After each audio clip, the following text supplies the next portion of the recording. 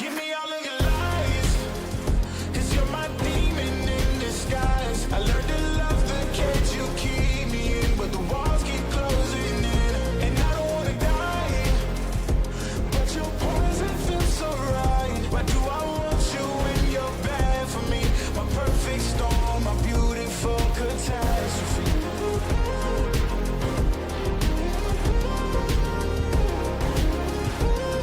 My perfect storm, my beautiful catastrophe.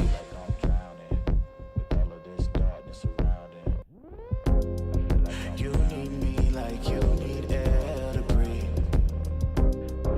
You want me to save you from me. I know that you're trapped inside this wave. Who's gonna save you? Who's gonna save you from me? I can't see you drown. I can't see you drown.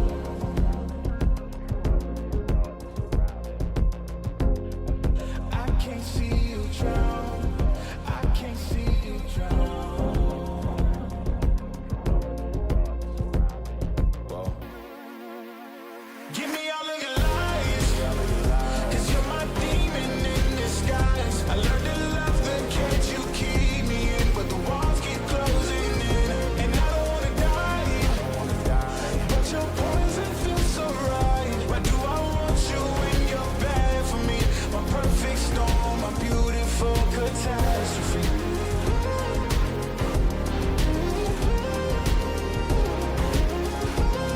My perfect storm, my beautiful catastrophe.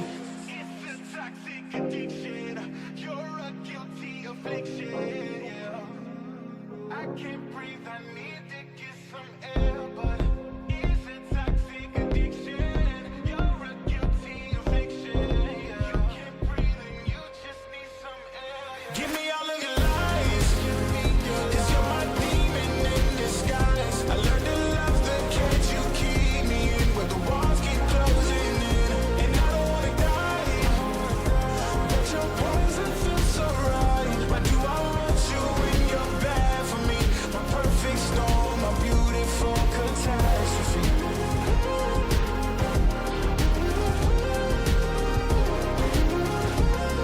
My perfect storm, my beautiful catastrophe.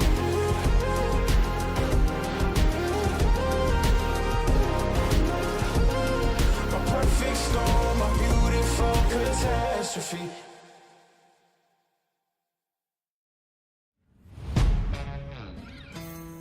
Yeah.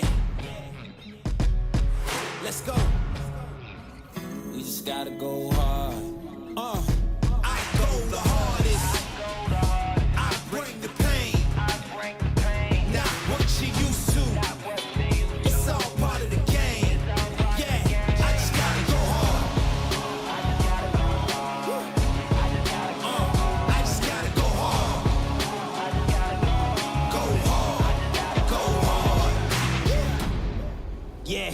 Oh yeah, the beast back. Adrenaline pumping through my veins, can't relax. Original, I am not the same as these cats. I sting them if they never ever mind and they beeswax. I don't ever cap, but I'm wearing like 3 hats. Never been a rat, but I know where the cheese at. You'll never get a trophy cause they all here where we at. You better believe that. When it's all said and done, I'll still be here standing. Never took a loss and it ain't something that I'm planning. I dare you to say something, my focus is A1. Every dog has his day, it's been mine since day one. This is real grinding, I'm still climbing. While you still trying, I'm still shining. It's real blinding, and I'm getting hotter too. Talking top 2, I'm not a 2. You let the pressure bother you when I do what I gotta do. Let's go hard. I just gotta go hard. Go hard. Go hard. They ain't coming close to me. Flow is on atomic, I'm starting fires through poetry. The hardest out, staying loyal, no falling out. And if you step into the court, be ready, we ballin' out. Yeah, the coldest of teens, they know what we bring, don't try us. Ain't no in between, we go for these dreams in silence. Hard work, don't mistake it for magic. We been shooting in the gym, this is target and practice. Yeah. And I'm just getting started, get my feet wet. It's all in repetition, ain't a secret. All facts, all black dress code. Pay me my respect, collecting every debt. I go the hardest. I bring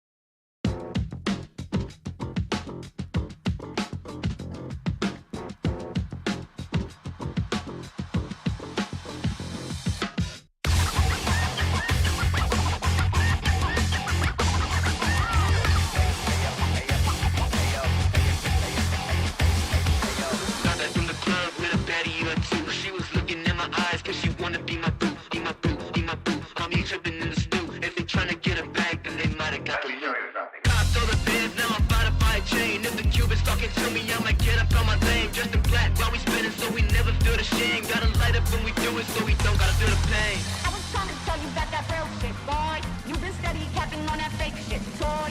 I was trying to tell you about that real shit, boy. Real shit, boy. Real shit, toy.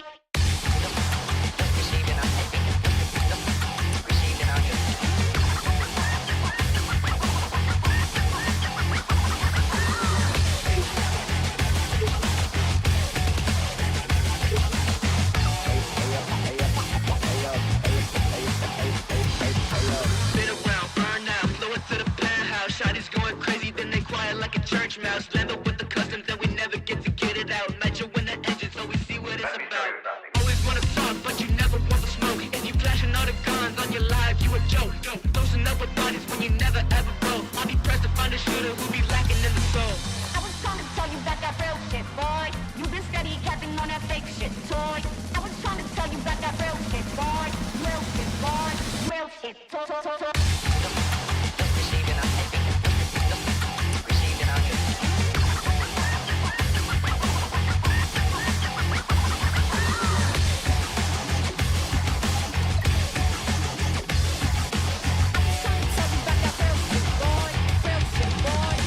Shit, boy.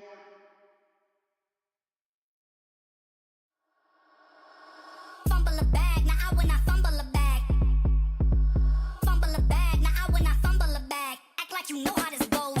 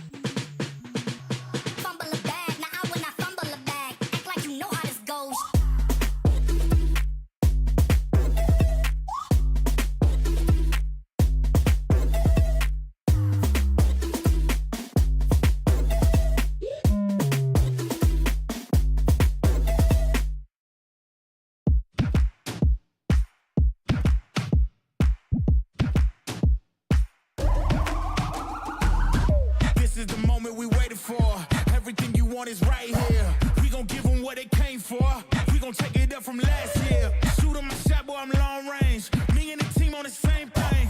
Stayed down, never switched up. Only thing changed was the game. I'm in the zone now. Nothing can change what we on now. When I pull up, know it's going down. Foot on the gas, ain't no slowing down. Aiming for greatness, no settling. Kick down the doors, they won't let me in. Taking no L's, yeah, I gotta win. Watch me kick down the doors, they won't let me in. Who running the game now? Can slow down, no. My team, we holding it down. We know we running it now. Watch the game change. Watch the game change. Watch the game change. Watch the game change, yeah.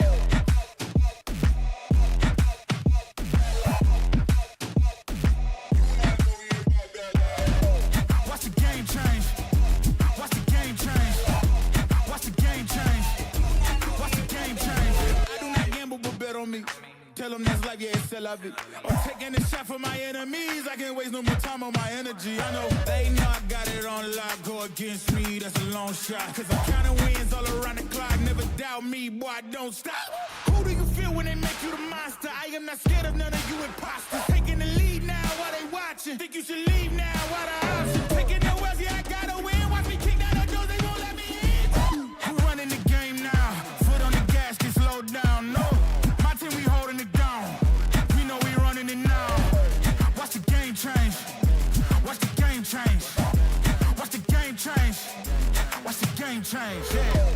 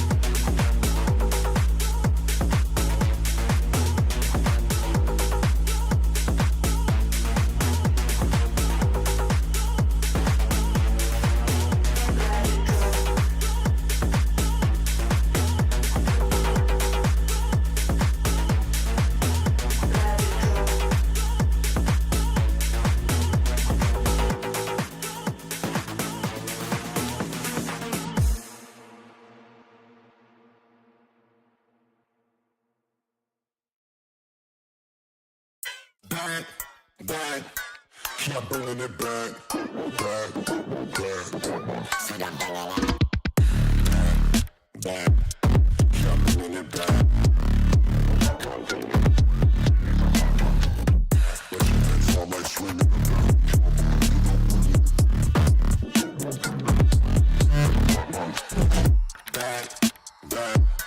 Keep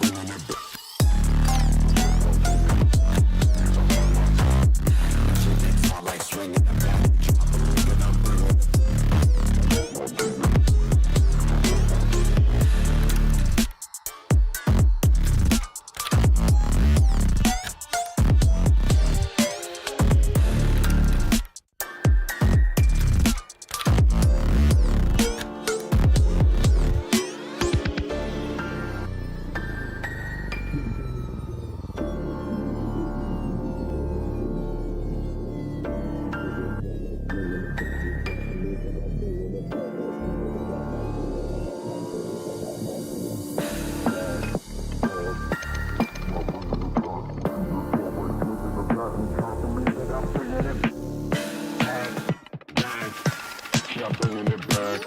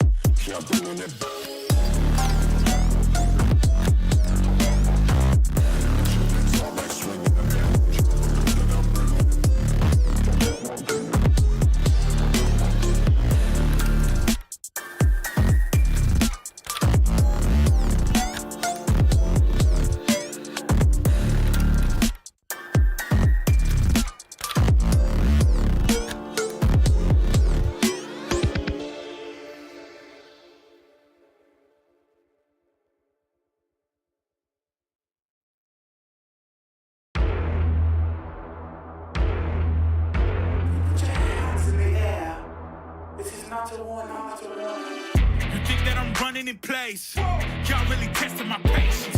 Right before I blow up the spot, I had to get back to the basics. What if my talent is wasted? It's sick, but I'm lacking the placement. Thought since I rap in the basement, but my come up is legend, is greatness. I don't care now, it's pedal to the metal. I can never quit now, I will never settle.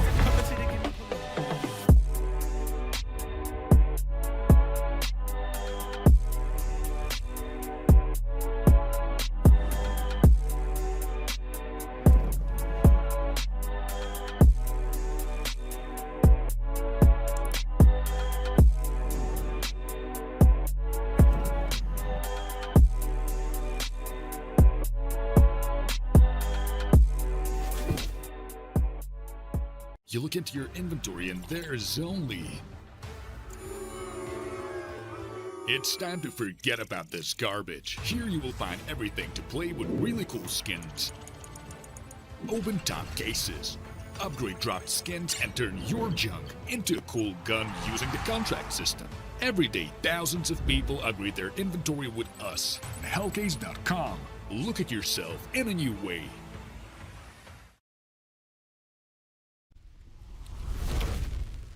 Good morning, everyone, and welcome to Hellcup 9. It's Brandon and Lucy taking you through the first two best of threes again for the round of 16. Lucy, how you doing? Hell yeah. We're going to start it fresh. I'm excited because we've got Granny's Knockers coming up. And, yeah. you know, you don't get many opportunities to cast a team called Granny's Knockers. And for me, I'm just going to revel in it. Yeah, no, I'm sure that you are. Let's take a look at the bracket. Let's see what happened yesterday and what's going to happen today. Of course, the team's starting to progress through to the quarterfinals. 9 Pandas, Namiga, Sinners, and 1 win. Teams that all made it through yesterday. We had the 2-0s, and then in the afternoon, it was all the 2-1s. Unlucky boys. And then... today, obviously, you said Granny's Knockers. Braziluski Lus is coming up first. And then Bleed in Cilio. We've also got Gaming Gladiators 500 and Sashi Alternate Attack, sort of rounding out the round of 16 bracket. So lots of teams that can try and progress further. We'll kind of get some quarterfinal matchups all sort of scheduled for you, and we'll keep you updated. All right, let's do it then. Let's talk about Granny's Knockers, and let's talk about Brazilowski Luz. I don't know if you know the context behind this team and how it came to be Granny's Knockers, but I'll give you a quick rundown. Basically, Granny's Knockers is an organization. It's not a true organization, but it's like a collective of guys. Right? Yeah, it's a collective of guys in the UK, and what they do is they raise money for charity. It's similar to the Bin Men, if you've heard of those. These guys had a show match at the last Epic. They raised money for breast cancer, and that's the entire point of this roster, is that they're playing to spread awareness and kind of come together and raise money for breast cancer, which is pretty awesome, to be honest. So shout out Borup and the boys who agreed to play under the banner.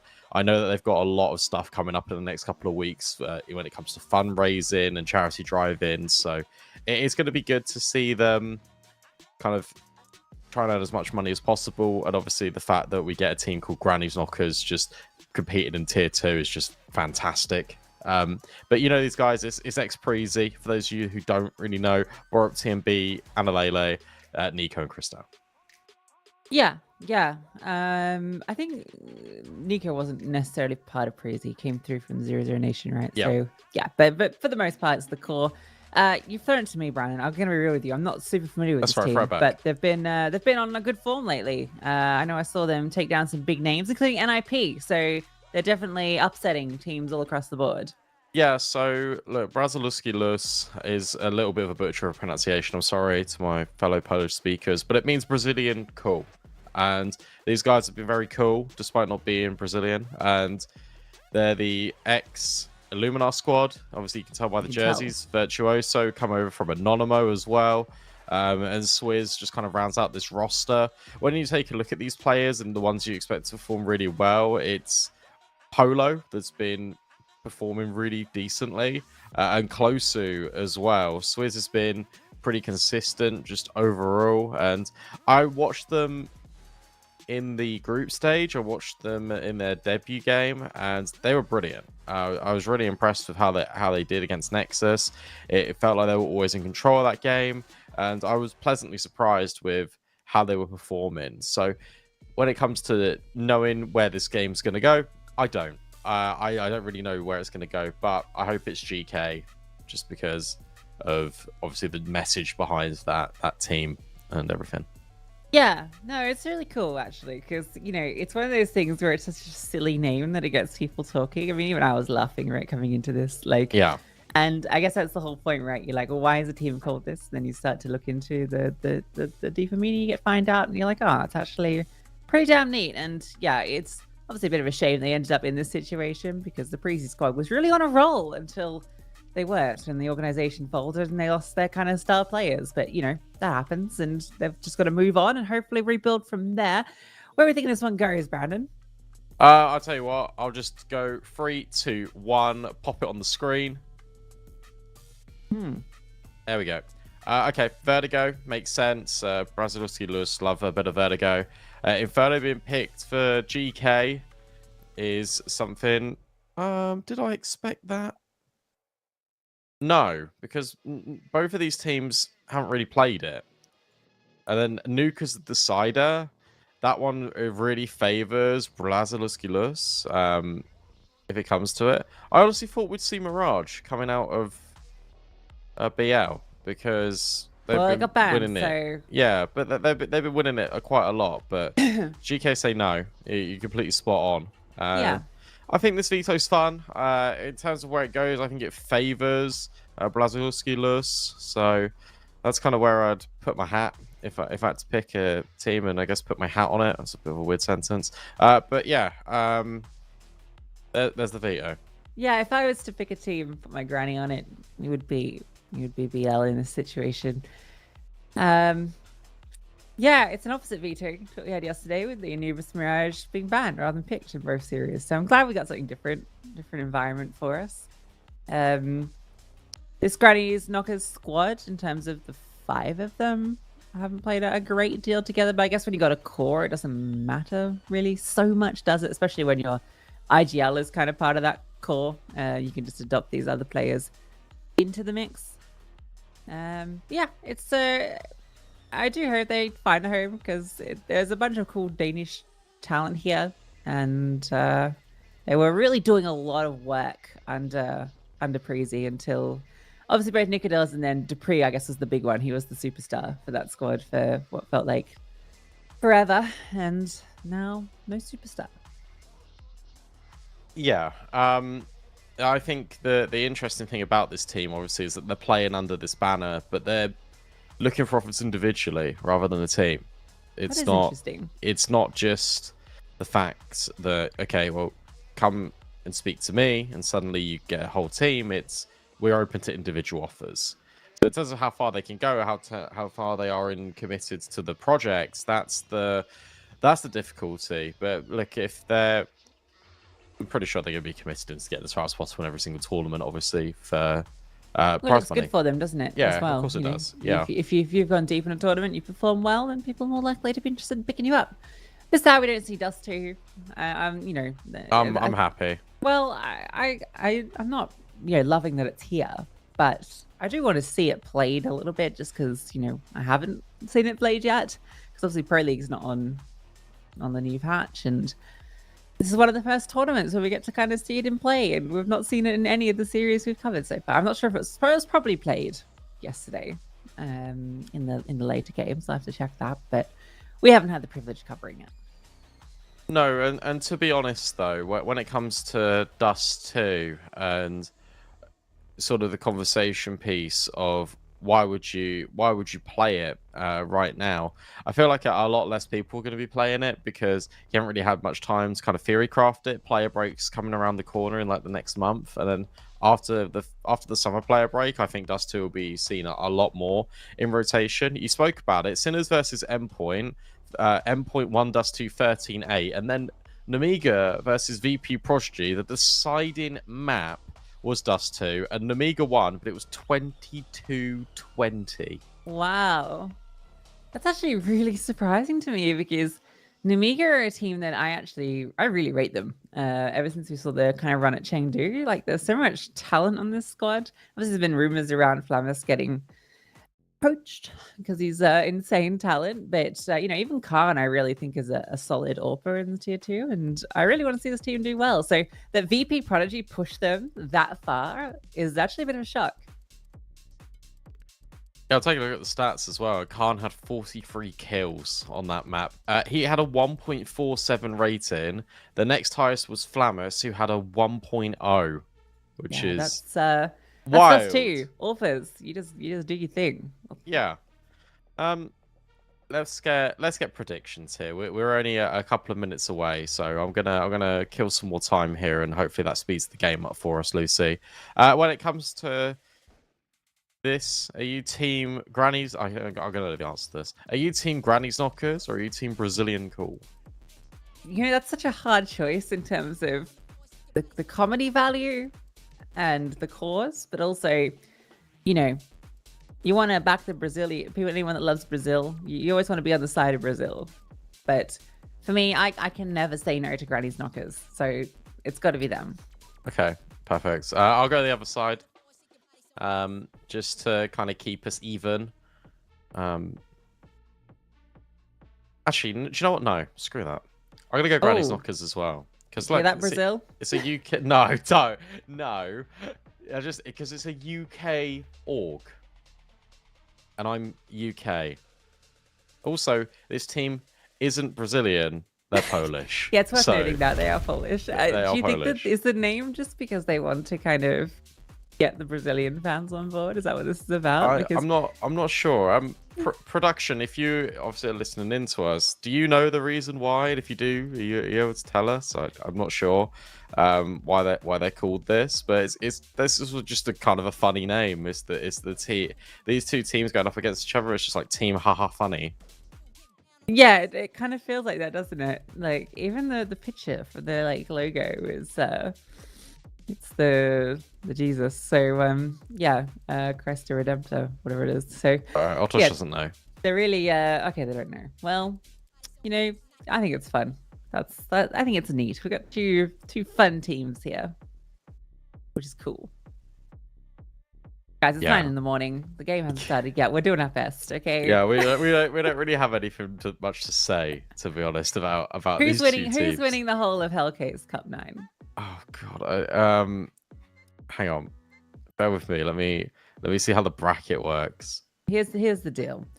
I've made a fantasy team for this on HLTV. So the 2 teams that I've picked from each side of the bracket to make to the grand final are Namiga and Sashi. Okay, yeah, Sashi's I think is a really good shout. I'm gonna throw Bleed in there because I think my boy Cypher has got what it takes. Look, guys, this one's gonna take a little bit longer than expected. We're gonna go to a break and stop yapping. When we come back, it is the battle of the amazing team names in this tournament, but only one of them can survive. Granny Knockers versus Blazalowski Lewis coming up after this. We out here taking names, let our voices rise, let them reach the skies. We about to change the game.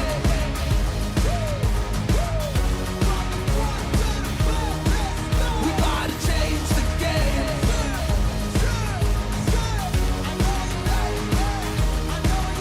Let's go.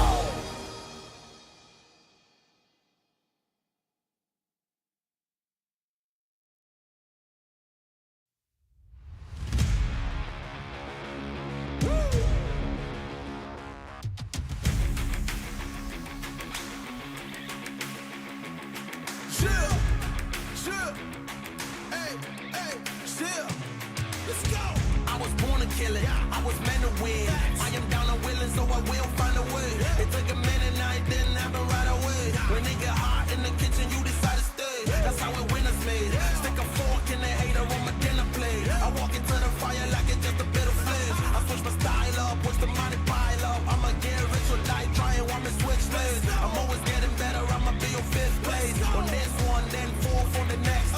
3rd, 2nd, 1st, you report with the best. She showing love, give me all the raw energy. Don't stop, go ahead, get it in.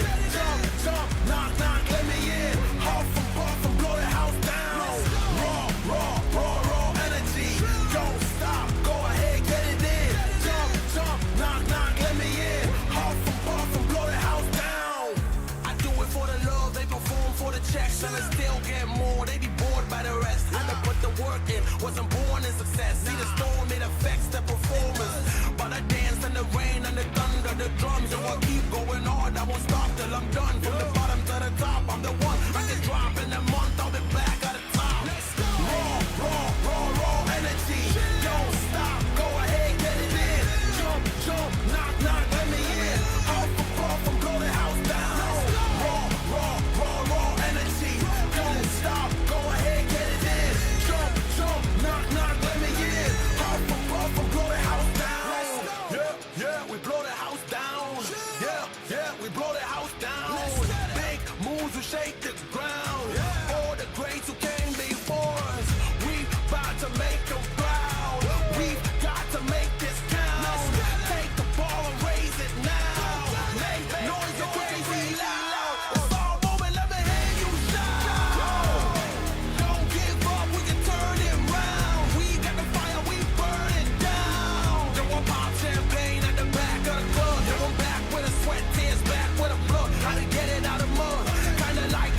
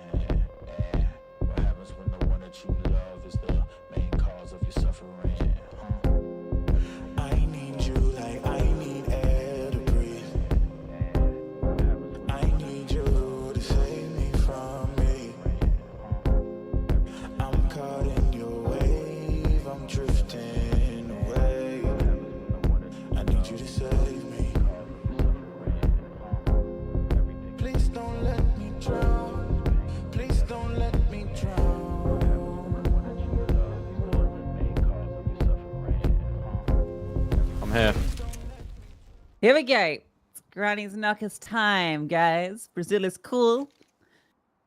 I got a hell yeah. I'll leave you for 1 minute. Welcome back, Brandon. Welcome back. Hellcup 9 and Lovers. About to get some Counter-Strike action underway. There's a boost. But it's going to be dangerous. Bore up. Headshot machine. He's locked in. Looking for it. Nico comes over. Nico just spams Polo out. There's that headshot. Good way to start it, but the mid-split's found success. Analele has to turn, look for kills. It's the 3-player lead on B. That's wild from the CTs. But it's actually been broken through. Borup is faltering under the pressure. Too many players. Chris out. 1 versus 2. None. Swizz, big round. What a wild round to kick things off. That all starts with Nico pre-firing the boost and finding a kill just through the wood. But it's that extra element of that mid-split. Swizz grabs at a 3-piece. Granny's Knockers can't hold on to B. I'm going to have to call them GK during the cast because otherwise I'm going to laugh every single time. I'm going to call them Knockers. Great. Force by, of course. For the CT side, that one came pretty close. But BL, they hold on. The abbreviation is GKO, like Granny Knockout. Interesting. Amazing. Oh, good work, M&J. That's the mastermind behind this team. Boost up for TMB. Borup has got a lot of responsibility here whilst the stack's on A. He has to hold mid and B, but it will dismount. At least only for a moment. What the hell is this view model? Oh, this is TMB's view model, yeah. What the... That's cooked. This guy thinks he's playing Doom. What? Who does this? The best bit about this is he left or right-handed? Because the gun's right in the middle of the screen. What? Wolfenstein 3D out here. Okay, well, I hate it. Got some lefties as well. Here's one. 207. Hills running through. TMB has slipped in. Hiding in that gap. They know he's there. Yeah, they know he's there. Good fight. View model doesn't help him in that one. Bomb to be planted. Lucky there's no HE. Polo. Another left-handed use up. This is so confusing when they keep swapping. Yeah, this game's going to be wild in terms of the view model and the left hand. It's going to be disorientating, but it's going to be fun. Will they find anything here? I feel like if GK don't get a kill in the next few seconds, yeah, they are out of there because they won't have anything to follow up anyway. It makes sense to kind of bring everyone back. And Lele, we're going to Mac 10.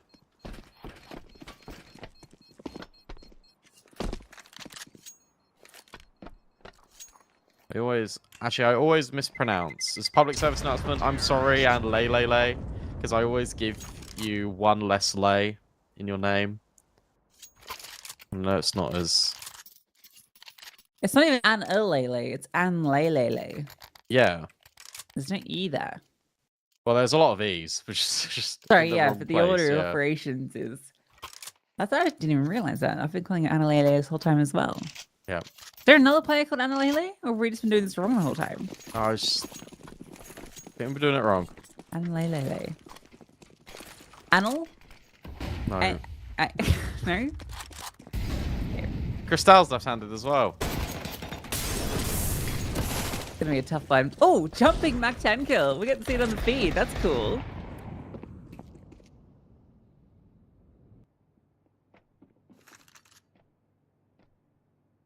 They can swing together. Oh, good timing on it. How's he not got that kill on Polo? He needs to swing himself off. He's going to try and get out of there. He'll dodge all the bullets. But for BL, they're kind of trapped here. They're stuck in towards ramp. They're going to think it's pretty free to go forward and take the fights. Nico on the Mac 10. TMB has actually moved away on the Galil. Been quite loud about this reposition to try and bait Nico in this off angle. Will it work? Big question. I'm not posing. Big That's answers. really underwhelming. Big answers that we've found. Very clear.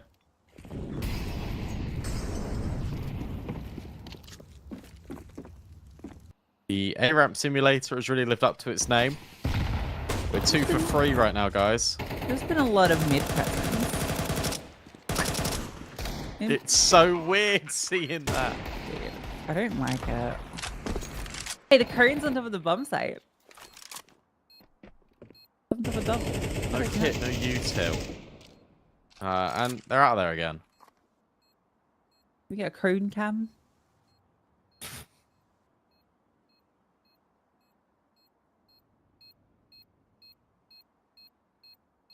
Oh no, they come back. Oh, okay, hold up. There's no kit though. Yeah, what are they doing? Is it just damage? Yeah.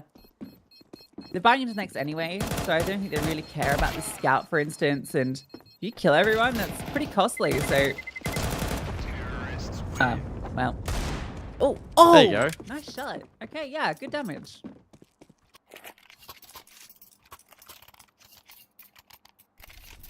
Honestly, the damage is okay. Like, you've killed Galils, and now you're going to give everyone AKs. And you could have Mac 10 here as well. So, that's the most surprising kill for me. The fact that Polo gets out alive there. Oh, nice shot from Cristal. All right. I hope Cristal finds a good home, because he's been standing in for a couple of teams who stood in for Mouse and XT a little bit as well, and I think he's pretty good, although I just spoke about him and I cursed him and now he's dead, but generally he's a very good talent. Ooh, TMB. Could have got scary. Polo was scoped up on the angle with the AWP, but he's still looking.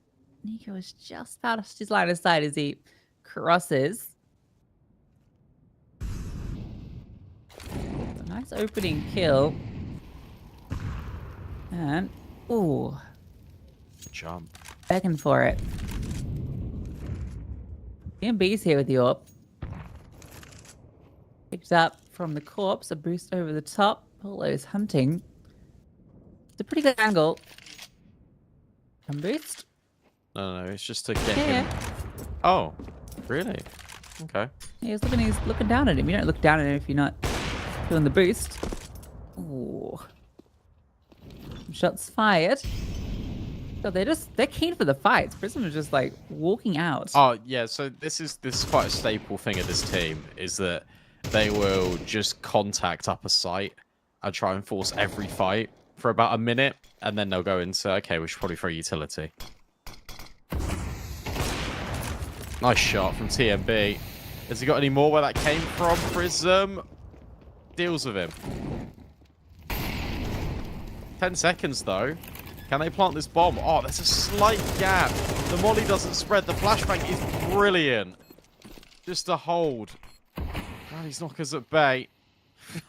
Borup 1v3. God damn it. Yeah, call it a bra.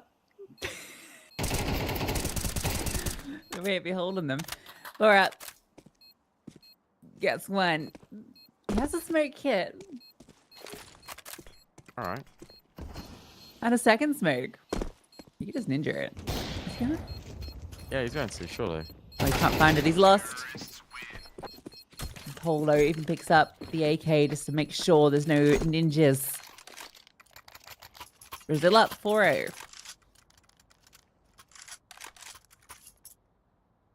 Yeah, Granny's really have taken a knock. Money's not awful, but at the same time, you probably want an AWP. If you're Cristal, you probably want a utility behind the weaponry. But Borup goes in. He knows with all the loss bonus, he can probably grab an M4 next round anyway. He's kept it a little bit in reserve to get util. I hate this. Set up the hero rifle for success. Prism full blind. Needs to get out of there. I want to see what Virtuoso can get up toward his mid lurk as well. Because I think that'll be open for him. That'll be the slight variation that BL haven't thrown into any of these rounds yet. It's been very eccentric. TMB is stuck and dead. And that will probably start the domino effect with Swizz also finding Nico.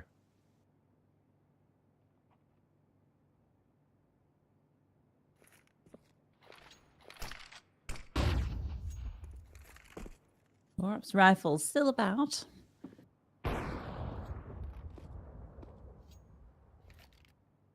Nothing really to set him up though, so I'll have to come to him.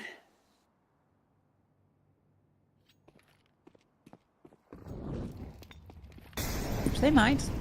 Flames. Oh, nice shot. Okay, that's the second rifle we picked up. You feel off that? Might be time to explore elsewhere. It's going to be B and Lay with the MP9. Good timing on the swing. Can't find the kill though. Again, another shot with the pistol does damage. It's bore up on the flank in a 1 versus 3. Ooh, we could win this. Although Polo's already considering that he can be on the flank. Just because of the deep position that Virtuoso's got from his mid-lurk. As Brock comes around the corner, Polo has surely got him locked in. Yeah. There it is. And now he can grab the AWP. Actually, that's a very small micro detail, but he's put the AWP a little bit further away into the bomb site. So if Borup was able to kill him, for example, you can just grab the AWP immediately. You have to go right around the corner. Well.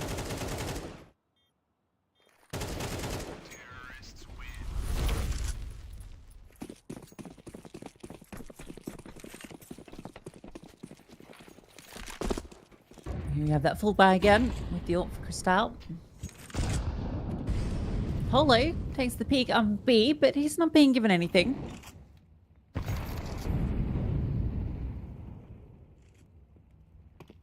Oh, we're in David Attenborough mode now. Yeah, this is the cinematic version. We're entering the Frag movie. Oh, it's back.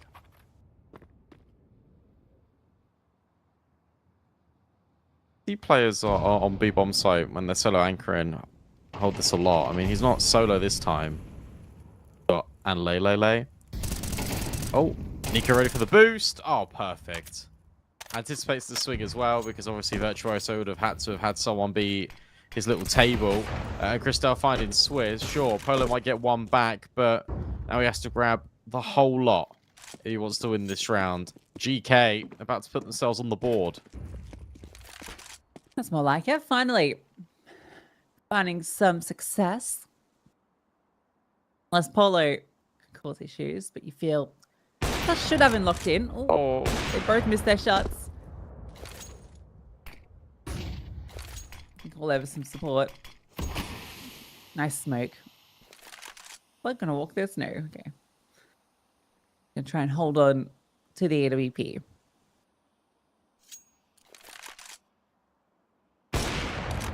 oh, no way. It hit the metal. So he's alive. And now he's dead. Okay. Deserved. Polo can hold on to his AWP. There's the first round on the board for the CT side. The investment can come back out for BL. There could be an AWP available for Polo if he chooses. But like, you got to force this, right? It's 1.9k loss. But I guess if you save everyone, you can get AKs. There just wouldn't be an AWP. So Polo goes hero AK. Everyone else is on Glocks.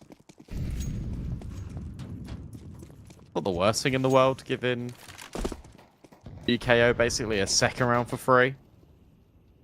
And this is now aggressive in towards mid. Or Boost up already. Or up, not ready for Polo, just on that swing.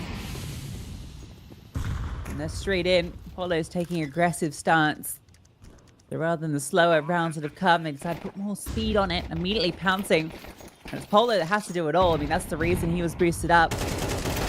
He gets aggressive, another kill, and Prism with the Glock catches Nico. The 4v2. AK gets picked up, good damage done, and that should be enough. The Glock's doing everything through mid. Hero AK sets them up for success. there's me saying, oh, it's not too bad to give GK a second round. Like, you can invest immediately afterwards. And you're right, this is just the pace. Polo being boosted early, the fact that he gets 2 kills, and from there, I think GK get tunnel visioned a little bit in towards, well, for Razalowski Lewis, they've got to go pick up the gun in towards Generator. So we'll just kind of focus there. They did not look at mid, and they should have. 6-1 Swizz. Another opening kill. This has been powerful. In fact, that's the only player on A. This has got to be a bomb plant. What? That's crazy. You never just run up A and find it free. That's like such an unusual thing. You can see Virtuoso was ready to fight mid, but then he falls off because the team's already taken so much space on A. Even spotting the push down. So they have all the information. They have pause though. Expecting that, you know, given A was open, that there'd be aggressive posturing elsewhere, which there was in both mid and B as he bore up through the map. Oh, perfect time to swing. Yeah. It's a little bit sloppy though, especially when you are kind of in a position where you know that they could have all this space just to kind of wide swing in the open. It's a little bit blasé, I think, around Lay. 2 on 5. It's going to be a save. Good. Let's just talk about this, by the way. Obviously, we're having fun with what's been happening, but the scoreline has been ticking more and more in favor of BL. It's going to be at 7-1.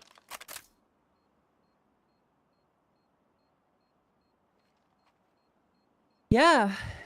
I mean, it's the map picks. On some level, you do expect it, but it hasn't felt like it's been anything too tactically dense. It's just kind of winning out the initial aim drills and then capitalizing on it.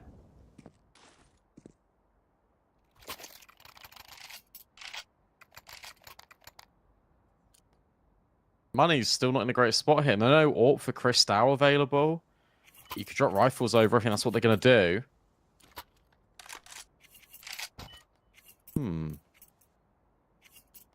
This is a really troubling spot here for GK. BL have been fantastic into wherever they go. Double B push. Flashbang is fantastic. And finally, an opening kill for Granny's Knockers. They've been after.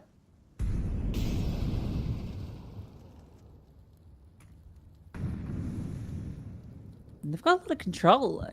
BL haven't really shown much at ramp, so the Knockers don't need to move off this B setup. They've still got a player in mid. I think util to continue defending this side of the map too. I think this hit onto B is going to feel pretty one-dimensional if they just go for it. They've got a lot of mollies, right? You can molly default, you can molly quads, you can drop the gen smokes. But you're right, this is GK is going to be ahead of all of this. There are those mollies, but you got good counter util coming in.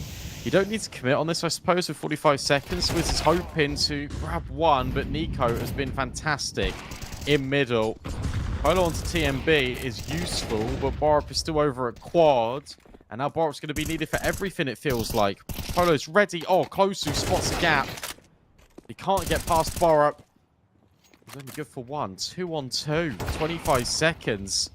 Oh, my goodness me. This is winnable for Crystal. They're both low. Incredibly low. Good first shot. And he's walking around. This is the right play. Crystal should have him dead to rights. What? Polo aware of the possibility the dual turret has come out. And despite walking into a stacked site with a play disadvantage, they lost mid. They lost the opener. It's a 3 on 5 coming into the bomb site and they fall to pieces. Amazing. I don't know how this works for them. I'm not sure how TMB and Lele get nothing. Borup's in the perfect spot, but where he's just playing around that smoke, he gets spotted out by Closu. Wow, okay. I didn't expect that, and that's the economy just broken yet again for this CT side. Polo. Oh, timing on that could not have been worse. But the molly missing actually prevents them from scaling just a little bit. Blow on the smoke. Great first kill.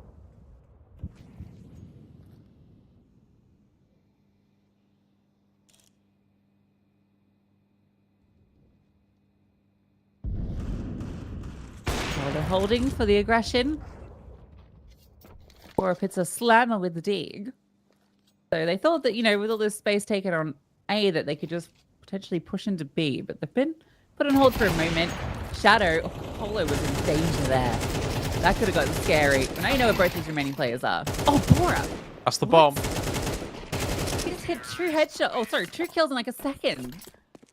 Was that just a spam double? That's crazy. If we got it, replay would be amazing. That got expensive. But Polo is just hitting every single AWP shot. And there's not a lot you can do about that. If you're GK, you just need to get Crystal online. But the maximum amounts of rounds Granny Knockers can achieve on the defense is 3.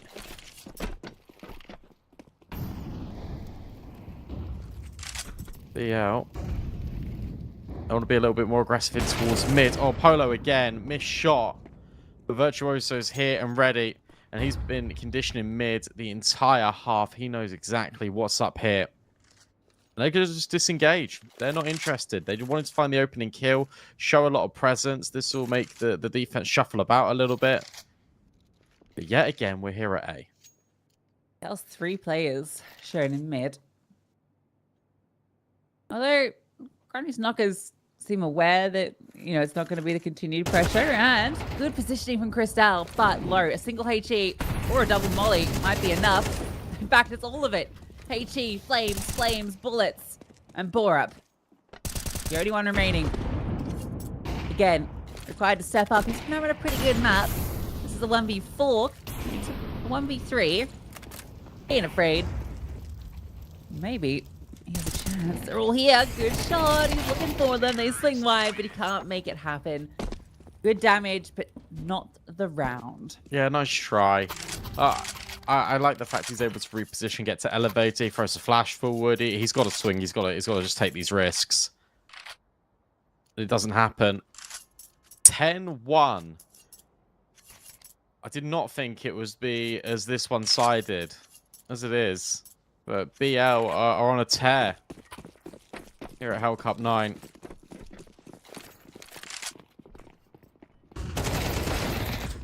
That's how the mid-fight goes a little bit better. MP9 drive-by.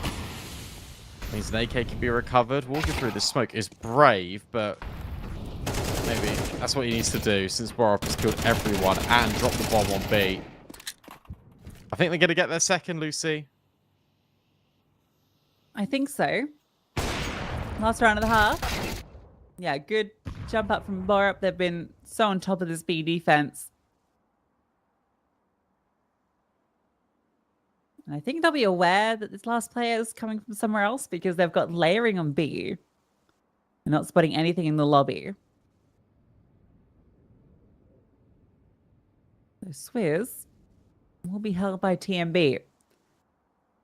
He's got the perfect angle, holding exactly where it's going to come from. Looks like he's sitting maybe a slight off angle, which should be favoring him greatly. No, okay, Swizz clears.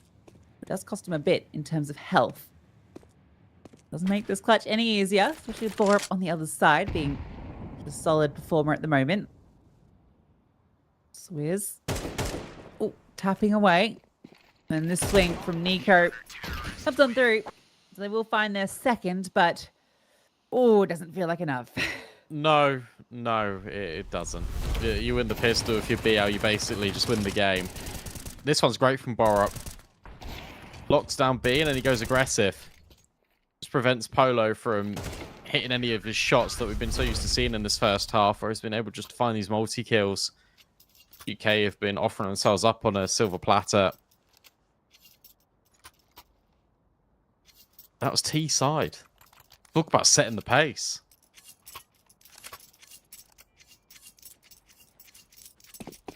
Yeah, definitely set the pace. This has been a very fast game of Counter-Strike so far. Yeah, 34 minutes so far. Also, we had that delay, to be honest. No, it could have been Yeah, I think it's less than 30 minutes. like 20, 25. Well, 12, baby.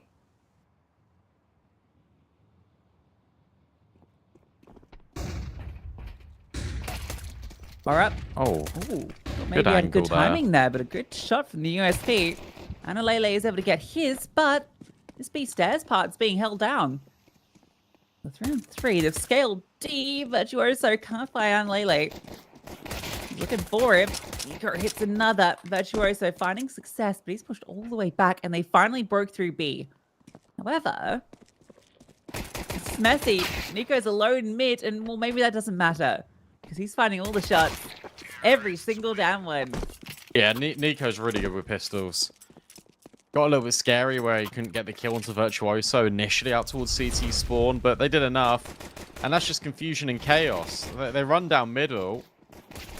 And Lele wants to take the space in towards A. Where the bomb wanted to go initially. But Nico makes it happen. Necessary pistol.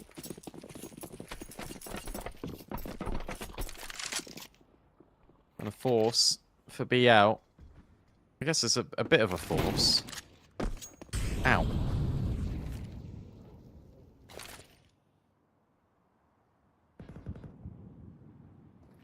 They're going to get decimated. They're not going to be ready for B. There you go. Yep. And it's open. And that's the round. Prism will save. Surely, right?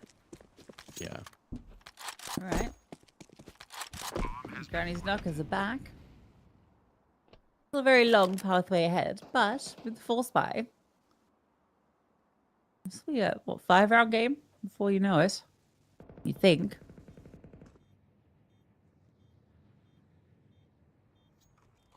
Little Brothers look really funky with this view model.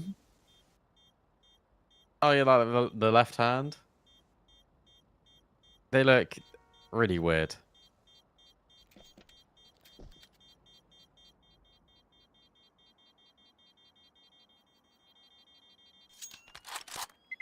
Okay, let's see it. Granny's Knockers starting to build their way back into the game. Still a long journey ahead, of course, but the fact they've gathered 2 rounds in a row for the first time is pretty decent. Now if you're Cristal, you're looking to make all the money to get this AWP.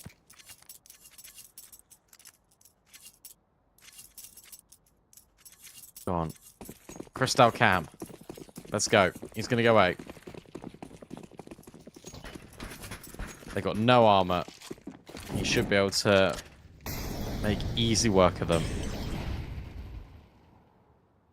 Okay, maybe it's mid. Person doesn't fire a shot, just runs away. Battle of the lefties, and Cristal wins it. Now he can't get that money going. Prism's low. Oh. Domes him. Good shot.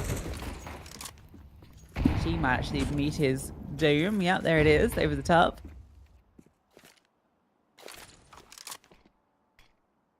It's a nice little position to fight forward. 4-Up's going to walk through the back lines. When the smoke fades, a lot of backs turned. We'll be seeing that 5th round any moment.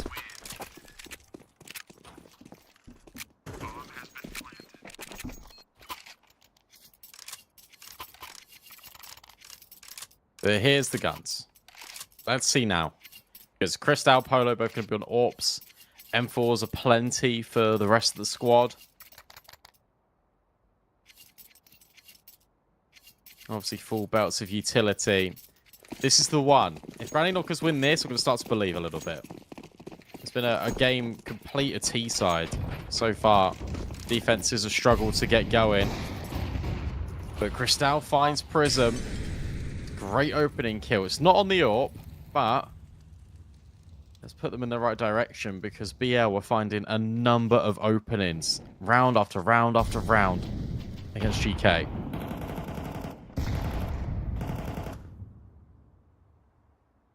Into mid, the whole pack comes. Making a little noise on ramp, and that's drawn attention away. Nico's boosted up on mid box, not spotting anything. We just have Clicker on the side of the map. He's got a lot of responsibility. Good timing on the swing. Finds that kill. Falls back and gets a lot of info.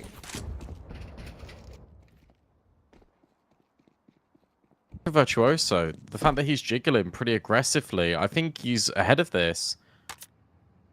Close to. Oh, he's just reloaded in the open, and he still gets a kill. And another one. The flashbang support is here in time. BL locked them out of B, but Closu gets way more than he ever should. Yeah, it was kind of like swinging, just as the reload was finishing, but not like fast enough.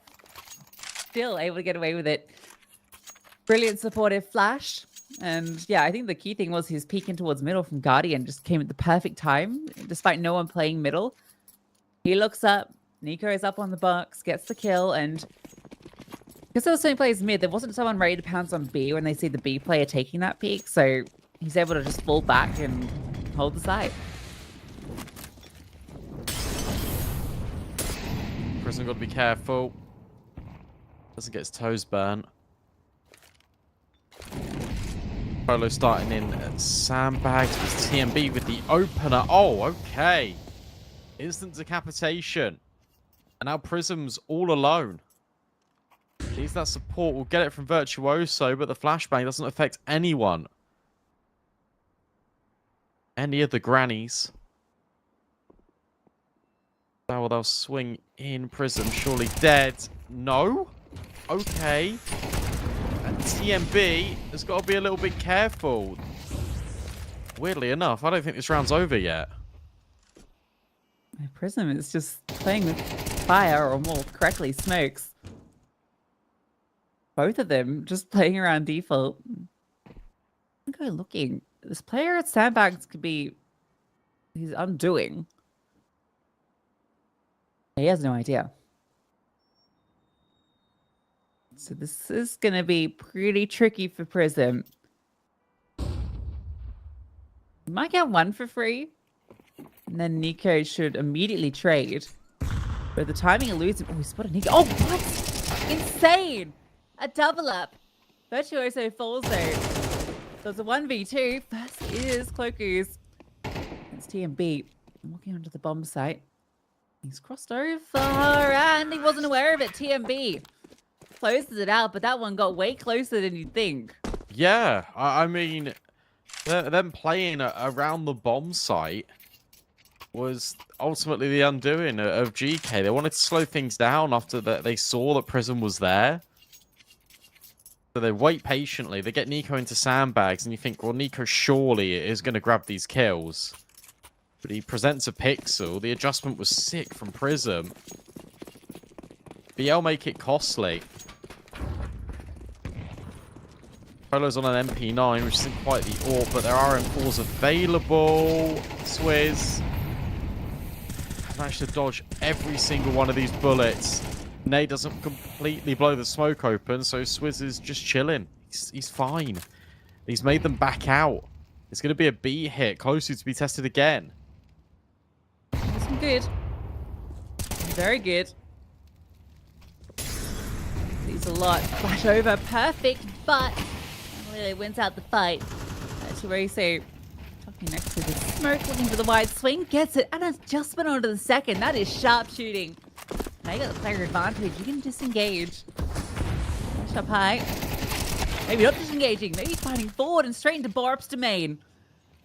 Double from him. Both players are low. Swizz looking to swing through, find that gap. Borup is so alone right now. But the support is rotating over. Swizz heard it. Oh, Swizz in the back lines, and they don't know it. Borup scales forward to default, but he's being swung on by two players. Follow with that MP9 through the air, in fact. That's a messy one for BL hold. Virtuoso snap onto the second player is just everything. You think Anlele's got really good spacing where he just turns and dodges the flashbang as it comes in from BL. But that entry is the only one they're really able to get until Borup steps up. It is Borup versus the Weld.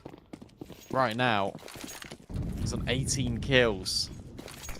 Everyone else from a little bit further behind. Polo through the molly. Tech 9s, Scouts, Deagles. I think we might be done here. Could well be. But hey, I've seen a Borup dig.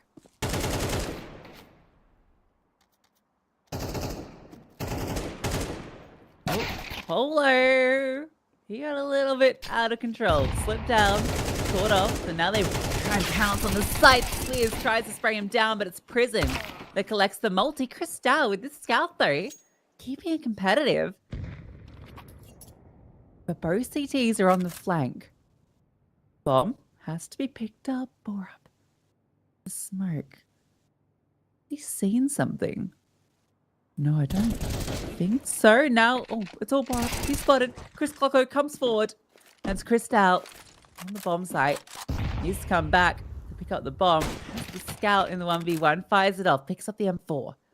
Upgraded weaponry. Looking forward, looking for the shot, but he can't quite connect. Another clutch, but it's BL that take map win. Yeah, it felt like they were dominant on just sort of every facet of the game when it came to map control, when it came to the trade spacing, when they were fighting in, and just the individuals were just outperforming Granny's Knockers. And of course, it's their map pick. You expect them to do well on it, but 13-6, especially when you're going up against some of the name power in Granny's Knockers, that's a really big surprise to me. I didn't expect that whatsoever. No, I mean, it looked pretty competitive on the T side. I'll give them that at least, but they just couldn't get anything done on that defense. And I wonder if, part of that is just, having a couple of players that haven't necessarily always been part of that core, but yeah, definitely feeling uncomfortable, and some of the raw aimers on BO were able to get it done. So they take the map pick of Vertigo, but we still have the map pick of Granny's Knockers coming up next. So if you're a fan of them, Inferno will be coming up after this break.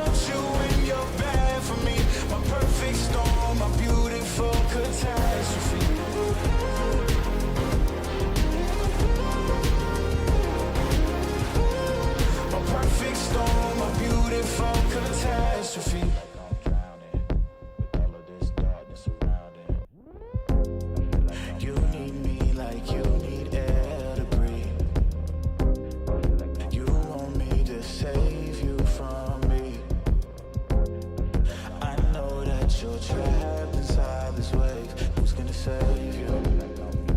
Who's gonna save you from me? I can't see you drown. I can't see you drown.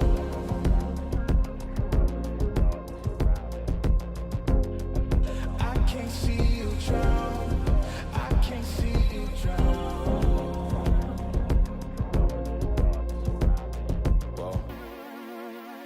Give me all of your lies, 'cause you're my demon in disguise. I learned to love the cage you keep me in, but the walls keep closing in. And I don't wanna die, but your poison feels so right. Why do I want you when you're bad for me? My perfect storm, my beautiful catastrophe.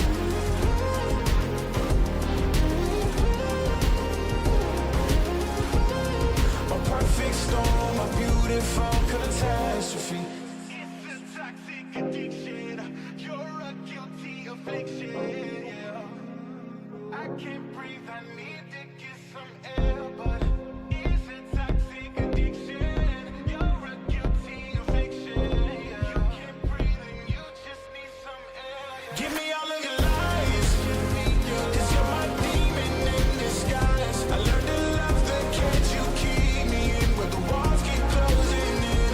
And I don't wanna die, but your poison feels so right. Why do I want you when you're bad for me? My perfect storm, my beautiful catastrophe.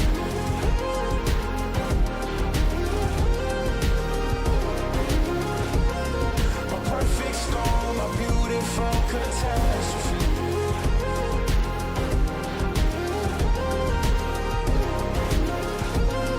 My perfect storm, my beautiful catastrophe.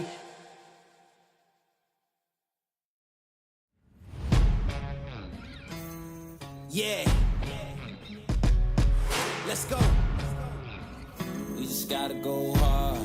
I go the hardest. I bring the pain.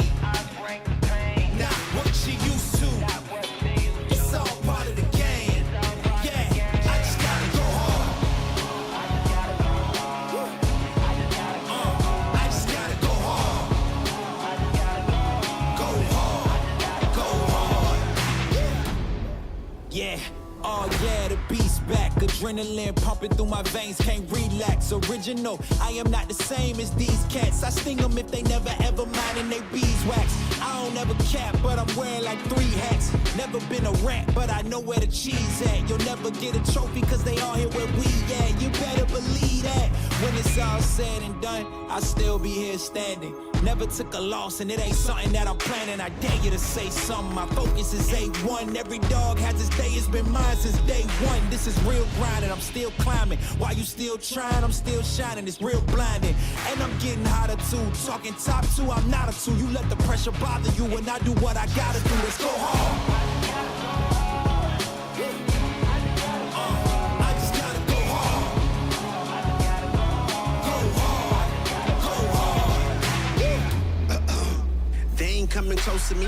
Flow is on atomic, I'm starting fires through poetry. The hardest out, staying loyal, no falling out. And if you step into the court, be ready, we balling out. Yeah, the coldest of teens, they know what we bring, don't try us. Ain't no in between, we go for these dreams in silence. Hard work, don't mistake it for magic. We been shooting in the gym, this is target and practice. Yeah.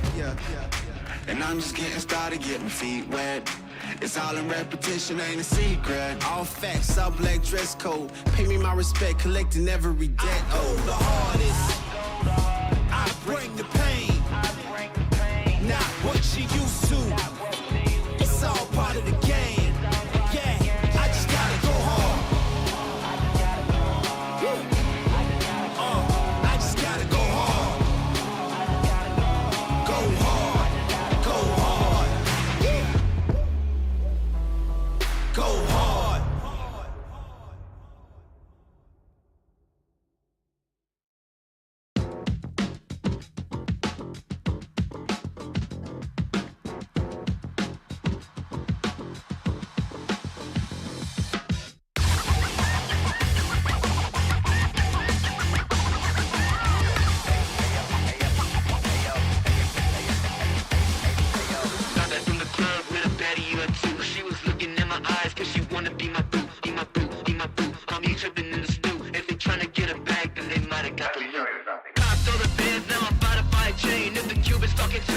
get up on my lane, just in black while we spinning, so we never feel the shame. Gotta light up when we do it, so we don't gotta feel the pain. I was trying to tell you about that real shit, boy. You've been steady capping on that fake shit, toy.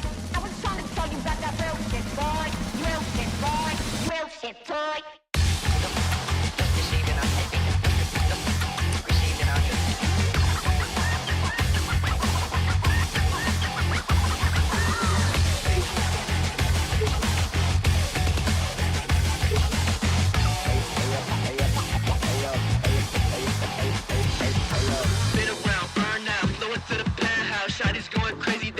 Like a church mouse, land up with the customs and we never get to get it out. Nitro in the engine so we see what it's about. Always wanna talk, but you never want the smoke. And you flashing all the guns on your live, you a joke. Dosing up with bodies when you never ever roll. I'll be pressed to find a shooter who be lacking in the soul. I was trying to tell you about that real shit, boy. You've been steady capping on that fake shit, toy. I was trying to tell you about that real shit, boy. Real shit, boy. Real shit, toy.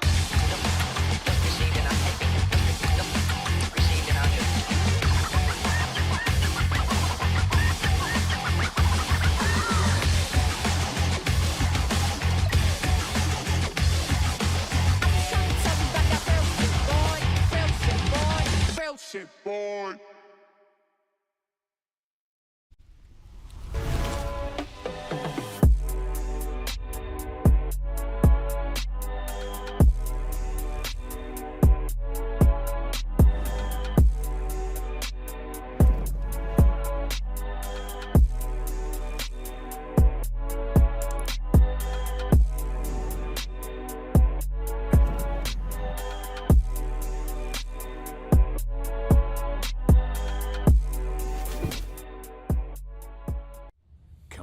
It's almost yours.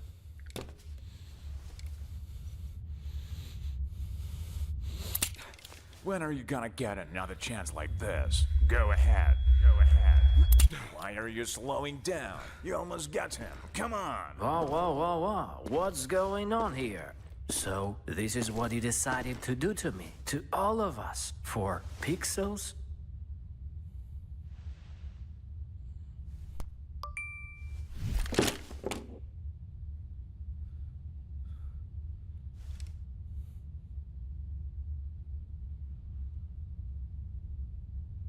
Fuck you and your Roland.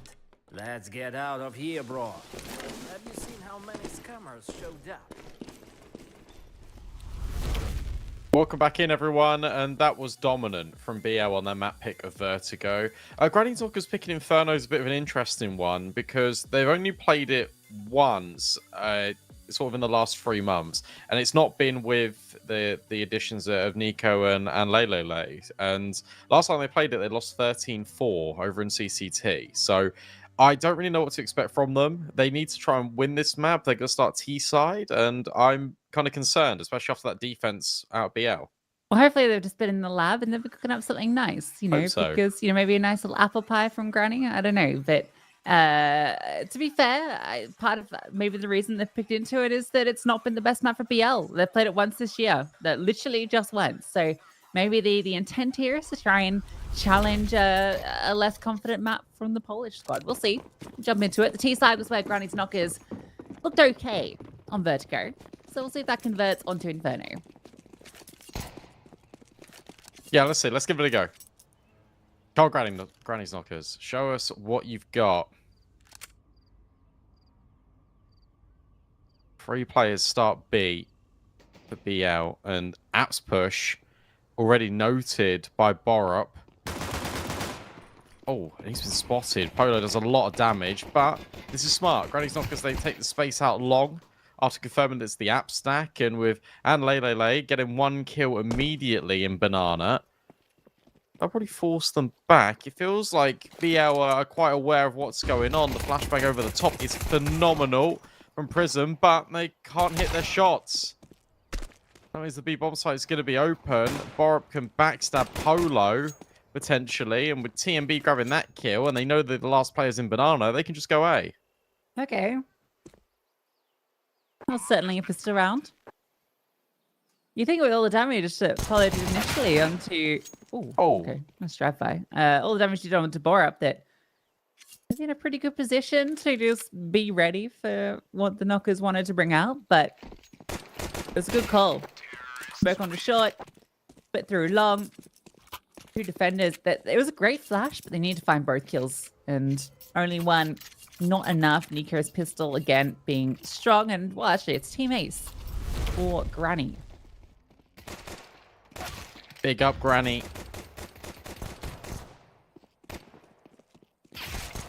Perfectly baked round like some lovely cookies, and she's put in the oven. Borup was chasing the entire round and just getting all the info. Necessary. Force bite has already got a tag. The MP9's down. Banana have already struck. This was fast. Out of BL. Borup is holding strong. Needs to swap MP9s potentially. Nico trades things out. That was expensive. They're just about to hold. They're just good enough to hold on. Yeah, you wonder if they'll even be enticed to invest again, given how close that came. 1v1, and all the kills with the MP9, they actually got decent money, but yeah, I think they will. Run it back. 4 MP9s. Almost worked. They'll never expect it a second time. Show 'em Brazil.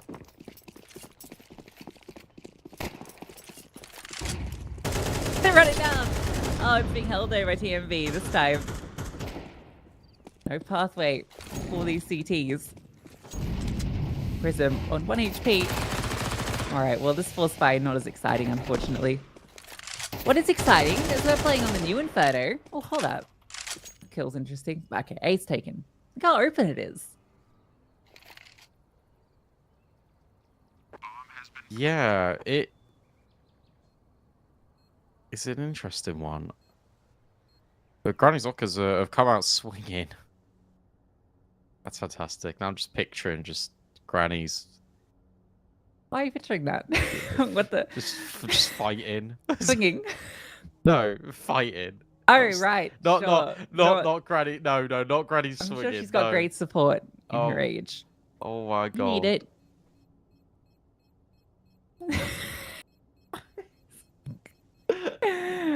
Bruh. Bruh. Brio.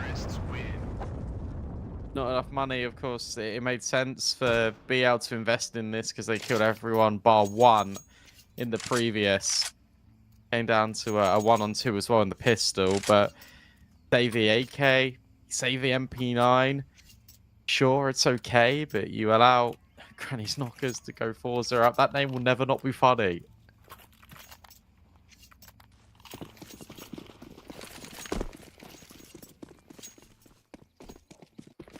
In the UK, it's Team Granny's Knockers versus Team Binmen normally.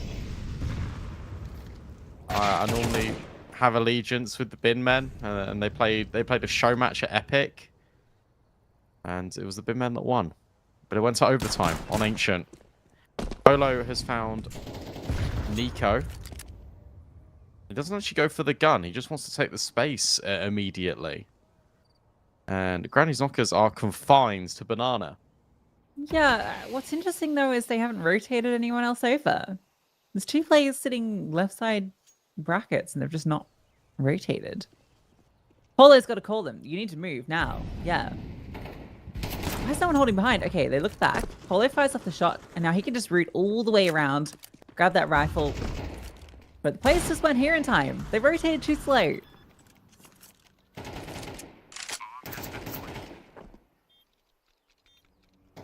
Retake is on, but you've got no kit. You've got 1 molly, and one of the AKs is already committed into saving, and that's the player with the utility. You're right, just a little bit slow there from BL. The Granny's Knockers will hold on. Or I'll pull it for exits. If he finds Polo, that would be amazing. However, that's a really nice molly. Just contains them a little bit more. They shouldn't die to the bomb from being there, though. All good.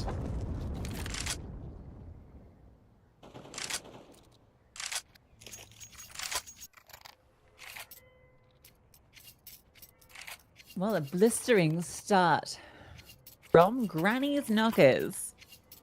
But that comes off the back of 2 force fires that the Polish were able to pull out. So now they'll have all the actual weaponry they want with 2 AKs. So I'll be very happy with that.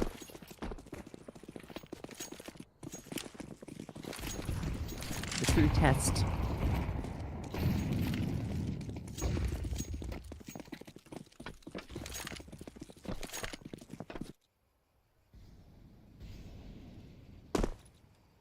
Very early space being taken. We're about 25 seconds into the round. They had top banana, GK. They've also got all of apartments. Look at Nico. Already pushing pretty actively. Polo's got to be careful he doesn't get caught off, but Polo is holding. There's 4 players in top brackets, ready and raring to go for BL. Here comes the commitment. Flashbang is great. Borup dealt with after Swizz has just stood in the molly for all of these ticks. Polo glances away of the balcony just for a second, but is able to readjust in time. Granny Zockers have got to go B. That's a crucial kill. Prism's playing passive, but it's going to move into the side as the rotations meet him. A smoke dropped as well. Perfect time, and the T-smoke is not good. There's a massive gap. It's fallen so deep. There's so much space to work with, and they exploit to perfection. Prism with 2. Brasiluski Luz will get on the board. Interesting round, really, because it felt like the T side had all of the space. But it's the early rotate from BL. Just means they've got that extra player to really deal with it. And you're right, from there, the CT smoke was just not good enough. Here's the smoke that gets thrown every single round. It's the Insta that lands deep and towards mid. No AWP yet, but it's hard to AWP on the T side. TMB, with his view model, wants to go and get the entry. He's fast on this, but Closu ready, and Alele needs to try and get the trade, can't do it. So 2 kills immediately being found. That's a little bit of an overextension, but the flashbang in from Closu is spectacular. Nico left to his own devices over at Apps, and he can't get the spray on Swizz. This guy can anchor in deep water. Beautiful hold from Kluku. Kluku. Very good stuff. He was phenomenal on Vertigo B and steps in on Inferno B with a massive multi. Up with it. Let's put Granny's Knockers down to, well, barely a pension.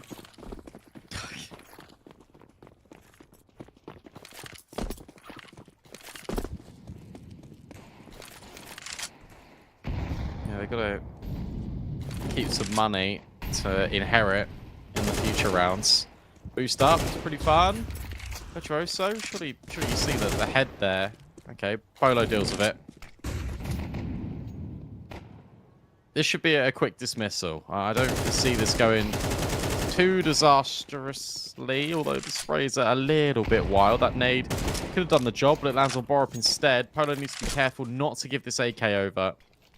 That's the only way this round can potentially get a little bit scary. Yeah. Precisely. Yo, look at the crowdfunding pool. There's like 4 sevens in a row. If you want to get involved with that, of course, go to Hellcase. You open the Hellcup case affiliated with that, and you add to the prize pool for the teams. Change your numbers.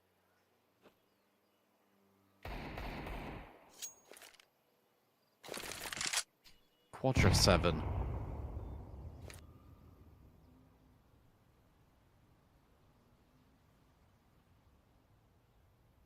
UK have done a really good job at just getting all the util out as well from BL. Swizz is the one that's got a lot of it remaining, but everyone else has been throwing it quite frequently. Up long we go. Chuoso on the angle. Ooh. We'll deal with 1. Borup can now get an AK. 13 seconds, but the bomb is on an island. Don't die to this, surely. Yeah, okay. It's fine. Ooh. Good kills, though. That's a fair bit of damage, at the very least. Not that BL are lacking in funds at the moment, 12 and 11k on Polo and Swizz, but the nice shots, considering this is Glocks and one Deagle that came into this round. Deagle doing work for it. Continuing to look very lean with the shots. Finally, we get to see an AWP in this map. I think it's the first time as Polo is going to whip it out. I feel like he was incredibly instrumental on Vertigo. We're getting fast up mid, close to the smoke. Blown through. Crosses deep, and is he? No. Oh, but Borup clears. And that was just a bomb across his vision. He was going to spam it. So the opening kill going the way of Granny's knockers, and Nico gets another. Oh, look at this read. They think it's A. Oh, yes. And they're right. The bomb's coming back. Boros gets spotted on the edge of the smoke. Nico in the sight. Virtuoso needs to win out this engagement, and he can't do it. Nico got a second player behind him. Nico's done everything. Did you hit the library guy? Yeah, he was hit because we were watching from the CT's perspective. But a guy died behind him while he's trying to get the kill. Damn, okay. That one almost goes to the wayside. Yeah. The space definitely is over apps and top brackets for Granny's knockers rather than Banana. Feels like Banana's on lock from the CTs.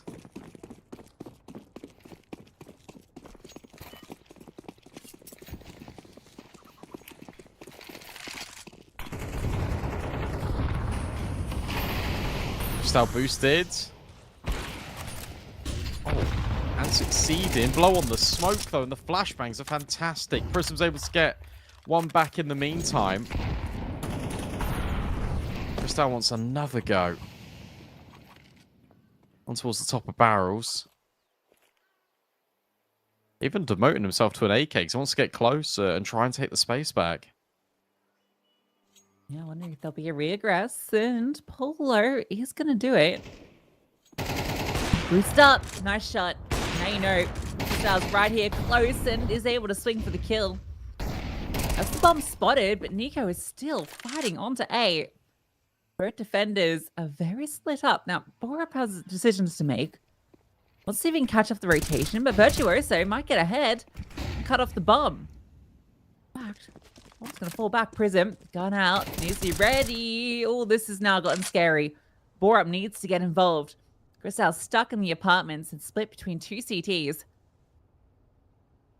And he's actually going to be able to navigate this. Borup comes and clears the side itself, so Cristal can escape. Virtuoso misses the gap. And the cross will be covered. It'll have to be the retake. Virtuoso is going to slip into apartments very quickly, but you can see Borup's very aware of this just based on the lack of information from these CTs.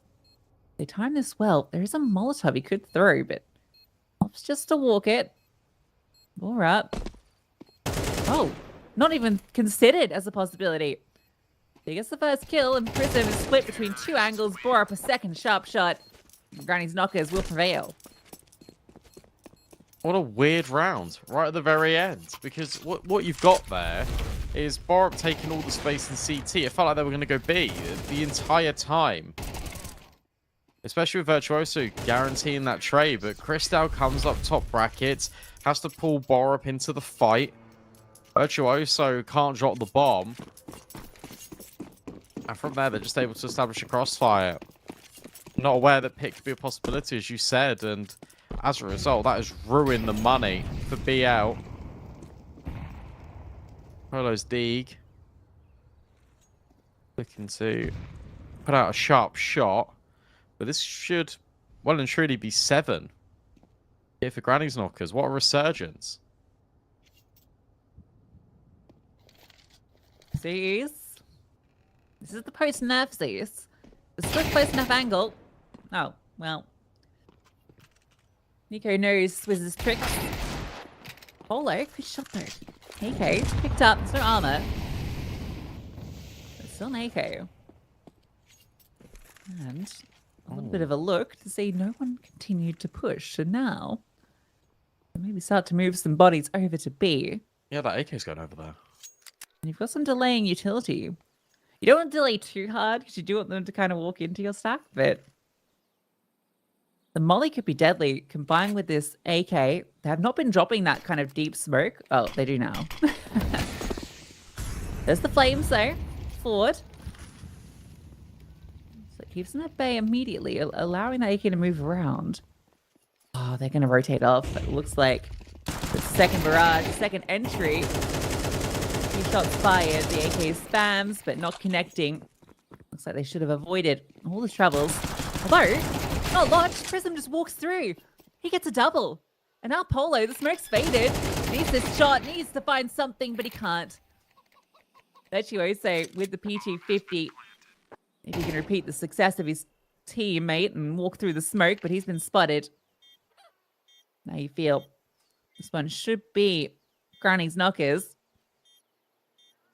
Lele looks the wrong way. AK picked up. Cristal doesn't peek. Smoke forward.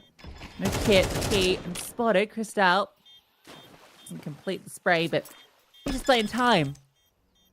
It has to be the 10-second stick. So you imagine he'll get shot through this smoke, and he will. Gets close though, doesn't it? Considering that was just pistols, it comes right down to a one-on-one.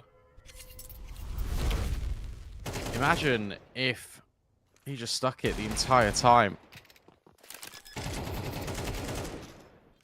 Well worked in that 1-on-2. Just closed the gap there. Did Virtuoso. 7-5 would be great for BL. They need something here. Otherwise, we're going to have back-to-back blowouts. And go to a third map. Oh,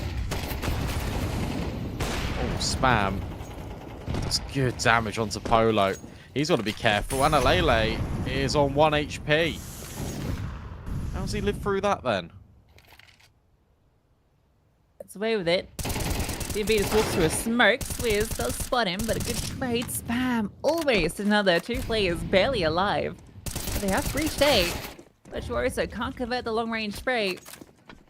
Oh, they wanted to get involved, but if they knew how low 3 of these players were, maybe they would. No, yeah, because all the spams came through smokes, right? So you don't know how low Cristal is. You'd be kicking yourself once you figure out that Analele is 1 HP. So now 4's the best you can achieve, and that is only if Granny's knockers allow you to save. You imagine they will, because their money's in not the best state of affairs. Also, the HP bars for these players. Maybe he said Nico at this, but he's just watching the bomb. I don't know how much I like this hunt. Yeah.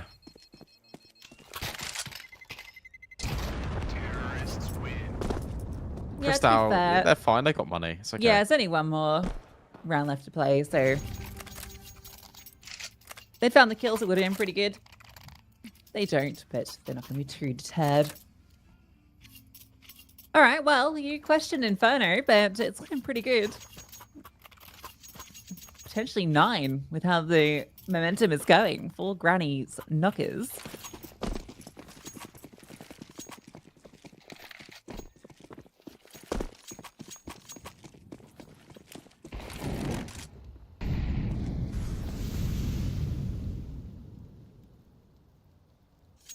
This is more aggressive out of Polo. And Virtuoso. Perhaps control early. This time, Anlele will be finished off by the spam. Oh, Wallbang goes back the other way. Cristal also dealt with. Okay, this should be a 4th. For it being a 5-on-2. That's brave. Yeah. There's no need for that. Boropachi tries to go through the smoke anyway. Swizz has got TMB locked in. And between him and Virtuoso, they get it over the line. Okay, so 4 rounds from BL.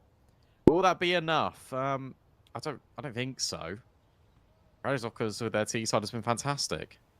Yeah, they really have. It's been very explosive. I see Prism's been playing very well. But they're getting a lot of the kills, but not the rounds. That's the key thing. If you added those numbers up, they'd probably be pretty even if you compared the two teams. But round difference, certainly not. So it's been the story of T-sides for both these teams so far. I wonder if that will continue on Inferno. It certainly did for Granny's Knockers, but for BL. Oh, running into mid. Whoa. 1-for-1. Virtuoso gets another one back. This is just a brawl for control, but Borup and Nico are left battered and bruised. Look, Gush. That's... Didn't really want to say anything about Gushing and Grannies. No, don't want to draw those parallels. No. I heard you laugh, and I was like, I know this is exactly what you're thinking about, and... Well, I don't often think about that, just to clarify. Sure. Gushing. Stop it. just Grannies. Well, yeah, that damage is enough. So, bomb to be planted. You just save this armor? It's a very rough retake. I mean, I think you give it a go. Ultimately, if you hit one headshot, you win. That's all like that. That's all they need to do.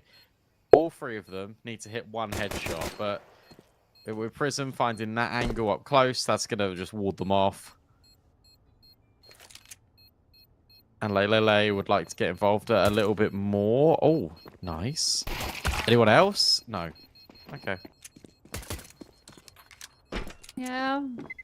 All right, well, could have had 3 sets of armor. VP would have saved. I'll say that much. It's not saying much at all.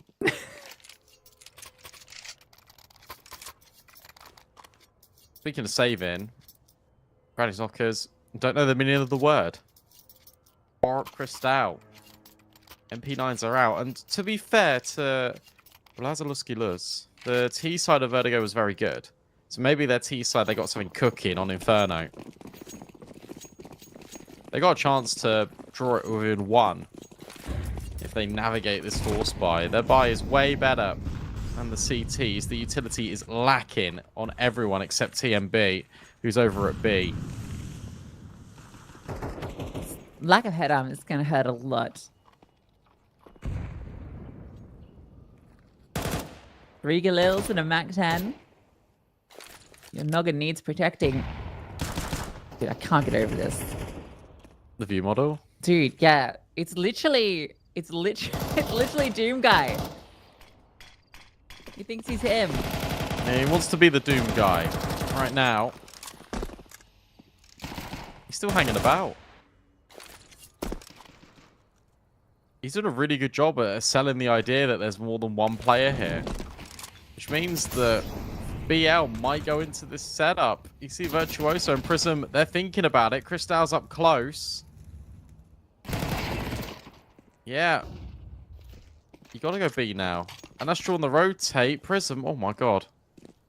It's an MP9 thrown in his face. TMB dealt with by the Borup FAMAS. This is all collapsing for BL. And that's the bomb. Yeah, that's the round. You're It's saving doomed. the AK. Yeah, it's doomed. Indeed. Oh, and the timing's been hit as well in second mid. You might be able to kill Prism here. I doubt it. Yeah, I doubt it. Although, they're all getting ready. They're still being cleared. Oh my god, yeah. But they're not going to get there in time, I don't think, if they pounce on it. He's going to have just enough. Don't swing! Why would you swing? Yeah, that was silly. Right. My teammate did that. I'd be fuming. That's another mouse broken. Dude, unbelievable. Don't swing.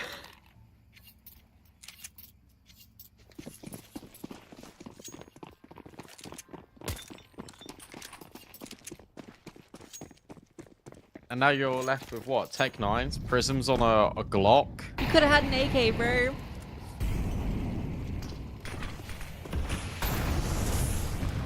Wild. Oh, everyone's blind. Everyone is blind. I don't even know what gun TMB's got. He's got a Galil, a close suit, a double Tech 9 header. Means they can at least get the bomb down. There's so much utility here for this retake, though. This is going to be really tough for BL to hold on to. There's a late flank. That could be big. Oh, it's been cleared by Borup. A lot of damage, though. And Borup's still scared. He's still worried about... Hey, he's saving. What? Yeah, they're not going for this. Why? He had all the util. They have the round advantages, I guess, but he's the one with the kit, I think, is the problem. Yeah, and he's got the incendiary and the smoke. Well, he wouldn't have... He was so low, right? I feel like they just made the call. Yeah. I think it's wrong micro there. Because Borup was the one that came back to fight from library. He should just be going to B. It should be the other guy that doesn't have any util. And you can hold the flank from deep whilst you are still trying to retake the site at the same time.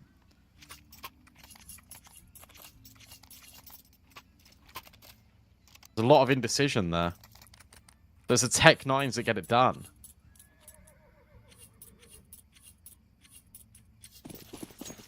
Oh, these buys are just not the best for either team, right? You got the Famaces, but at the same time you got Mac 10s. For BL, Prism doesn't care. He wants to get ahead of the util. Oh, he's burning alive. Yeah, Granny's Knockers whipping out the Famasi. 3 of them. Okay, one's been swapped over to a Galil. Wait, what? I swear I saw 3. Am I losing my mind? No, you did see 3. What happened? Where'd it go? I don't know. It got gobbled up by the void. What? Okay, well, some things that are left unanswered. This A hit. Also not going to come knocking. Going to fall off after putting the pressure on, causing a lot of utility and potentially rotation. The TMB will be required to hold B again.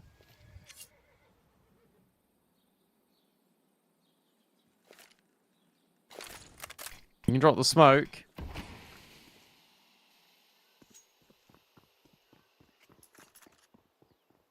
He has got the support of that FAMAS. Parameter flash, just in case they pop. Swizz, wow. Gets cleared by Borup. And now you can just start this flank. It's going to be so fast. Yeah, already Polo dealt with by Cristal. Flashbangs are going to keep them at bay. I don't think you even get onto the site, to be honest. Hopefully we'll find one. TMB needs to also be accounted for. Oh, that's messy. But the bomb, not even allowed to go down. Fair choice, I don't die after time.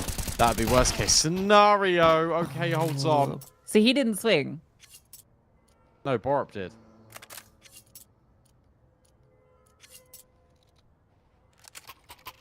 Good immediate information gathering from Granny's Knockers, just to see that they weren't committing to this A after the initial posturing. So they push into the apartments, catch off that lurk, and then they're immediately in position for a fast flank. They have the bodies there on the site, and time runs out. Players full. There's another force buy back. We lose this one. I feel like we are going to map 3. Oh. Polo really wants to get aggressive on Borup reload. Already put in. And Nico doesn't overextend either. Borup's going to be under pressure here in this sec, but everyone is here. Like, so many players here for Granny's Knockers. And they lock them out. Dominant rounds, exactly what they needed. Don't let the Tech 9s get by them again, and 2 steps away from nuke here. Yeah, and you gotta play for OT. They've been just forcing round after round, and it's just not working.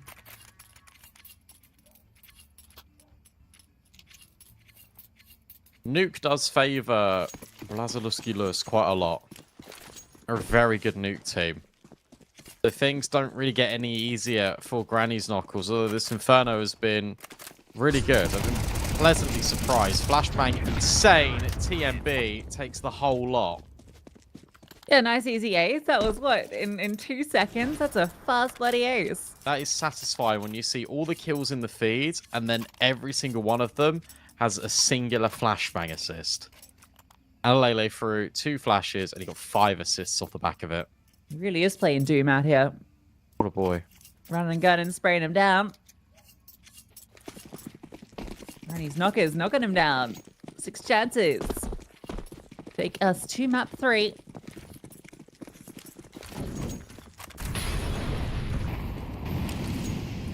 Paulo gets up close to half wall. Lost to a bit of HP. Second barrage of Util. Nice little follow-up. But Paulo not accounted for. TMB gets him through the smoke. Real close. He's in danger. Real danger. Cristal helps him out. And we thought he flicked down for a second. Managed to keep the Wolves at bay. Even the boost up spotted, damage done. The spray. How is he not finding a kill here? They're all so low. Oh, jumping through the air. Wings on the back of TMB. Banana locked out by Granny's Knockers. Oh, so nasty, but Nico just can't get the kill. Gives him enough time for Swizz to adjust. TMB, surely you clear this. You have to consider it, but Prism hits the headshot. I don't think you're going to be ready for Cristal, especially sitting in this smoke. There's a weird one going on over with Swizz and Borup, and Borup has just left it alone. You can have the A space. As you create a pincer, 30 seconds, and Swizz needs to go and get the bomb. Not that Granny Knockers knows this, but Borup guarantees it. And that, very much like it was 13-6 on BL's map pick, it's Granny Knockers with a 13-6 victory on theirs on Inferno, which sets us up really nicely for Nuke. Yeah, it's an interesting conversation going into that map because we didn't really know what to expect from Granny's Knockers. It's not been a great run for them, but on the other side, as kind of noted, it's also been a map that BL have not had a lot of reps on. Just once this year that they've played it was a win, but yeah, just not really having the officials on it. And I think Granny's Knockers saw that and decided to punish. Yeah, it was really impressive by them. But as I said just a couple of minutes ago, Nuke is a really good map for BL. Like they're really good on the T side as well. So that's going to be a struggle for Granny's Knockers. It's just if they can start strong, it obviously depends a lot on who wins the knife. But CT side will go a lot better for GK. So I hope that they'll be able to kind of start on that CT side and kind of keep pushing on because it's just an amazing team name, to be honest. And I was happy with the way that they came back, and it was so dominant. It wasn't like they really allowed them into the game by that Tech 9 round. So smooth sailing, good stuff. Map picks claimed by both teams. Decider of Nuke coming up just after the break.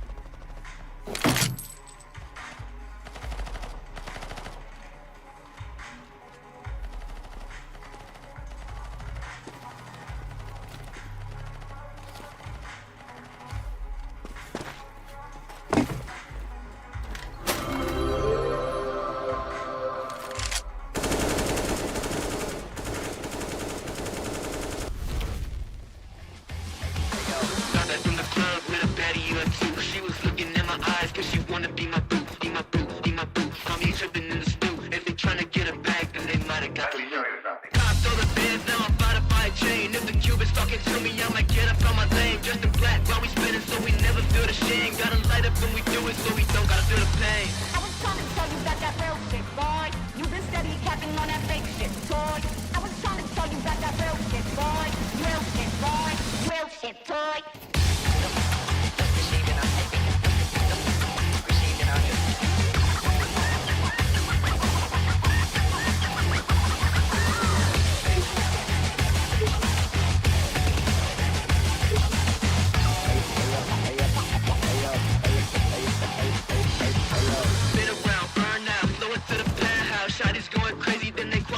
church mouse, land up with the customs and we never get it out. Nitro in the engine, so we see what it's about. Always wanna talk, but you never want to smoke. And you flashing all the guns on your live, you a joke. Dosing up with bodies when you never ever broke. I'll be pressed to find a shooter who be lacking in the soul. I was trying to tell you about that real shit, boy. You been steady capping on that fake shit, toy. I was trying to tell you about that real shit, boy. Real shit, boy. Real shit, toy.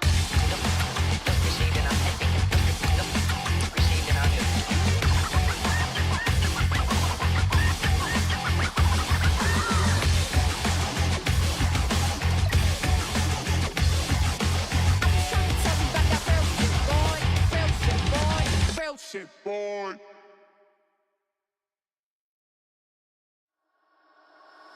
Fumble a bag, now I when I fumble a bag. Fumble a bag, now I when I fumble a bag. Act like you know how this goes.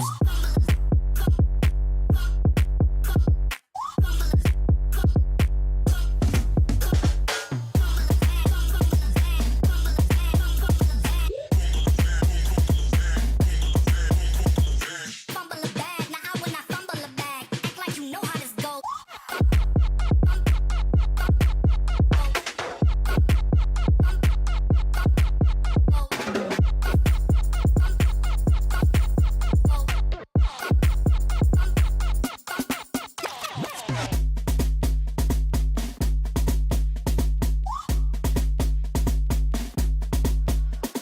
Fumble a bag, now I when I fumble a bag. Fumble a bag, now I when I fumble a bag. Act like you know how this goes.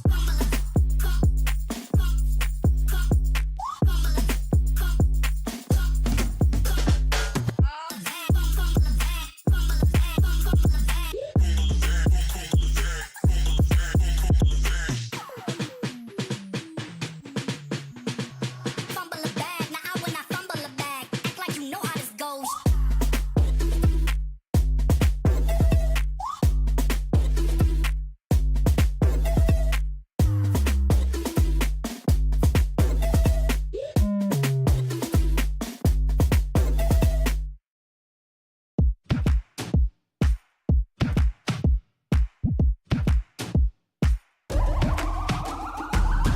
This is the moment we waited for. Everything you want is right here. We gon' give them what they came for.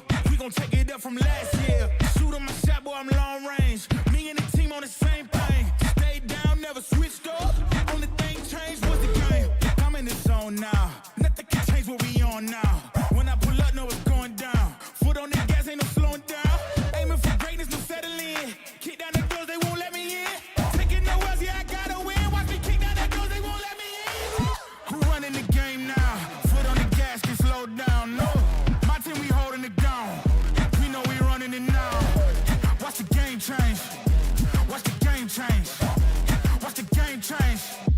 Watch the game change. Yeah.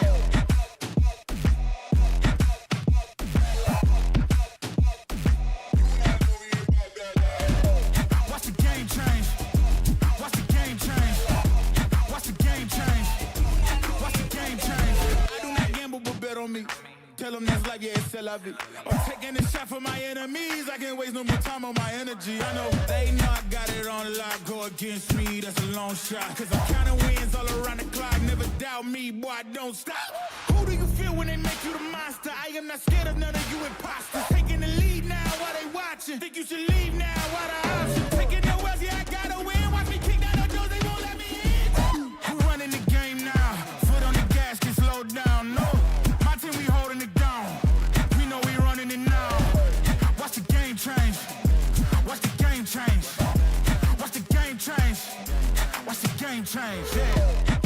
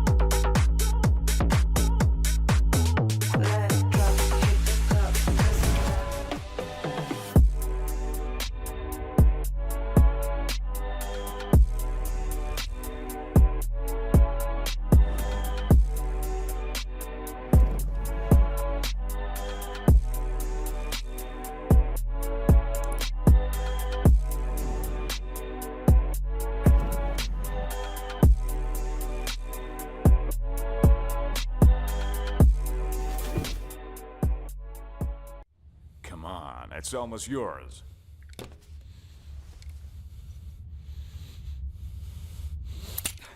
When are you gonna get another chance like this? Go ahead. Go ahead. Why are you slowing down? You almost got him. Come on. Whoa, whoa, whoa, whoa. What's going on here? So, this is what you decided to do to me, to all of us, for pixels?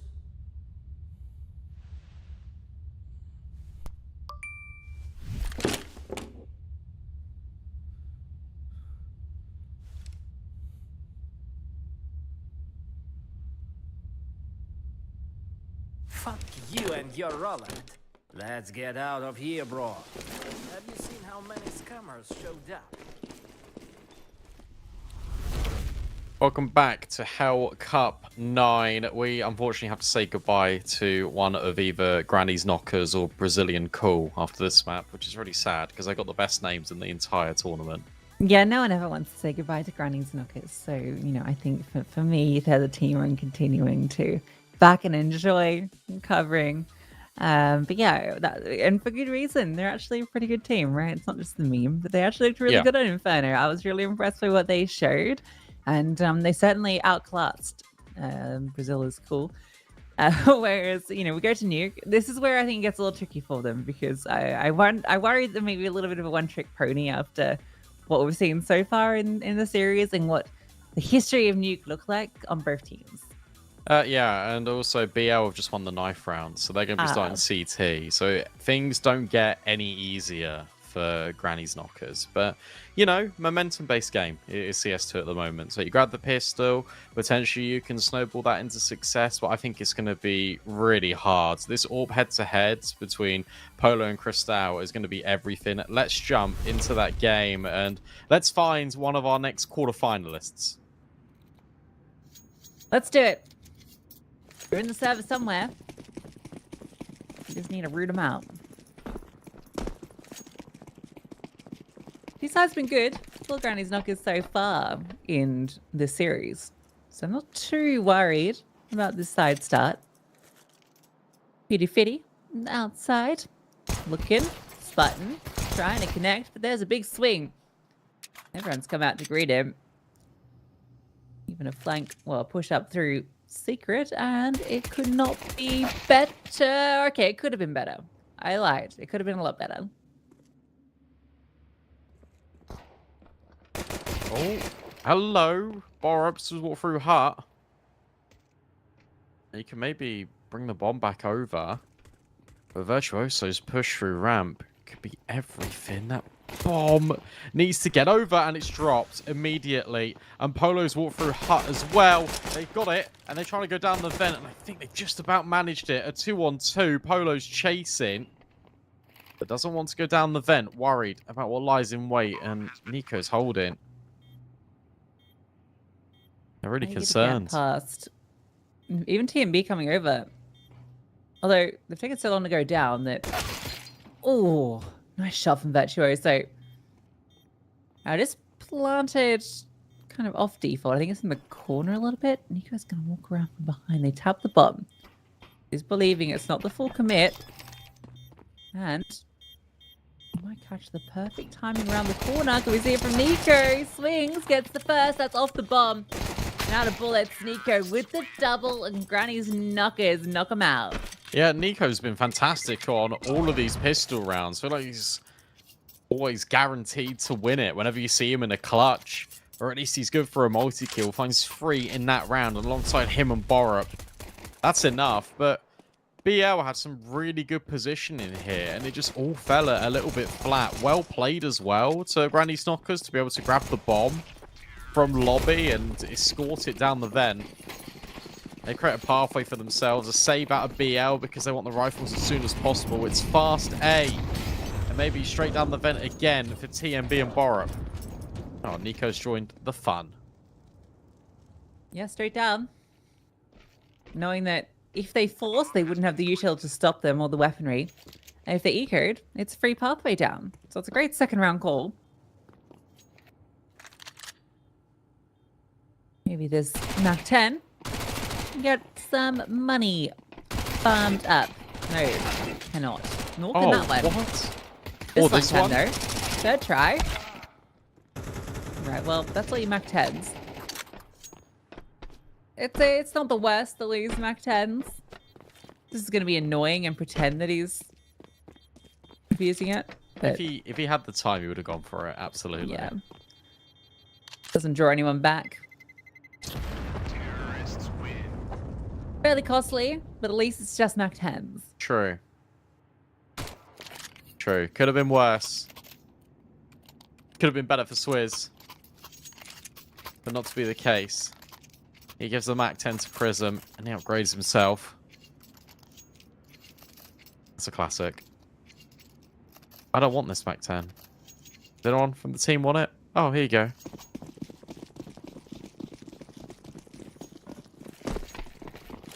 Let's see with the rifles whether BL can get back in the running. We did call upon a good start needed.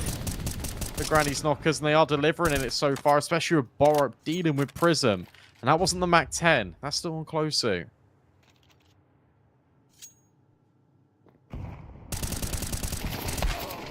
Oh, no. Oh, no, even louder. Oh, no. Oh, yes. One back. Although, if he gets this kill on the Borup, this round's certainly not done. Oh! Still not done.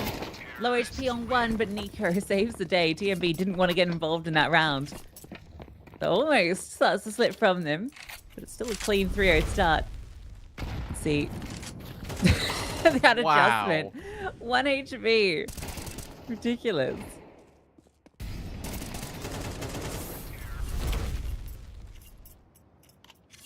That's your money gone again. This could be 4-0. T-side looking sublime.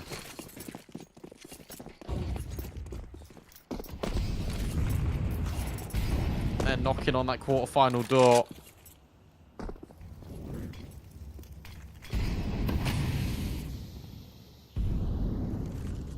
What can the Deagles achieve? Oh, closely with the MP9 has gone down secret.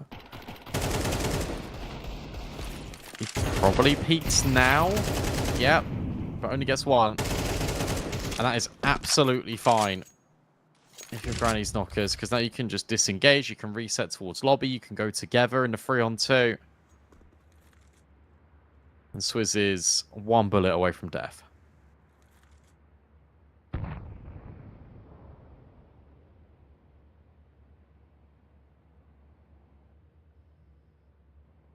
Yeah, should be all good. Especially with the setup. The only way it could go wrong is if you try and flank heaven and walk through main. It's okay if you do one of these things, but if you did both of them, it would not be okay. It would be a massive overperformance from Polo. Even if he gets a double, the chances are a nil, or close to nil, of doing much. One. No double. Gets scary when the bomb gets thrown just into him, but and Lele able to find quad kill in that round. And he drops the AWP over to Cristal. Polo brings out one of his own. It feels like it needs to be the round for Blazalowski-Luz to grab that first. They need it, otherwise Granny Knockers could be running away with this.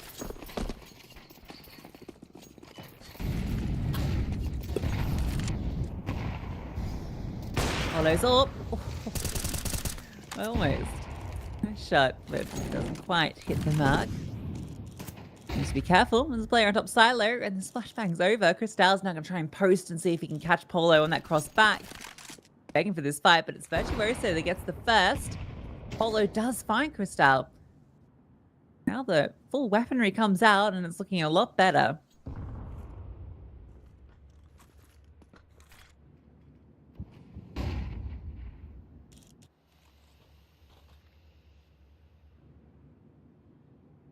Very patient.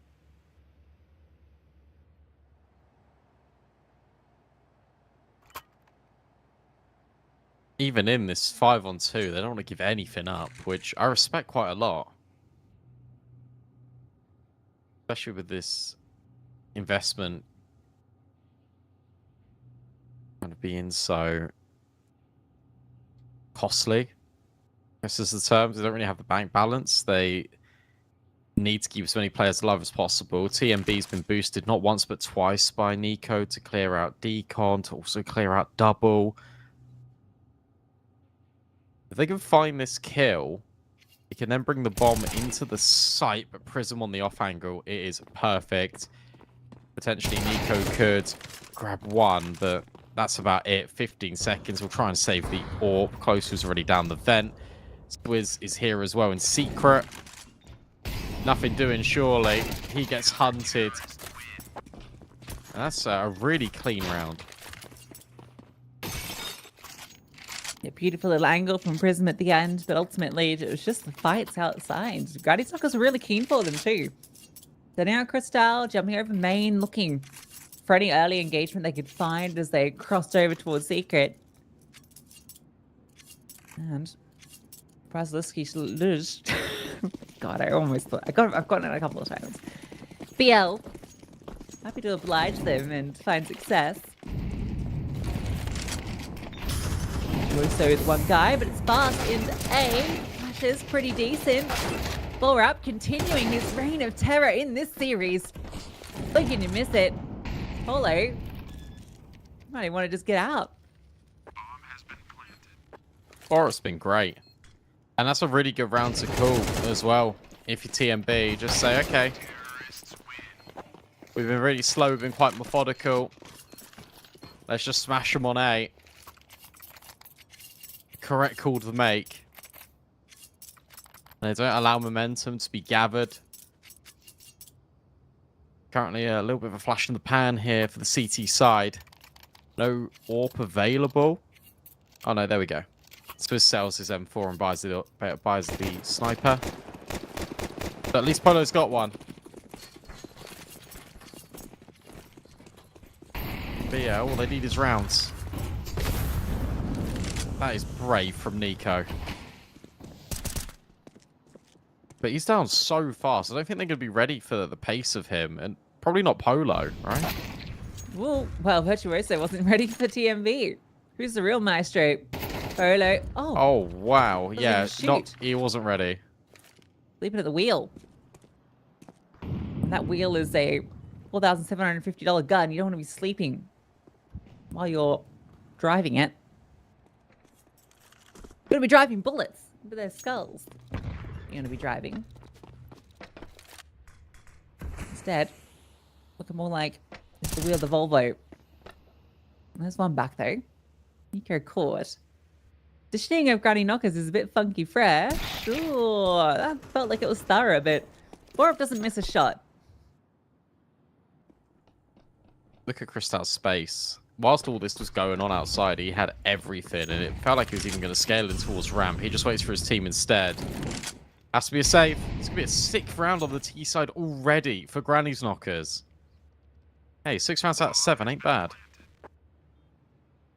Yeah, it's a crazy start. I'm a little worried about the CT side, so, you know, just given what we've seen so far. But this is already... I'm not. You're not worried? No, not at all. All right, well, pack it up then. Why are we even playing this map? If you're not worried, we know what's going to happen. 6 rounds is already fantastic. If you deny Prism here, it's going to go really badly. Could be out. Why does he play like this? I mean, it works. I think the actual justification, if I had to guess, would be either previous FPS games he's just used to it, or... Yeah, that makes the most sense. But you are putting your gun in the middle of the screen and it's down low, so you're making sure you can see everything. Yeah, that makes more sense because he's not old enough to have been growing up playing games from the 90s. Like, this guy's 22. He wasn't in the trenches in Wolfenstein or Unreal Tournament or anything like this. Quake, etc. We spoke about the money, by the way. Obviously, Polo saved that AWP, but behind it is Just terrible. Closu, who's arguably got the second highest potential weapon to do damage. He's already down to 13 HP. Ramp takes. Wiz hit the shot. Can he find any more? No. Cristal opens up ramp. Closu's down here. And he has got a kill. But with Nico's positioning in towards main, they can just come back up through heaven. Virtuoso needed that shot, but won't get it. Open hut. Are you expecting this? No. Does it matter? These are the questions. No. Okay. Oh. They were ready for it anyway. I got a little scared when Cristal was on ramp, gets flashed, and there's like 2 players. He's not aware of the one on little ramp, and he's like having to spray between them. That was a team flash as well. Doesn't matter. Clearly not. No one wants to get flashed by Granny's knockers. Least of all, Cristal.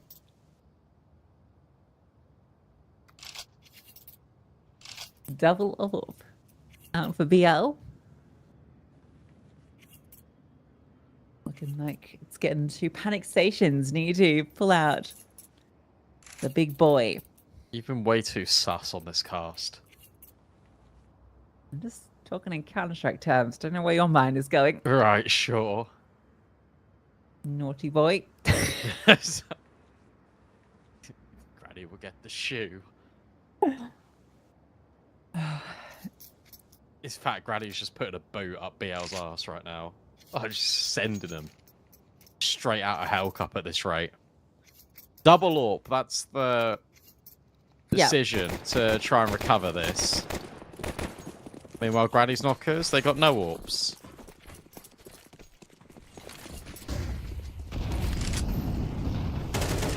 Oh, Fast. okay. Nico. Boom. Virtuoso out the server.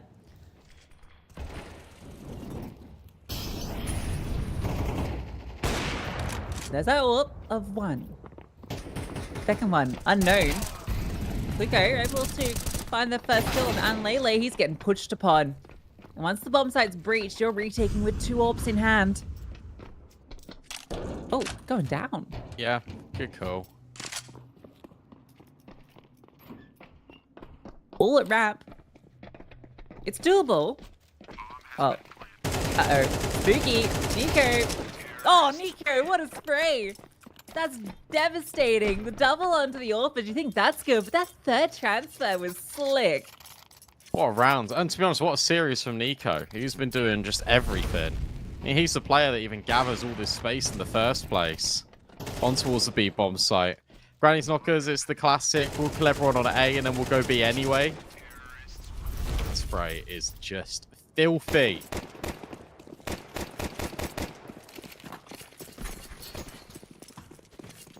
It might be time to pack it up. I said I was really worried about this for Granny's knockers, but I'm sorry. I wasn't familiar with your game. Lobby push has resulted in a 1-for-1.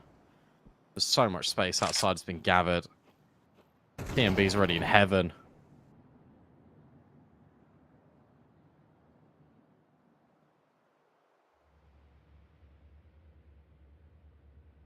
Hold up.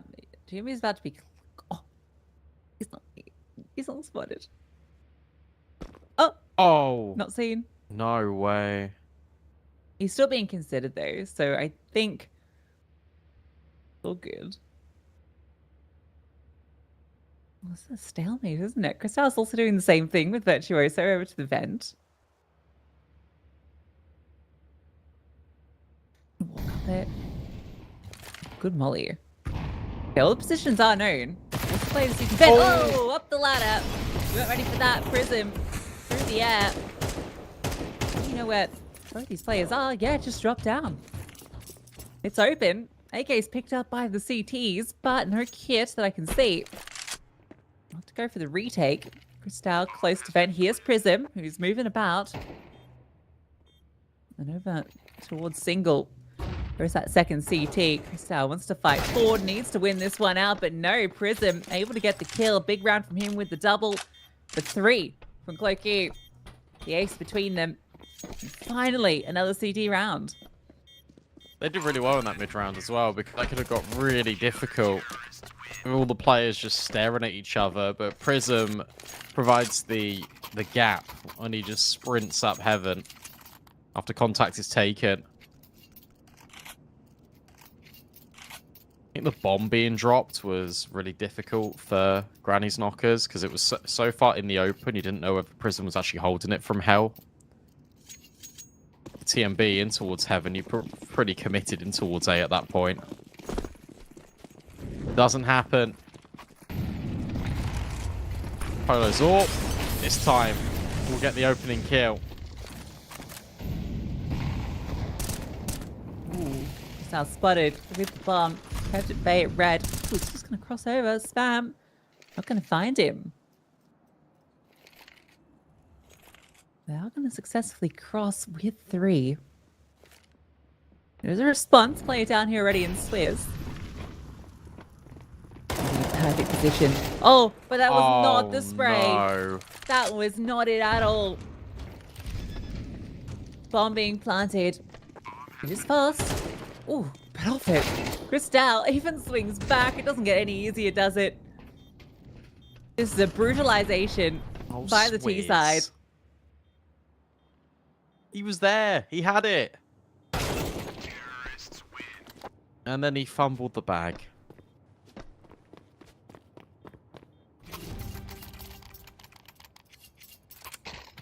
Slogan for Granny's Knockers is swing low, but in fact they're punching upwards. Look at this buy for the CTs. It's going to be pretty horrible.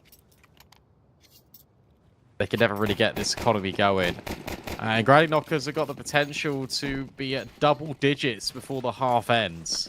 On the T side, no less.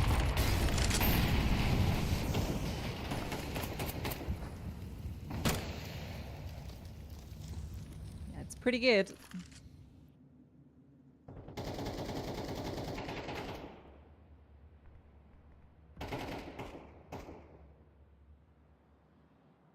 This one's a bit slower out the gate after a lot of pace being put on.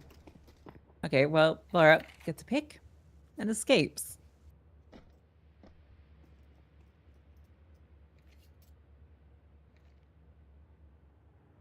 I just set up for an A hit after finding that one. And it's just Prism in the side. He's got a lot to do. First kill is his, but trade fast.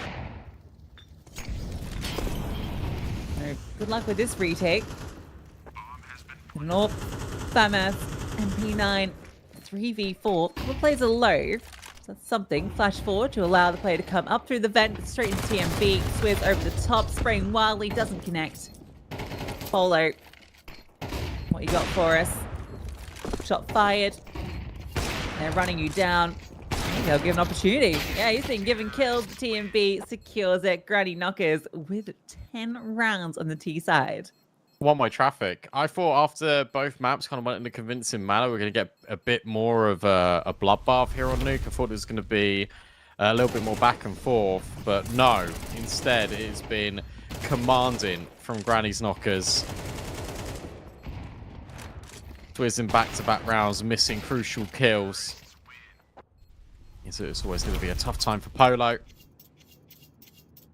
It's as simple as this. If Granny's Knockers win the pistol, they have basically just won Nuke, and they have sent BL packing. There's a lot of utility on that T side. TMB actually gets one in that. Oh, and there's no. a team kill. Oh, that is not a virtuoso was hoping for. Gorb can't find the headshots that have been coming easy for him. And in fact, he's dealt one back in turn. Nico gives it his shot, but they're all falling. It's Lele, and Virtuoso redeems himself. 2 kills after taking down a teammate. The pistol for BL. Yeah, 6 kills in the round between Virtuoso and Closeuit. I feel like Granny's Knockers were just trying to end the game there. They were just fighting continuously, holding W. Brock goes in and out the vent. Nico then swings wildly through the edge of the smoke. Just 10-2 scoreline things. They force. They got the buffer. They can do it. Fast A play. Straight here. Oh my gosh. Prism and Closer are burning alive, and the pistols are doing absolutely everything. Swiss will trade, but he gets tagged by Cristal's scout. And this one's a disaster. Just try and run through. Nico does that as well. They get cooked alive by the molly. There's no smoke on it. They just run through the flames. They're so low, it allows the pistol just to clean up. That's brutal. The force spike from the CTs is going to prevail, and that's going to put BL in the bin. Gonna have to force back, as you imagine. We'll see. Warup's pistol, TMBs. Look how low they are just from running through the flames. I don't understand why they just don't smoke it. That doesn't make any sense to me. Wanting to get ahead of everything. It doesn't happen. Oh dear.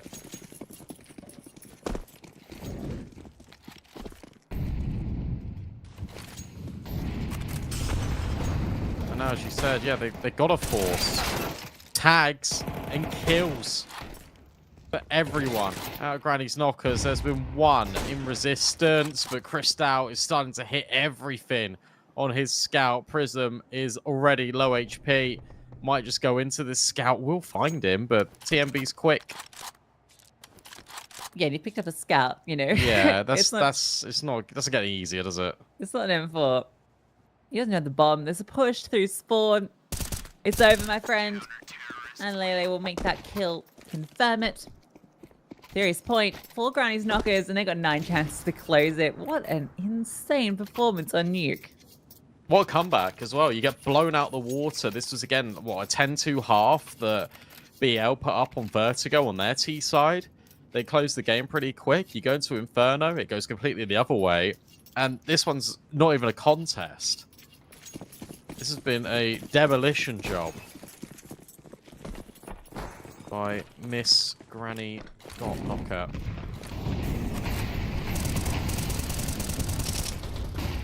TMB's feeling done. Oh yeah, wrap it up. Yeah, they're all falling. Four with a double. There's the final kill. Granny's knockers knock out BL. Yeah, they continue progressing here. They're through to the quarterfinals, and I am really impressed with how easy they made that look. First map was a real struggle, and then Inferno, they were chilling. Nuke, it was cruise control. And BL, for all the hype that they showed in the group stage, they get to playoffs, and they get knocked down a peg or two. Yeah, it's been rough for them because it was such a good start, but I've loved everything that I've seen from Granny's Knockers. I feel like they've been so solid in their performances, and yeah, it's been great just to watch them in action. So I hope they go have a deep run here, because it's a team that with a lot of individuals that have a lot of talent. Yeah, for sure. And look, we're not going to mess around here because I went to a third map. We've got our next game coming up very shortly. It's Bleed versus Incilio coming up just after this break.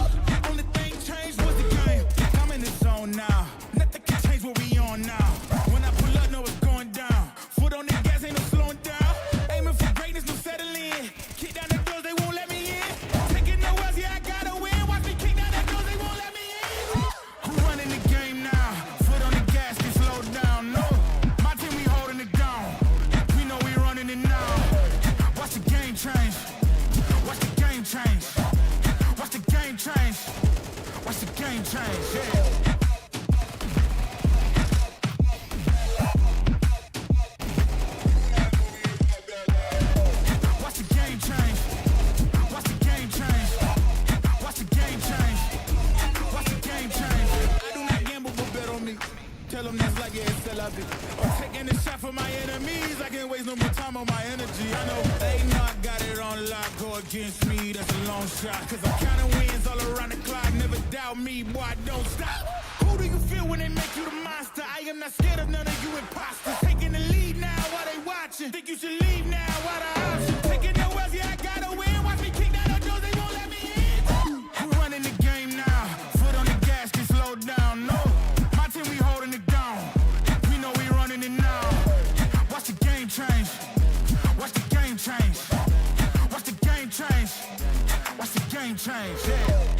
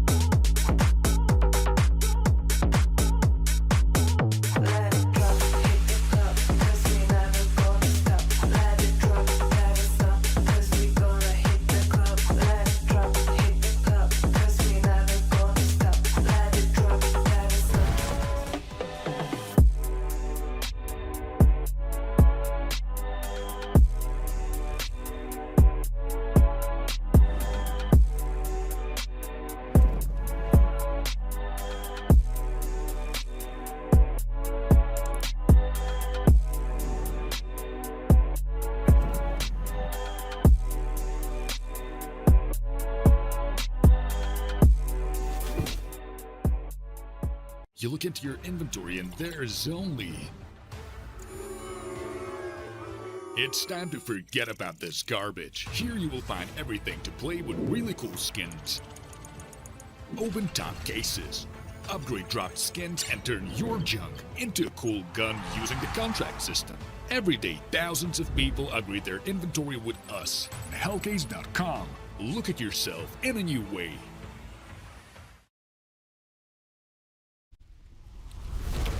Fun doesn't end. We're gonna have the best of 3 coming your ways. And this one is maybe the most exciting of the day, in my opinion. It's Bleed versus Incilio. 2 names that I think a lot of people are very excited to see play out in this tournament.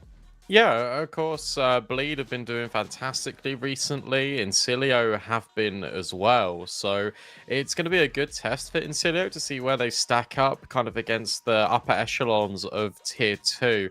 For me personally, we were just saying before this, we haven't watched and casted Bleed. Like, I've been watching them kind of on the sidelines, but not casted them directly. So this is going to be a really exciting one for me. I've seen Incilio and I've casted them once, and that was in the group stage of Hellcup when they went up against Red, and they lost 2-1. That series was really close, and Red just proved to be a little bit better there. Let's talk about the Incilio roster if we can, because there'll be a number of names that are rising up sort of recently that people might not be aware of. Fadet's the IGL for this team.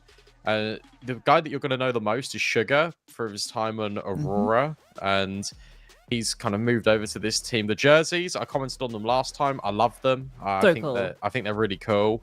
What I did see in the game against Red is that the mid-round decisions from this team are pretty good. And Fadet likes to kind of lead from the front in that. It feels like he goes for these timing plays and tries to catch his opponents off guard. The difficulty you've got is I don't think that's going to work against a team like Bleed. And you take a look at Bleed and you've got a lot of name value here. And you've got really good players such as obviously Hampus, Cypher, who I'm going to just gush over, Favon, Vladen, like all the ends ending with. But the firepower on this team is insane. And it makes sense why they've been kicking on quite a lot recently. I think you can excuse some of the recent results. I mean, the last game they played that to forfeit map 1 due to power issues. But before then, they were on quite a hot streak. And this team cooks. You've got Casada as a coach who's got a lot of experience too. Yeah, there's a lot to get excited about for this team. I think, what's been really cool, I think, in my eyes, is just the approach to playing, right? This is a team that, it kind of reminds me of Monty last year, where Casada's making them play. Like, these guys are not shying away from officials, and it's really getting them into a red-hot fit form. Like, the amount of games they are playing, and you look at just the quantity is huge. But then the amount that they're actually winning is insane. It's somewhere between 80 and 90%, it feels like, of their matches they're winning. So this is a team that has been on the grind, is in red hot form coming into this. And that's what you need to do if you want to break through and, take a roster that's, a bunch of known players, but players that, you're not immediately jumping into the tier 1 space. You've got to grind there to get there. So it's cool, the approach they're taking. And I think a lot of people are excited to see them play. And a lot of the players have been popping off. I think you mentioned Cypher, and he has been insane on this team. I've loved watching it. Let's have a look at the veto. And I thought this was going to happen. It's we're going to ban Inferno. Blade are going to ban D2. Nuke pick for Incilio is a very interesting one, because I thought Bleed would even go for potentially the Nuke pick. But to see Incilio go for it, I don't know about that one. Bleed picking Mirage with Incilio starting CT. Mirage has been a very good map for both of these teams, but what you're going to see, just as you mentioned, is that where Bleed have been winning so many of their officials, the win percentage on all of these maps are just ridiculous. Like, sure, Incilio have got good reps on Nuke, having just over a 50% win rate with 11 games played. Bleed have only played this one 4 times. This is their lowest played map, but they've won it every single time they've played it. Anubis is the decider. This one is just all in favor of Bleed. Incilio, this is going to be very tough, but I'll be very impressed they're able to pull something off. Yeah, I think what's cool for Bleed is we're kind of touching on this. They have kind of the full map pool that they've been playing. Dust 2 is obviously the exception now that it's returned to the pool. But before it was Dust 2, they were playing all 7 maps. Obviously, with Dust 2 introduced, I think that they're not introduced it just yet. So we'll wait to see the map played from them. But it means they have a lot of freedom. And it means that even if the enemy team picks into a map they feel pretty good on, such as Nuke, which, you know, Silly, as you mentioned, have got quite a bit more reps on than Bleed do lately. Every time Bleed have played it, they've looked damn good. They'll get to start on the CT side as well, which is massive. Last time they played it, 13-4 against Guild Eagles. So they've been looking red hot. I'm really excited to see them in this series. And this Veto looks great. Yeah, it really does. The game's ready.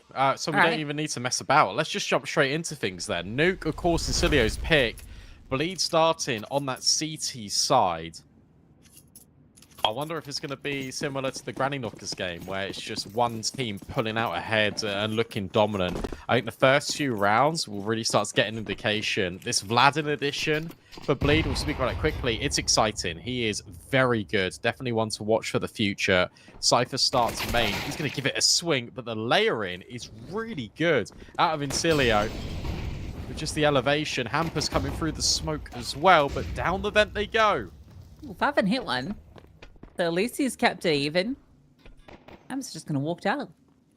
He's going to arrive. Pretty good. They've not committed the bomb plant. Favin's found the lurk.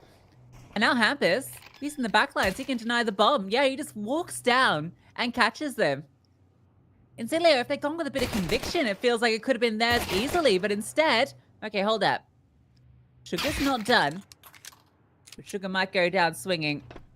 He's the only one remaining. Vladin with the double. Bleed with the pistol. Yeah, awesome from Favin. The fact he's able to grab one on the vent drop, and then he makes sure that there's not a player waiting and lurking in lobby. Fadet dealt with immediately, and that gives all the space for Hampus just to walk and deny the bomb. Sharp shots from Vladin at the end, and we speak about them being a team of superstars. It's every single player on this team can just pop off, and I think that's why it's really exciting. Even Hampus, who is called in for this team, he can put up some really big numbers. I think the question mark over recent times has been Cirque, but I like that he's being trusted. Especially officials are just going to help him out more and more and more. Just the Glocks and Hampus. There we go. He's arrived. Favin farming up some cash. This one is over as soon as it begins for Incilio in round 2. Nice MP9 kills. Hampus hitting some shots. Another cool element to this team. You've just got an IGL that can just really frag out to. Very nicely put together team. Good balance of aggression and solid closes. Now we get to see Incilio with the rifles. We'll still have those 2 MP9s in play.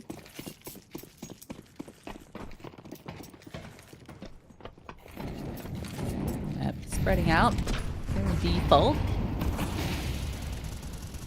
The early presence to Spain. Maybe they could be going down the vent, but Cypher's going to take a look and not see anybody.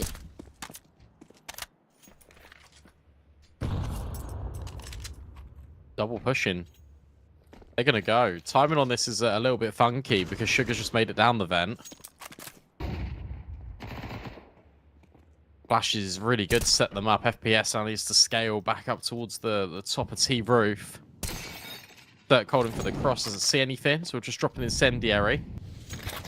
But there's Hampus finding Sugar. So the vent play dealt with, and now they're ahead of the secret push.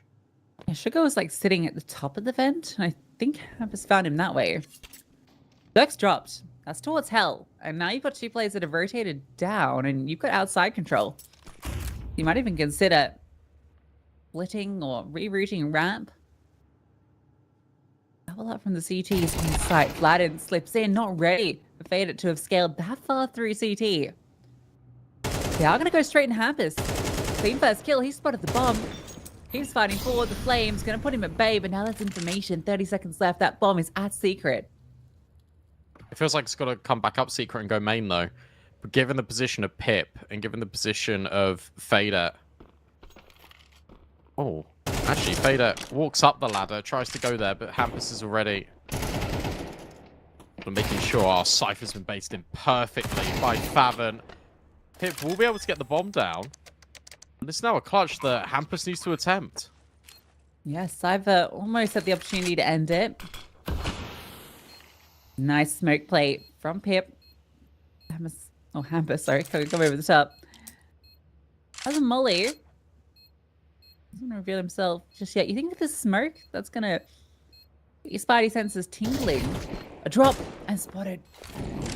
Fires off some bullets, lets him know, walking through it. And he outplays him, plays around that smoke. Well done from Pip to get Incilio on the board. Yeah, that was a weird little round from Incilio, but they're able to make it work, especially when Bleed are rotating so effectively and almost catching off just these players one by one. There's Fader in the mid round, though. He's someone you can rely on a lot for Incilio, and you'll be watching him go for these plays more often than not. One-on-one is a success, but of course the rebuy will be here for Bleed. Dirk on the FAMAS. Not quite the AWP. Hampus, again, patrolling outside.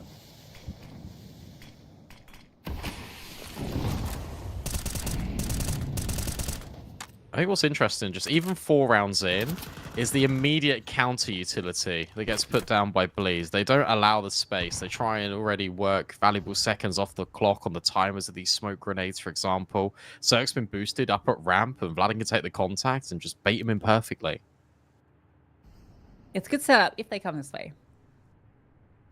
At least it's your lesser weaponry you're setting up for this bait and switch. So you've got the M4s on side itself.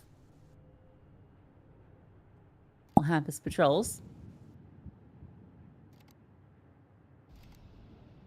They are starting to prod it outside.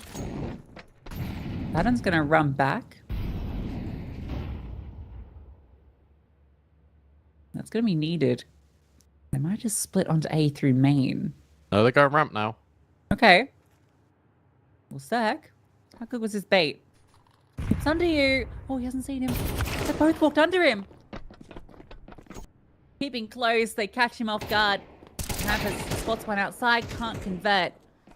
Pulse, nice shot onto Vladin. Cypher and Favon can't get involved.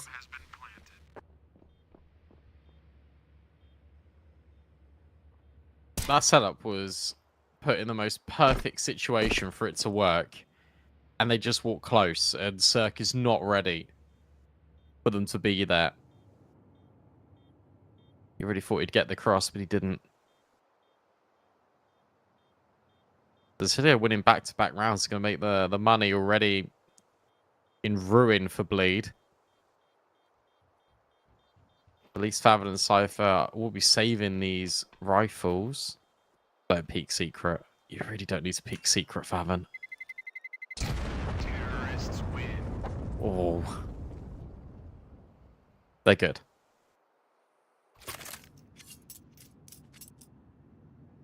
Competitive start to this T side. Bleed don't have the money to invest around these 2 rifles.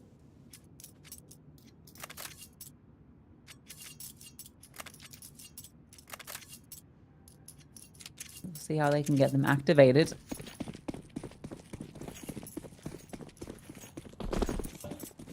There's some aggressive maneuvers. Savon's going fast into main. There's a boost up for Cypher. Above credit, but gets pushed off it. That's to move quickly elsewhere. And that's going to be the key, keeping active with these M4s.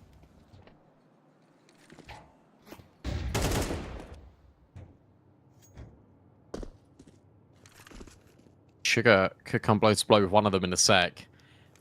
This is a nice little setup with Hampus taking the contact with the USP and trying to bait Favon in. Same with Vladin and Cypher. Favon goes around the corner. Immediately dinks Sugar. That will probably activate the ramp play, surely. Molly's great. Force Favon away, at least for a moment. Fantastic flash from Sugar. Gets Fader onto Cypher.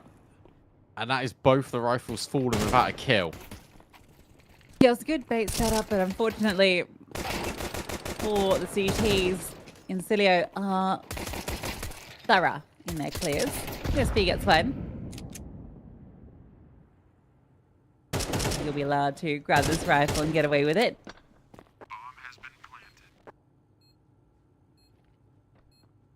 Hopefully no one's got a funky view model in this map, in this game. Still very normie, which is good. Oh, Paul's got a left-handed. Yeah, but that's not the end of the world. Yeah.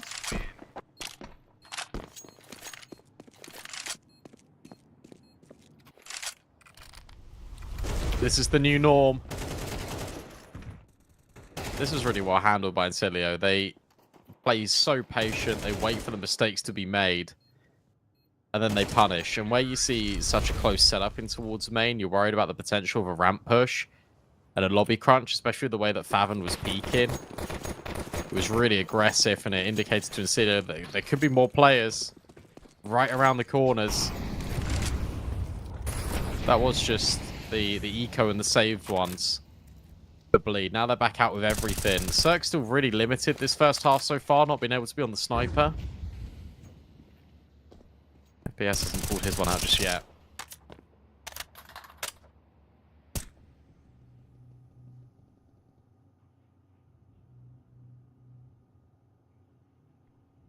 Was it secret? I hear those smokes. They're very far behind them. Has a look up. Might well have been spotted. Oh, that's not where I wanted that to go. Cypher catching the fight, but can't convert it. Sugar is able to get the kill. Faven caught out as well. Cirque trying to get something back, but Faded has just opened this up. They got to save again. These flashbangs have just been fantastic. Every single time they go into a site, it feels like the bleed players are not prepared. Cypher should have had that kill on Sugar every day of the week. It's yet again Fader. He's that guy in the mid round. I didn't think he would come into his own as quick as he has in this map. He's orchestrating a lot of the chaos. Laden Hampus hopeful to retain. Oh, FPS has spotted Laden. And he will grab him. The Hampus. What he can do is hold on to the AK. Filio are now starting to have momentum on their side. That's 4 in a row. Yeah, Bank's building up. They're taking very bold and happy fights for them. Obviously, this round won't be it, but you feel like maybe there's a need for Bleed to try and set some aggression and take some tempo, maybe some sort of lobby crunch or get that AWP set up in a way. We've not really got to see it too much from Cirque. Had one round where it came out, but do we? Actually, I'm not sure we've seen it at all, so that's something that's definitely missing on this CT side. So maybe into the next round, we'll see him get involved with that. Yeah, that would be good. That's a bit hopeful for Cirque.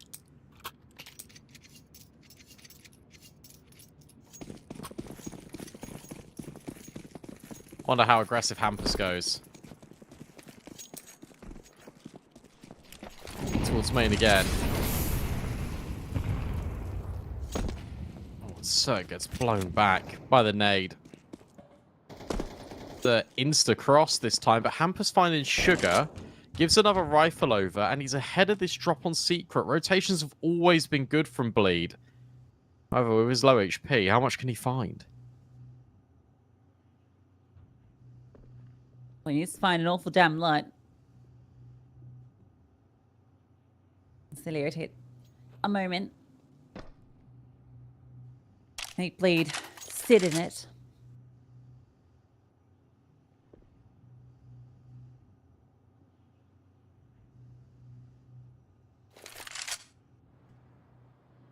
Deep smoke.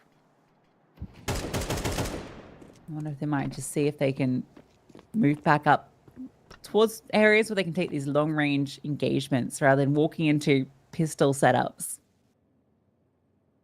Yeah, they've been going around the world outside for a couple of rounds already.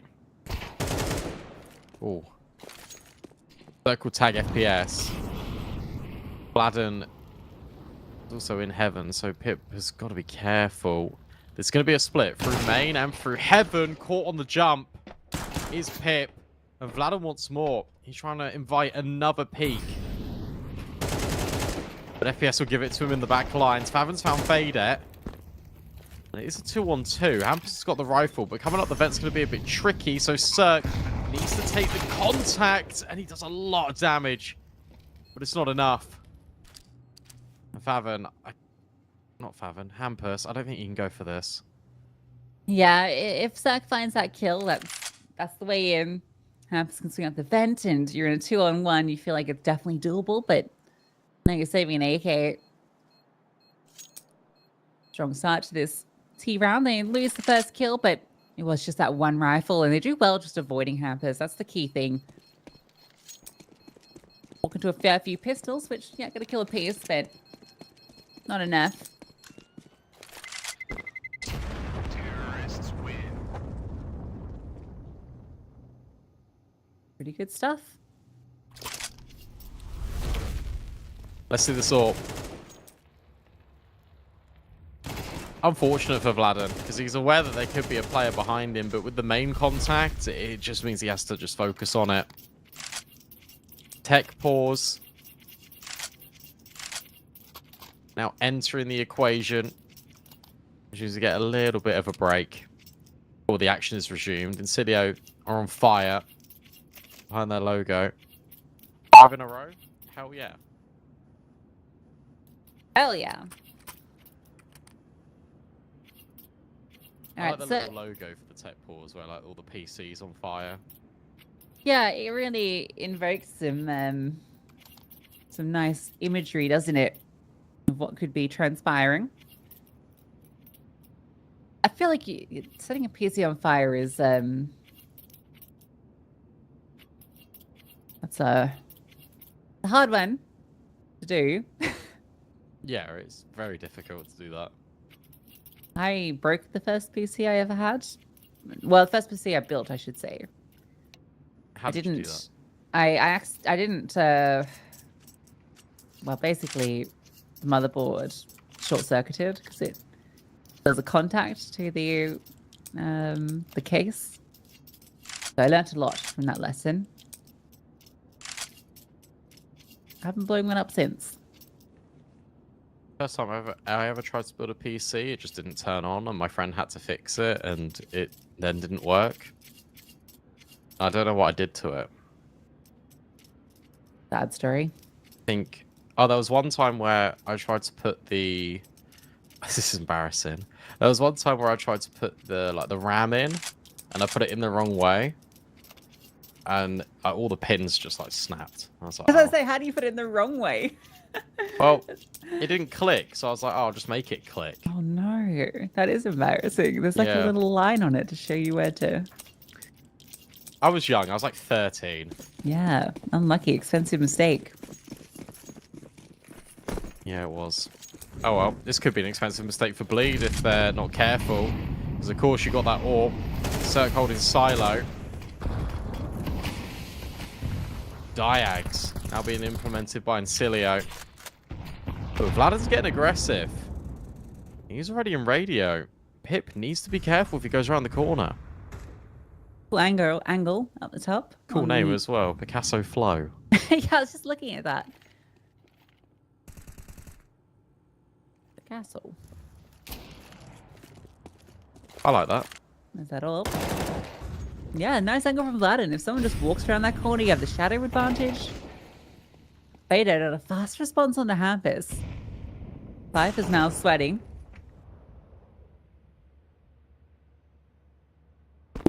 Piper drops around the corner, catches him. Cheeky little kill, and there's Vladen. Rotated off after getting that kill ramp. Cilio getting picked off one by one. Cypher's mental in all the best possible ways. But he just thinks he can get a kill. He'll just take it. FPS is low. That's just probably the end of the round. Unless he can get down the vent, but Vladen's already on B. But FPS has walked ramp here. And he's going to have a good time in. Pole in a control room. Vladen, I think, has been spotted. Yeah. Yeah. Yeah. Just kills him here. Ooh, he did a lot of damage, and that might give them the opportunity. It's a lot onto Cypher. This one's slipping from Bleed's fingers. Good reposition from Pult. No kit. Gotta go fast, jumping over, not spotting one. Shot fired. Bomb ticking. Looking for these kills. Pult repositioning. Nice HE as well. They're keeping them at bay. Pult just moving around, catching them. FPS gets the kill sec. He has to get out of there. Still not even yet to get involved with the AWP, and he won't be getting involved anytime soon. How does he get that kill? That is ridiculous. Incilio, press on. That's now 6 on the T side. 6 in a row without rebuttal from Bleed. And that was a 2-on-3 that never felt winnable. But it was all on Pulse, spotting Vladin across the back of Silo. Now this is a little bit faster. Oh, well, at least they wanted it to be. And Purse. Oh, no way. How does he get caught out like that? Can't get the kill on Silo, then Pult just trades immediately. Sugar went down in an earlier round. He comes in swinging into this one on the Cypher. It's a Fall Out Boy reference. I've been dying to get that one in. And that's given them a lot of space. There's a rotation. Bavin is down, and Sir comes to join him. They are committing to B. Smoke is going to go into the control window. Is it broken? I don't think so. You can't deny this bomb. Opening the door. Pip wins the fight. Actually, it's Faded with the 3. Vladin with one back. FPS is in an uncomfy position. And made more so. Vladin gets the kill. Low HP on these two players. Vladin swinging, gets it. It's on to Pip, Fader, who's stuck in the corner between 2 places. Vladin, a massive round, claws it back with a quad kill. And finally, Bleed will stop the bleeding. Yeah, that's huge. Really well done from Vladin. Just jiggles out the AWP shot, and then where Circuit is being quite loud over towards single door, it just provides enough of a distraction for Vladin to isolate these kills. Important one. If you'll Bleed. At least stems the flow, as you said. 6 rounds. Making it even would be not too bad. The trick is for this CT half is to not let Incilio run away with it. And that could happen if they win this, because the economy, it will be okay, but it will just keep getting worse and worse and worse.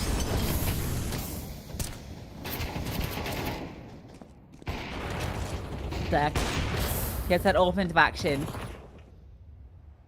Fast play from the T's. Oh, Hammers. The jump away from that one. Just about avoids that AWP.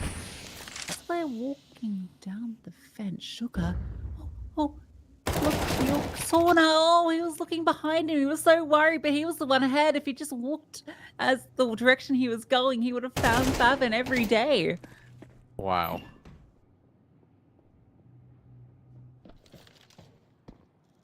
That is unfortunate. And now Cirque's on an angle. Holding for the crossback. Bomb still stuck at red. Oh, Cirque should have had that kill. And as a result, it means Incilio can get down. They still need to get past Favin. And there is a quick rotate from Vladin. Oh, Favin will still find another kill. And that all but confirms that they are down B. 35 seconds. They've got to get a move on here. This could be so tough to get into the site, especially with Vladin in his spot. Yeah, this crossfire. How do you even break it? There's just no way you can get through. FPS swings out into 2, happens with the second. That one looking a lot more comprehensive from Bleed. Yeah, great crossfire.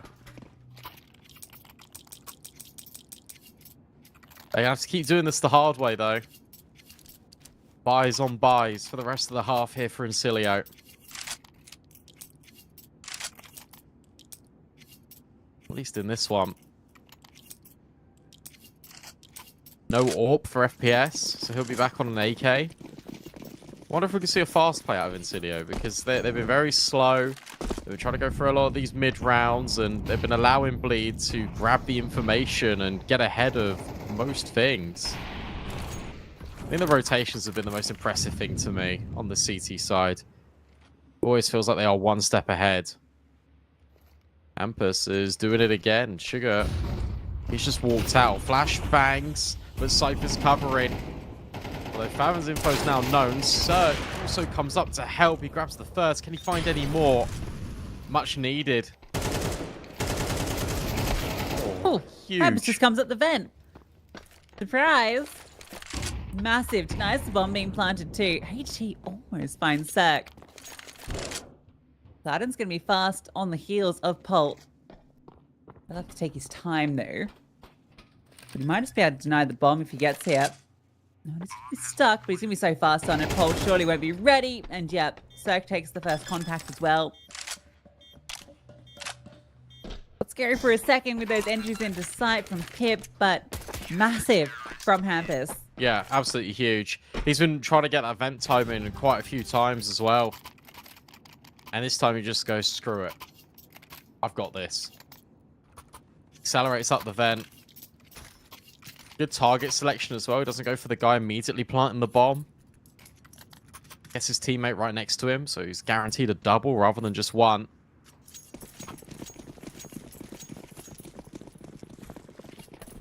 From there, it's always tricky for Pult. Last round of play. In this first half, Hampus looking to get ahead of all this util once more. Oh, what? What? I thought that was going to be two. It wasn't even one. Sugar's been really good at denying this squeaky aggression, but where he's moved back, he might not be ready for Faven, who has just taken the space alongside Cypher and Vladden. No, that's your teammate. Oh, dear.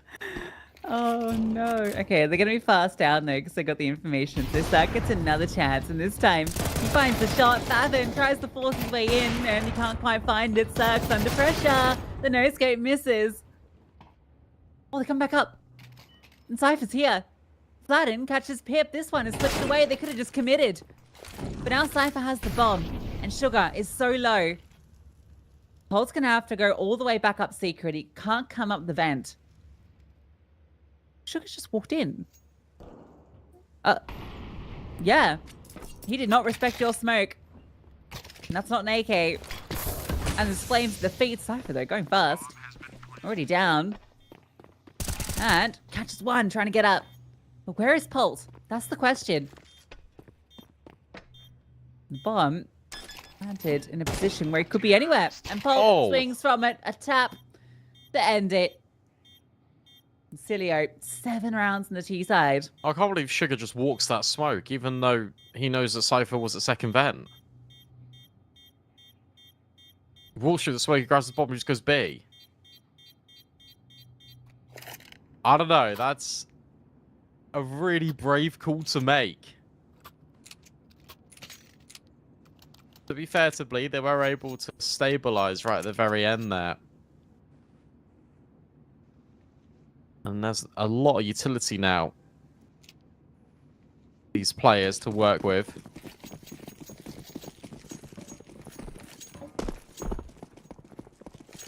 Also, I just take a look at this team and I feel like they're players that are really good T-side players. Yes. Absolutely. Because of how aggressive they are. Yeah, Hampus and Cypher. Guys are in your face. So Pult puts one in the face of Cypher. Sugar with the dual Berettas gets one. Pult and 3 for him. Hampus is tucked vent. He was meant to be the one that closed this, but Pip is the one that does. Yeah, Pult is a bit of a CT demon. He anchors down sights just really well. From the very small sample size of one best of 3 that I've seen from him. It feels like his positioning is far superior There's a good understanding of what's going on. No bomb plant. It's going to be the eco. Incilio are at a point where they could be running away with their map pick if Bleed aren't careful.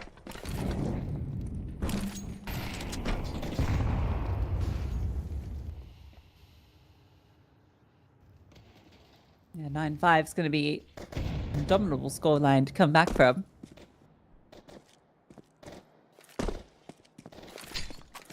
Oh. Whoopsie.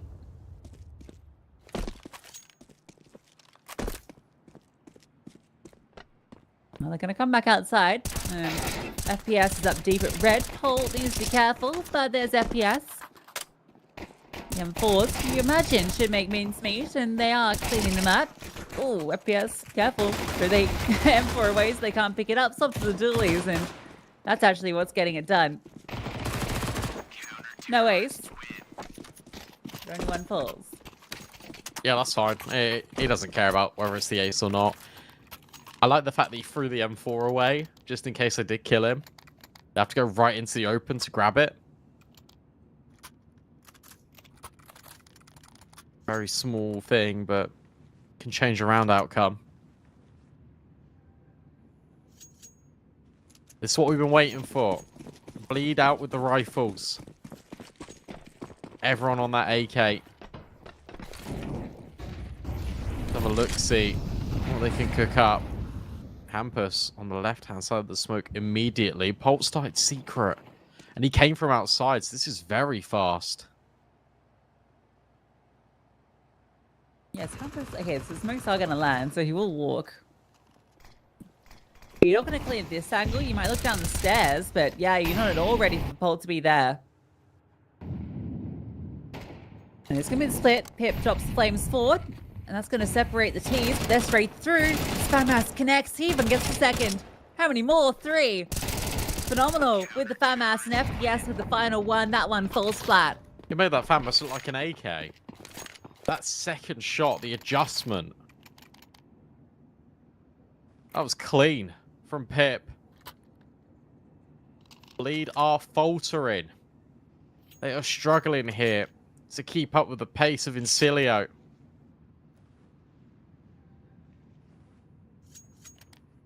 Half by gives initiative for Incilio to take 11 and keep locking Bleed out of this T side. They've not yet got around. Sure, it's still early days. That's got to change. Oh, that nade. Didn't do as much damage as I thought it would. Yeah, that looked pretty good.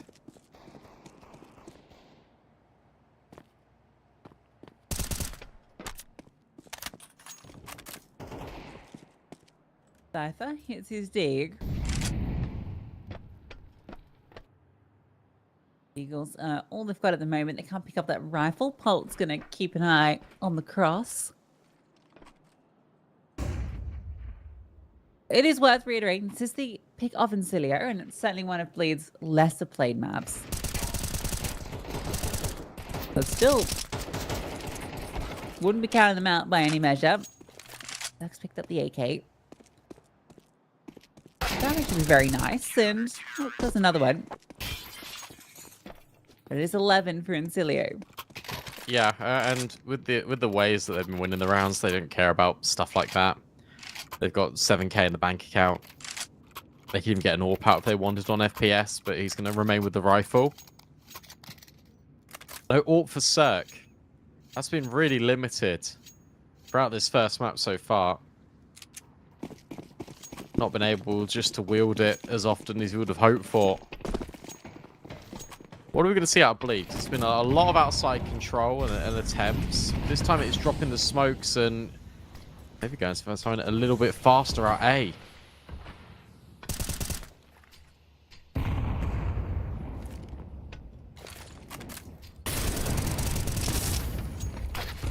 Oh, fade it. He's in a tricky spot. Needs to get that reload off. Utility over the top. Good flashbang. Sugar. He's feeling the pressure, but he's staying alive. No one outdoor. Eventually, Cypher gets the kill for that, and another. And only one on this defense. Almost the kill on set. Pip's not done, but now he is. So the hit into A finds success. Yeah, that's really well played from Bleed.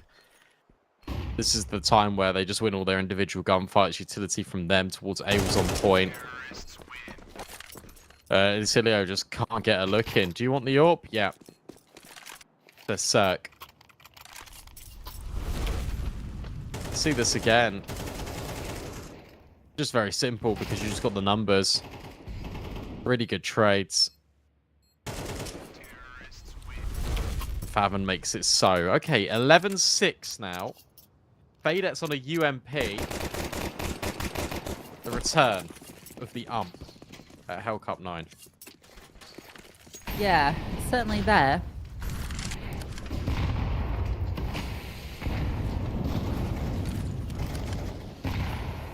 Bit of early damage early in this free outside. This gets over to red, but it's costly. Actually, he's not going to slow down all the way through. FPS shows his presence by dropping the smoke. This is okay with that. He's keeping a player occupied while he's the only one over here. Yeah, look at ramp. That's going to be the main hit. Pip with the FAMAS has got to do everything once more. Work on the boost. Can't see anything. Pip not giving him a peek.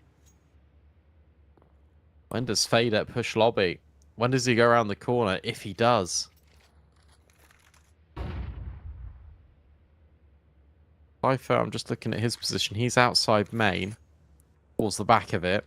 Holding for a cross into secret. In case he wants to try and kill Hampus. 45 seconds. They've got to make a move here. Polt's got a really nice angle. Actually, the smoke's going to block him off. Fade it. There's UMP. Surely spots Faven. Nice shot. That's a tough one. Hampus exploding on the Polt. And Fade it with the picked up AK is locking down A, keeping them out. Cirque's got the bomb. And he's disconnected from Hampus. And he's about to get backstabbed. There it is. Sugar actually gets both. Yeah, Insidio do not give Bleed any sort of fights. And as a result, they make them wait for so long. And when they commit into this site, there's not enough utility. There's no flashbang through hut. There's no double swing either, just in case there are players here. It's all one by one. And Insidio will take that every single day of the week. Their best chance to close is now. Let's see if they can.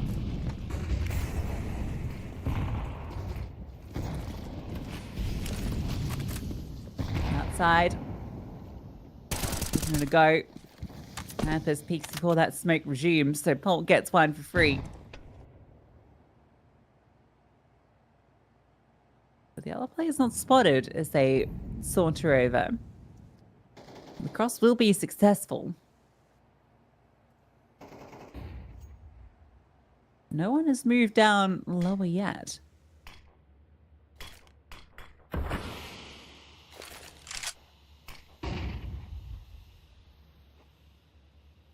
Yeah, you see Sugar's really worried about Squeaky, and it doesn't. It's that the minimap's a bit deceiving there because that's FPS over at ramp rather than him being at red box. They don't have any outside space. They have got quick rotates though, especially with Pip in ramp. FPS can just fall off if he needs to. Polt can be fast down. Secret, if Flatten goes too early, then it becomes incredibly difficult. He just needs to sit. Spawn's going to be planted. Sugar's come down the vent. Cirque spotted. Wins out the duel, but low. Here comes Flatten, but FPS falls off the angle. Surely he's seen him cross. Okay, now he knows. Oh, nice shot from FPS. Cypher tries to take the fight forward, but it's on to Cirque, who was brought low from the earlier engagement. 1v3 for him needed, but Fade it will not allow. So Incilio, they'll come through and defuse that bomb, and it will be a fairly dominant display on their map pick of Nuke. Yeah, this was really one-sided. I can't believe FPS is holding for that lobby lurk so long after that bomb's been planted. He was so invested in that position, and it does ultimately pay off. Bleed a little bit flat. Their rotations were really good. I think when it came down to the actual individual gunfights, though, that's where they were lacking. And a team that we kind of hyped up, so they've got all this firepower, it was Isido getting the best of them. Yeah, first loss on Nuke for the last few months, but, you know, it's a map that they have not played too much. You can see that was the idea from Incilio. Punish them on a map that they feel very good on, with their aimers are able to find those fights and they find success. So they take their map pick, but now we go on to the map pick of Bleed, which will be Mirage, and that'll be coming up after this very short break.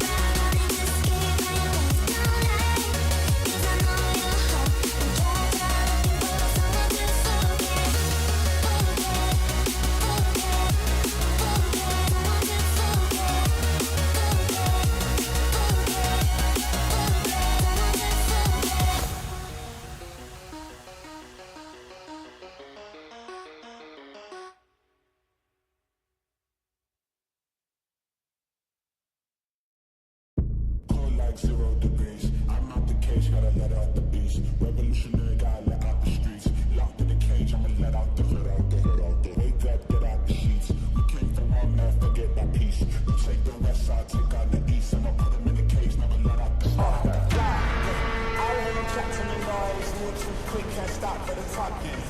I don't chat with the boys, man so tough, but man's keep walking. Just too sharp with the boys, white girls better tell me I'm awesome, yeah.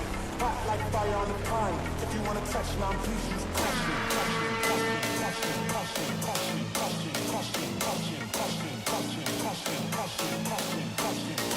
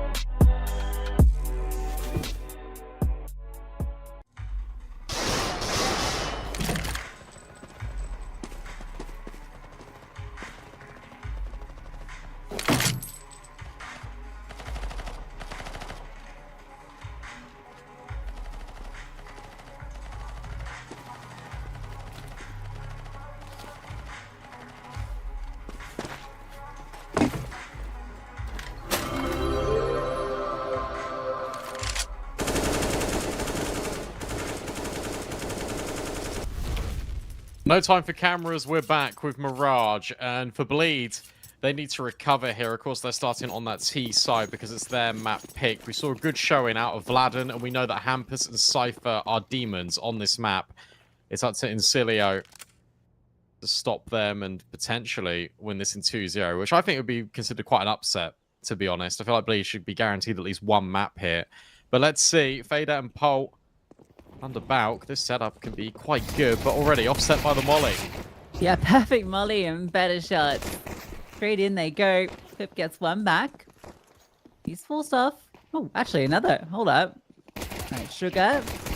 Sliding in. Can't convert. And Pip, who's great with the pistols, has a 1v2 with barely any HP. The HP might even be the end. No, he just lives. Somehow. But he can't win this round. No way. Fladden just doesn't need to jiggle it. Shadow's being spotted. Hampus holding for that. Yeah, good round. They're out of Bleed. Just using the Molly to displace them from under Palace, and the entries come forward. Pip tries his best, but ultimately it's Hampus taking the space through jungle. Getting the crucial kill on towards Sugar, who's trying to get tricky with it through the smoke. Pistol round converted. That one felt pretty clean as well, despite it coming down to that 2-on-1. All spying for Incilio. They got the scout out on FPS. But a stack otherwise. And he's going to be with most of the pistols. Sugar versus the world on B if it does come down to that. But Bleed are taking their time. They're making sure that they hold for any aggressive pushes all over the map.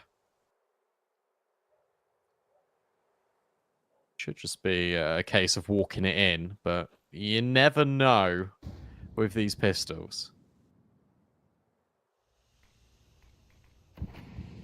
Yeah. Very true.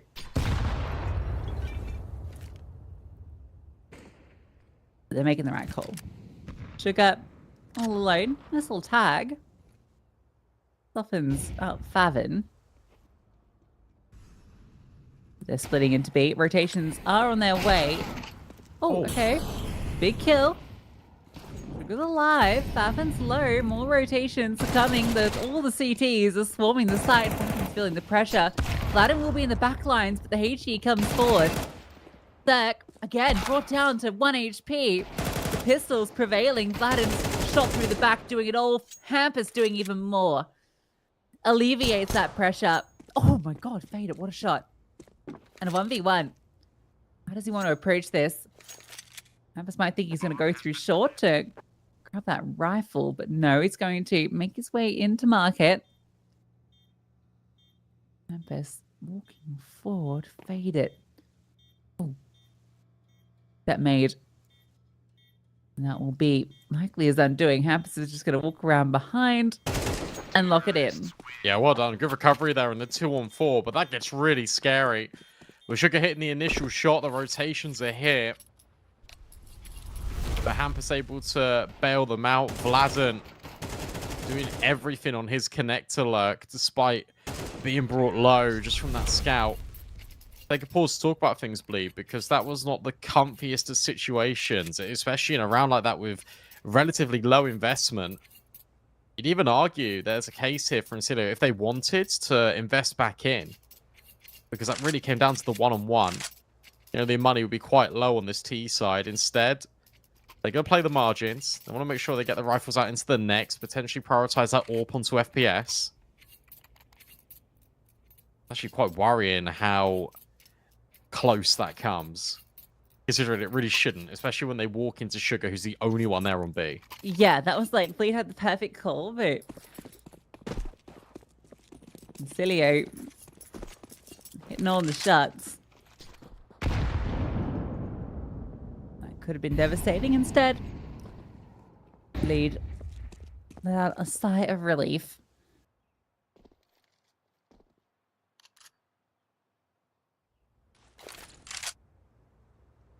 These flashes set up a play into middle. Hampus could be in danger. Or he could just walk into them before the play gets set off. And when you're seeing 3 players, it's time to go. Cypher, over the top. Oh. Thank you. Oh, take that one as well. That's not quite how you do it for your teammates. You just exposed him. Pole on Cirque. Again, makes this one a 2-on-2. Every single round is difficult for Bleed, but with Favin and Cypher, they should be able to close it with that crossfire. And they're able to. But yet again, just with pistols, even with kind of sacrificing your teammate with that blow on the smoke, still make it incredibly close. Polt has been fantastic this series of just finding these opening kills and creating a lot of space, which is giving Bleed a lot of problems to work with over at jungle. Feel like they might have been trapped in the site, but instead they fight their way out of it. There's FPS on that AWP, than we alluded to a few moments ago. And they get aggressive in towards ramp. They're getting a lot of space. No one's over here for Bleed. They're wanting to go B. More smoke has been deployed by Sugar.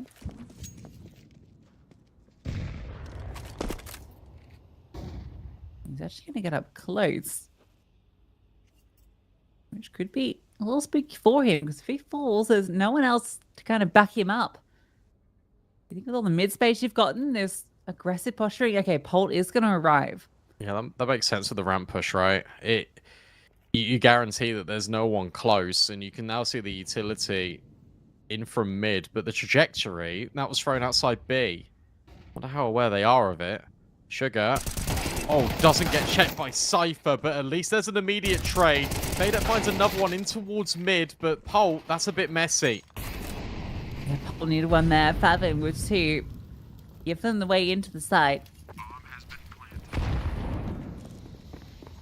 Yes, is here with the AWP. Support by his side. Cirque has been boosted up, and this is so difficult to clear. Surely you're not going to be able to find him on this angle. It looked like he was going to peek into it, in fact, but much nicer from Bleed. I don't know why Fade's hanging around here. You got to get out of here. Same with FPS, especially when you've invested in AWP. Wow, that's brave. Instead of grabbing an AK and back out, really clean entries from Favin and just making sure that that round just doesn't get a little bit pear-shaped. I'm really surprised that the rotate doesn't come in sooner, though, from Cilio. They're holding ramp. They've got it clear for about 30 seconds.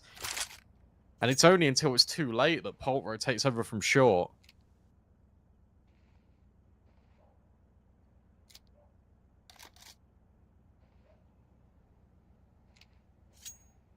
Cilio have to drop the pause. Not making headway on this CT side. Like how they want to activate these weapons. They can buy around this, and I feel like they probably will, because you can drop 2 over and it'll be fairly convincing. Sugar can probably wipe out an MP9 or FAMAS that B site. XM. Yeah, I guess so.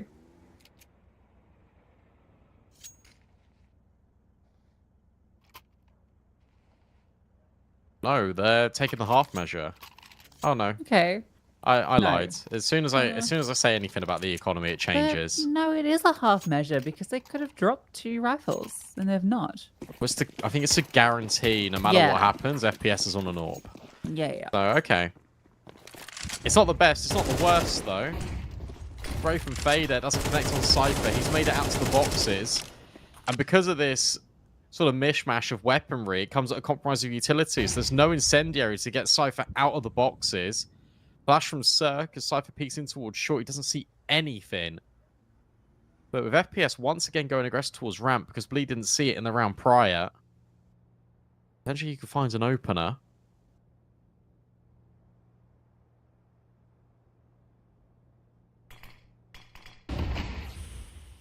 I think Hampus has got a really good time in here in connector. Because no one's going to be looking for it, really. Yeah, Fader's got to pull back. He'd be aware, though, because the molly... Oh, okay. 2 players push, and one of them falls. Cypher gets a double FPS. Can't get that one. The half measure doesn't result in anything.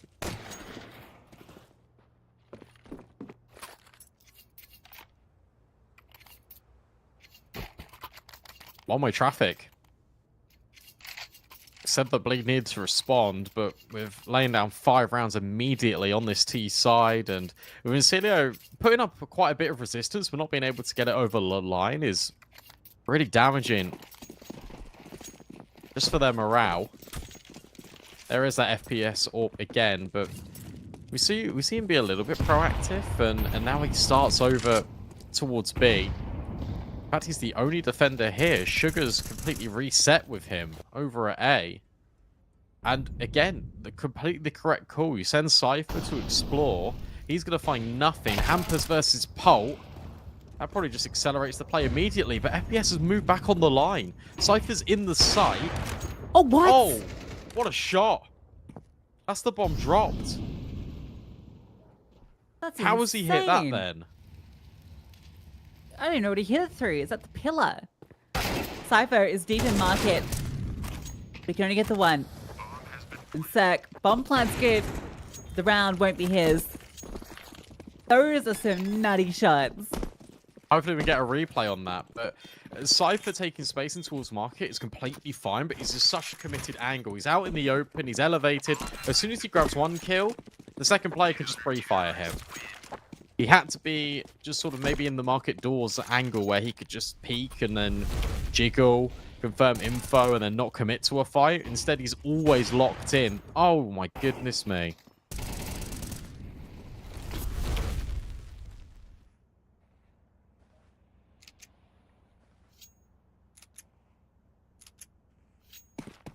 Again, that was with Bleed with the correct call. They understood that B was going to be pretty vulnerable, and the activation point was as soon as Pult found Hampus in mid. They knew the rotates were going to be quite far away, but FPS does everything.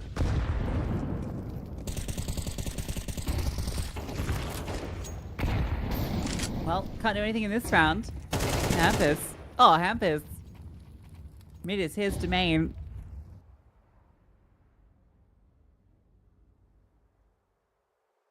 Cypher's probably finding it so weird that he's walking B and not finding anything in back-to-back rounds.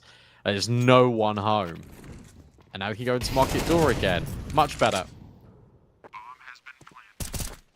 They're flashing the plan currently for Incilio. It's not going to fill them the greatest amount of confidence, but for Bleed to be able to bounce back immediately, they go for exactly the same round as they did before, because in theory it worked. It was just some sick shots being hit by FPS. Hampus finding more kills in mid, I think, is the difference maker there. You call that the clap back. Hampus finding everything he needed. The old player in short was massive.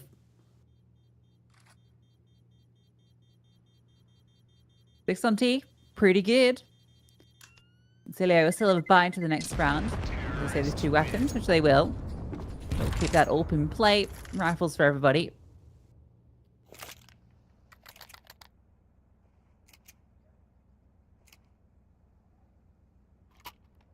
It's interesting how much Bleed are kind of prioritizing this B side of the map. But I guess it comes off Cypher, as you said. He's just getting the information. No one's there, and they just walk it in.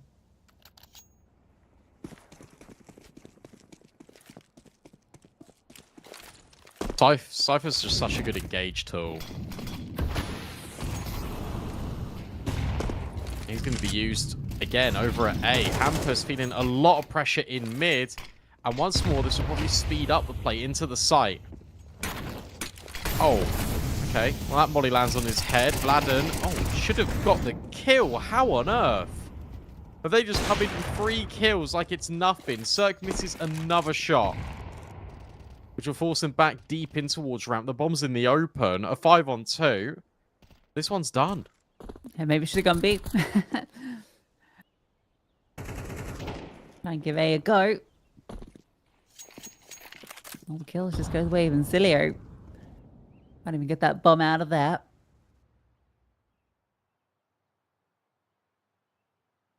Someone overextends, but Incilio aren't going to make any mistakes here. Oof, okay, maybe you just force the error. Things on FPS. Not maybe over yet. He's out. All the bodies. Hampus has found another. Made it. Trying to show something with Hampus falling set. Oh, I can't hit that shot.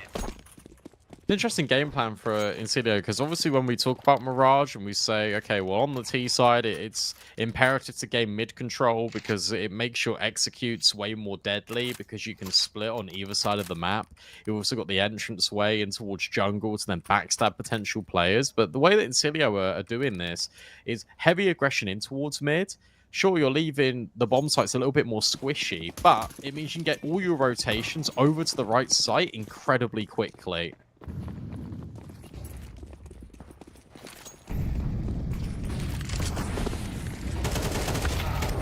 Pass from Hampus. Holt wins. Laden trades at the very least. Oh, Cypher. God. In a second.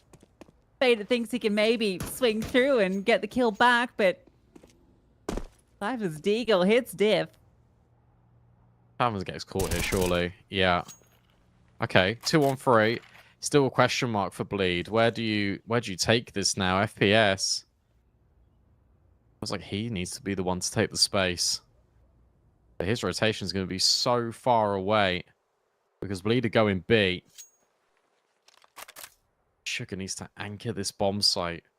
Important priority for Sugar is staying alive. Playing a bench. Pretty good spot to do this from. Yeah, I don't like FPS going there. I feel like he should be in CT so that he can rotate. Sugar, if he doesn't get all 3, even if he gets 2, it's not enough. I don't think FPS can retake. Got a molly for bench as well if they see fit. But instead, it's just pure contact. Oh, Cypher's ahead of it. Good collection. Sugar can only find 1. That's round over, surely. It looks like FPS is going to give it a go anyway. Is there an AK he can potentially pick up on the route? No. Okay. So an AWP 1-on-2. Looking at apartments. Cirque. It's just tucked. As is Cypher. With no kill presenting, with the bomb halfway ticked, and now the information known to Bleed that FPS is out short, he's got to run away. This is going to be a 7th.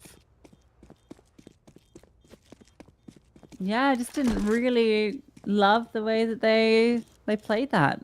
Yeah, especially in the 2-on-2, right? Yeah. Because both of your players are in positions where if they don't get a multi-kill, so if the best case scenario is you get 2. The AWP is probably not going to get 2, but you know, maybe you get 1 and fall back and you can get the rotate. But if they go B, Sugar can do nothing other than try and get every kill, because even when it comes to the 1-on-1, FPS isn't favored in that. So he needs to play a position where FPS can rotate, but rotate, it's not going to be there. FPS is an A main. Pushing down ramp. Didn't love it. No, it's a really weird spot for the AWP to go. Where you've been conditioning B so much if you Bleed, there needs to be a reaction. And look at this. Double push under, 1 short, 1 apps, and Bleed say, joke's on you, because we're going A.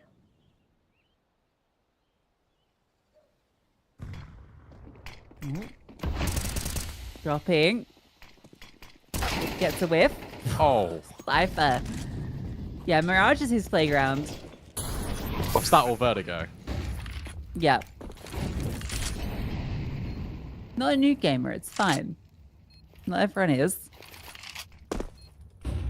He's a pugger, an aim star. Don't need to think, just monkey brain, go shoot. I mean, if he's hitting shots like that, then of course you want him to be set up for success. Got those sick Deagle kills in the round prior. Shut down the mid play. Instrumental in getting Bleed their 7th and Bleed their 8th. 1 kill is all it takes. Because the money's still not really being built up here for Incilio. They'll save everything. The one thing they need to save is a little bit of face, because currently it's 8-2. The max they can get is 4. They didn't give themselves a foundation to work with. We're staring at Anubis in the next, what, 10 minutes? Yeah, looks it.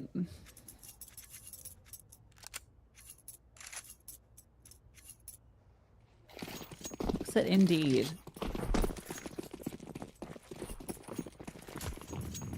So this game planning is just so clever. Because now the variation is it sounds like you're being loud right in towards B. Instead, it's mid. Vader under, spamming wildly, and the blow on the smoke is going to make it so difficult for him to do anything. Utility usage was so cool. The molly, so we couldn't escape. It's the I just want to comment on the fact that it's the switch up now, because Hampus is going with the pack and Cypher's in mid. They think that Cypher is better suited just to delete these players in case they push. Yeah, I mean, he is. That's certainly true. Some control into Palace. You can see Pip has strolled in. Defenders are going to be very split up again.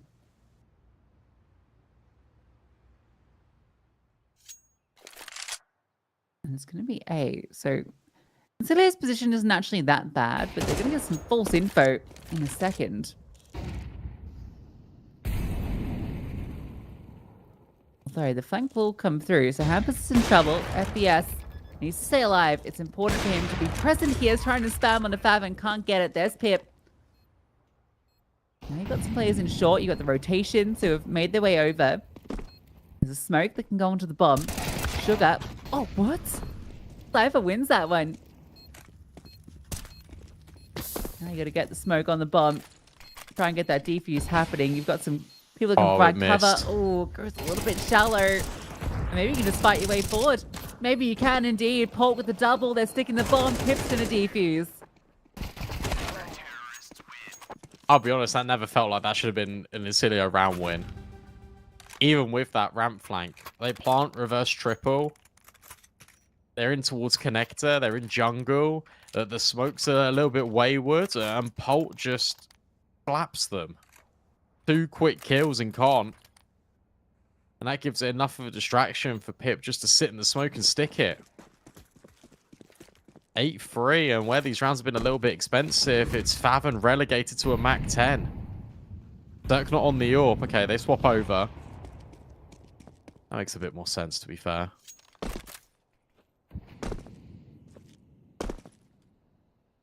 I don't like the fact that Cirque is holding and trying to support Hampus in top mid with a Mac 10.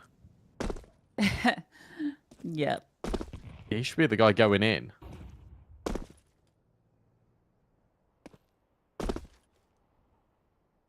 Even B a go. Nothing going to happen over on A.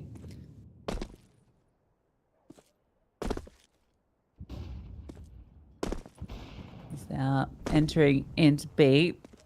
Hampus opening up. Can we watch anyone else? Yeah, this is Please. the worst player to be watching. Bomb's been dropped. We'll get to see a supportive flash. Paul gets his kill. Hampus in mid. Our good news is we've got Pip Cam. Oh no, Paul gets the kill. So Silio gets the 4th. And they do it just by killing everybody, as you just saw. Yep. Not too sure what happened there, but Pip was a part of it. 4 rounds. Look, we said they needed to grab some, and they did right towards the very end, but it's still scary. They're still worlds away from each other. Now Bleeder on that CT side, which is slightly more favored in pro play. Sugar's got a lot of util. Polt grabs some as well. Double smokes, and they're all looking towards B.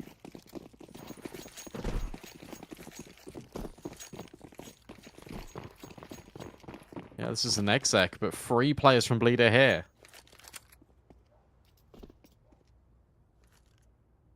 Numbers going to favor them. There's the smokes. Aladdin. Spots. Sees. They're going fast. Oh, Cypher quicker. USP. Oh, mid-air. Fade it falls. Cypher's killing them all. That USP. Something special. Eventually found by Sugar, but he's done his job. The bomb dropped in short too. Makes this one all the more tricky for Incilio to claw back. Cypher. Is there much for Pult and Sugar to do? Doesn't seem like it. This is Hampus Cam now.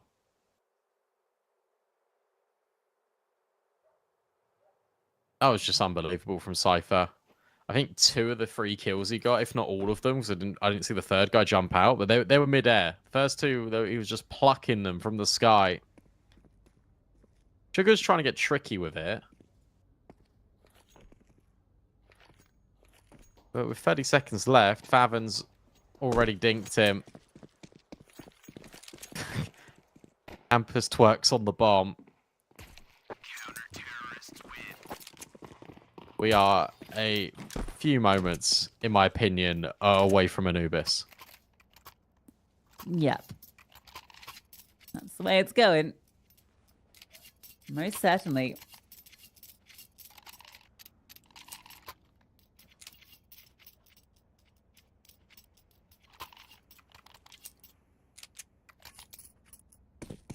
Alright, well, they're playing for gun rounds in Cilio. They don't force the issue.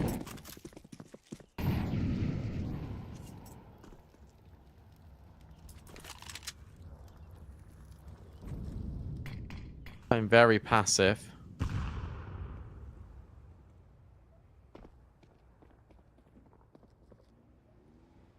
A fun stack going on over there. Yeah. They're just waiting for the push. And they might be giving it, cool. to be fair. All right, Zach. You're in for maybe a nasty surprise. It depends if Ladin peeking out here is going to disrupt it. Oh.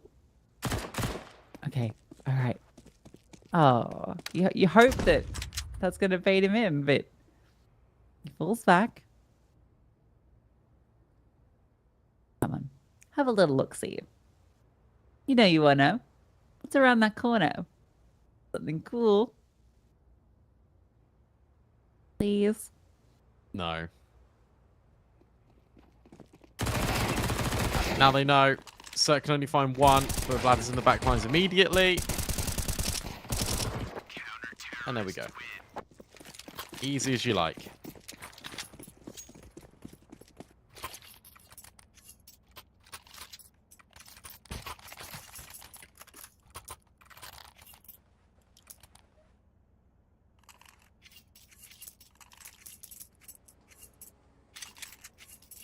Cypher's having a map, isn't he? 17 and 9. UK's finest. Believe you disrespect Smooga like that. Smooga got nothing on Cypher.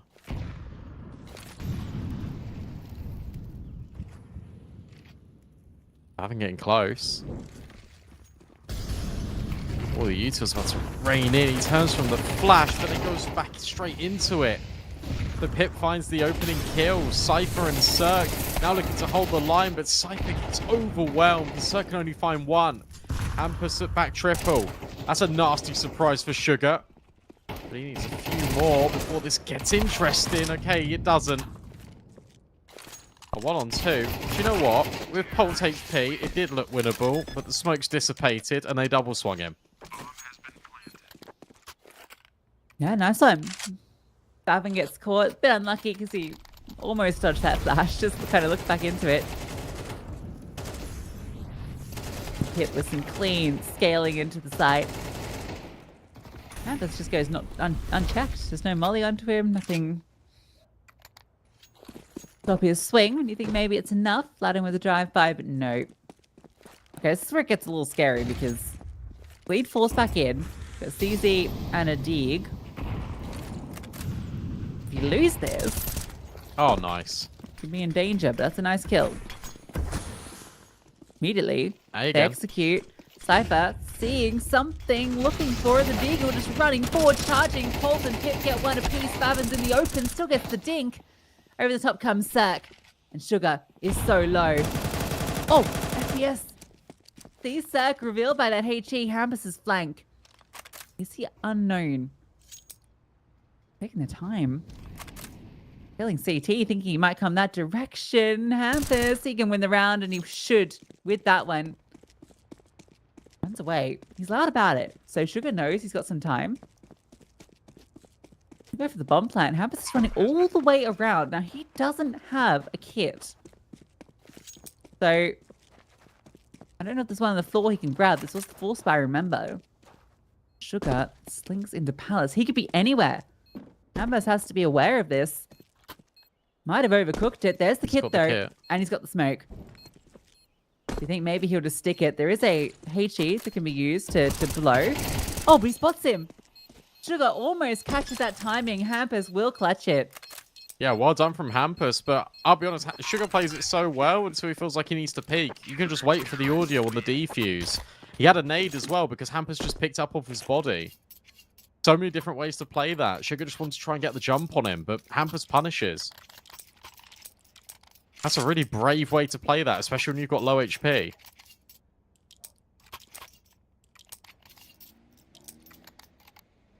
Yeah, I guess on some level, you know if that bomb gets tapped, Hampus is going to be expecting you to walk out Palace. Tries to get ahead of it, but such low HP, it's a very risky play to make. But a big one for Bleed to hold on to. That could have been the end of it. Oh. That's the end of Cypher.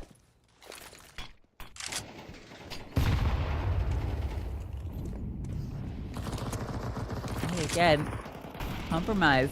The T's are pushed through. Oh, you're dead, Fade.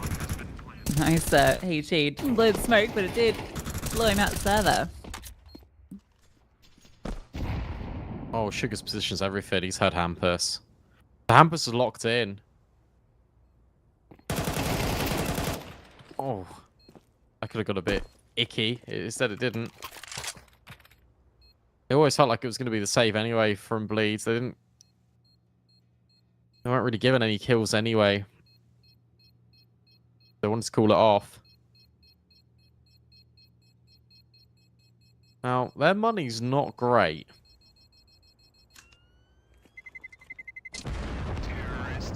By saving 3, it's pretty decent. Kind of at least give you something to work with in this follow-up. But you're on first stage loss, so you're probably all in here. Gives Nacilio the chance to close the buffer a little bit.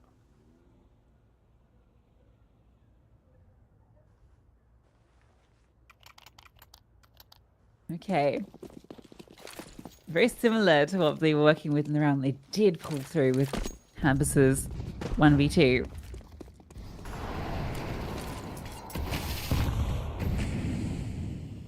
And a similar start as well with this double under setup, but not the boost. Holding us 2.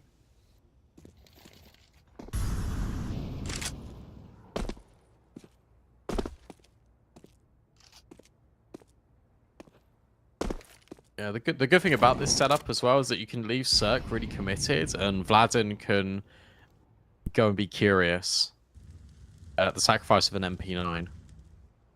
Bavan's ready to step in at Connector. He's also got,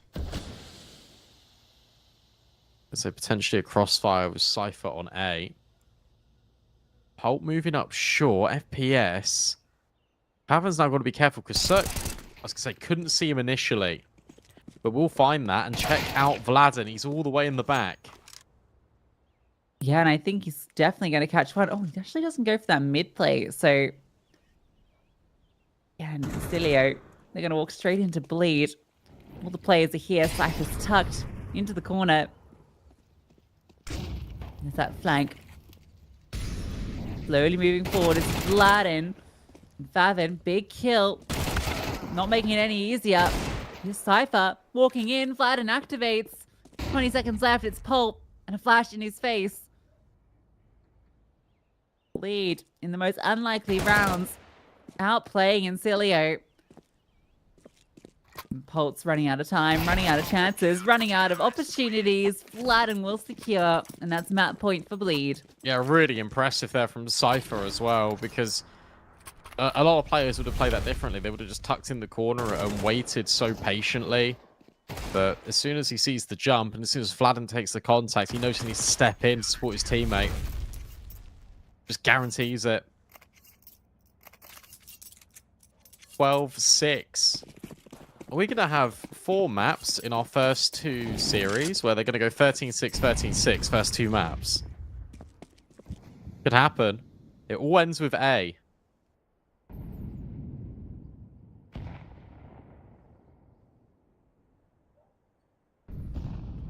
Then the defender. Come over.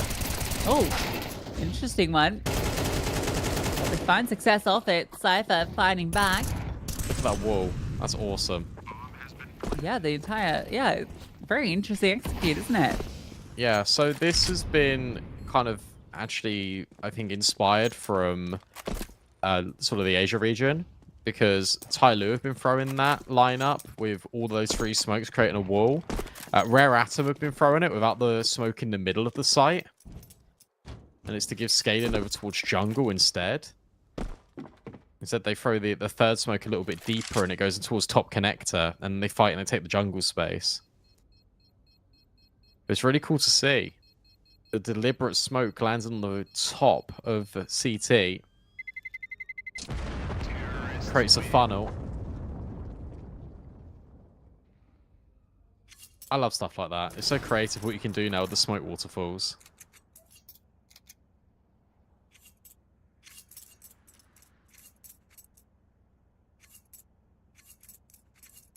Yeah, that's why Mirage is better than Inferno. Technically.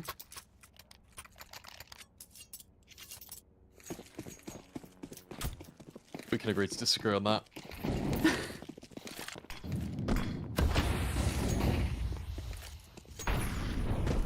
Fade it. Oh, taking risks, but it works. Makes it to middle. Vladen pushing.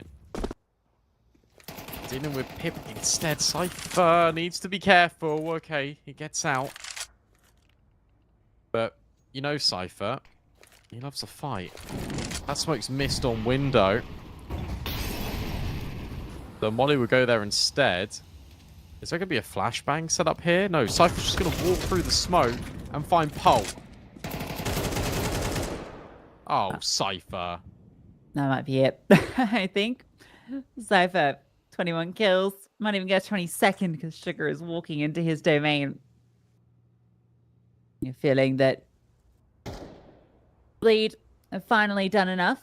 Cilio, a few decent rounds in the mix, but this is Bleed's map pick, and they will be taking it. Yeah, that T-side was just fantastic. They gave Incilio like limited room to work with the repeated B hits, and even when Incilio were pushing in towards A ramp, they were holding it for way too long. It felt like they had all the info, and then they were like, "Oh, cool, we got all the info. Let's do nothing with it. Let's not rotate. Let's not get ahead of this execute." And sure, there were some heroic moments in that from Incilio, but ultimately, Bleed were always in control. Yeah, and a few critical rounds, which if they had gone the other way, I think it might have been a much more competitive scoreline. You know, there's force fires that came through from Bleed. But yeah, I think we just look at that first half. Bleed were in firm control of their map pick, which was what we expected. And now we go to a map 3, which I believe that's going to be Anubis as our decider. So if you want to stick around and catch that one, don't go anywhere. It'll be coming up after a short break.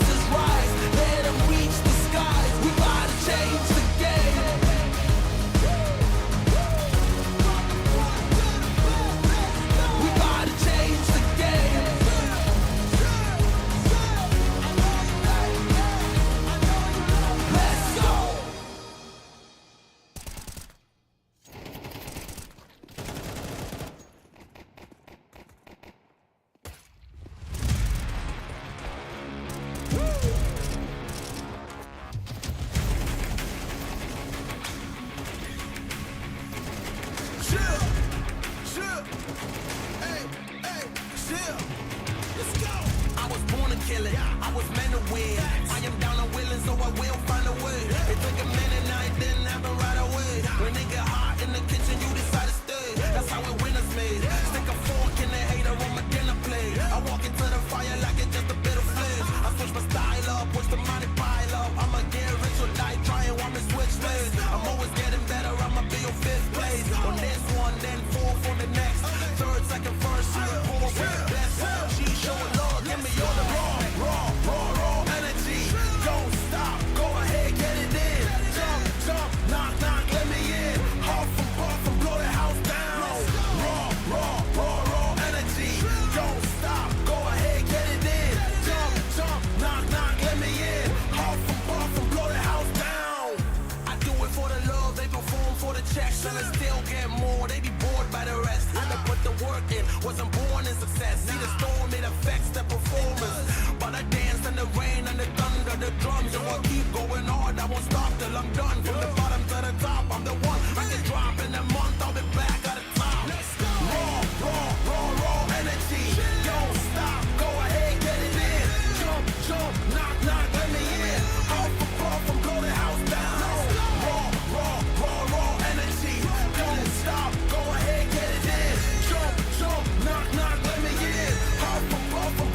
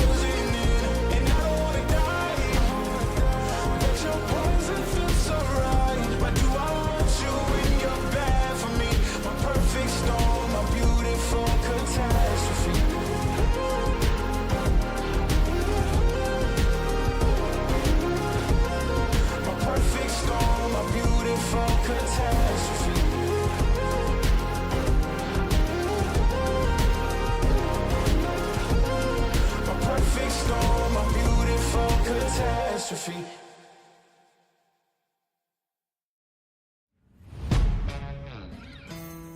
Yeah. Let's go. We just gotta go hard. I go the hardest. I bring the pain. Not what you used to. It's all part of the game. Yeah, I just gotta go hard. I just gotta go hard. Go hard. Go hard. Yeah. Oh yeah, the beast back. Adrenaline pumping through my veins, can't relax. Original, I am not the same as these cats. I sting them if they never ever mind and they beeswax. I don't ever cap, but I'm wearing like 3 hats. Never been a rat, but I know where the cheese at. You'll never get a trophy cause they all here where we at. You better believe that. When it's all said and done, I'll still be here standing. Never took a loss and it ain't something that I'm planning. I dare you to say something, my focus is A1. Every dog has his day, it's been mine since day one. This is real grinding, I'm still climbing. While you still trying, I'm still shining. It's real blinding, and I'm getting hotter too. Talking top 2, I'm not a 2. You let the pressure bother you and I do what I gotta do. Let's go hard. I just gotta go hard. Go hard. Go hard. They ain't coming close to me. Flow is on atomic, I'm starting fires through poetry. The hardest out, staying loyal, no falling out. And if you step into the court, be ready, we ballin' out. Yeah, the coldest of teens, they know what we bring, don't try us. Ain't no in between, we go for these dreams in silence. Hard work, don't mistake it for magic. We been shooting in the gym, this is target and practice. Yeah. And I'm just getting started, getting feet wet. It's all in repetition, ain't a secret. All facts, all black dress code. Pay me my respect, collecting every debt. I go the hardest. I bring the pain. Not what you used to. It's all part of the game. Yeah, I just gotta go hard. I just gotta go hard. Go hard. Go hard. Go hard.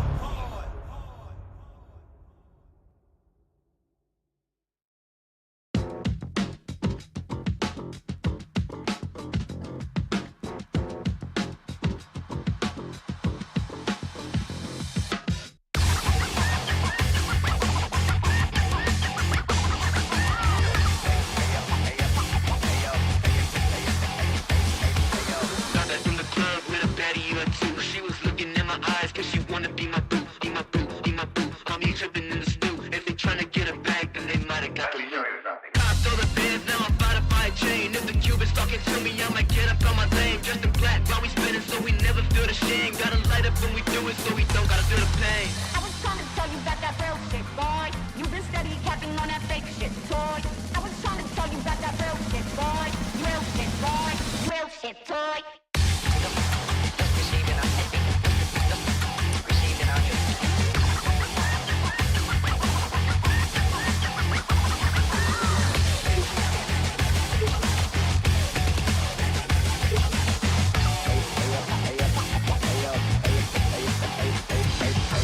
Been around, burn out, blow it to the penthouse. Shotty's going crazy, then they quiet like a church mouse. Land up with the customs and we never get to get it out. Nitro in the engine so we see what it's about. Always wanna talk, but you never want the smoke. And you flashing all the guns on your live, you a joke. Dosing up with bodies when you never ever roll. I'll be pressed to find a shooter who be lacking in the soul.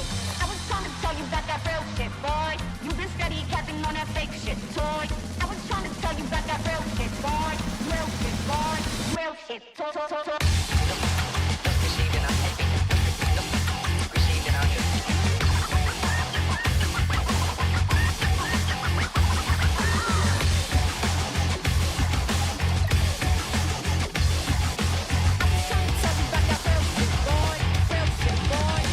Shit, boy.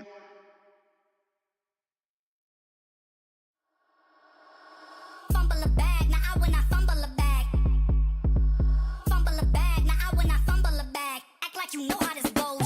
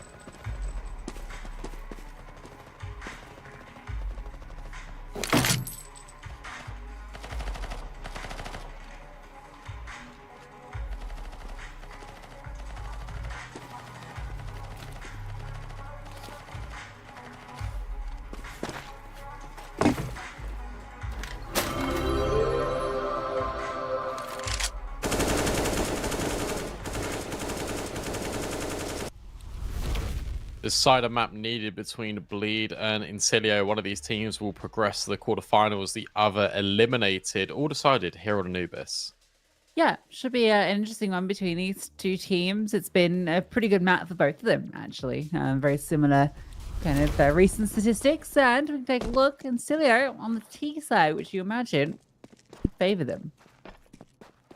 Yeah, look, we kind of been painting this narrative for Bleed having all these players and different ones pop up for different maps.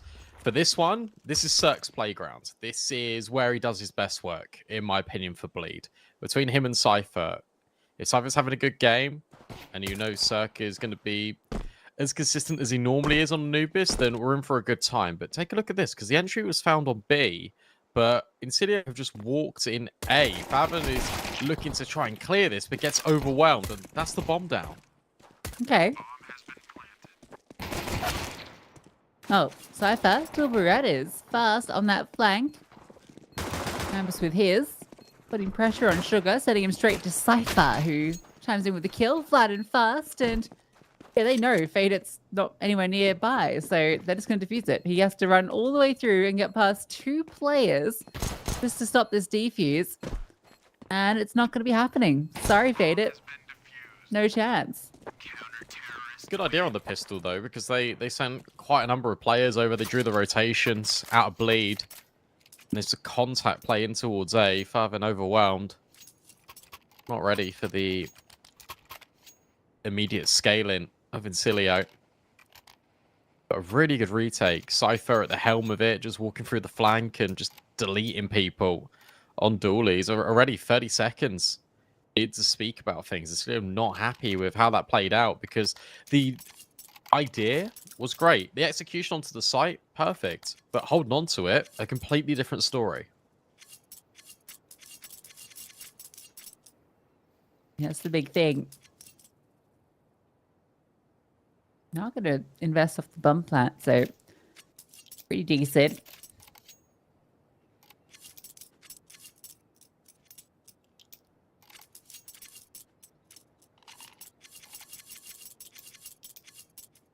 Lead will be happy to have secured that one with 3 alive as well, passing the double M4s into this round.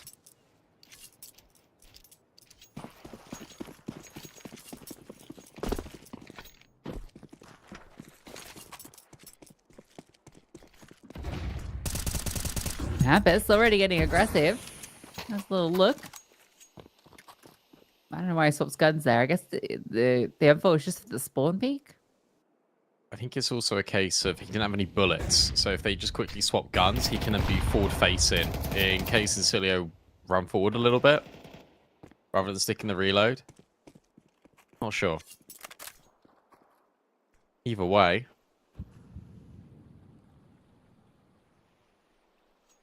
Bladden's now going to be tested at A, potentially just for a moment. Because again, it's one of these splits, and so we're going to send it into one site, but execute on the other.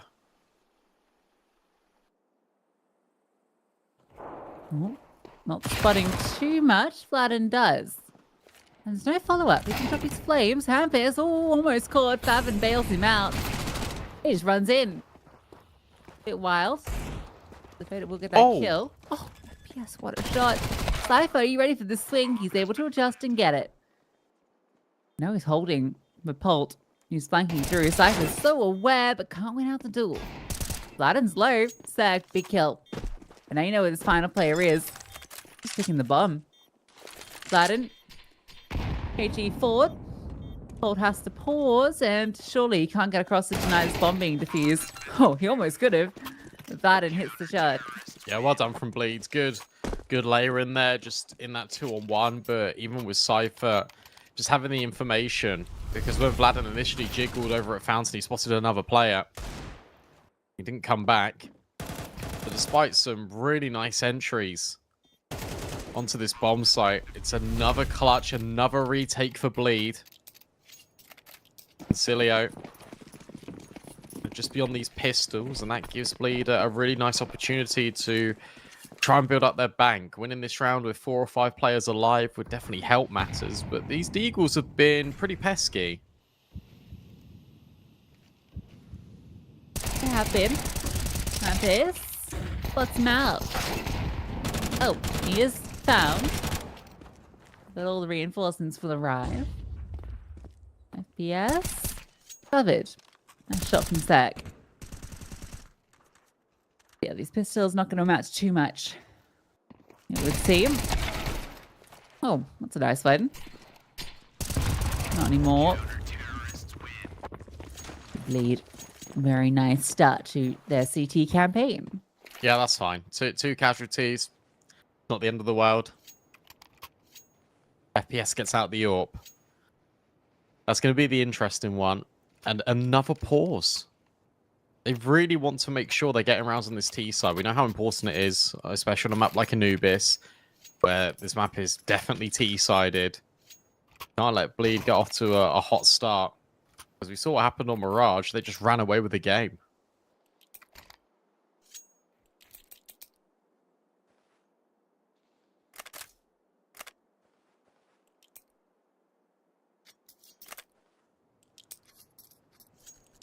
FPS is all going to be uncontested. We've got the Krieg from Faded. We saw him rocking that on map 1 as well, if I recall. So, actually decent, I think, on Anubis. A lot of long-range angles that you can tap away at.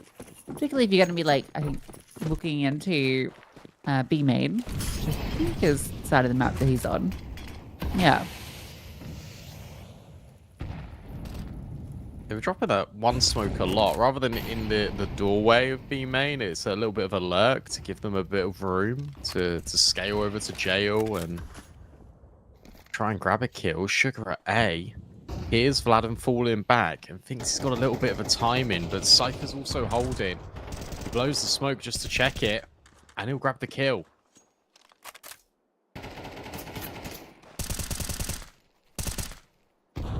Yeah, I like that lurk smoke actually to be mean for that reason. But also because it landing there makes it really hard for CT to take early aggression if they wanted to find out. They fall back, you know, and the T's are fighting forward. There's grey screen to meet them.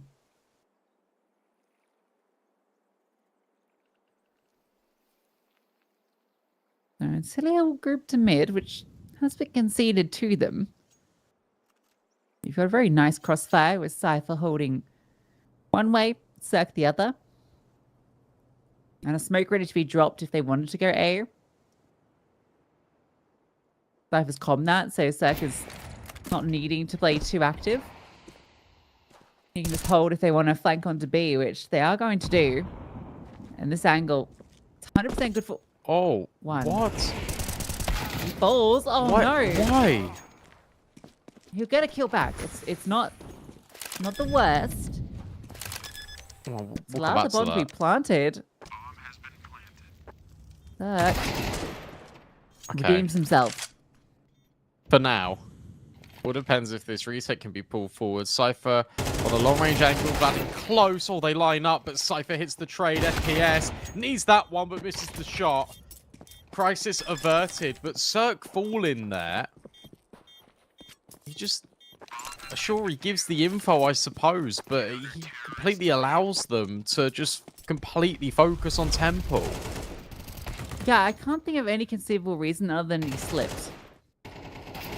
Because Cypher's holding the smoke if they wanted to push through onto A, so he doesn't need to rotate towards A. Maybe he just wants to get ahead of it and he doubts that they're pushing through mid because of the timer. I think it was about 18 seconds at that point. He thinks, okay, well, they can't be going B. But that, yeah. It's just a misplay or he slips.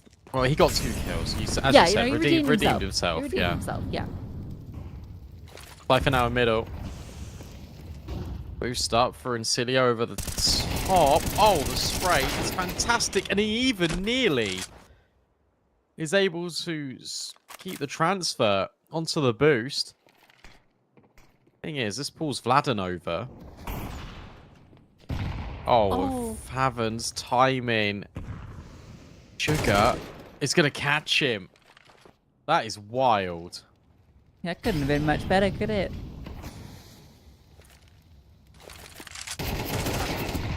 Oh, well, there's a martyrdom, but it's Cirque versus the world. He has time on his side. Bomb's not planted. Smoke still up, so Fade it will cross over. Sec can't deny. If he gets this kill, never mind. Nice shot from Fade it. Yeah, that was insta. Let's see this again. This is so unfortunate, and I really like the fact that Pip is just holding for a mid-aggressive play. Especially after Cypher got removed early. Opening kill falling in favour to Bleed, but ultimately it doesn't amount to a round win. And where Cirque did have an AWP, now he's got an MP9. 3 players starting B, maybe thinking about getting aggressive, but as you mentioned, can't really because of the smoke. Holt has walked behind the incendiary. And sure, that's a trade, but that's a tilter. I see him walking. There was some smoke walking going on through B. Lots of kills being found. FPS still has to bring the bomb over, so it's not locked in because let's get past Hampus. Yeah. And he's the only one over here. Oh, this could okay. Great move from Hampus. Just a pause. Is he gonna be given the chance? He is. And he'll take it happily. Puts himself down to the 1v1 after finding those first two. This will be a huge clutch pushing through the smoke. Oh, Favin is just phenomenal from Favin. Sugar tried it again, didn't he? And he nearly got the timing. But Favin steps up. They know that there's a second player, Dark, because Favin's always been the B player. So that's why that was that consideration there and that pause from FPS. But Favin claims them all. 7 rounds of play, a minute 30 use for Incilio because this T-side is falling flat fast. Think about how many aggressive moves Bleed have made as well. With Cypher pushing in towards mid, you've had the B aggression that started in the second round. A main is the only time that they've not fully progressed further than the doorway, but they had that double setup with Vladden and Cypher that resulted in Incilio finding another first casualty in the round. The only space they've been able to get quite consistently is Dark.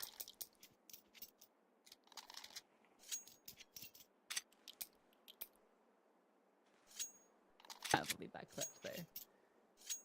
I could have gotten out of hand. What happens if you leave the bomb behind? They took so long to come back and get it. That's the crazy thing to me. Money to Bleed. Ooh. There's Cypher. Bring it on for bad life. Ooh. Okay. No way. Okay. Right. And the trace through the smoke too. Favin just lines it up. But they're fast. Pouncing. Oh, this is weird. They've lost B. They've got mid. I think they know there's a push through main. Or do they? I don't think so. Oh, big kill from Cirque. No, they don't know about B main. Surely not. Cirque even adjusts onto mid. And there is that B main play from Hampus. And he even gets the second. Always feels like Incilio have got the edge in a number of these rounds. And then it's the individuals all stepping up for Bleed. Cirque goes massive there. Finding Fader and then spinning round on towards mid. I think he might have got the information from Vladden.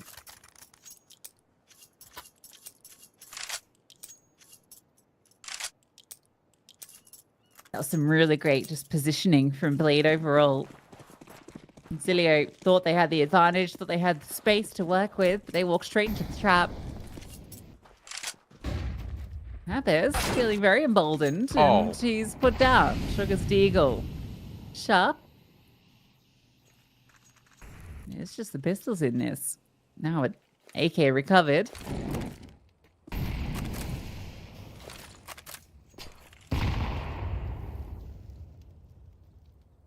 Do they want to pounce on B? They've got to play close Dark.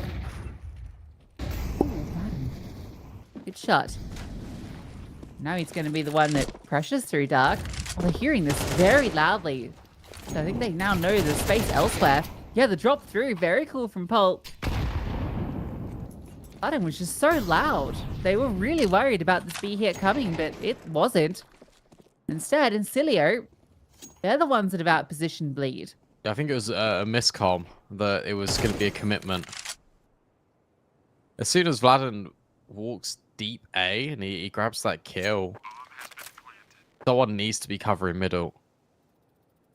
Instead, I think they were so panicked about all the pressure that Incilio were creating over towards B main. And where they were just pistols as well, you expect them just to grab the kill and then go for the AK. And then if you get the AK, you're so close to B, you go into B. I think that was the thought process. Polt. We'll get another. It's actually quite important that these players stay alive here for Bleed. It's just Favon. Can grab that AK. Gonna smoke himself in. But he gets denied. Into the firing line. Ilya get the second on the T side. That was one that they didn't expect to be picking out necessarily. That was the force fire with pistols across the board, save that one Mac 10. But Hampus overextends, and then there's no rotation. That's what Bleed onto the force, and it's not pretty at all.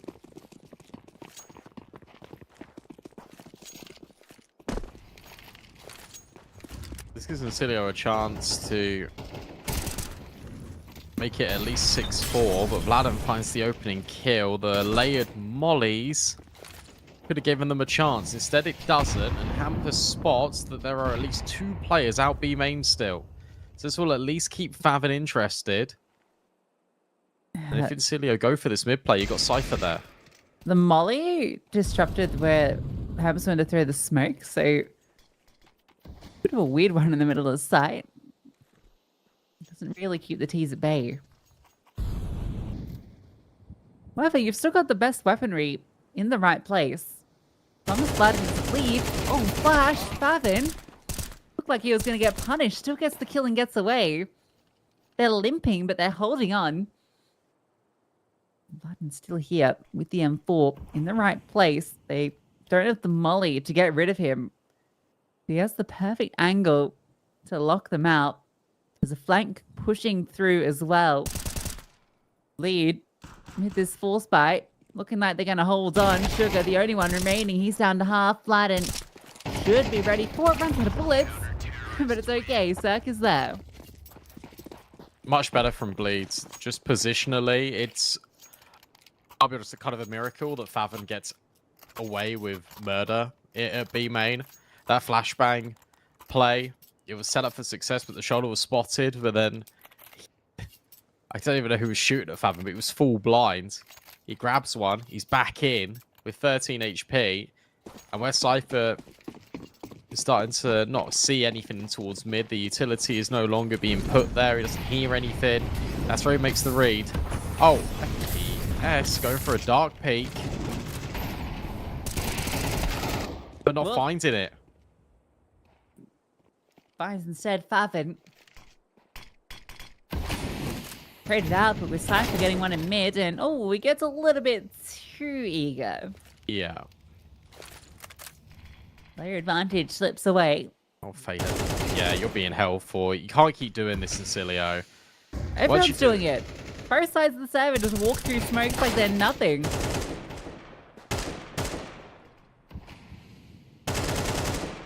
Oh, and shoot through them like they're nothing. Good luck, They've got to stay alive because of Vladin's flank. Yeah, he's going to get there at a good time. Whoop. Okay, let's go to A. See ya.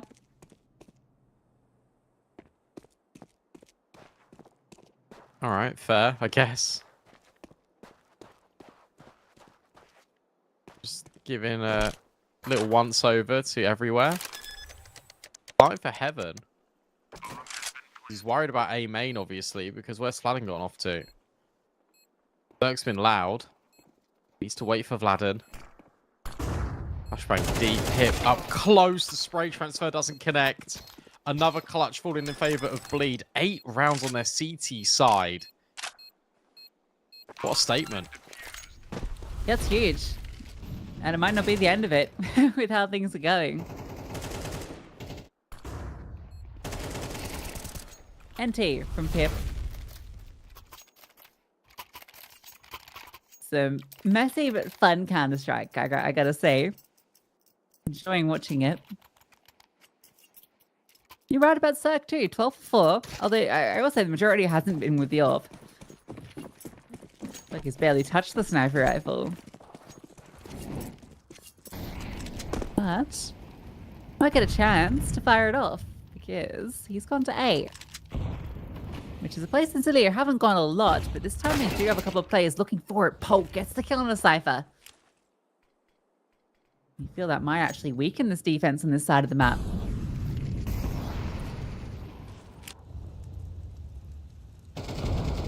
Oh, great nade from Vladen on towards Sugar. Cirque full blind. Oh, still wanted the fight. It's Vladen that hits the deck. Hampus walks over towards mid. Another lurk smoke, but this gives it a guaranteed angle for FPS just to hold. Over the top of the smoke.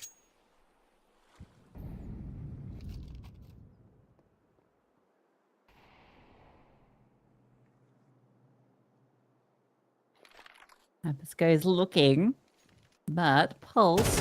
Ooh, Pulse lines them up. What a double. Cirque's behind and gets sprayed through not only his teammate, but the door. What a crazy multi-kill. And now you can just walk into B. Favin has left. And he'll just try his best to hold on to this M4 for the final round. Yeah, I mean, that is Incilio just saying, okay, we need to commit these rotations and make them just so stretched.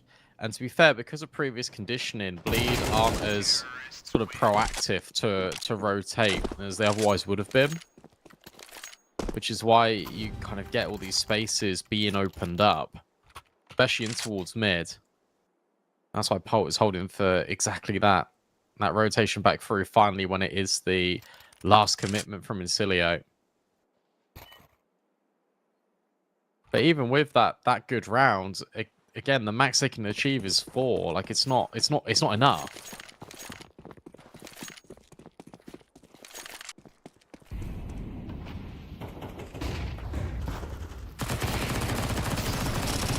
Ooh, messy. Sliding gets the kill. Forced into the flames and the firing line. I thought gonna be. Yeah, 4 feels like it's gonna happen, but with 2 players low HP. Not gonna be counting any chickens. Least of all before they hatch. Strange hobby to have regardless. Maybe Hampus can find Sugar. If he gets this kill cleanly, gets it an AK. Okay, never mind. Picture I was painting. Put it in the bin. Sec. NT, not gonna happen. 4 for Incilio. Not what you want on your T side. No, absolutely not. Bleed will be more than happy with that. The only danger was if they were able to, if Incilio were able to make that one 6-6, because it started so strong. They were able just to hold on right at the very end. Another clutch. All the clutches are favoring Bleed as well. Those retakes were so successful. A really important pistol. Now from Incilio. Currently, Bleed with the advantage to progress in the competition and to send Incilio out in the round of 16.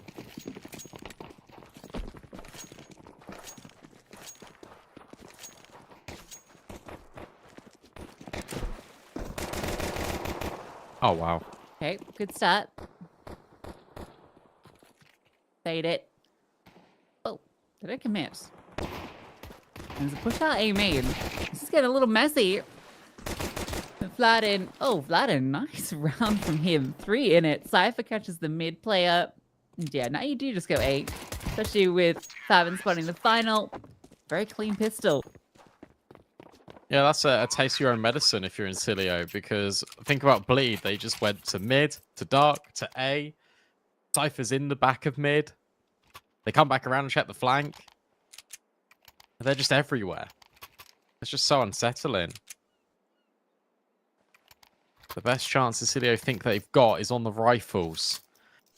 So, unless they walk into a stack here, Bleed, they're going to be seeing double digits. And this is the stacking Cilio always do on their ecos. They always go A, and they either push it or they sit just in like a little diagonal line formation just towards the back of sight. Here is that push. Vladim's waiting.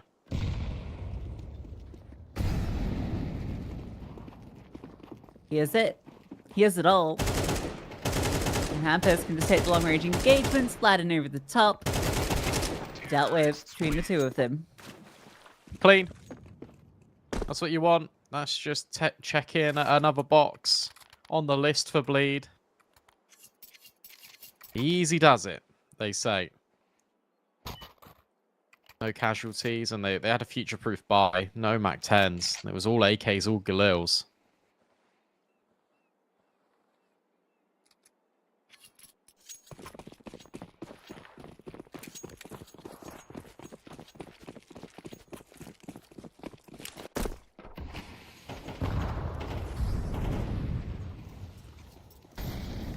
Cilio need to come up good here. They might just be on their way out of the Hellcup number 9. Hampus blowing the smoke meets 2 CTs on the other side, and they've taken space outside of B, but they've lost it on A. Fast income Bleed, Cypher scaling all the way through, bomb to be planted, Cirque holding the flank. They have great positioning, even if they have the player disadvantage. Yeah, Vladin on the off angle, and Cypher on the different elevation. 2 kills immediately, and you know the money's not good if you're in Cilio. You got to save. So despite them having the kill initially on Hampus, it doesn't matter. Bleeder going up to 11. This is destruction.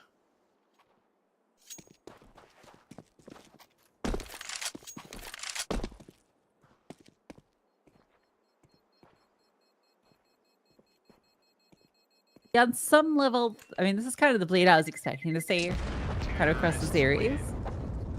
I was a little surprised by the opening map and how that went, but I feel like we're back to regular scheduled programming in these 2 maps.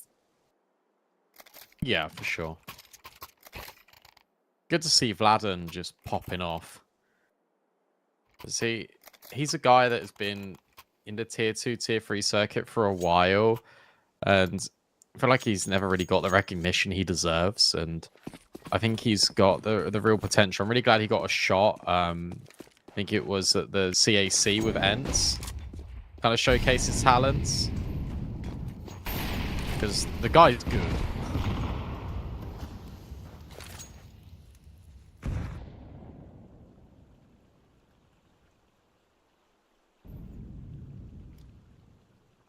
FPS. About to get peeked on by Cypher. And he wins it. Vladin will step in, though, to get the immediate trade. Ooh.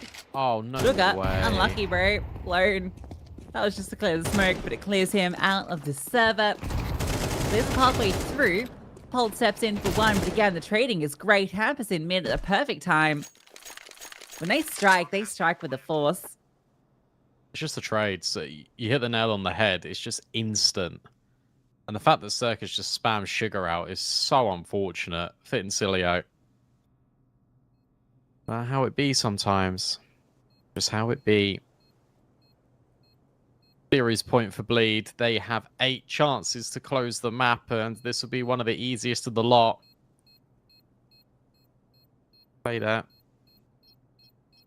Wants to hold on to his AK. We'll be given that luxury. I won't get too close to the bomb site. But it's fine. This isn't like a Ancient or a Nuke. He'll live. And then, you know, screaming through those. Neighbors not disrupted by the activities of Bleed on A. You say thick walls? Yeah. Oh, okay. I thought. Thick what? What do you think I said? I thought you said big balls, and I was like, what? No. What? I was like, I don't know how that's It's got not anything to do relevant with at all. audio. Yeah. Thick walls. I see. Yes. Bro's got something on his mind. All right. 8 chances for Bleed to close. Granny's knockers earlier. Granny gushers. Oh dear. Sugar. Up close. I think it's expected in common practice at this point that one of these teams is just going to walk through a smoke, so they're now just holding them. It's a very slow default. Bleed want to try and get a reaction, and they've got one.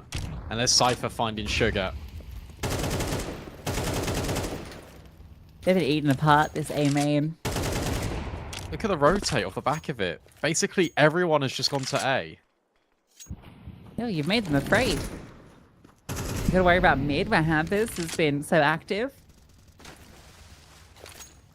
So when they go back to B now, just gonna be the one defender. Well, Hampus might be in trouble. Yeah, he is. Oh, gets one back, puts it even, but here comes the hit onto B. No smoke. Where is it? Okay, Favin has one, needs to be dropped forward. Will go very deep. Fader got a little gap here, not quite, but FPS catching a flat, and that's the lurk. Flash through is perfect, and Fader is set up for success. Cypher's in the back lines. Joe's going to be considered. Time's going to be his biggest opponent. Very nice first kill. And looking for more, gets it. How many do you want to give him? Time definitely not on his side, so he will be put down after he takes 2 with him.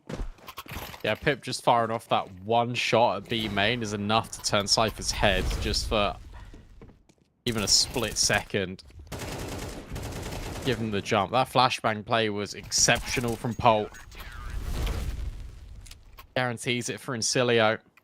But where Bleed have not put a foot wrong on this T side so far, Cert can just grab an AWP and they can reinvest back in immediately.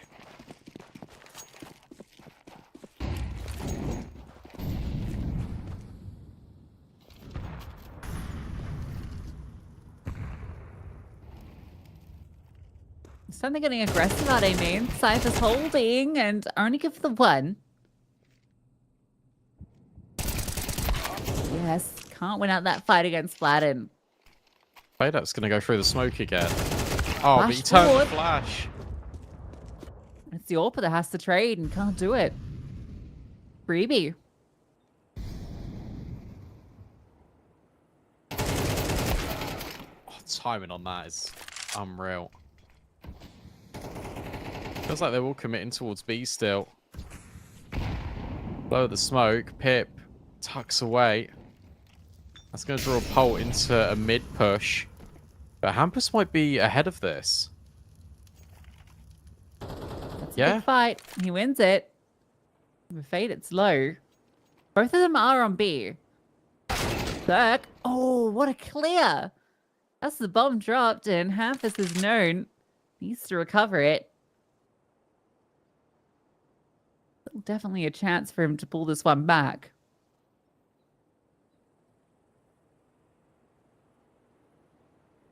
With such little HP on Faded. Tips angle. Oh, oh. He's the arm. Yeah, there's a few free shots. With that U-tilt. Run at him. Yeah, Hampus will. Happily. All right, maybe not so hard for Hampus. Bleed. Close out the series. Yeah, that's just about angle management there, isn't it? It's just a slight shoulder being exposed for Pip, and then it's just Hampus can make it easy because Vader is such low HP. That was so clean from Bleeds. You take away map 1, which was well worked by Incilio. It felt like they had a reaction for sort of what Bleed wanted to do, but Mirage was pretty straightforward.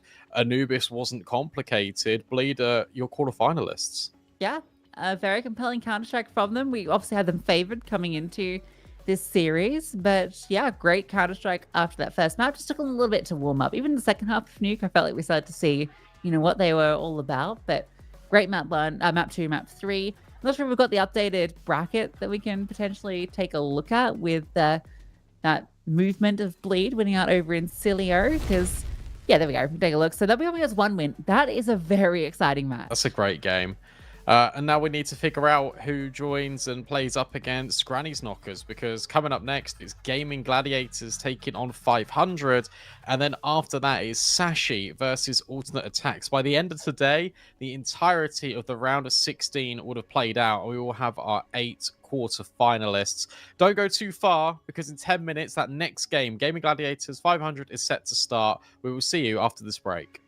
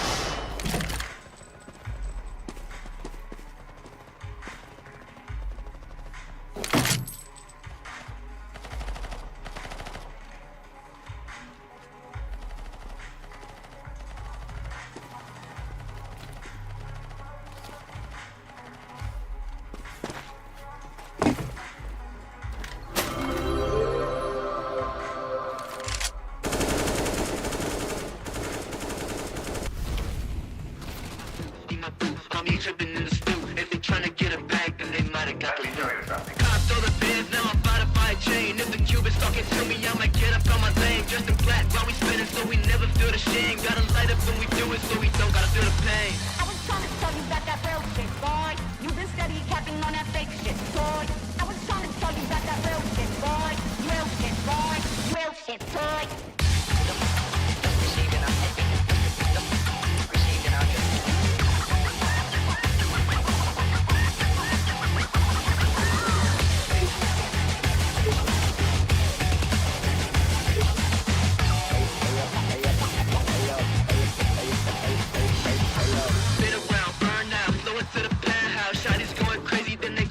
Church mouse, land up with the customs that we never get to get it out. Nitro when the engine, so we see what it's about. Always wanna talk, but you never want to smoke. And you flashing all the guns on your live, you a joke. Dosing up with bodies when you never ever broke. I'll be pressed to find a shooter who be lacking in the soul. I was trying to tell you about that real shit, boy. You been steady capping on that fake shit, toy. I was trying to tell you about that real shit, boy. Real shit, boy. Real shit, toy.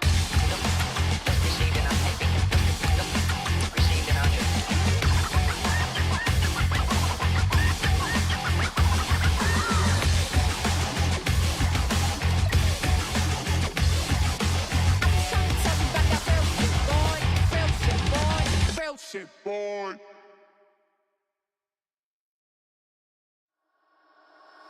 Fumble a bag, now I when I fumble a bag. Fumble a bag, now I when I fumble a bag. Act like you know how this goes.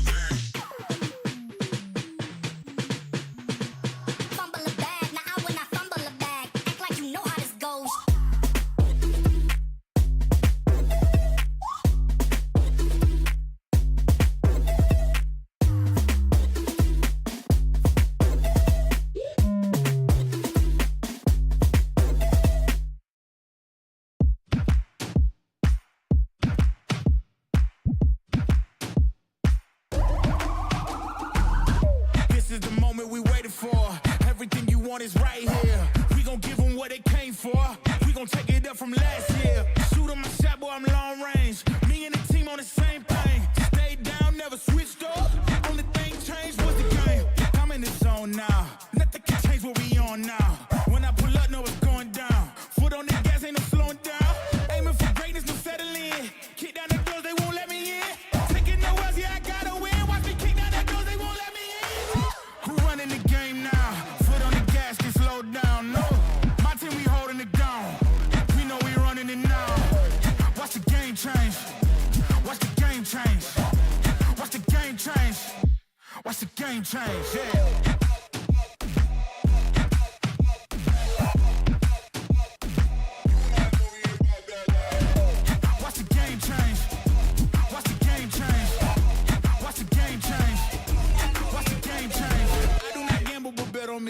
Tell them that's like, yeah, c'est la vie.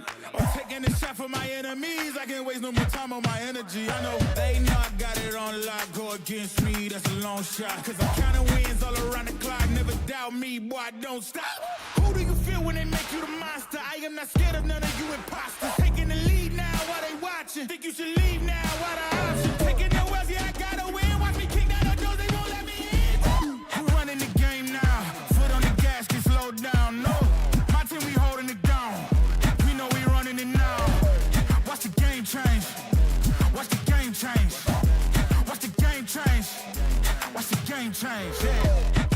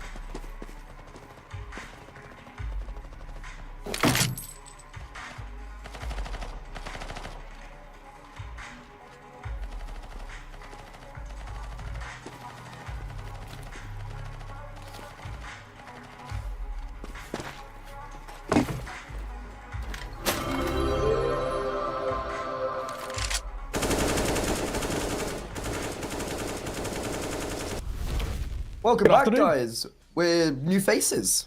Yeah, it should be good, man. Lucy and Brandon, of course, just finished the first 2 best of 3s. We'll do the second 2. We got 2 pretty cool games to be bringing you here for Hellcase Cup 9. Of course, we've got Gaming Gladiators taking on 500 as our first game of the day, off the back of what was a pretty decent little 3-map, but we might get another one here as well, because both of these 2 sides have been up and down in flux and sort of some of their performances. And then we've got Sashi taking on alternate attacks a little bit later on. I think that one's starting roughly about 2 and a bit hours, depending on how long this one goes on for. So yeah, should be good. Manas there, of course, joined by Groomy Rana for this one, brother. How you feeling? We've got 2 best of 3s. Should be good. I'm doing pretty well. I covered a fair bit of the group stage, and I think we saw a lot of upsets. And already today, the Brazilushki Luz boys, they almost knocked out Granny Knockers. So for me, that was quite a surprise seeing them. But so far, we've only had 1 invited team lose. And I think that was the Guild Eagles side, which isn't much of a surprise.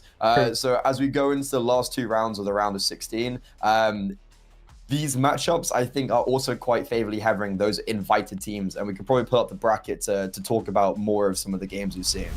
Yeah, no, I think you're spot on, right? Guild Eagles, at the moment, it's not been the greatest of time out. Yeah. This is a side who desperately need a change. They cannot make a change because the region doesn't really have anything.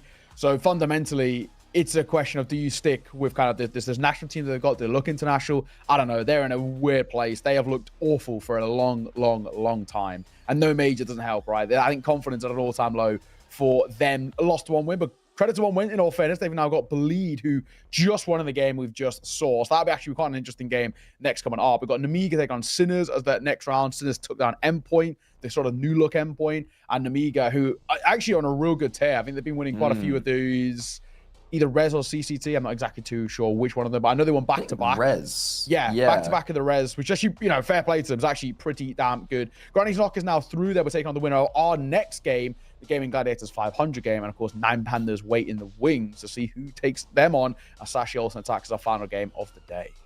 Yeah, and so speaking about the game now, the Gaming Gladiators 500, I think you've actually set up one of our teams perfectly. 500, you mentioned for Guild Eagles, they are a team restricted by their region because they are fully like a national squad. And I think that's something that very much emulates what we've been seeing with 500, because they're a team that obviously you guys will recognize the likes of Wayne Waker. He played for Team Liquid. You would just generally recognize the Skade 500 banner because they've played top 20 Counter-Strike. They've played top 30 very consistently, and they have had a really big fall from grace, and maybe even more of a severe way than the Guild Eagle side, as they're chilling at around top 100. There's looking like there's maybe roster changes, because look, Oxygen's in here. Red Star's not been playing the last week or 2. They've got a coach playing. Like, it's all just a bit messy. Yeah, no, you're exactly spot on. But it's a weird thing as well now where Grossog, of course, was previously the coach, but now he's permanently a part of this team. And I managed to catch him for a brief interview, and I was saying, what's it been like, right? You took a big step away. You went into the coaching role. Things didn't work out when you were coaching. Now you've gone back into now an IGL role. What's it been like? And he was basically saying, I'm so happy that I'm in the server, because the worst thing is when I see these mistakes being made constantly and I've got 3 opportunities to speak to them during a game. Now I can do it all round, every round. So for them, fair play. Gaming Gladiators, of course, new organization, same team though. You guys will know these guys from the major. It's the previous ecstatic lineup of Patty, Nodios, Queenix, Kraken, and Salazar. Now, for me, without a shadow of doubt, Kraken is the main man on this team. Unbelievably talented. One of the guys that I think, as long as he shows up, this team is normally absolutely fine. The real issue is actually when he doesn't show up. That's when they do struggle in terms of their firepower. Yeah, that's when you start looking at people like Nodios and Queenix who have these really high skill ceilings when it comes to entries, and I think we can see them getting very aggressive. Obviously, when Manx left, like there was the difficulty of first losing your IGL, but secondly, he was a very aggressive player that actually did have very good statistics. So Patty maybe not as aggressive and not as potent on the server, but still looking really good. And Gaming Gladiators, look, they're on form. They play Danish Counter-Strike to a T, and it's a team that I love watching. Let's see what they're playing though. Yeah, the veto, of course, very, very important coming in here. And we are going to have the Ancient picked out by 500. This has always been a massive part of their kind of map pool. The second it was sort of introduced in towards Counter-Strike, it's always been something they adopted. And sort of incorporated from the get-go, but not a bad map for Gaming Gladiators. They have a fairly decent win rate on it, but I think the most important thing is they play it so damn much. And that's exactly the same story on map number 2, Inferno. Gaming Gladiators have played it 18 times in the last 3 months, whereas 500 have played it twice. So already a little rough around the edges. And if we need it, that Anubis, that's quite a fair decider. In all fairness, both these two teams like it. Both of them float it. So I think that one should be good. Last time out they played, it was a 2-1 in favor of the then, of course, ecstatic guys, of course, now Gaming Gladiators, and they played Overpass, Ancient, and Anubis, and Ancient was the one map that 500 were able to get a win on. So the hope is that they can do it again, make this a 3-map affair. Yeah, it's honestly, I'm still getting used to seeing Dust 2 in the veto. I think this is actually my first ever game with Dust 2 in the veto. Same here. So that's like, for me, I'm just like almost thrown off by that. But yeah, no, it's going to be a really exciting game. I think Ancient is a good map for Gaming Gladiators. And as we go into Inferno, like I do see that's a map where sometimes they struggle on. However, I think it's a massive counter pick to 500 in itself. But yeah, like Gaming Gladiators, look, they may not have a vast consistency on Ancient, but they've just qualified for that like IESF World Championship European qualifier, I think from the Danish qualifier, and a process of that was being Sashi on Ancient. They've got wins over the likes of Furia, Namiga you mentioned in form, and when they've lost is to people like Bleed, Nine Pandas, Cloud9. So like, look, when they're losing to some of the best teams in the world, and they're even beating some of the best teams in the world. I think for me, when I go into this matchup, I've got a 500 that have been consistently underperforming this whole year. They haven't been playing. They haven't been getting the reps in as much as that we once knew. And for Gaming Gladiators, they are one of the hottest teams for me on the scene. I think this is just another example where they can maintain their HLTV ranking by beating someone like Bleed or Namiga in the grand finals. Yeah, absolutely. I mean, they were coming towards this sort of tournament and thinking we can actually win this. We can go through. We can really kind of showcase what we're all about. And that's exactly kind of what they're going to be looking for. You know, there's a pretty decent prize pool here. It's a good opportunity to get reps under your belt playing online Counter-Strike, but of good teams as well. I mean, some of the teams invited here are actually very decent. Bleed, really good run of form out of them. At the moment, of course, they've just been invited to that Mesa Nomadic, I think it's called, the tournament in Mongolia, which would be good for them to get LAN reps under their belt. Namiga, like I said, back-to-back champions of Res. You've got Nine Pandas who did qualify for the major, but obviously couldn't make it, unfortunately. Sashi have just gone back-to-back in tournament qualifications with Yala Compass, and then previously, what was the other one? You know the one I'm on about. They beat Eternal Fire, Cloud9, the World Cup, Esports World Cup. There we go. So yeah, 2 back-to-back big qualifications. So already there's a lot of teams here which for, you know, all of these big hitters, basically, the ones that, of the names I just mentioned, for all of them, these are the sort of reps they want under their belt. These are the kind of the cream of the crop of the tier 2, basically. Yeah, like these are, because like, I think, as you know, Neo, there's a lot of these tournaments and it can sometimes be quite lost in it.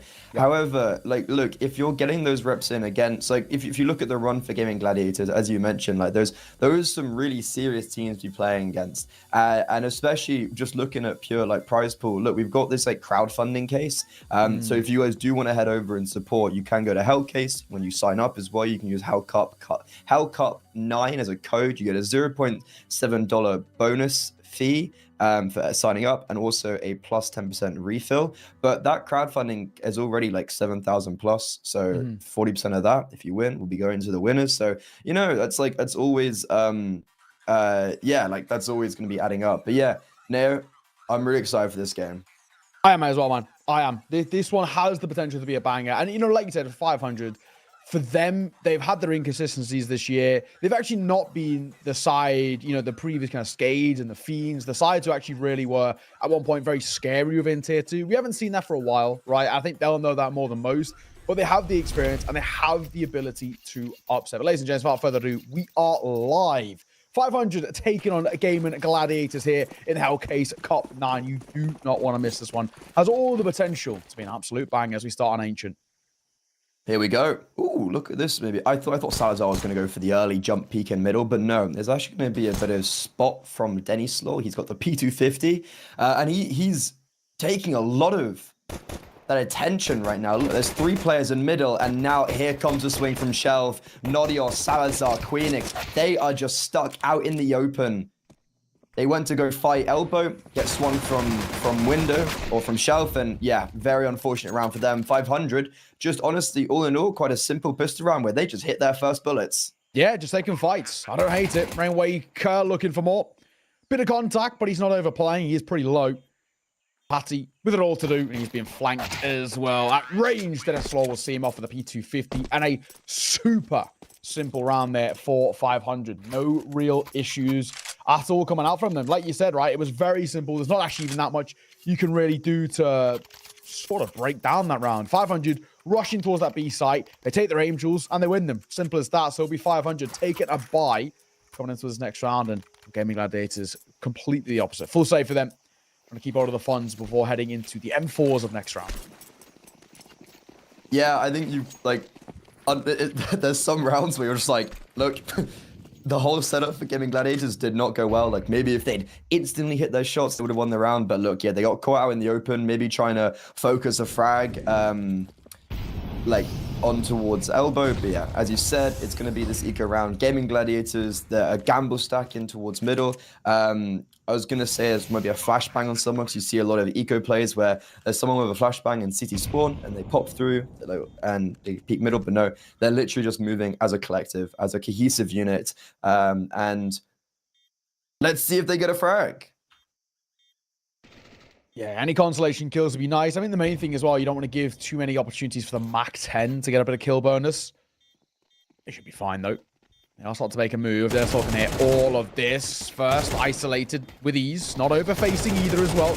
A support around that corner. It should be pretty simple, and it is. Mach 10 getting active, getting a couple of kills at the tail end. No bother. Only the one casualty. Not too bad. Well, a second, in fact, is Oxygen. Just go down to the bomb. But it's not the end of the world, in all fairness. Bomb plan again.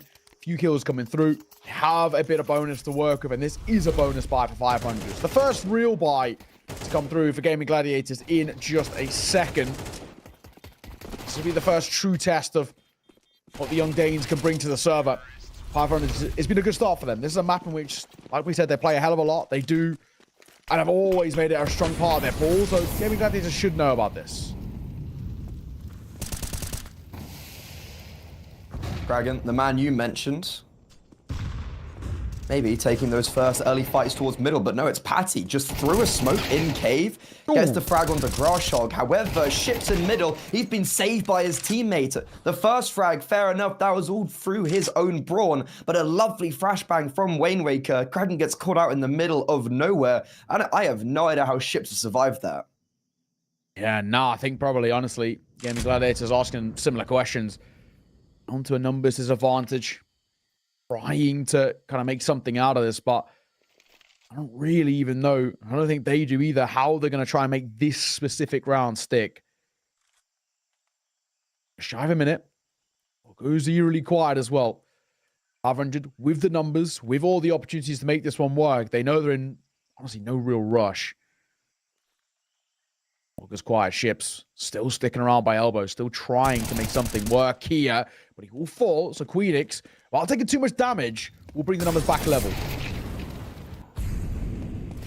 But that evenness is going to go straight back against the Gaming Gladiators side. Patty very low from the earlier altercations in cave. Him and Queenix, they're forced to save. 500, that was just overall a really nice round. And everything for me just comes from that flashbang and utility usage from Rainwaker in middle. The second flashbang got his teammate a frag, but the first one allowed ships that survival. So overall, 500, very nice team play. They had the man disadvantage pretty much instantaneously due to the IGL of Gaming Gladiators. And 500, that's just a very simple 3 rounds in a row and a nice start on their map pick.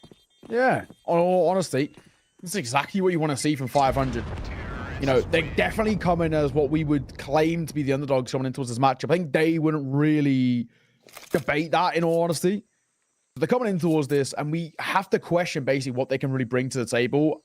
Gaming Gladiators are expected to come into a series like this and make it look relatively comfortable. And so far, it's anything but. 500, that's now a bonus round converted. They're sitting very comfortably, not only financially, but this sort of start to their T side. I mean, everything they would want is going right so far. Gladiators, not the end of the world for them, but Double MP9, double M4. It's not the easiest of buys to try and make stick. Yeah, like obviously the save is good, but it's very difficult. And 500 just already very much grouped up towards the B bomb site. We've normally seen them throw some sort of contact towards middle. That isn't the case this time. Queenix, I have no idea how he's alive, and he's very lucky there's no one coming through elbow. And now, with the bomb spotted and, well, the majority of players spotted on B ramp, ships with that bomb, it's completely isolated. Look at where Denny Slaw and Rainmaker are. You had 2 players entering on the side, and you had 2 players around doors fighting people that weren't even on shelf. So far, I guess so good, right? Where they've got at least a little bit of room to work with. Now Gaming Gladiators, the only real issue is how much damage they've taken, which is a hell of a lot. Patty, 4 points of HP, Queenix 21. Nestle's not exactly doing much better. 40 seconds to try and work with as they start to make a little move here.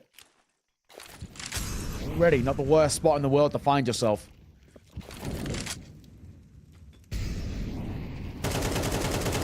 Spam is good. Salazar taking damage. Lucky man. They will be alive here. Unios is well going to fall. So Rainwaker's making an opportunity out of this. From what felt like a done affair. Just opened itself back up briefly. On that play, gets caught. Dennis Law with only 2 points of HP. He's not going to stick around for the fight. So he is going to call for a save. Gaming Gladiators are going to find their first run on the board. Long time coming. There was definitely a vision, right? Like, we were both thinking the same thing. Look, Salazar dies. You've got Rainwaker who's picked up 2 kills. It's a 2 versus 2. And Patty and Queenix have a combination of 25 HP. But, well, a very messy round. There's no 2 ways to put it. Like, this was the main altercation that I was really confused about. You can see the bombs going up towards the B bomb site. And you have 2 players. I thought they were fighting shelf. No, they were behind the doors. They were literally in T-spawn. So very uncoordinated attack from 500 there. And Gaming Gladiators with, as you said, a very uncomfortable buy, actually make it work. And because they didn't even invest that much into that round, there were some players on a USP and a low MP9 buy. We have everything to the party now. And Gaming Gladiators with the first round on the board, can they build upon that now? That is the question. He could do a lot of damage here. Could really chunk down a few, and it does. Rosshog. Taking the bulk of the damage, but oxygen boosted up. Good find. Kraken did farm one on the other side as well, so it still is a level playing field, and Kraken's taken a hell of a lot of damage. It evens out what was done with an aid prior. 1 minute 20 to work with, and they're starting to play contact up via B. And that's where Nodios can step up for 2. Still not traded either. Still somehow alive, only briefly, as Queenix comes back for a double. And to close it, Gaming Gladiators 2 for 2. A really great round, and Nodios' double is so important. Yeah, that's the duo that we were mentioning. So we had Kragan at the start of the game who we were like, look, he's the player to step up, and he gets that opening kill. But it's this 2 duo that I think are a really strong rifling and just consistent pair of players. And yeah, as you said, Nodios, like, just no trade.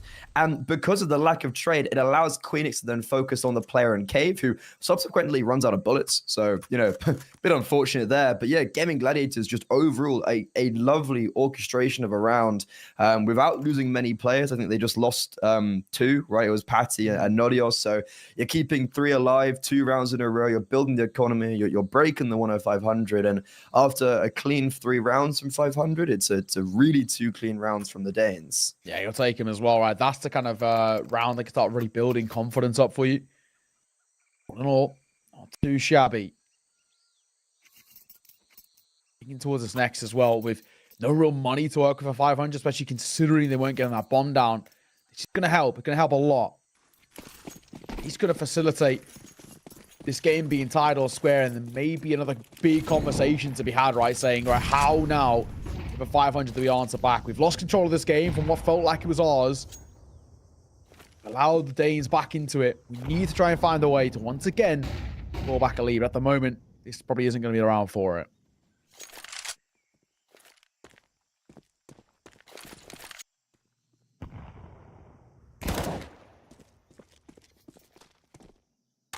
Yeah, no, this is the round where Gaming Gladiators, with a bank already built, they're looking to further that money. They're looking to keep minimum 4 players alive, but ideally all 5.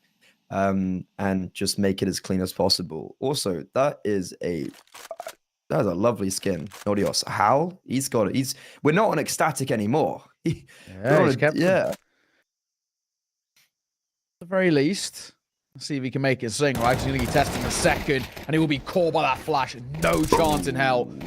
Trying to play on this corner here, but Party getting dinged. Pulls out a pistol of his own, though, to find that kill. They will take the site. There's Slaw with the M4 nearly making a stick as well. Big swing. Find as well. Bomb going down on the kill already is not a bad position for 500 to find themselves in. Still looks like they want more as well. Tap in a range. Salazar will find ships. We've got to try and make sure they confidently get this bomb defused without too many more casualties. Thankfully, it is only 2 Glocks. Tap towards the bomb. Swing on towards the left. The last play they know is in and around sight as well.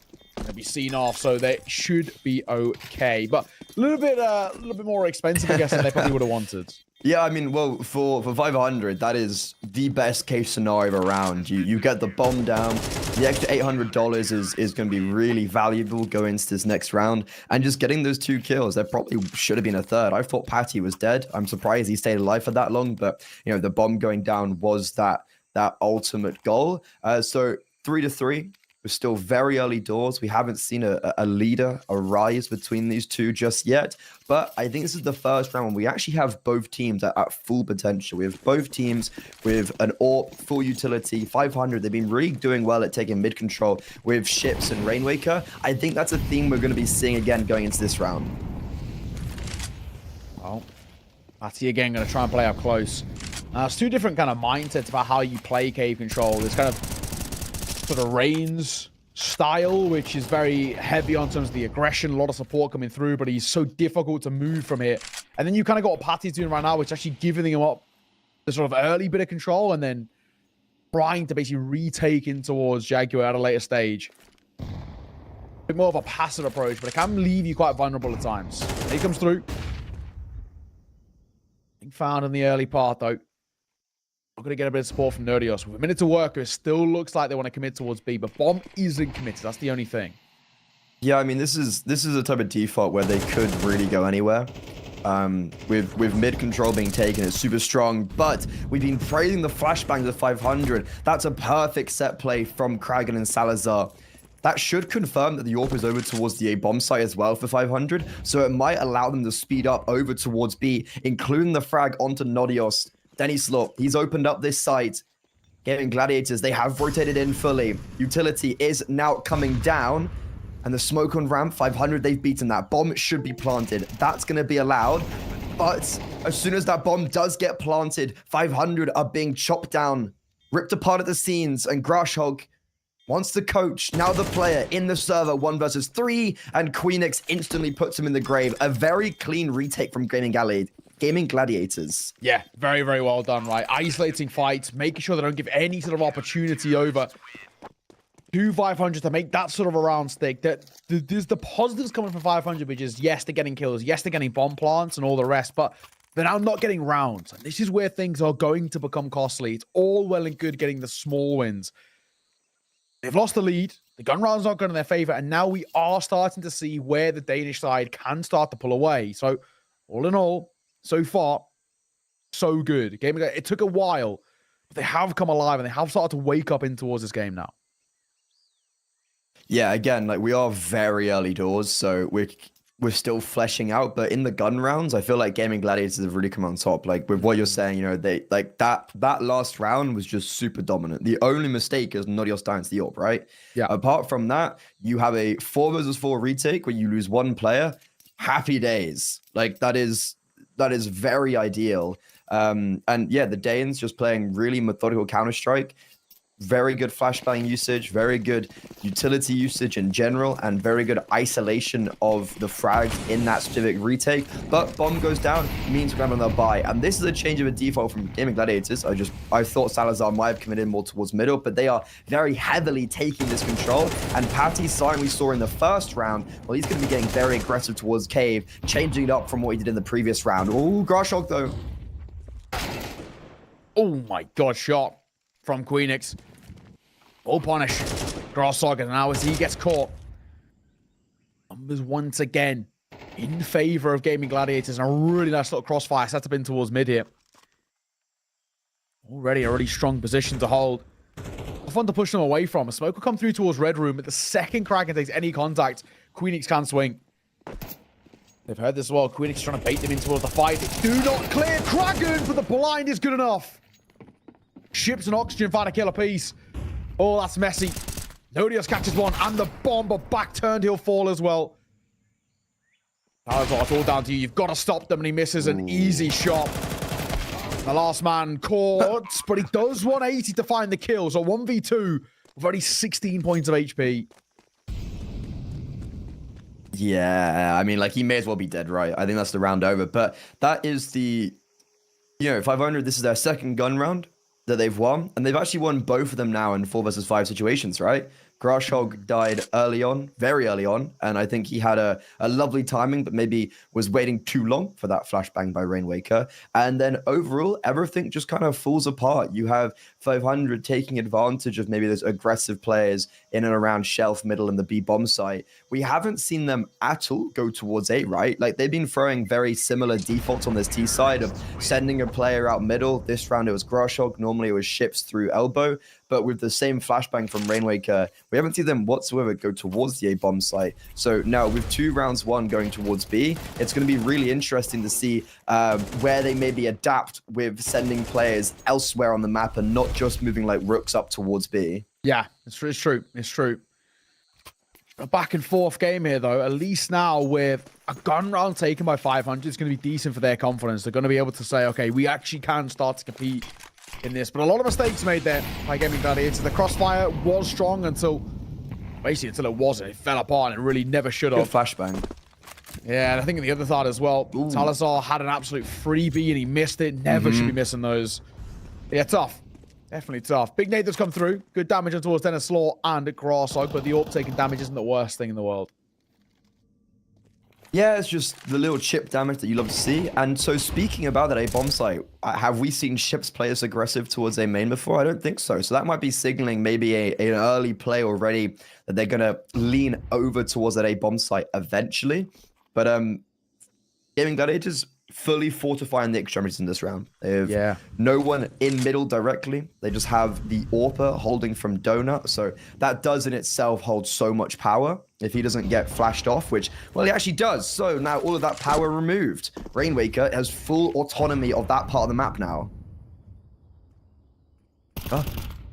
Okay, maybe. A little bit of a double stack here in through cave. Potentially, it could be a little problematic as well. After you fall away, the bomb going for a long rotate over towards A. There's 2 players here, though, and a third actually not far enough, not far away in terms of rotation. So 500 are really going to have to fight for this A site. But Salazar has to hit one of these. Team player going to have a little look through. Flash will avoid the first shot. Missed it. Second time of asking. Salazar gets caught in no man's land again. Patty will get a double, though. I should be able to bail them out. 3 versus 3. Oh, and he finds one as well as Ships gets caught crossing. Time ticking. They don't have time for a plant. The bomb goes down. And the flank will be dropped as well. Oh, very close. Very close. And again, you hate to call it out, but Salazar missing an absolute freebie there. Nearly cost them that round too. That is going to be, that is not a round that I imagine Patty to be the one to save them. Like, you have 2 players on the A-bomb site. Both of them just miss. Salazar, okay, unfortunate that it was Denisaur, jumped around the deep angle, so he wasn't anticipating that, and it kind of shifted his aim. He then got legged, and then, obviously the crunch from Donut. That's we've seen a very tough round from Salazar, but Patty seriously saves them. That's a really impressive round from him. However, he might have to step up once again, because look at this. First round, 500, they're going straight through towards the A-bomb site. Salazar, lucky to be alive, does commit, but then falls away. Queenix gets the opening kill. However, with so much attention on that A-bomb site, Ships is able to maybe take control from Donut, but no, only good for damage before Nodios rotates in. And now 500, even though they got that bomb site, they're now in a 3 versus 5. This is tough. They don't have the numbers. At the very least, though, we're just being dealt to Gaming Gladiators to give them a chance. Grashhog playing up close. He drops down, costing his life. Double swing going to come through. Rainwaker needed a double, and he doesn't get it. And it leaves the pistol with it all to do. And Just not enough bullets, not enough time, or opportunities to find those kills. So defuse comes through. Gaming Gladiators again going to pull just a little bit further away. Even still, 500 are making this competitive. The only thing is, like we said, they're getting the small victories. They're getting some kills. They're getting bomb plants, but they're just not getting the rounds. So bit by bit, Gaming Gladiators, they back themselves in their retakes, and they get in the rounds. And they're keeping these retakes shockingly clean as well. Like, every time they've gone for a retake, they've lost 1, 2 players, whatever. That's completely fine. You can see that, sure, money isn't always going to be the best because it is just the CT side. But, like, Ships should have got 2 there, or at least 1 in middle. Like, he really caught them off guard. I think his teammates threw a mollo in as well. So you had 2 players in Donut scrambling, unaware of a mid play. Ships had the jump on them and then missed his chance. And then because of that, you have the rotation from Nodios in middle. Gaming Gladiators looking to see how far they can pull away this first half. They lost the pistol. They lost the first gun round. And they, because of a save, they've really bounced back into this. 500, they have been consistently getting those bomb downs, you know, in the theme of those retakes. But they haven't, they've been kind of buying in a lot. Like, that last round was a very similar, you know, they kind of threw whatever they had at the wall. Didn't land, and they're going for that once again. You got a Hiroaki on Denislaw, quite heavy investment on other players. It's a weird buy, but Denislaw, the Hiroaki, seeing what magic he can get done. He's running onto that B-bomb site, and you know what? He's succeeding. Patty, what's he doing right now? How is he alive? What? He's still got cave control. He's got his frag. Salazar, oh, this time unfortunately he will be flashed off, but Patty still alive in cave. Now it's a 2 versus 2. Kraken's coming in to help, and well, these two, they're having a marvelous performance. 20 kills combined. Denislaw, though, Hiroaki already victim to 2 kills. He's going to have to get more here. Ships with a deagle on the bomb site. And now here comes the retake. Smoke's fading and Denislaw domed out of the server. Ships tucked in the cubby. He's not going to get cleared. He hits the first, but not the second. Massive round to be taken there. In that 1 versus 1, Ship's going to get caught. And another clutch going the way of Gaming Gladiators. This is now starting to be, you know, a story as old as time. Yes, 500 are getting on towards the site, but they cannot see these post plants off. They step up the tempo, they step up the pace, and my God, it's not a bad effort at all. But really, really well done by Patty. Make sure that trade has the timing. Make sure you don't allow the Deagle to isolate a double kill there. That'll be all right. And now we're at a 7-4 scoreline. Final round of the half. Gaming Gladiators have a good opportunity at making it an 8-4. And if they do, it could already start to spell the beginning of the end. I think 8-4 is a very retrievable scoreline.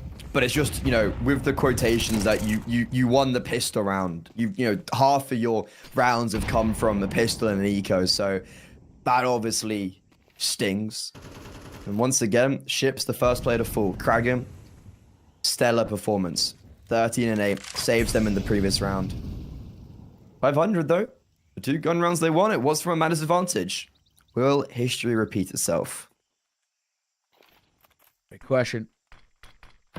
All looking for the answer. Just quiet though, with a minute to work with. By bit as well, creeping back forward in towards Shelf. This double stack is super strong by Gaming Gladiators to start to work with. Kraken going up on high as well. He's got the right idea. Up on the swing, going to get caught by Denislaw's Orb. So now back to a 4 versus 4. And they should know as well that he was boosted up. He didn't come up via Shelf. Already, that is a bit more information to someone else somewhere around mid.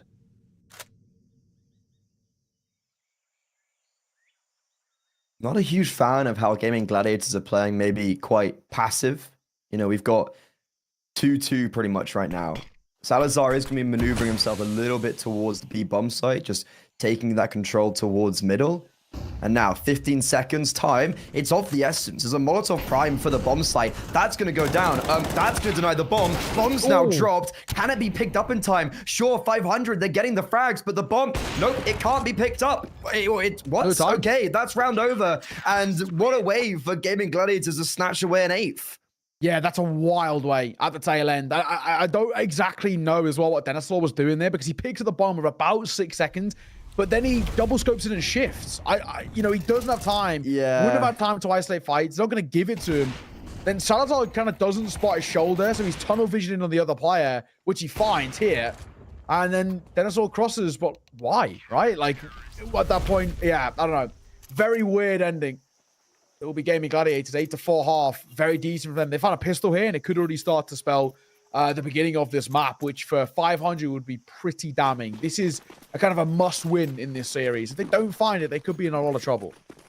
But then if they do find and still lose the map, it's like, look, you had both pistol rounds in the game, and like that also is quite damning in itself. But Gaming Gladiators, they are not hiding anything. They are charging on towards this A-bomb site. Dennyslaw, the first player to fall, and Grashog, his time is near. Oh, there's oxygen actually on the back of the bomb site. But now Grashog will die, and that's round over. Queenix, 3 kills on the entry. Him and Nodios, I praise their entry capabilities, and Queenix has come out in full flourishing manner there. Gaming Gladiators, that's 9-4. That is probably map over. Yeah, there should be. You'd expect, right, surely, in a position now where they've taken this first round, there really shouldn't be that much of a buy. I mean, maybe 500 might go for a force here. I don't think it's the smartest decision, but at the position they're in right now, honestly, maybe a risk could be something to change things up. But Gaming Gladiators, with the lack of investment out of 500, it should guarantee the 10th as well. Then that's a 6-round buffer zone. And before you know it, we're already talking about, you know, a mountain to climb for 500 to get back in towards this map. And, you know, simply put, they have really struggled to show up here in towards map number 1. Their pick as well. Yeah. It's tough. And this is what Gaming Gladiators can do. They are on fire. Yeah, we start adding in the conversation of Inferno being the second map, and I think, what was it, 2 maps played in the last 3 months for 500? Yeah. A loss to NIP and a win over Passion UA. So not filling me with loads and loads and loads of confidence, especially because it's the map that Gaming Gladiators have got the most reps in. 18 maps played in the last 3 months with some pretty decent recent performances. And, well, that's what, 5 rounds in a row for the Gaming Gladiators now on Ancient. 6 in a row, yeah. And obviously that's against Eco, so we're not going to whoop and wallow too much about it, but done very cleanly. All 5 players stay alive. This is the big round. If this goes in favor of Gaming Gladiators, that is probably Ancient done. And the time for 500 in this tournament could be done. Yeah, it's got to be said. This is already starting to look pretty dire. See, though. The nades come over. I reckon Apathy going to take damage. Exactly going to give them up kind of this sort of control for free. They are still going to fight for it. He might be sending first. Does need a trade, though, definitely. Most likely going to get caught only going 1 for 1. Temptation might then sort of stick around, too. Atty's tucked. Bomb going to start to make its way over. But I think they're going to wait for the mid guys to start working first.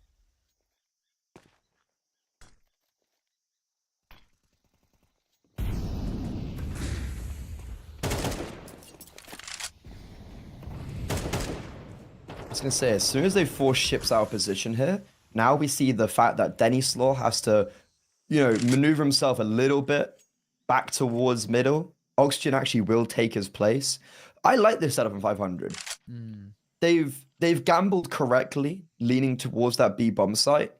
With 40 seconds, though, there's always a world that Gaming Gladiators are able to utilize Kraken in middle and go towards A. It seems like B is going to be the target. 30 seconds left. Or not? Yeah, they're going A. Yeah, look at that. They're going to use Kraken. Kraken's got such an advanced position. They do know he's here, I feel like, the 500 side. But look, Ships is not even on the A-bomb side. 20 seconds left, and 500, they've been sold a dream. Ready. Get a bit dicey as well now. Ships will fall.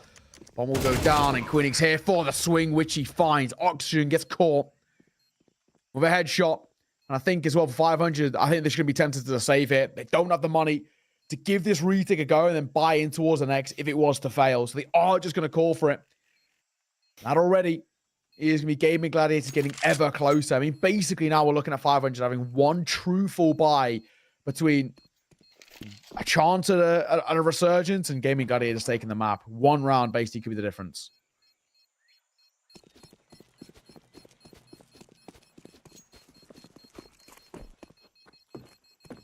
I like the save, as you said. I think this is good.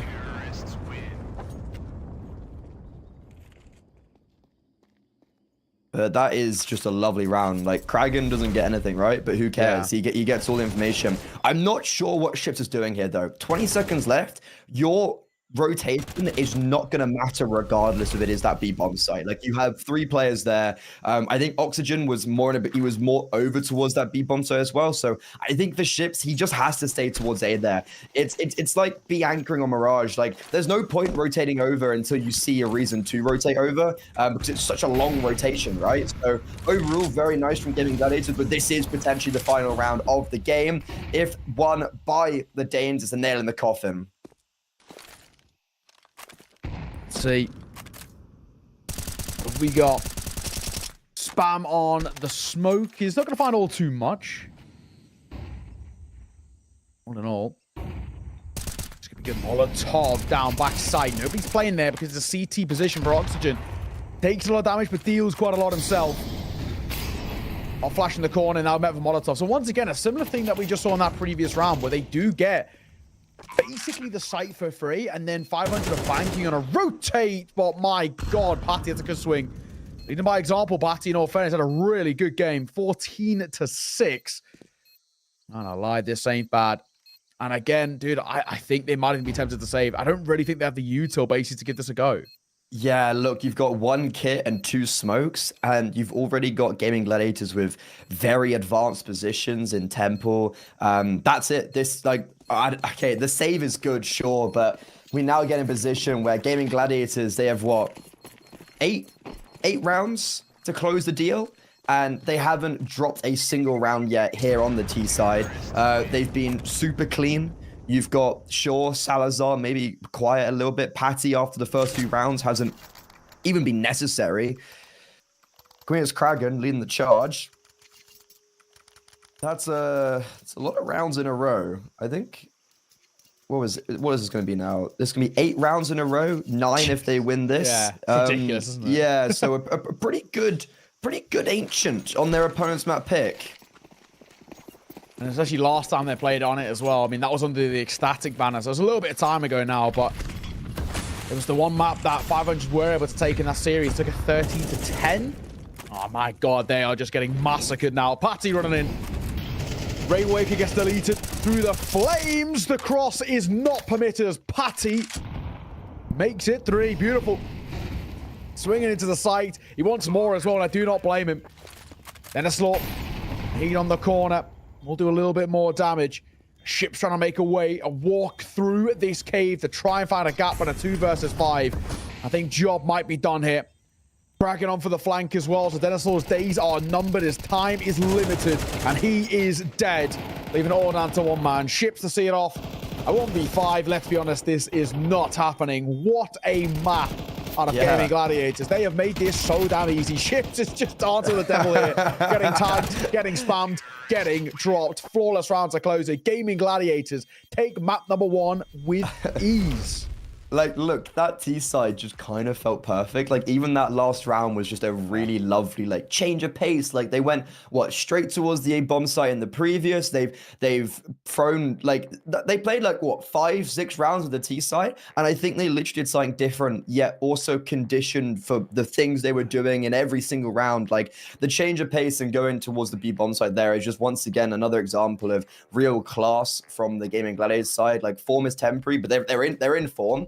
Their class forever. Like, they're a side that are, you don't have maybe this one individual that insanely pops off. They just have really good methodical team play, and it was really exhibited on the server and executed very perfectly. Look, 13-4 on one of your opponent's best maps. You're going to Inferno. Now, I think this could be a quick series. Yeah, dude. I mean, we're looking at Inferno now. It's a map in which Gaming Gladiators played 18 times the last 3 rounds. 500 have played 2 times, may I say. I mean, we're looking at this and thinking just reps alone, right? Not even just the quality of reps, just the amount of times they've played. And then that doesn't include the pracs and the scrims they've had on this map as well. It's a very good map for the Danes. It always has been. It's a map in which they took with them to the major and were confident to play against some of the best teams in the world on. This shows how good Gaming Gladiators can be. I think for 500, there's a couple of caveats, right? We're saying, A, there's a lot of tape on them, so they can at least try and find out some way to anti-strat them. But then again, it's whether they've had the time to do so.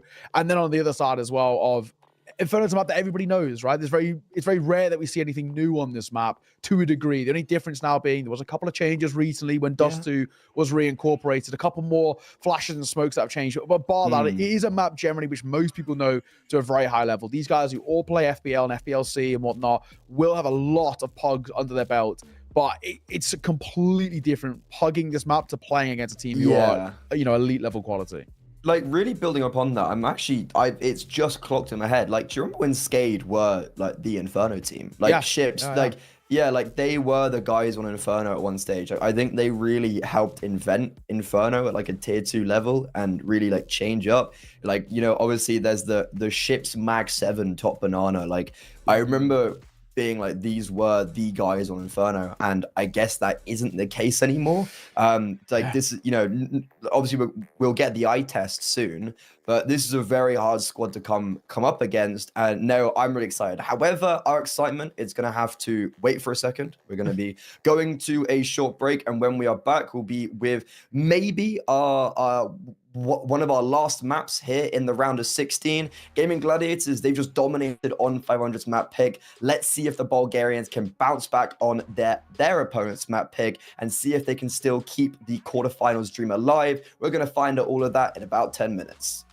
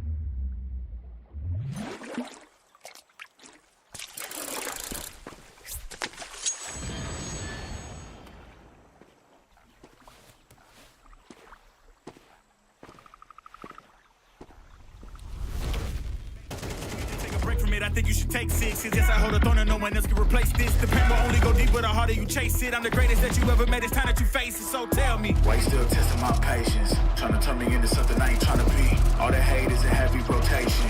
You gon' lose yourself, quit testing me. Don't make me lose my mind. Don't make me lose my mind. Don't make me lose my mind, cause I'm looking like Wesley, test me. Don't make me lose my mind. Don't make me lose my mind. Don't make me lose my mind, cause I'm looking like Wesley, test me.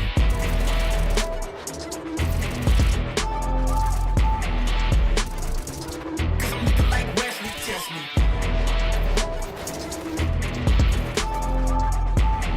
Don't make me lose my mind, cause I'm looking like Wesley, test me. Kiss like that. Kiss like that. Kiss like this.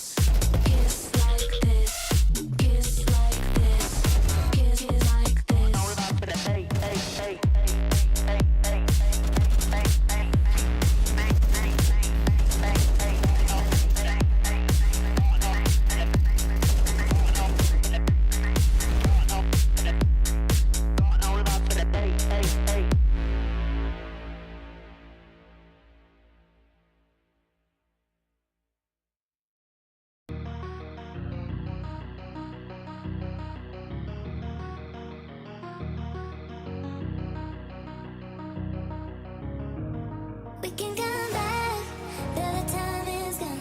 I'm running to escape from your left. Don't lie, 'cause I know your heart. Don't try looking for someone to forget. 'Cause I gave you my whole life, and instead you gave me nothing. And you left me here lonely, hey, hey. I was lost on my own way. I will never be the same girl. But someone told me never to stay. We can come back.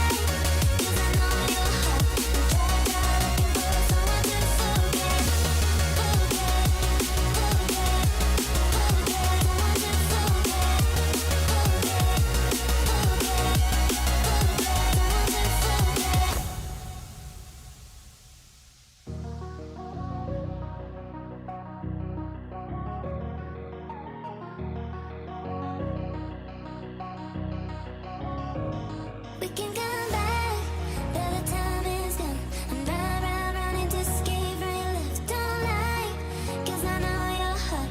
Don't try looking for someone to forget. 'Cause I gave you my whole life, and instead you gave me nothing. And you left me here lonely, hey, hey. I was lost on my own way. I will never be the same girl. But someone told me never let us stay. We can come back.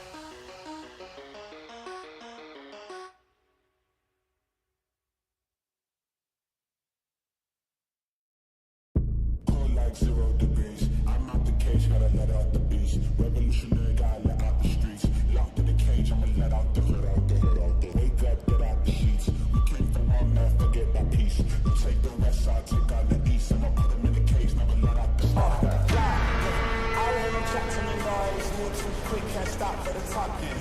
I hear him chat with the boys, man so tough, but man's keep walking.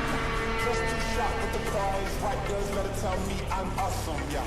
Hot like fire on the pine, if you wanna touch man, please use caution, caution, caution, caution, caution, caution, caution, caution, caution, caution, caution, caution, caution, caution, caution,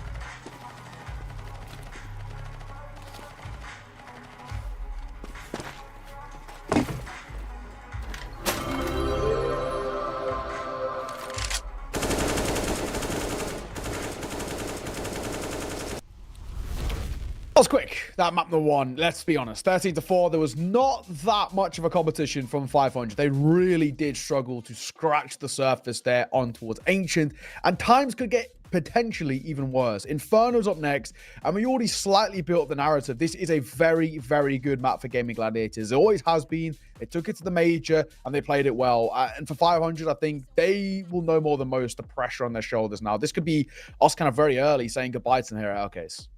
Yeah, like, something we even built up at the start is just 500 have been ultimately very underwhelming this whole year and at the end of last year. Look, like, they did well to make it out of their group with both Mouse and XT and 1win in their group. You know, they were maybe quite lucky that they had a forfeit win against Mouse and XT, but you know, they took a map of 1win. They beat them on the overpass, which unfortunately has been taken out of the veto. But this is a team where you have, I want to say, the hardest first game. Maybe Sashi is probably the second hardest. But like, look, this is a really hard game. They didn't show anything on Ancient as well, which is also adding to it further. Danny Slaw, he had an okay game. He was the only one positive. Apart from that, like, there is really just no redeemable features. They lost, what was that, 9 rounds in a row at the end? Yeah, they were 13-4 up. They won the first pistol. Well, they were 3-0 up. Won the first pistol round. They won 1 round after that. So Gaming Gladiators, I think they are looking to sail through to the quarterfinals, where Granny Knockers is on the other end. True, right? And, you know, that potentially could be a game in which they win as well, right? And, of course, you know, you see the sort of, maybe the rivalries start to kind of build up there. That's an opportunity. I think at 500, though, this sort of 10 to 15 minute break that we have in between maps, it needs to be the biggest overhaul in terms of the conversation, the mental. They're in a really tough spot.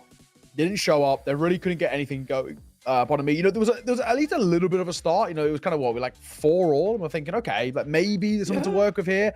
And then it all fell apart. And I think, you know, primarily the biggest thing was that they just really looked lackluster in the gun round. We need to see a completely different side coming through from 500. You know, they tried tempo shifts, didn't quite work. They tried to really slow things down. Same again. You know, this is where I really want to see 500 try and flex the muscles a bit. Or if you've got nothing to lose, just try something a little audacious. You don't have anything to lose, right? So why not? Yeah.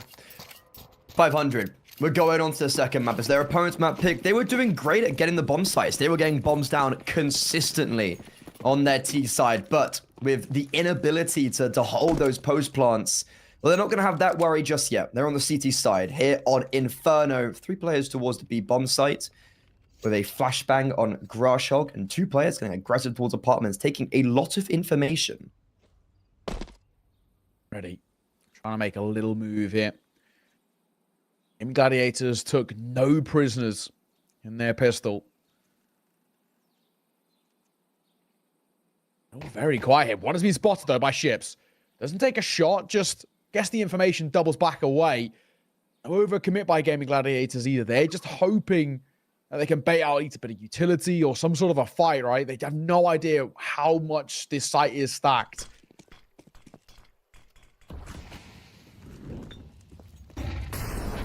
Full execute on the pistol round. Grashhog throws his flashbang and it is very effective. Queenix and Nodios, not a hope in the world. However, now look at Kragan coming in through from Coffins and be taking some attention away from his teammates that are entering up. They will actually win out those duels, but here are those players now coming from apartments. Denny Slaw and Oxygen, both with dual Berettas, both with armor, and with actually the bomb in their grasp. Oxygen. Trying. Get a little move. 25 seconds, though. One spotted. Salazar's got to hit one of these. He is low. Already, this is looking a little dicey. It looks like they might just win on timing alone, like you said, but the bomb is collected. Will go down. Salazar, like I said, he's got to hit one of these. Got to deny. Oh, now he falls. All down to Kragan, looking for headshots and not giving them. Desol finds it, jumping. And that will be 500, starting well. You take them. You absolutely do. But, yeah, again, another round in which maybe could have gone the way of the Gaming Gladiators got a little bit easier. I mean, they could have made that stick for them. I think they just slightly overfight. They give the opportunities to 500, and once they're given those opportunities to take a couple of hits, they will. Yeah, I think, as you said perfectly right, with the Salazar covering, like, he just kind of had to hit a shot, and missing there was not really a possibility. There were, a great early start though from the 500 side with that flashbang play from I think it was Rain. No, it was Grashog who had the flashbang. So he allows for the 3 versus 5, and the fact that it does get that close is slightly quite redeemable for the Gaming Gladiators side. The fact they get the bomb down and have something to put up in this second round is a change from what we saw in Ancient at least. And this is a round in which potentially could be quite influential. I mean, it's all well and good with the pistol rounds, but arguably force buys are a little bit more important.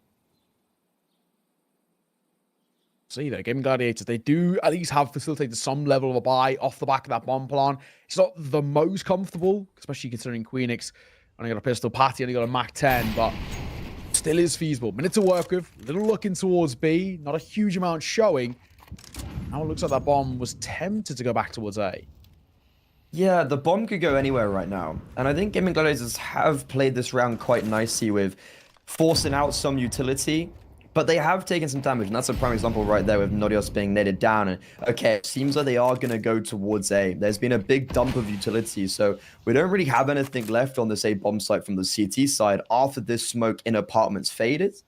And with Gaming Gladiators now, with the update, it's actually easier to get utility from that brackets area in towards where Auction and Rainmaker are lying. 3 players in apartments, 25-second. Smoke has faded.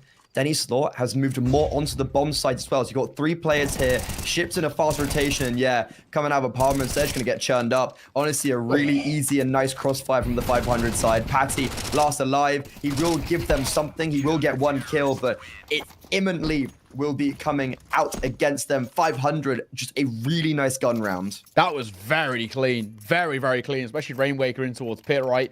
Stepping up in a big way, making sure that they don't get any sort of room to work with towards the site. Really well done.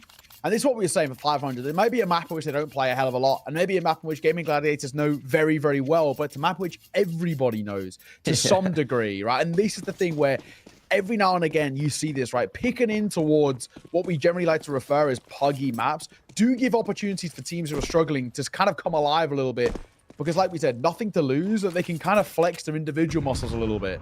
And that is what we're seeing. Nicely done. And of course, with that second, it will mean that they get a third for free here. And this is exactly the same sort of start that we saw towards map number 1. Yeah, this is feeling fairly identical. I guess the only difference is that they had the bomb down, so they actually had an investment in the second round. There was an eco in the first map. So yeah, I personally am not going to get any of my hopes up until we see this just first half get fleshed out a little bit more. But that was a pretty perfect start, right? Like, I don't really know much more you'd want. Okay, it's a pistol round right now. Then it's Slaw, well, he got 3, but he got 4 because Salazar, I think, got a team kill. So saving for the AWP, what more would you really want? Yeah, exactly that. It's quite ideal. Yeah, it's looking actually like he's going to opt for AK-47. Money doesn't quite facilitate me, I'll say, the AWP just yet. A little bit of kind of a bonus buy situation to a degree with the MP9 of Grosslog, but then you see Dennis Laura in with the AWP, so advantages for the CT side in terms of range. Dennis Laura looked a little lackluster towards that previous map, and kind of especially with the AWP, but I think the rifle's actually where, in my opinion, he does a lot of his best work. See if that's the case. Nade will come deep, won't do as much damage. The flash way too late. God. And Ships gets 2. Will be traded out, but it's too little too late for Salazar on that trade. Dennis Laws up, rattles off for one of his own. That is a fantastic start. Not only just in the round, but in the game in general. Like, you've already said to the Gaming Gladiators side that you guys can't take banana. We're going to be taking it straight off you. Ships 2 for 1 there is so perfect. And as you said as well, Denisor's AWP on the other extremity of the map also working out. Now, the Danes in a 2 versus 4. Rainmaker has full control of brackets, periodically checking from the cubby position, and he gets the perfect time on Queenix. They know Salazar was in about that B bomb site. He was making his presence very known. And yeah, this is round over. He does get spotted as well going into the pit and middle. And 500, a very ideal beginning to map 2. Yeah, they cannot complain at all. 500 are absolutely farming right now. Salazar, all that's left.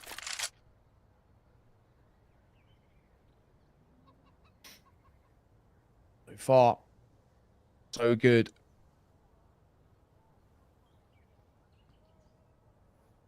I think Salazar is going to tuck his tail between his legs and save it.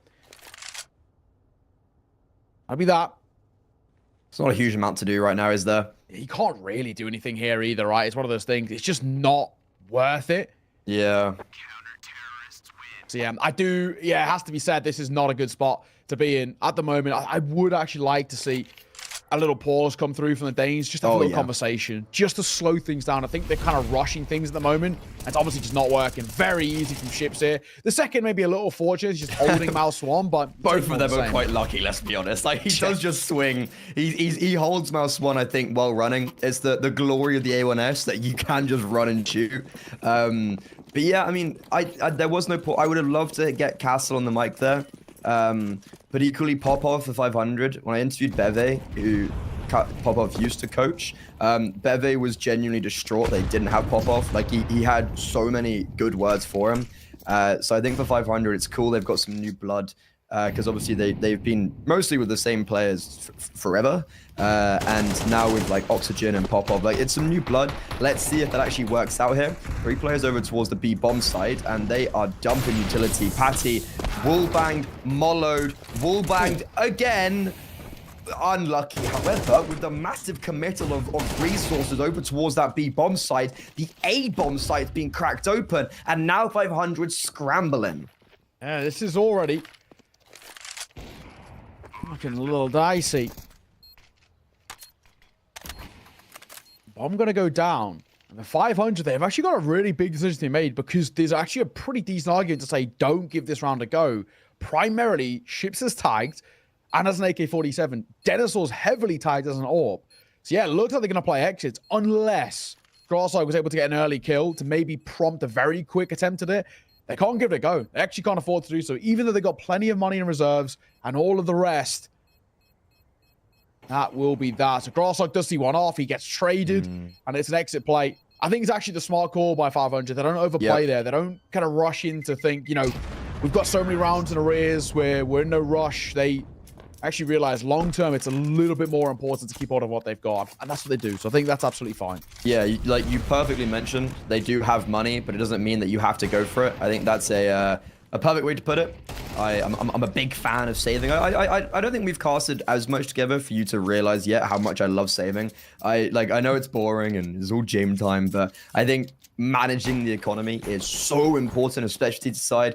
You don't need to be just throwing these stupid rounds away and these guns away by just go in for like a 2 versus 4 retake or whatever. But first time that 500 played 3 players towards the B bomb site, it doesn't work. Now they only played 2. Rainmaker drops his utility over. It's a good 1-for-1 for Kraken, and that's an early victory for Gaming Gladiators up towards top banana. Yeah, not bad. This Patty does fall, but so does Shipped. It does actually give opportunities now for the T side to kind of flex their muscles a little bit. Generally speaking, T sides do benefit when it comes towards the trade game. The only thing is they've got to group up. If you continue poking and prodding around while you haven't kind of got distinct numbers of advantage, which they don't at the moment, that's where they're going to be in a little bit of a troublesome spot. The best way to play this now is just to commit to a site. 500, they actually have the perfect setup right now on short, but that Molotov takes it all away from the Bulgarians. Now, this wasn't realized, but he's completely cleared out top brackets. Gaming Gladiators, they still have control of top banana. We've seen them on Ancient use Kragan in an advanced position towards middle, for instance, and then they went back quite late, and it seems like that's actually what they're going to be doing as well. They've got Kragan baiting out all the utility from the CT side. You can see that both Grashhog and Rainwaker just dumped the Mollo in a smoke. There is a Mollo left, and with 30 seconds, this Mollo for Grashhog, it will win them the round if placed correctly. He comes over towards New Box. A Molly responded, though, by Grashog, trying to slow them down, and it might actually just work. Look at the time here. Just over 10 seconds to start to make a move. Salazar on the swing and the find. Oh, my God. Salazar makes it 2. Through his teammate finds the kill. brilliant work. And this goes back to what I was saying earlier. Salazar on a rifle is actually really scary. On the AWP, he looks a little bit tentative in his playstyle. When he's got an AK, this guy is so confident. But man, really good entry pathing there from Salazar. Super good work. Gaming Gladiator going to find a second and absolutely needed. That is an insane entry from Salazar. The first one as well was just straight through a smoke. Grashog was trying to maybe throw some confusion, some supportive coverage for his teammate on the back of the bomb site. But Salazar, damn, he even gets the bomb down as well. Like, he literally does everything in that round. Gaming Gladiators, that round comes down to, like, look, Kragan he baited out a smoke and a mollo.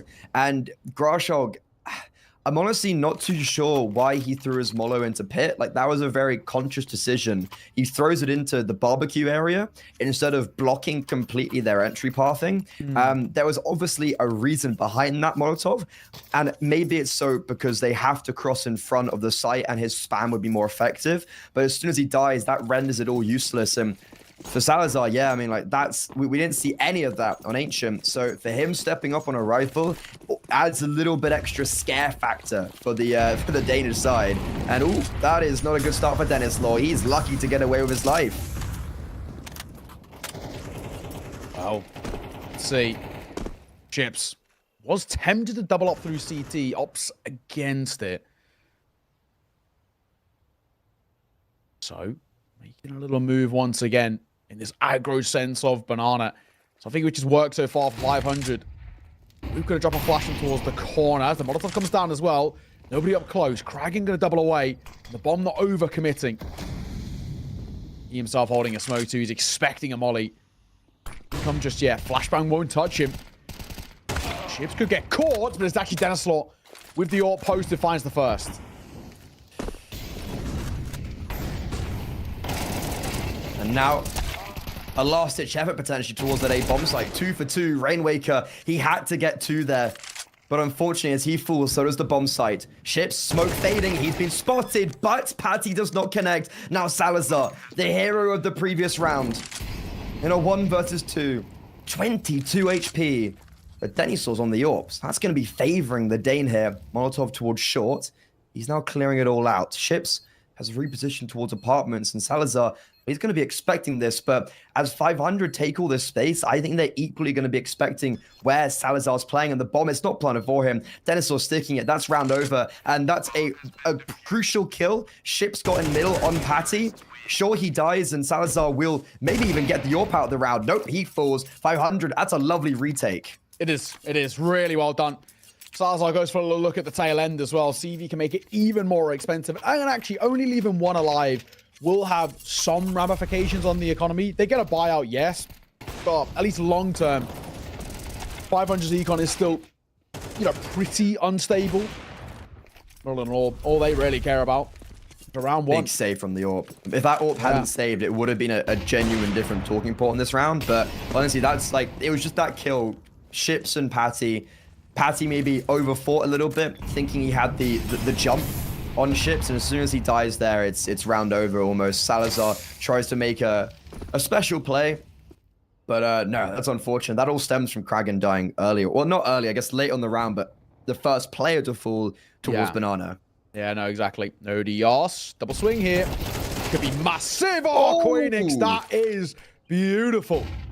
Wonderful stuff. Pop flashing for himself, but he's not committing to swinging out just yet. Gaming Gladiators now have the numbers. They're now not in any sort of a rush. Queenix got a double entry in the last round, right? I think so, yes. Yeah. Yeah, 4 kills, 2 rounds, both double entries. Let's see if this time, though, his 2 frags will actually be supporting them to win the round. Rainraker, it's had a good game. 8 and 4, kind of up there with like the Dennis Law. But he is completely alone on this A-bomb site. 500, they're not even really gambling anywhere. Like, look, Ships is playing super passive in Speedway. And yeah, Rainwaker might get 1, and he will be allowed that, but expends a lot of bullets while doing that. Maybe if he'd got that cleanly, he could have got a second on a low HP Queenix, but yeah, that's not the case. Salazar, though, cooking alive. Actually lucky to get out of that one. And I think for 500, like, if they go for this, it's insane. They have no kit. They have a mollo and a flash. Like, surely they don't go for this, right? see. It'd be a real ballsy call. I don't think it's worth it, especially with an M4 and a fan match. Just keep hold of it. Yeah, and they are going to. This has been heard, though, in terms of the exit. So Queenix has started to make a move himself. Ships having a look. Oh, Queenix pulls a knife out at the worst possible time. Salazar will find the trade to no AK save. Yeah. C also gets out of there, but I think for 500, they tried to make it a little bit expensive themselves. I don't see that much point in it, in all honesty, because it's actually a little bit more of a hindrance towards yourself if you do fall, and yeah, that's unfortunately kind of what happens. Yeah, no, I completely agree. Like, the point I was going to make was basically just that, right? Where, sure, you go 1-for-1, you take a rifle at the T side, but that heavily favors the T side. You're on a double eco, if I'm not mistaken. It's a 1400 loss bonus going to this round, so it's like, grand, Chips gets this kill. Probably could have run back towards Speedway, but instead goes and dies. As I said, they had 1400 loss bonus going into this round. If they had 2 saved rifles, they would have at least had more oomph to it. But now they're going to have to buy. Rainwaker is got the most money, and he can't even buy in the next. Well, actually, probably could, 4.9, but no one else can.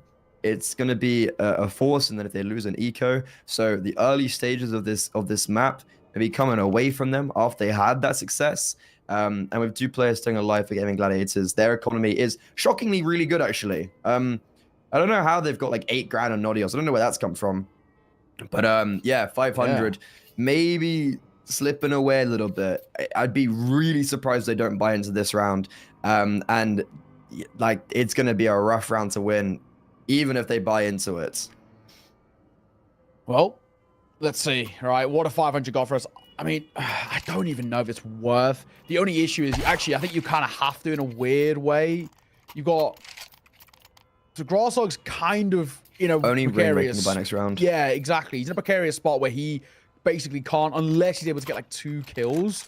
And then Oxygen's in a bit of a weird spot himself where he's in double eco. So I think they're basically forced into it kind of against their own will in a way. It's an awkward spot, but they unfortunately, they kind of have to go to this. And this actually potentially could now basically throw away the lead, which they've kind of worked so hard to build up.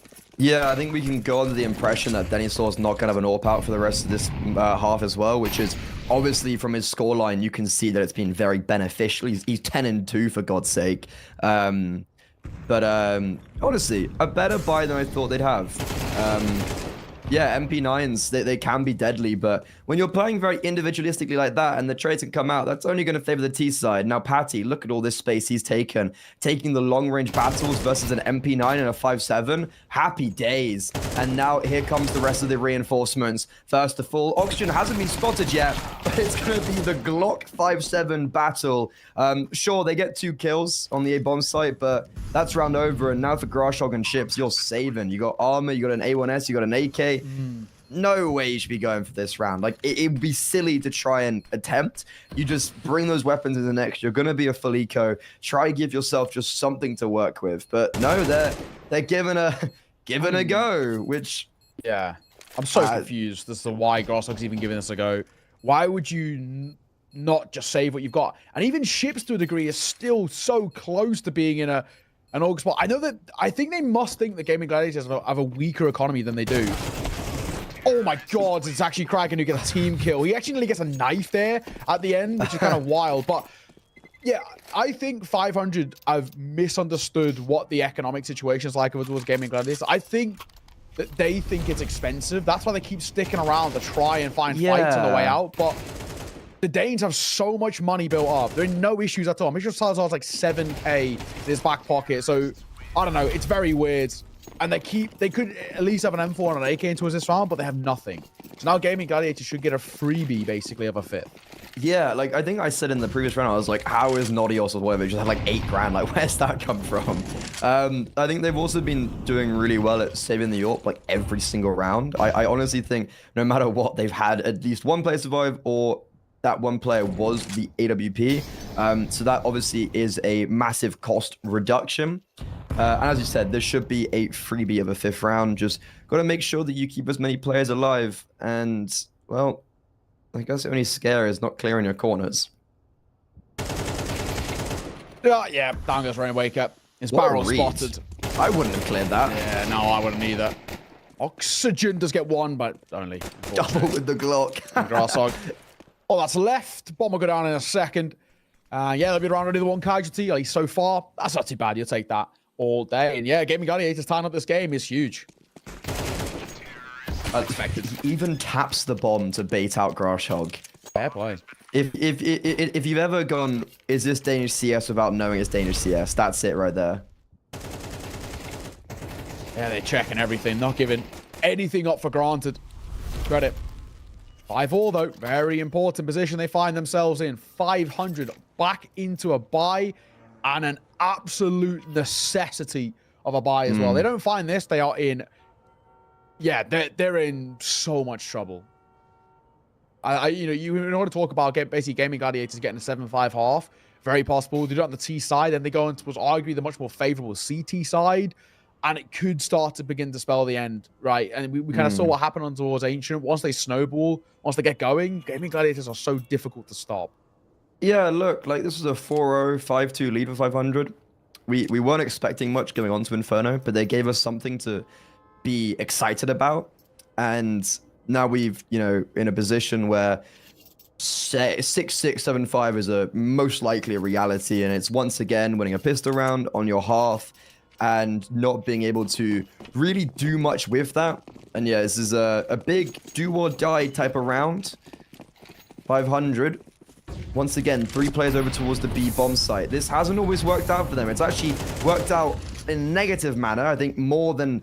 I don't think it's ever worked out sending 3 players towards B for them. And, well, once again, it's not going to work out. They will actually get the trade through your smoke. So I guess we still have a 4 versus 4 and top banana controlled by 500. But look at this from Rainwaker. Like, he's just in a smoke with oxygen, and oh my god, it works out. Okay, that was a very individualistic, very ballsy setup in top brackets, and it actually works out perfectly. Queenix does get some sort of revenge, but it comes at the cost of all his HP. Oh, he lines them up. Oh, wow. Okay, he almost gets 2 with a flashbang, but instead, it's now Kragan in a 1 versus 3, and little does he know, he has the full B bomb site to himself, but that's shortly not going to be the case as Ships is rotating in. Starting to make a little move here. 50 seconds in a 1v3. If anyone can do it, it would be this kid. He is so crisp, but Ships playing so passive. All the way back towards spawn, using the railings as cover as well. The 500 get a much needed gun round at the tail end of this half. And a final round of it as well. Gaming Gladiators have plenty of money to buy back in. If they can make it a 6-all, that'll be good for them. Very good for 500 that they can guarantee a lead. That's going to give them just a bit of breathing room, which is something they've basically lacked all game. We'll see whether that is going to be the case. 7-5 finish over 500. I think that's completely fine. We then throw in the conversation of, look, do they just win another pistol round? And then do they put themselves in like a 9-5 half? Oh, sorry, 9-5 position, which is strong. Gaming Gladiators, though, that was an opening pick that goes awry. Phoenix almost saves them with his entering. He seems to get always his kills from apartments in a double entry manner. But unfortunately, that one round, he couldn't pull off that magic. And ooh, look at this retake over on the B bomb site. This is working out perfectly.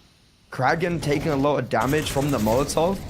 500, though, don't want to stick around for too long. The worst thing you can do as a CTSI is maybe not realize when it's time to call it quits. True. Very true. Already, we are seeing, though, bit of a move in through apartments, but as more of a lurk. The bomb's going to come and join them in a second. What is the play here, right? We've got not a hell of a lot of time to work with. Standard util set as well in through short. But flash out as well. It's the long players that are probably the most notorious in this spot. Nade comes over. There's a hell of a lot of damage as well. Being peppered by util. And Rainwake will see off the first. 30 seconds, and they're already slightly perplexed. 3 players towards the A site, and none of them have really even been spotted. Will they clear Danislaw? No. In the cubby. Oh, he doesn't get all 3, but you know what? I think that's good enough. Salazar now last remaining on 16 HP, and yeah, 500. A 7-5 finish is, nothing to to shy away from. That was a really nice early stage from them, and it definitely got quite scary when we hit that 5-5 point. We're like, look, are they really going to throw away that early lead? But no, they end up taking those last 2 rounds. There's a lot of confidence as well going into this second half. Denny Slaw, a perfect end to this half, and overall 500, that was also just 2 really nice rounds. Yeah, absolutely kind of a necessity out for 500 too, right? Because they've fostered a couple of times in through, you know, obviously that previous map, but that kind of midway part of that first half, they couldn't allow Gaming Gladiators to spiral at the tail end. That's how things went super wrong kind of at the end. So at the very least, you've got a bit of a lead, and it means that even if Gaming Gladiators find a pistol, right, you still have a bit of breathing room to work with. You'll still be able to find a gun round at kind of, you know, this is a worst case scenario. This T side gets decimated quickly, no bomb plant, right, and all the rest. Even at that, the very least, the gun round will be at 7-all, so you're still competitive. You're still in a decent spot.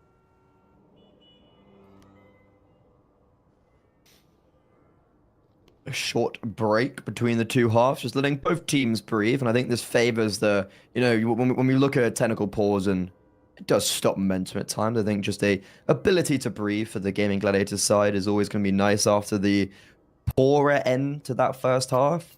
Yeah. But yeah, I find it amusing that you kind of brought up at the very beginning when you like Salazar's great on the rifle and maybe struggles on the AWP, and that theme has really persisted through that first half of like he just had a lot more impact with that rifle, and he's a good AWPer, but I think he lacks a bit of ego, and that was something that I was talking to Manx when they first picked up Salazar of in Denmark. You know, that is kind of how you AWP, right, with a lot of passivity and I mean not having that ego, and I think that's something where Salazar will grow into, or like someone like Device, he, you know, is very doesn't have that ego, but is also just insanely consistent. So I think Salazar needs to find kind of a middle ground of what suits him best. But obviously, he's a player that is probably the most inexperienced player on the server by quite a bit.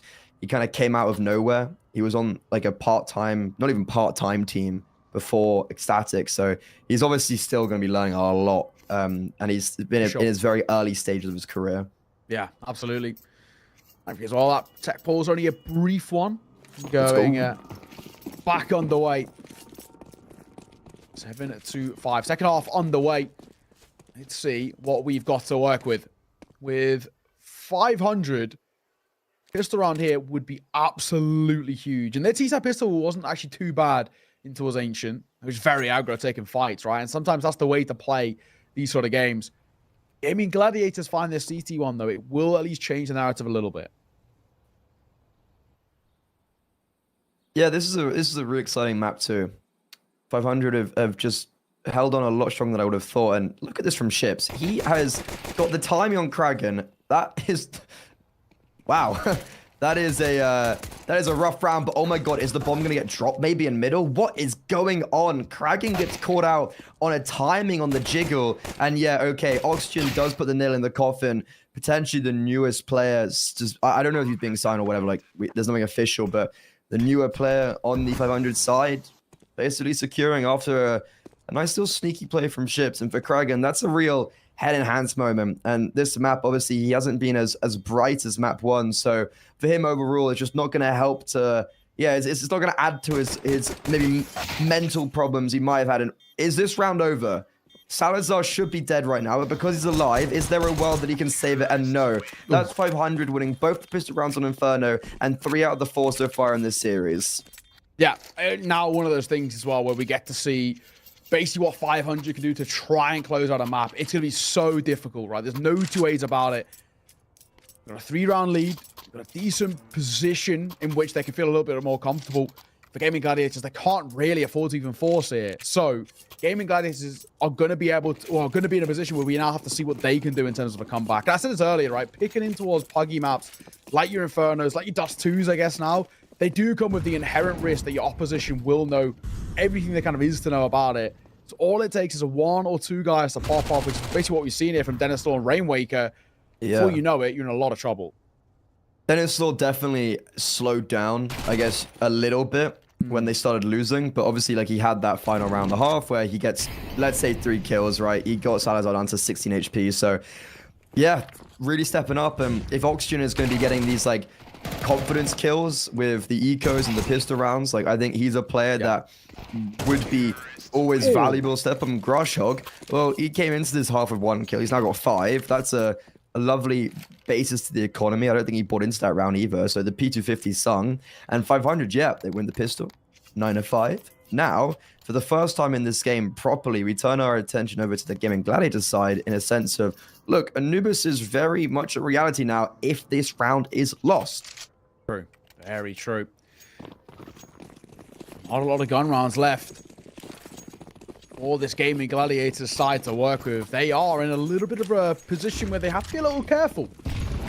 He comes in the corner. Good nade as well.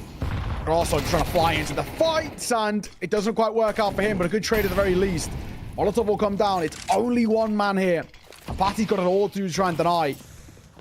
Smoking a flash. He's going to rotate over towards Coffins, but then he's met with a Molotov. A very decent spot. The 500 of towards Top Banana, and now, for the most part, in terms of the guns, uncontested. I think Gaming Gladiators might even, in terms of internally, might be thinking we need to play full retake here. Or just a gamble towards B, and if they go B, you win the round. If they go A, you go next round with a full buy. 500, they actually had the opportunity, you know, that the Molotov you mentioned to block out Patty. If they had got on that, I think the round would have been over because they had so much space. But it seems like they're still coming towards B, and Gaming Gladiators, they've bit on this. 500 have frozen. They completely stopped. And now, as this smoke fades, Patty does have another Molotov. He's going to see the smoke coming CT. He's going to drop his utility. There's no rotations from his teammates. Sure, Norios won't be coming over, but I think this is round over. 35 seconds. Patty's completely smoked out. It's a full execute. Unless he somehow lines up like 3 players on this spam, this could be difficult. And well, okay, that is 1. So it is now the advantage for Gaming Gladiators. Oh, okay, no the way. spams worked out perfectly. Then he saw bomb is going to go down. Norios needs to be careful to not die. And look at this fast rotation from Banana. 2 players instantly pinceling, taking away all the primary zones from the Bulgarian squad. And Dennis thought, well, they know he's not. They know he's not triple. They know he's not Coffins. Where can he be? Dark and okay. They keep 4 players alive and win the round.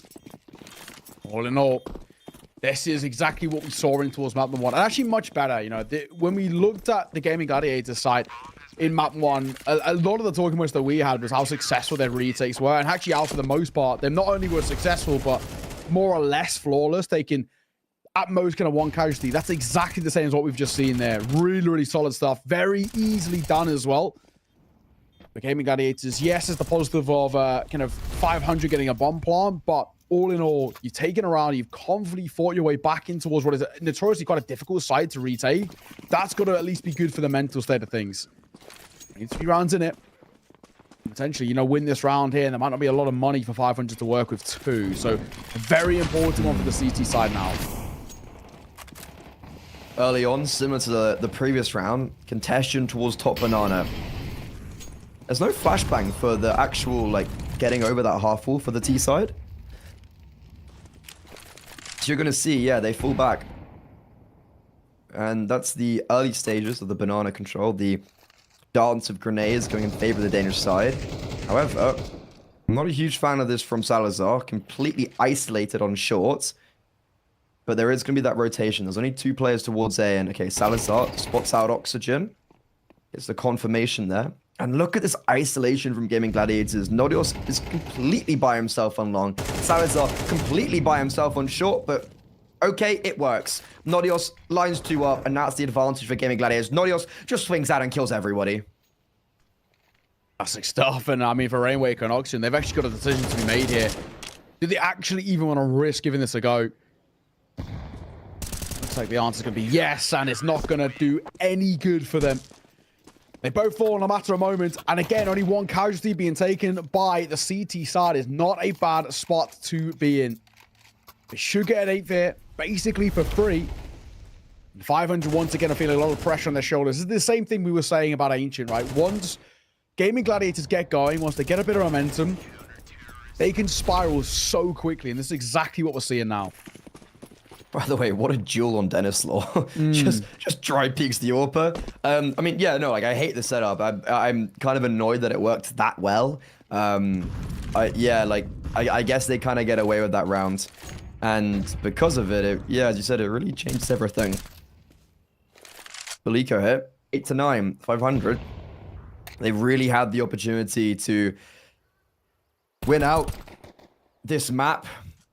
On round 15, it would have been when they had, you know, a lot of control towards B at multiple occasions and never were able to convert on it. And because Gaming Gladiators have had 2 rounds in a row now where they've had, like, what, 4 players alive in both, right? Money's looking good. Salazar probably will die here. Oh my god, he gets domed. And these pistols getting a scary amount of damage for Glocks, and well, that damage is going to continue. Oxygen, surely he doesn't break open Queenix, and okay, he won't. Queenix does stand tall. Still a world where Ships does maybe get the bomb down here. Like that, yeah, very real world. Oh, he doesn't even pick up the bomb, and well, okay, whatever. Orp misses. P250 hits, and right, way too scary. They win the round, but that is far too expensive and far too scary. Yeah, and also as well, I think just showing maybe a little bit of kind of the slightly more immature side of things when it comes towards the way in which Gaming Gladiators should approach that. The way you've got to go about it is not give him the sight, but at the very least to just give him the, you know, give him the space. Don't let him plant, but just make him feel uncomfortable. You know he's never going to win the round, but you don't want to give him the opportunity to fight, and that's what they do. They give him the opportunity to isolate 1v1s, and it does get a little precarious. Thankfully, in the end, seen off 9-8. Saying this quite a while, right? But Gaming Gladiators are starting to spiral super positively. Need to see 500 on to back, or else they could be in a hell of a lot of trouble. Yeah, that last round wasn't as much in the upper trajectory as we've seen. But the beginning of this round most certainly is. Nodius gets a perfect timing with the Molotov. Firstly, he gets to kill on Oxygen on the boost, and then because it's a boost, he knows Grashog's there, and the Molotov keeps him in front of the smoke as well. So overall, just this is a perfect, illustrious round from Gaming Gladiators. Pure class being exhibited onto the server. Nodius has been really stepping up. He had 6 kills before they even found their first round on the CT side, and Salazar as well. Like, I was going to say it's nice to see him getting frags, but he does actually just get dueled by Dennis Law and dies. But this should still be mitigated, I'd say, fairly well. I'd be very shocked if any space is taken by 500 in a terrifying manner, especially with a rotation from Kragan and Patty with full, complete control of Banana. Kragan. I was having a look in there. Not spotting anything just yet. And it's 2 versus 4. It does feel unlosable for Gaming Gladiators, but that last round was a little precarious. Kragan should get one for free, and he does. Take the tag, though. It's a detour reaction from Rainwake, but the last round of Dennis Law, AK-47, surely no chance in hell. 10 seconds. He wants to make sure he dies before time as well. And he will. Seed off by Nodios. Nice and easy. And that'll be Gaming Gladiators tying this game up, but also once again, and the funds over towards 500. They can't afford to force buy back in, so it has to be a little bit of a low to half buy situation, meaning the Danes should take a lead here. Yeah, that is just perfect beginning. Salazar is a little bit lucky that I think that was Ships was tagged up because he actually hit the wall bang. But overall, yeah, they keep that really clean. After the AWP dies, they are able then to pick up the AWP, keep 4 players alive. So maybe making up for some of the misfortune on that anti-eco round. Lost bonus racking up for 500, as you said. Don't really have the funds to fully invest, but we do see a little bit more oomph to these lower buys. You know, we've got Armor, we've got Tech now, and we've got Utility. 9-9. 500, they've got to stop the bleeding soon. This probably isn't going to be the round where they do stop that bleeding. Gaming Gladiators should be allowed a 10th, and that would be 4-5 rounds in a row. And that round is then the real ultimate swing round. Like, do we see Gaming Gladiators win out potentially the final gun round? Do we see them take home a 2-0, or do 500 keep themselves in it and maybe give themselves back that confidence? 5 for 500, right? But at least sometimes those Tech 9s can be a little scary. They're trying to step up the tempo a little bit. A bomb plant would be nice here. Let's start at step 1, but I think all in all, they know they're in a little bit of a troublesome spot. They've lost the lead. Econ and kind of the spine of this 500 team seems to be shattered just a tad. A tough spot to find themselves in. They're trying to go quick here. Kraken takes first contact. Smoke will come down as well to slow down that T side. And they've got a double stack here with a third close enough in the rotation that he should at least be able to do something. Yeah, he's actually made the right read there, Nodios. I wasn't quite sure where he's going to commit to, but he ends up committing towards the B bomb site on the basis that Salazar has full control of top brackets. And now here comes the pop. Smoke replenished. It cuts up the attack, but you know what? They actually do get an entry. Kraken, though, holding strong on the back of this bomb site. Good support. A flashbang isn't going to do anything, but it's good team play. And Rainwaker, yep, last alive. Last the full. Gaming Gladiators, that's once again 4 players alive. They've had 4 rounds of 4 players alive, and then 1 where they had 2 against the Eco. So you can see that's really mimicked in how good the economy is. This now is the big round. This is, where do we see this series going? Do 500 keep themselves in it? Or do Gaming Gladiators just win it out here? Even if 500 win this round, because of the good economy, it's not going to be enough. They're going to have to double down. But if they lose this, I think it could be curtains. I think you're right, man. I think you're absolutely right. At least in terms of, once again, like we spoke about, that kind of mental state, right? This is where things are looking very good. A quick play here by Chips. Really trying to get into the fight as early as. Push in the corner. Yuto behind it as well. They might even want to fight themselves back in towards Banana. Looks like they are. Patty going to stick up close, avoiding the bulk of it. Denizal taking a lot of damage on the spam too. Patty's position is so strong here. I'll throw Yuto to try and support him. Nobody playing logs. Nobody close left either. So actually, the Danes are giving all of Banana. This is a little bit different, right? We haven't quite seen this very assertive take from the Danes before. And they also win out the utility spam and the spam itself. You see the Denny Slaw's low. Sure, Kragen's on 50 HP, but they've got all the space. Got 4 players on the A bomb site. This is pretty ideal right now for Gaming Gladiators. They have got the perfect read right now. And 500, I think they're just playing into their hands perfectly. They're going to probably head back towards B here. Patty still has a smoke that he can deploy when necessary. And the retake of top brackets as well is going to support this read of heading towards B. Patty even just holding the smoke. Drops it as they come around the corner. This is really just good Counter-Strike. Full execute's coming in, but the rotations are here. They're going before the CT smoke. Oh. Patty just lining them up through the smoke itself. This is just perfect. Bombs down. Sure, Ships has the sight, but yeah, this is looking rough. Rainwaker in a lurk position. No real way he can support. Ships might get the bomb down, but I don't think Patty's even going to let that happen. Okay, bomb goes down. Sure. Nice. Lovely. They get the C4 down. They get $800 in the next round. They've got 1 kill. Yeah. You know, loss bonus of bomb plant is good in these situations. It's not great, though. Rainwaker going for a flank. He just gets 1, and that'll be that. Nice and easy. Nice and simple. All in all, it has to be said, Gaming Gladiators, they're loving life in the server. They're showing really what they're all about. That bomb plant will at least facilitate a buy. That's the only real positive that they can take away from that it's going to give them something. Yeah. But even still, it's not going to make a difference in terms of momentum. That's a really good retake once again. 11-9. And a similar story that we just spoke of that we can kind of rehash in towards this one. These are must-win rounds to 500 at the moment. They're struggling to even compete. Yeah, I mean, the bomb down does change the narrative slightly, as you said. Like, it does make it feasible. Final tactical pause coming out, and 500, they may have thought they'd played that round well, but Gaming Gladiators played it better. Like, you know, it's the maintenance of top banana by Patty, the perfect time smoke for him, Salazar retaking top brackets as soon as 500 leave, allowing for the early rotations by Nodios and Kragen. I think it was those two.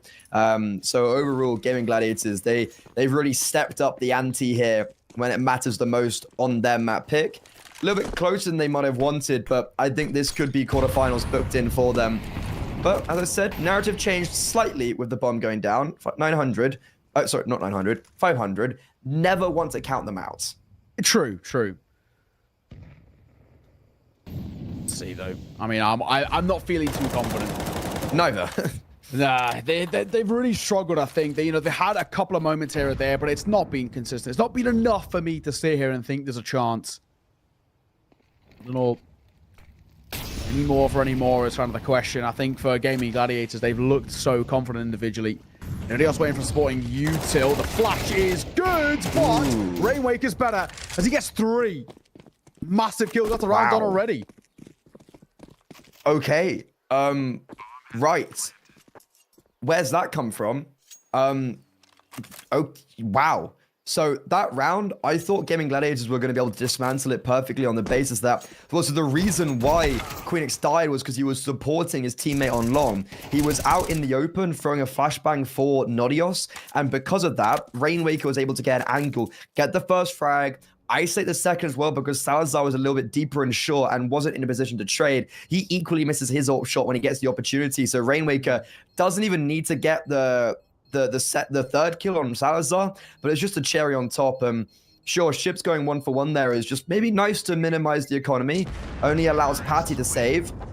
500, I don't know where that come from, but that all comes down to Rainwaker. So it also makes me a little bit scared that they have to rely on an individual like this. But yeah, you see, it's just he isolates every single frag very perfectly. And that is the experience of a tier 1 player finally coming out and being portrayed on the server. A chance opened back up for this side. An opportunity maybe for 500. At the very least, overtime feels like a little bit more of a possibility. I don't know about taking this in regulation. To go flawless 3 for 3 now would be big.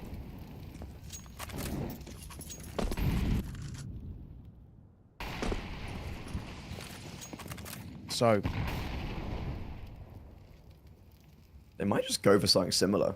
Yeah, this nade could be huge, actually, because they're making a little creep move. Yeah, good damage. And that's actually information gained as well for Queenix 2. Very importantly done. It also just kind of deters them, right? Because I think it was clear they were going for some sort of apps play. So it does just maybe move them slightly and shift what they wanted to do. And instead of going for an A wrap, they might just go for a full A execute. This time, Gaming Gladiators, though, they do have that information towards the B bomb site. That was not something they had last round. Also, these nades, Jesus Christ. Oh my God, that's a lot of damage. 50, 50, 23, 74. We haven't seen a single player in 500. They have been peppered down. They have no control towards the B bomb site. They barely even have brackets. They barely even have apartments. 45 seconds. This is looking rough. Smoke as well, replenished towards apartments. Patty, I guess the one silver lining is that he's slightly maneuvered himself away from that A-bomb site. And alongside that, Salazar's actually the first player to die. So 30 seconds left. Gaming Gladiators, they've got to make a decision fast. And it looks like that decision might be going over towards the B-bomb site where Ships has got a lot of space. Yeah, Kragan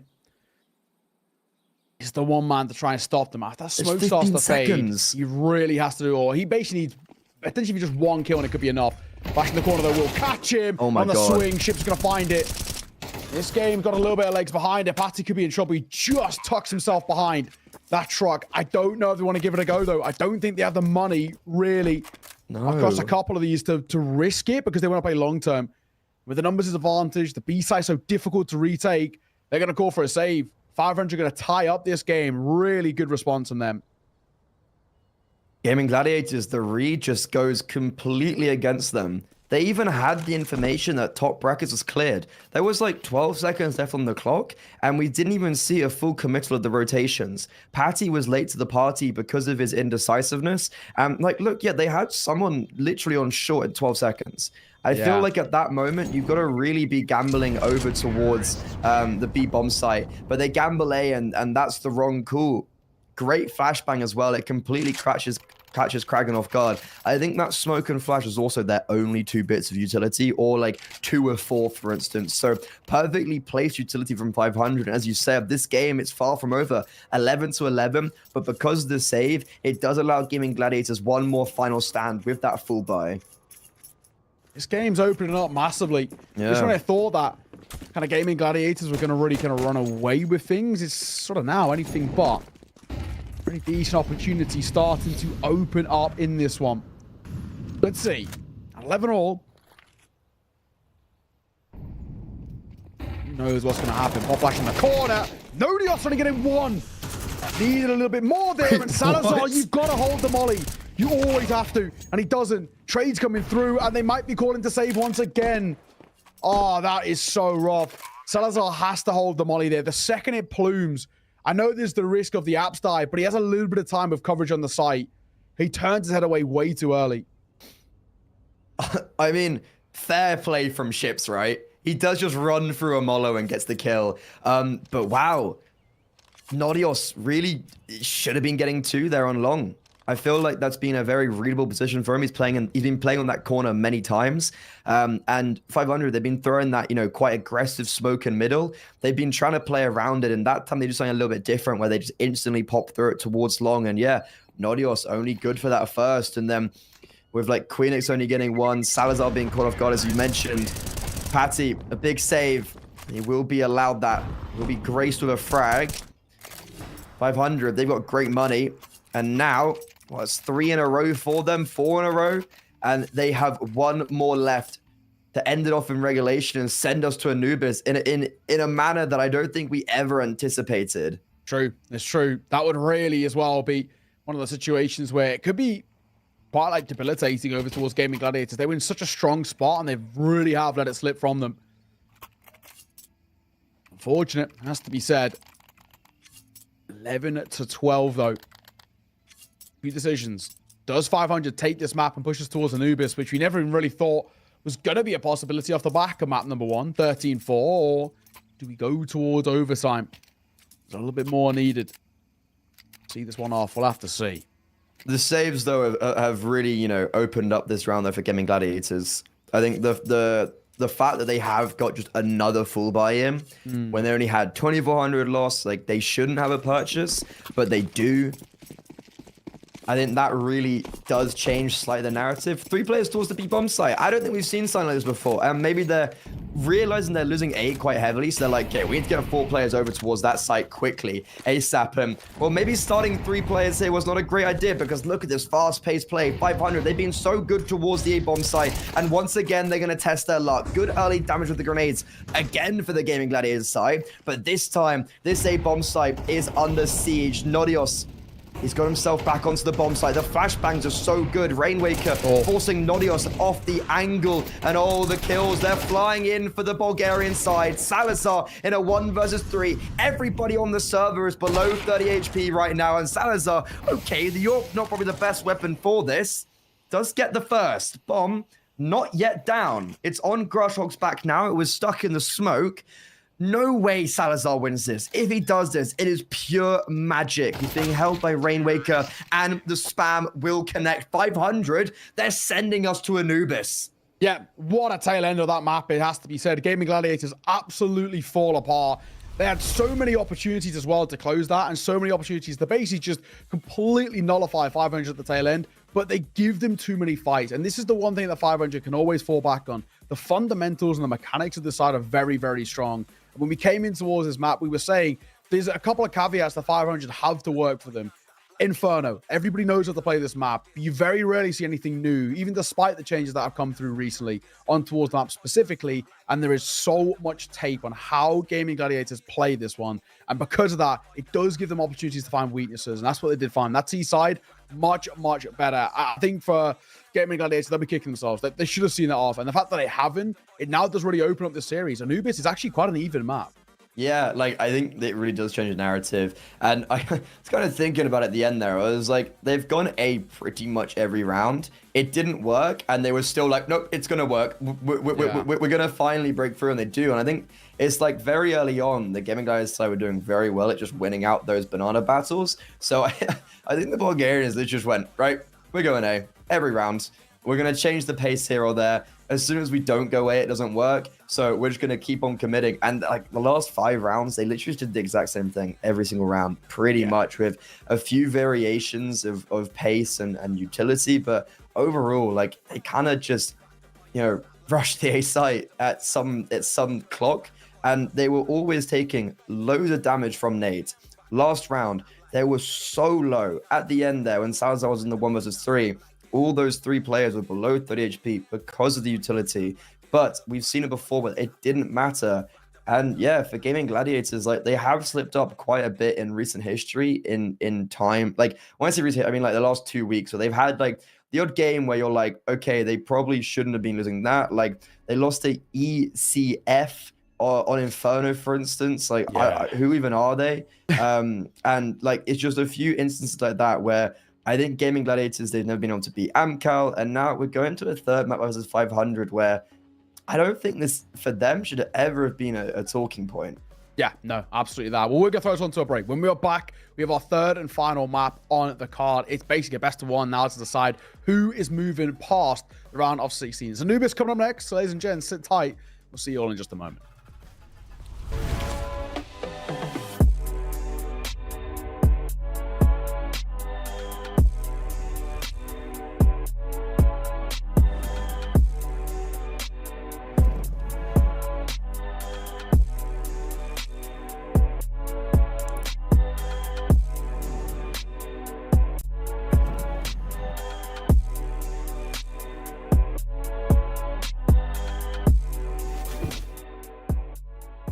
Hellcase is going back with 3 more editions of Hellcups with a $30,000 base prize pool each, plus crowdfunding. You can increase the prize pool by opening crowdfunding boxes on our website. We have also prepared a special giveaway for you worth $2,000, a Huntsman Knife Doppler Sapphire, and Hand Wraps Caution. You can also use the special code HELLCUP9 to give yourself a $0.7 welcome bonus and a plus 10% to refill. There are also special Twitter giveaways where you can receive a Gut Knife Lore, a Huntsman Knife Lore, and a Bowie Knife Tiger Tooth. Additionally, by watching the streams, you can get points that you can use in our special store. But for now, sit back, relax, and enjoy Hellcup 9.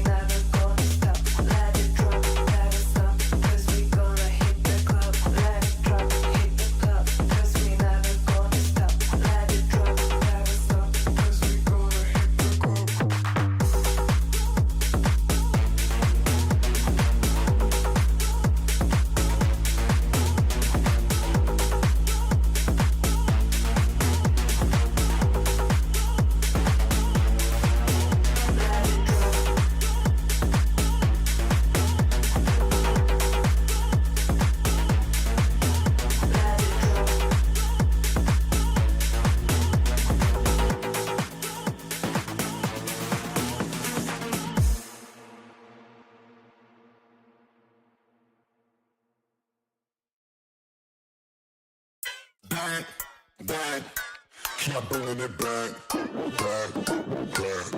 Said I'm bringing it back, keep bringing it back. But you can't fall like swinging it back,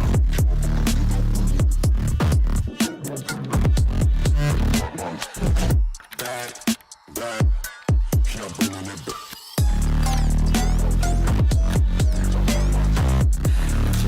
Like swinging the back, I believe that I'm bringing it.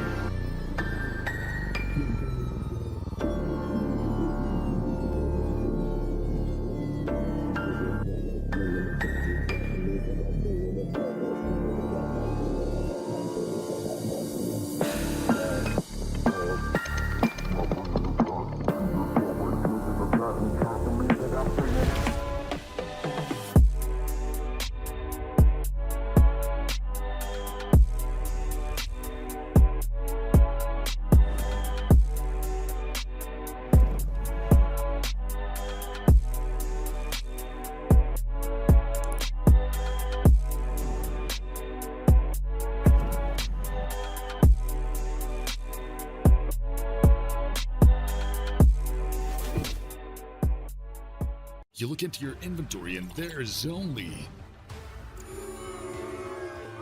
It's time to forget about this garbage. Here you will find everything to play with really cool skins. Open top cases. Upgrade dropped skins and turn your junk into a cool gun using the contract system. Every day, thousands of people upgrade their inventory with us. Hellcase.com. Look at yourself in a new way.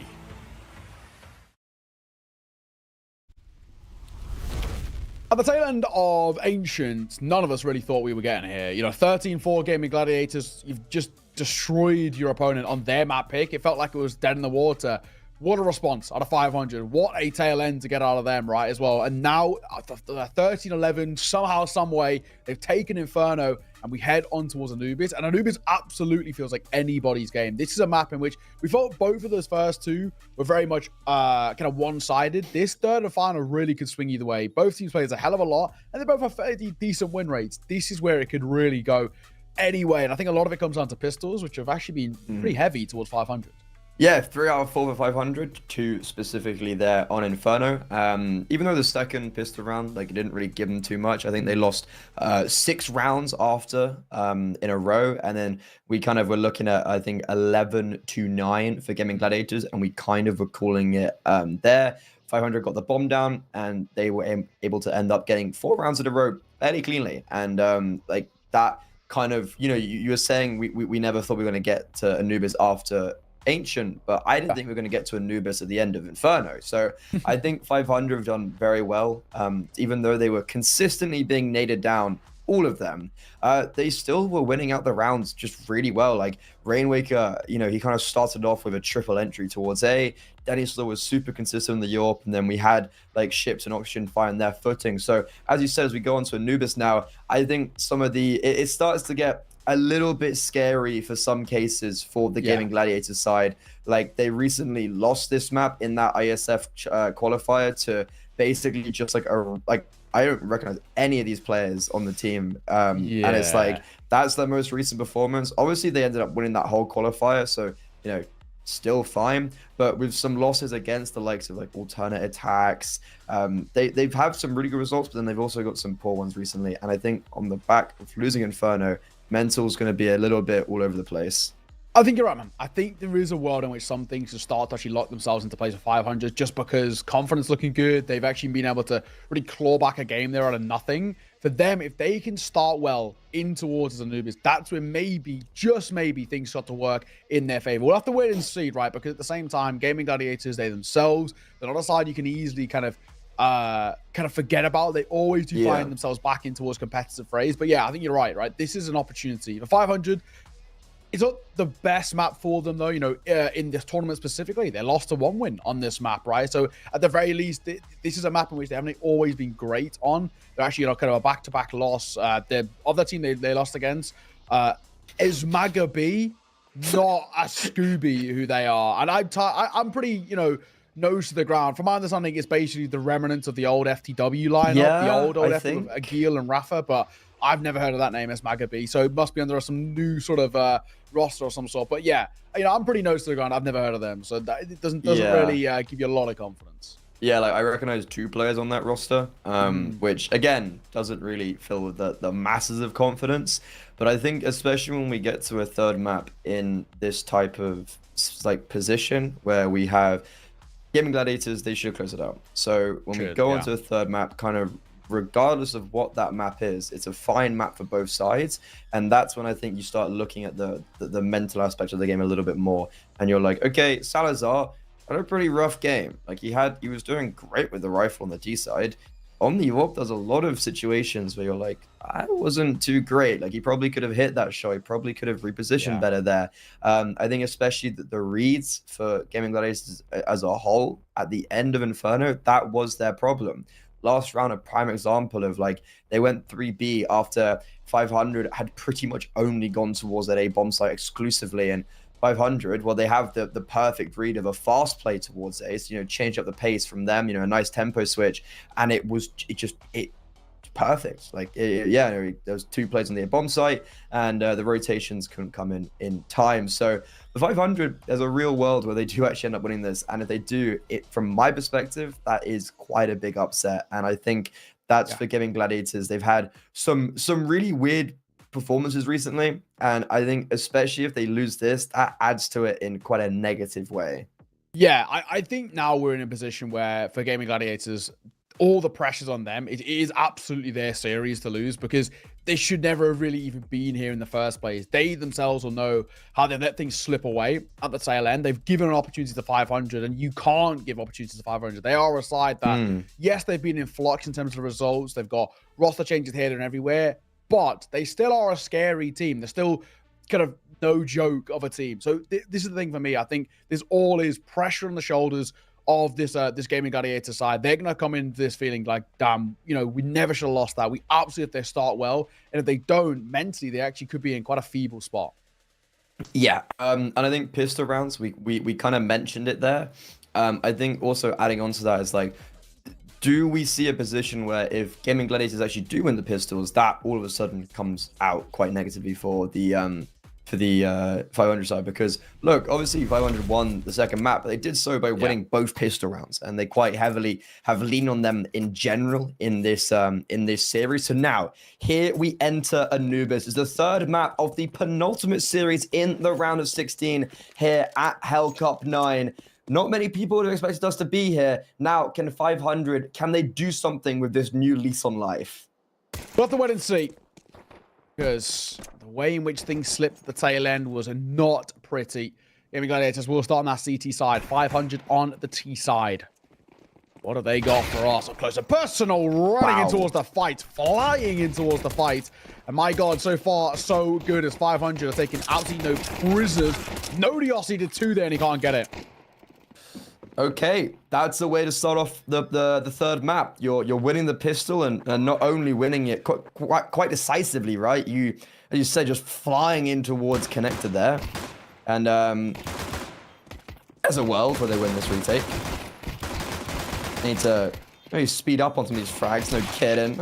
Okay, never mind. As I say, there's Patty getting 2. He was the full HP. Queenix now left by himself, and yeah, 500. They end up overall winning that pistol round out very cleanly, and maybe setting the tone here for the third map. Yeah, well, already for 500, that is so confident. That's exactly what you want to see from this side. Coming towards this sort of round and make sure there's just no question marks, no deliberation about how that pistol is taken. And this is what we said, right? 500, you're able to win this, you can continue the tail end of that first map, that second map, may I say, in towards the start of the third, and really give yourself all of the leeway. And this is actually how all 3 of the maps have started so far. 500 take a pistol, and then they spiral things positively. Obviously, both of the first 2 maps did actually end up kind of getting answered back relatively well by the Danes, but 500 hoping this one's not the same. Yeah, the first pistol round, they won the first gun round, in Ancient, and then that was kind of it, really. But on Inferno, yeah, they kind of got themselves in that 5-2 position, and that early setting definitely benefited their ability to come back in the end. And okay, up against the Eco. Did someone say Ecos? There we go, yeah, they could smell them, like blood in the water for sharks, right? They just get right into the fights there. Easy kills. Nice and simple. 2-0, right? Can't really complain at all. Gaming Gladiators, bit of a throwaway round, realistically speaking. They're coming in towards this next one with that full buy. This is where we have to see them start to pick up a little bit of form. Yeah, okay. First gun round. What's the tone going to be for this map? 500, they've been showing, we're going to be seeing some pace. Is that going to be continued here on the first gun round? I think so. Look at this. Mac 10 already close in connector. A lot of pressure being put over towards B main. I see a welder 500 just pop straight onto this bomb site. Mac 10's pretty close. In the smoke, though, going to try and keep them at bay. Gladiators got the right idea, and the early damage is a pretty decent position to find yourself in, but no kill just yet. Grossock sticking around. That smoke going to fade. We just shy of 10 seconds. There's a pot flash behind it. It might actually hit Nodios directly, and it does. Swinging his way through. Grossock was a dead man walking from the get-go. And Nodios opts for the Mac 10, maybe by accident. By accident, whatever, I guess it's working out. Mac 10 goes burr, and it works out. So, look, he's got an extra $600 now. Happy days. And yeah, 500, they never really actually get onto the bomb site. They kind of get stopped before they could get going. So maybe that's Gaming Gladiators saying their tone for the rest of this map. And yeah, Ships and Denislaw, I would say, is there a world? Can they save? Are they even going to be able to? As they've only just picked up their first frag of the round. And yeah, I think Gaming Gladiators, not exactly hunting for the frags, but just putting them in a position where they're grouped up and they're actually reading into it very well. Ships, last man standing. He's going to try and keep hold of this M4. Anubis is a pretty tough map to save on, just because it's just not very long, not a lot of cubby to tuck yourself into. You will save, though.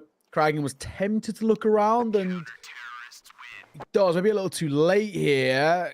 Kragan, he's not going to clear the left. Oh, he will. No, he doesn't. He doesn't actually clear the left-hand side. So Ships is a lucky man to stay alive. But it's the only one who does. That round was kind of done from the get-go, really. Lucky with a caveat, right? It's like, okay, lucky that you saved, but it's like, okay, probably could have won that round. But I guess the save does mean that they can formulate something, right? 2 Mac 10s, an 8K, saved A1S, and a Galil. 500? Yep, as you said, just like really nothing in that round. It was just kind of like spam, a failed flash play, and well, they're going straight towards the B bomb site once again. You know what? Call me crazy, but they're doing it. It's making it work, and the Mac 10s this time, they don't get silenced. They silence Gaming Gladiators. Man disadvantage, and they get caught with their pants down. Ollie will come down, but too late. The bomb gets planted, they're out of there. And I think for Gaming Gladiators, you probably just call to save it. Unless you can get an early kill. Maybe tempt the likes of a retake. I don't think it's worth giving this one a go. I mean, that 500, step up the pace like you were talking about, right? And they just cashed them off guard. Gaming Gladiators just had no clue that was going to happen. Really getting caught like that is something that is at times a little worrying. And this could be an indication for 500 going forward, thinking if we just try to something a little early into the round, don't give time for the Danes to set up, maybe we might be able to find gaps in the armor. And so far, so good. 3-1 start it's not bad.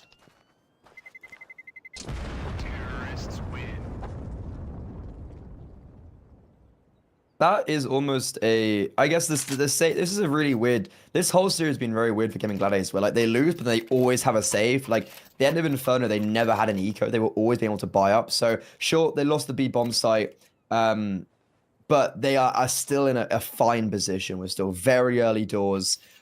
they've maybe lost their opportunity to win up against these lower purchases, as we only have now, still a Mac 10, but full utility around that. No AWP out yet for Salazar, as economy restricts that.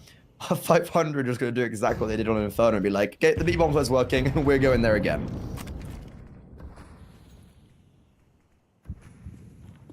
Ready, Kraken up close, got the right idea. He does. This could potentially be. It's a bit of a weird one. Oxygen's not making a move here, and Kraken's waiting for an opportunity to arise, but neither are being given. He makes the first move. Minute 20. They're not exactly in a rush here. The bomb is ever so slightly in this direction. Kraken going to fall off the positions. They're going to double stack in through dark and back sight. Yeah, and 500, this call for a pause is making, you can see Gaming Gladiators feel just a little bit uncomfortable. Yeah, it's good fake utility from Ships as well to keep players over towards A and B, A and middle rather. And yeah, here comes that B pop this time. Norios does get the opener, but Grashog, we were talking about the Mac 10 saying maybe, the lower weaponry, but that's 2 rounds in a row now that the Mac 10s have had this sole purpose of getting those entries and succeeded. All good. Salazar and Quinix have no options here. They have to just save. Simple as that. All in all, 500 are making this look very good. This is probably the only map that you could make the strong conversation that's been T-sided, right? Or at least when it first got introduced into the pool, it was. And 500 are trying to utilize that to their advantage. And actually, in all fairness, so far, so good. 500, they won the knife rounds. They got the choice of where they wanted to start. And this confident start on T side is exactly what you want to see. This is how they're going to set up the foundations of a good first half. And that was exactly what gave them the win in towards that second map. Yeah, uber conditioning towards the B bomb side as well now. So that's something where 500 will always have the ability to fall back on if necessary. Now I want to see them do a little bit more around the map, right? Like they had a good play with Ships, forcing a lot of hesitance on the rotations because of his contact towards middle, keeping a player middle and 2 on A. Gaming Gladiators, sure, they've been saving. Probably shouldn't buy this round, but should just at least have Salazar and Quinix in a position where they can succeed. But that's an opener from Norios in connector, and then that was it. Round fell away. 500, 4-1, should be looking to go 5-1. Then we'll see the guns being brought out once again for Gaming Gladiators. And I want to see just more of a deal on 500 now. They've had a really good baseline to set them up here to succeed. They just need to be able to show their depth on this map by maneuvering around less focused on popping B. So, buy for Gaming Gladiators, pretty rough. AK, M4, and a few upgraded pistols. That Deagle that you spoke of, right? I mean, I don't have the biggest of hopes, in all fairness. They're playing for next round. They can make this one stick. It would be huge. Jumping across to the Mac 10. Grassog now going quick. A step up in tempo once again, and they might just disrespect the smoke here. Kraken on the other side, desperately trying to make something work. And the M4 doing good work. We'll get one. What is going on? Salazar's got the perfect play as well. He's in water. And he survives, and he's mowing them down. Full information of where the last 2 remaining players are. Norios now, great nade. Damage further onto... What? Never mind. The Mac 10. These Mac 10s are doing everything for 500. Now we go into the 2 versus 2. Kraken, no arm, got armor. He's pushed up aggressively, denies the bomb. Then he's slaw all by himself, and they crunch onto that B bomb site. Insane round. This is a wild position that we're finding ourselves in, because Gaming Gladiators should never walk away with that round at all. This is a really awkward spot. Even now, you look at this situation where for 500, losing those rounds to really knock the confidence. No bomb plant either. Not that they're financially in a lot of trouble, but it's just one of those things. It can just really hurt the mental state. Yeah, they squeeze back out into a buy, but it can't be easy. Not at all. Yeah, tough stuff. What a good round from Gaming Gladiators. Like, just keep the Mac 10. The Mac 10 is for some reason just giving them so much power on the pace. But Salazar, no, that's a huge round from him. You were mentioning right at the very beginning of Inferno that he's almost better with the rifle than the AWP, and he wouldn't have firstly made that play with the AWP, and he wouldn't have got 2 if he was making that play with the AWP. So Salazar, kind of my MVP of that round, even though everyone kind of helped, it is Salazar. Okay, Gaming Gladiators. They had no pressure towards B. They go for early aggression. They get spotted, but they also get the information, and in tandem now, everyone kind of shifts over towards his A part of the map. Shipsto, a lot of space in middle, and he catches the timing. What? Salazar through the smoke as it blooms, and now with smoke at the mouth of a main. 500, they force to slow down. With 50 seconds left, they are just standing on each other's toes in water. 4v5. A little bit of damage dealt towards the CT side, but a move got to be made here by 500. 35 seconds. And it looks like they want to go towards A. Queenix playing the other side of the smoke as it starts to fade. He's going to double back towards Pillar. Has the support of Salazar with the AWP. And the T side don't really have sufficient utility to force him off. They have a nade, yeah, but it won't kill him. Salazar gets caught. No. I don't know what's happening there, but Queenix bailing them out. 2.5 kills, more or less. And aid comes round as well. We're also trying desperately. He'll fall to the nade as well. Denislaw just in no man's land, running circles on the site. And that'll be a round taken by Gaming Gladiators. Absolute carnage, but in the worst kind of way. Mate, this game is just carnage. I actually couldn't tell you what's going on. Firstly, that opening kill from Salazar is just quite amusing with how, smoke blooms. He somehow gets the frag. Queenix, though, a massive double. He also drops the bomb. And that's why it's like Denislaw was in no man's land. I think he picked up the bomb, but then didn't in the end. And yeah, I think a very needed tactical pause just to give everyone a second to just take a breather, maybe. But yeah, Kragan, I thought maybe at the end there, here's the fact that he didn't go for the frag on the player on site was actually going to be their downfall. He could have taken the opportunity, but he waits for his teammates and they play it perfectly with good utility. Salazar does almost make a mistake that cost him the round, but he does get saved by his riflers. 500, no bomb down. It's shocking that they get 3 kills there, considering, how that round was being played out. But we have a position where they're not able to take that early lead. It should be 4-4 as they're on Tech 9, and they've got armor, they've got grenades. Those grenades are scaring me. Where are they going to put them? Yeah, it's a good question. Oh, triple nade going in towards Dark, and nobody there to meet it. Nobody else playing considerably more passive. Well done. It's a good read, but I don't even know if he read it. It's just kind of the standard way he's played it so far. I don't think you can ever read into a triple nade connector, I'll be honest.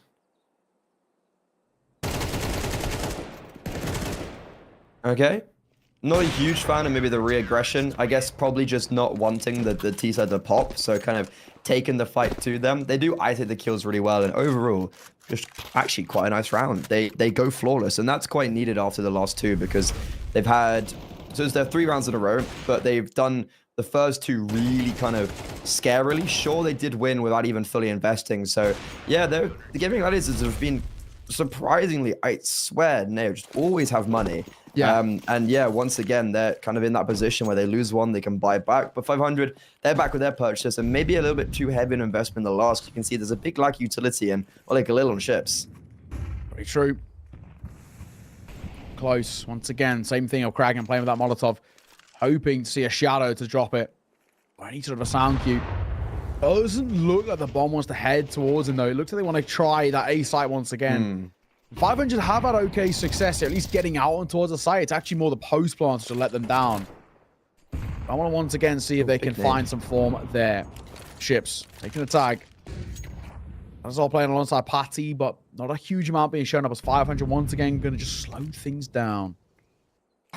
Look, they've used not even that much utility, but they didn't have much to start with. So as we get into this mid round, and they're starting to use the remaining parts of their utility, like they have 1 flashbang left. So they're still taking this map control with maybe an idea they want to go mid to A, possibly, or mid to B.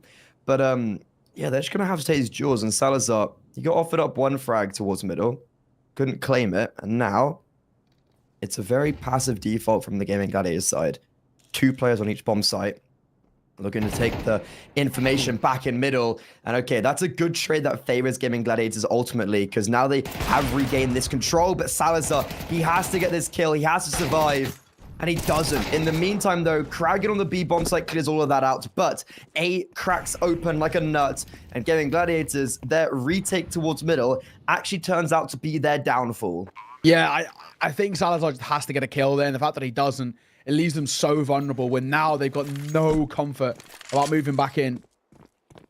So, he's not been having a good day. He's really been like, yeah, I don't know. With the rifle, he's been doing well, but has he hit like more than 10 AWP shots? I know it sounds really maybe harsh or mean or whatever, but like, I swear the AWP is just, all it's doing is missing. Yeah, you know, it's one of those things I was saying a little bit earlier that I think he's actually a little bit more scary with a rifle than an AWP. I actually don't really rate him that highly as an AWPer, but I think as a rifle, he's actually very good. And we saw that round on Inferno where he cracked open the B side with the rifle, double kill, really solid stuff. Entry pathing was super clean. Like, that's what you want to see. But it seems like his confidence between AWPing and rifling is so different. And he's considerably more passive. He's a little bit more tensive in the way he approaches it, and it is costly. I prefer him much more on the rifles. And yeah, gets caught off guard there. All in all, lead back in favor of 500, and once again making a real good game out of this. Yeah, it's tough because there's an AWPer on the CT side. Like, you can get so powerful with your aggression, and we're not seeing him get aggressive, but he's not working out in a passive way either. AWP out for Denny still. That's the first time we've seen that in this serve, in this map. It's gonna be interesting to see how he takes his duels. Now, default for 500, very reminiscent of the last round. Actually, pretty much exactly the same default. This is their standard. They went into mid and were able to wrap around A and just deal with that presence very nicely.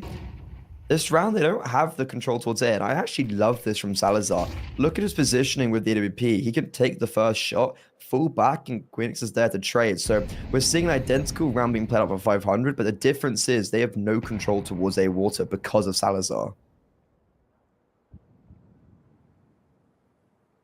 30 seconds. All goes just a little quiet. Just playing behind the smoke, waiting for a pop through, but again, nothing being given just yet. What is the play here, though? I mean, we've got to make a decision, haven't we? That been heard. It should have been a freebie for Nodius, but it's not. Tough one to lose, and nearly lines up two. Kragan can only get one. Smoke will come down. Patty alone back sight. Going to try and play above the smoke, and he might just get a chance of Ships to sneak in a buy. Ships is right in front of him. The plant is open, and Patty can't deny it. Planted in a different position. Nice little micro adjustment from 500. Queenix, though, gets two. However, Patty dies on the back of the bomb site. Salazar, once again, missing an AWP shot, and that all just comes down to players being fragged out early in connector. This is a decent little run here from 500. Already making things look super solid for them. What we've seen is 500 come alive and just take fights. It's a really good A-pop coming through as well for them. And the pokes plant, something that's actually kind of eluded them at times as well. Solidly done. Hazard can't make anything work with the AWP, so he's left and just a rifle in towards this round. He got 5.7 on an MP9 alongside the 3M4. It's not the easiest buy. Yeah, like, the whole round of 500 was waiting for a mistake from Gaming Gladiators, and they get offered it up by Nodios trying to catch off a player dropping in water. And yeah, just all spirals from there. 500 been playing a decent Anubis, just constantly going towards B and constantly succeeding. It's been really the crux of the matter for the Danish side. However, as we go into this round, you know, low buy, They were forcing into it. They had MP9s, and they've got a man advantage. Kraken has got support on the B bomb site with Queenix, and whatever's happening to 500, their cohesion has completely fallen apart here in round 11, and Gaming Gladiators have almost been just gifted this round for free. Yeah, so already for Dennis Slot, doesn't really have a choice here. Actually considering kind of the economic situation there, and I think he has to just keep hold of what he's got, but he won't have a hell of a lot around him. Ships and Rainwaker are okay, but it's Auction and Grasshog that are actually in a little bit of a tricky spot. Let's see. 25 seconds, not the easiest time. He's maneuvering around to try and make sure he avoids everybody if he can, saving. He should be fine. Gaming Gladiators should realize sooner rather than later that they're not going for this. Bomb down, round done. And it'll be them going up to a 5th. They could actually tie the game up at the turn of the half, which would be good, but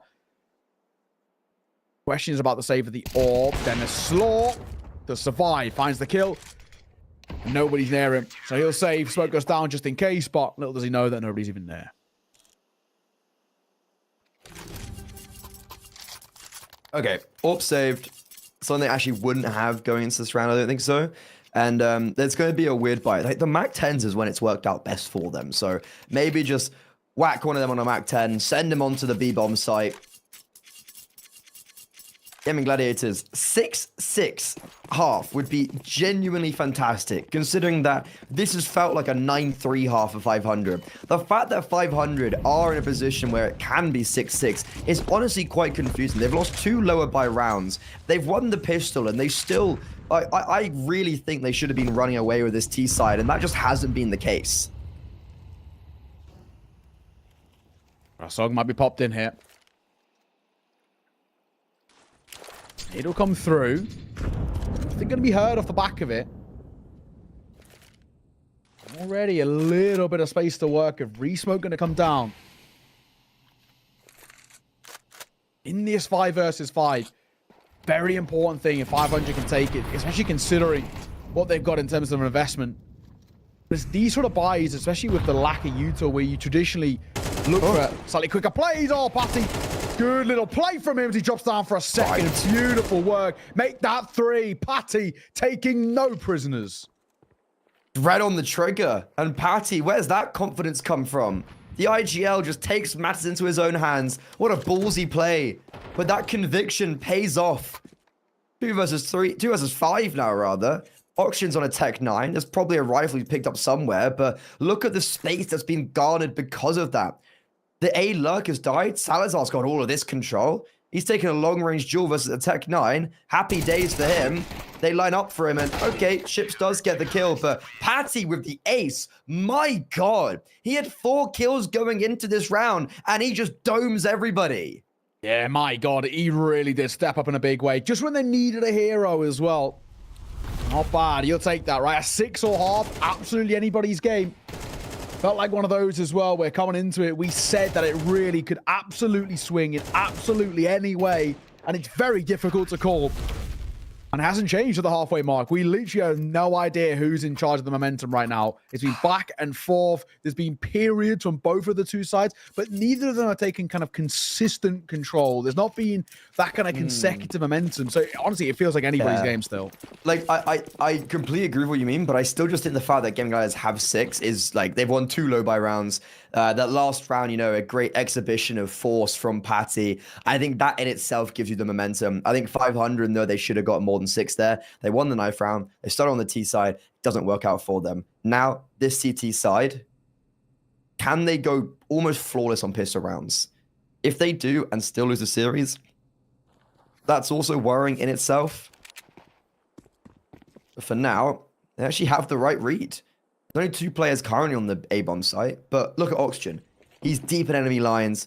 There's going to be basically 4 players here on the A-bomb site, and Gaming Gladiators, they're going to have to hit their shots. Flashbangs come in a bit early, and oh, no, they're transversing back towards B. Bomb, though, there's a world gets caught out by Oxygen. Oh, my God, Oxygen. It's him who gets caught out on Queenix. Head on a swivel for the second. That is a beaut of a shot. Reactionary. My God, and Patty actually should get a freebie here. He's heard all of these steps. He's lining it up. He's tempted to take the shot, but his trigger displaying because he's looking for the fight. Nearly gets turned on, but it's not the end of the world.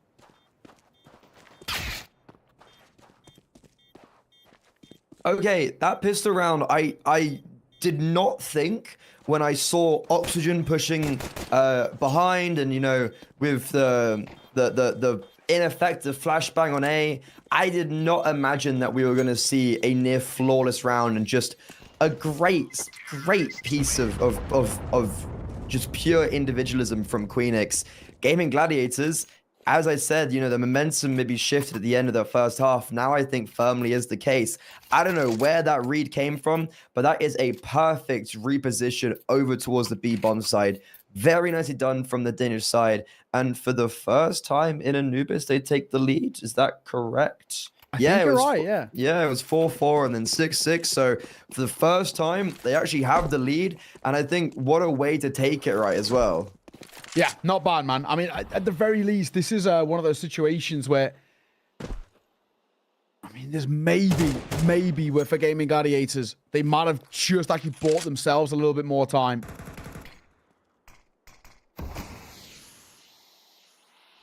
The sea smoke going to come down. Of course, this round a little bit of a throwaway, right? We got just pistols coming out, and they're not expecting a huge amount. A 7-6 scoreline though for 500. This is a bit of a throwaway. That first gun round though has to be so important. It's kind of a needs must they take it, or else, well, the Danes can kind of just roll away. And this is actually where the momentum starts to come from. Playing big devil's advocate right now. Don't even know if I believe this, but look, we had this same conversation on Inferno, and out of nowhere, 500 stepped it up. It's always that world, right? It's always the world. But again, big devil's advocate. I don't even know if I believe what I'm saying. Well, Patty might get his chance to take a couple more fights. He actually already gets one, in all fairness. They smell ecos as Kraken jumps in. The fight and Ren weaker.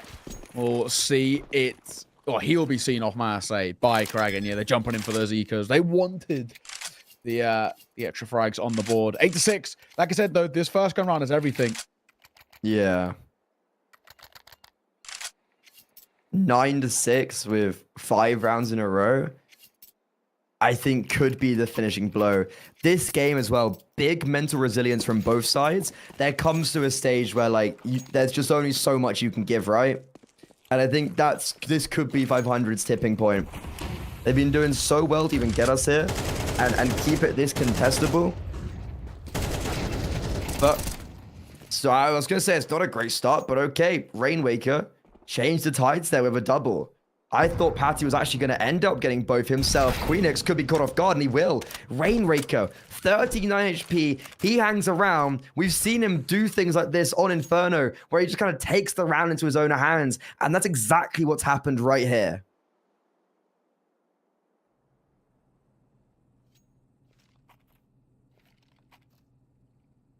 Something could be opening up here.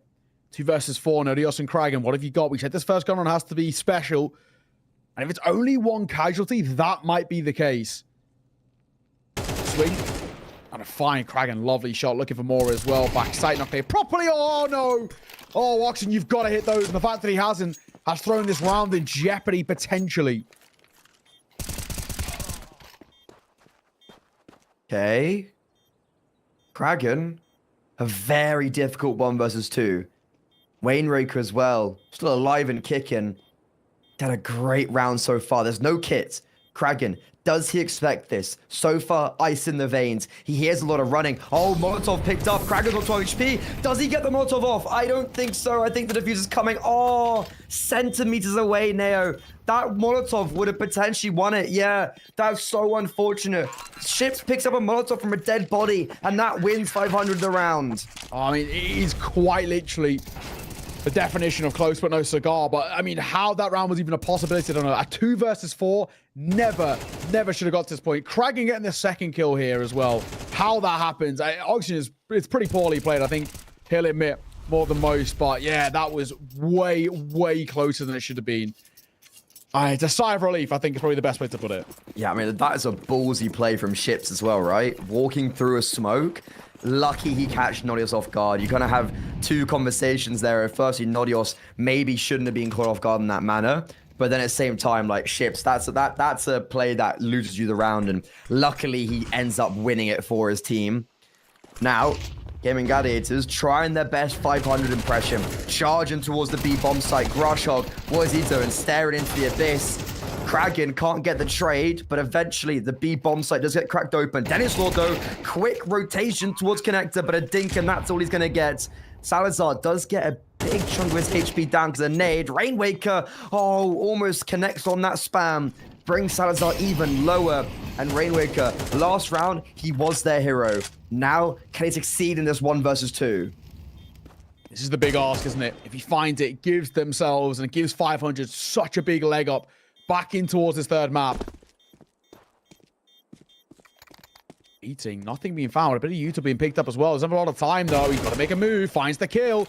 Maybe a chance. Nade on the corner. He might have to stick this as well. Tap on towards the bomb. Not going to be good enough. And Salazar not baited in. He knows there was enough time.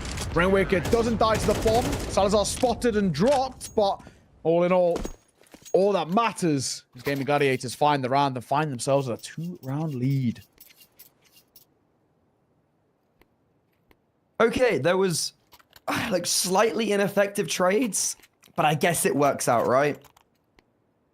I think Kraken was a little bit slow to the trigger on throwing the player in dark, but look, it all works out. Gaming Gladiators, very close round. Last round, in rounds 15, probably could have won it out.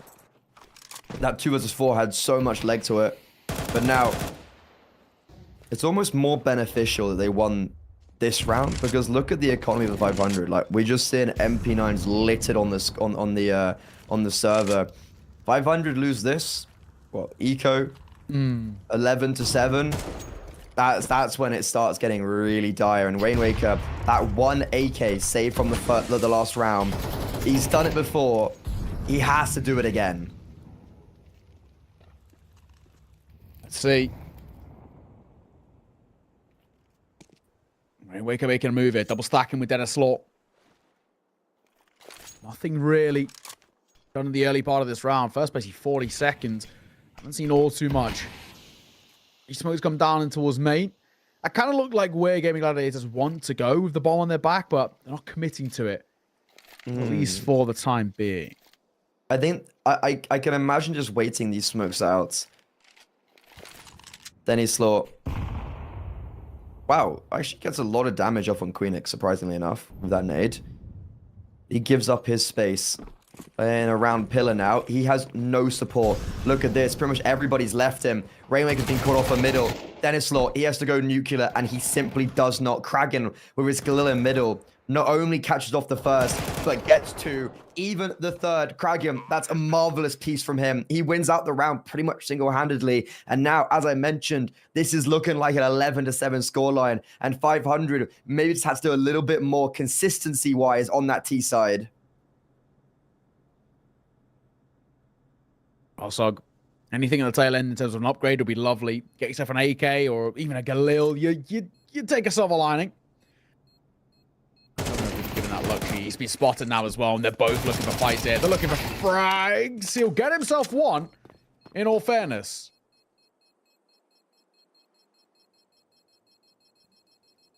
But I don't know. Yeah, he'll save the MP9. It's okay. I don't actually think as well, Gaming Gladiator, I think they know as well, they don't need to give him the opportunity of getting an upgrade. It's not worth it. So all in all, not too shabby. Great round, it has to be said, though, out from the T side. I take the fight so easily. And 500 are getting, you can actually tell, really on edge here. They're kind of over-facing and over-fighting, and they're giving way too many opportunities. They're basically very rapidly losing their composure. Yeah, it's kind of alarming that you see just one player in middle pretty much win out the whole round. And they had the read, and they were actually playing that round really nicely with how they were blocking A main, and they had pretty much that. They had 3 players on the bomb side at one stage, and then like they fortify middle and then still lose middle, which is kind of the more damning factor. 2900 blast bonus the next round. isn't even like we're gonna have maybe an AWP out if Grashol can get a kill with an MP9. But Gaming Gladiators, like, they're teed up for success right now. This is the type of position where I find it very difficult to look at 500 and think they have that much left in the tank to try and persevere.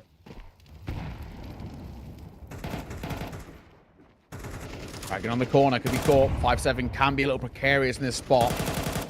Oh, but he gets in a very easy kill as Oxygen. We clipped. Oh, Ship's though answering back. Not bad. 5-7 at close range is so deadly. There's a gun there to be scooped off too, but I don't think it's going to make a massive difference because they're cleaned up for only the one casualty. A lot of damage dealt, but all in all, around, very comfortably going the way of Gaming Gladiators. That's the 11-7. Grosho actually does have enough money anyways for the AWP, so I was kind of thinking that he might have had to get a kill with the MP9, but no, he ends up getting a smoke and a nade, and I think a Molotov dropped to him as well, so, okay. This is a good position for 500 to start clambering back into it. Gaming Gladiators, as I said, teed up for success. It's their game to lose right now. It's their series to lose. 500, they've completed a comeback once before.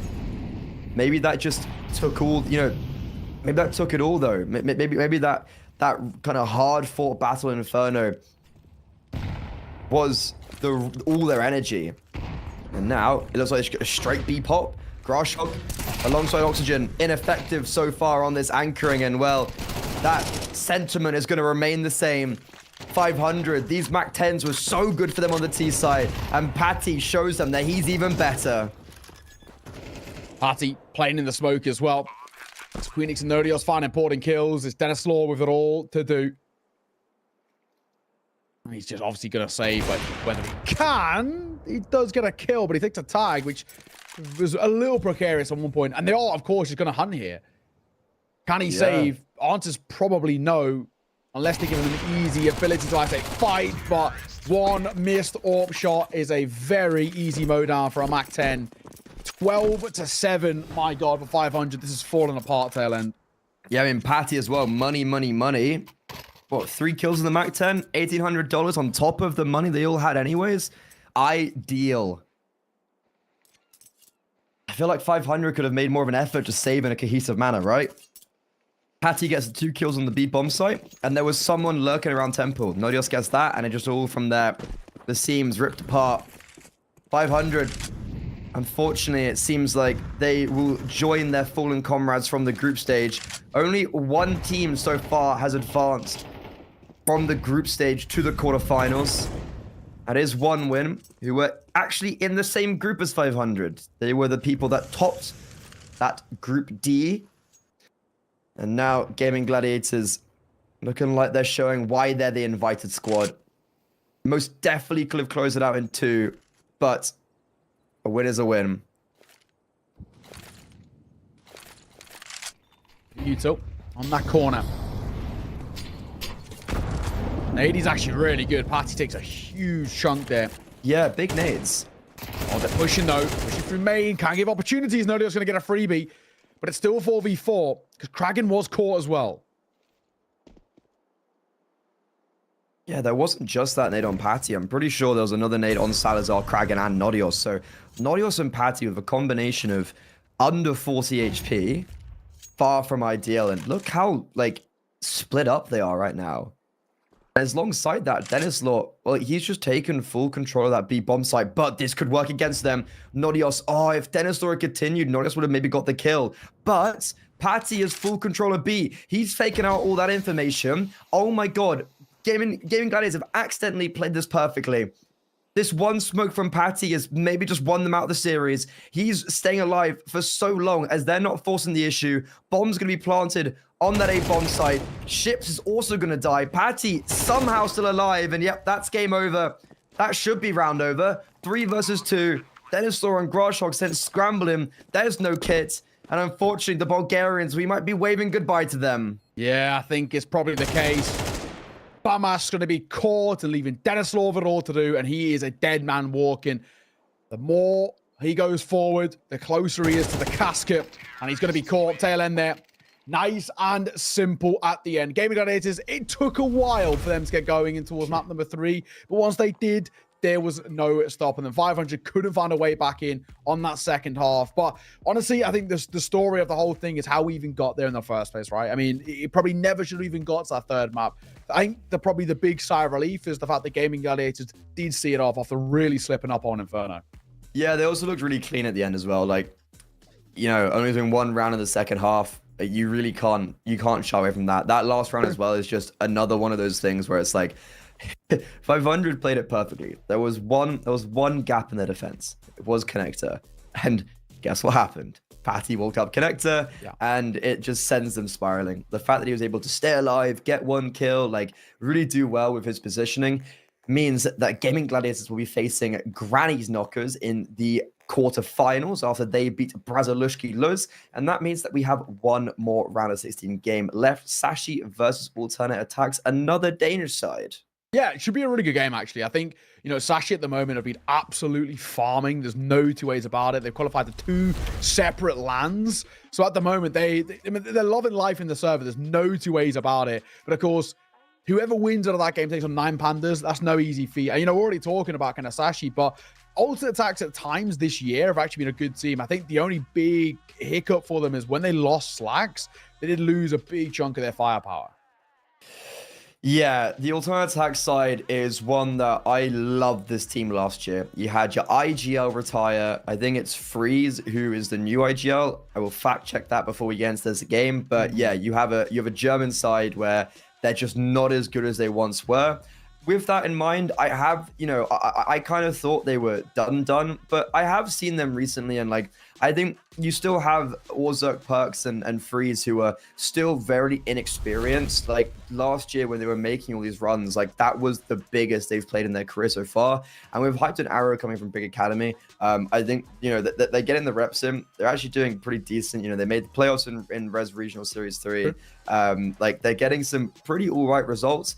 But Sashi's a team where I think it's just one step too far right. But with that in mind now, we're running behind schedule. I think we're like half an hour behind schedule. So with that in mind, we're probably going to be back in like 5 minutes. So grab some water, grab a snack, and we'll be right back with Sashi versus Alternate Attacks.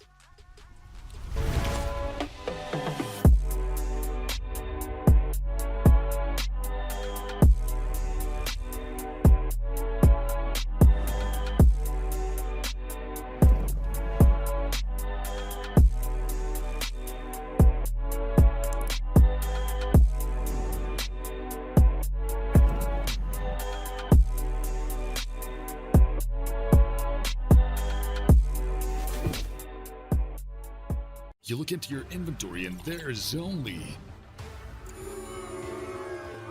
It's time to forget about this garbage. Here you will find everything to play with really cool skins. Open top cases.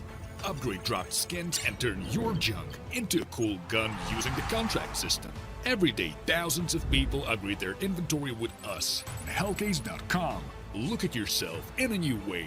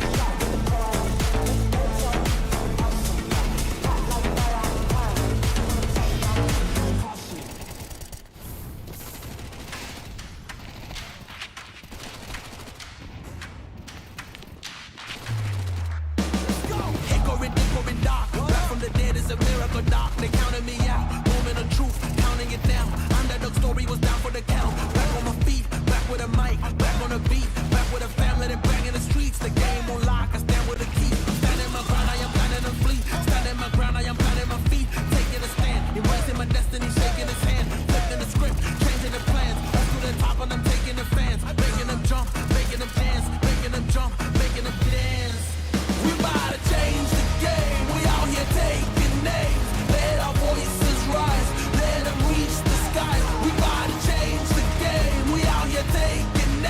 let our voices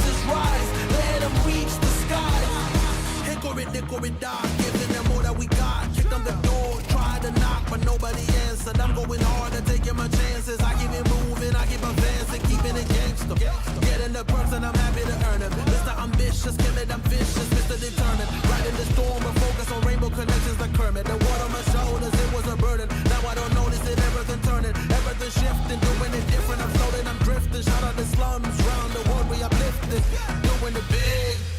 We about to change the game. We out here taking names. Let our voices rise. Let them reach the skies. We about to change the game. We out here taking names. Let our voices rise. Let them reach the skies. We about to change the game.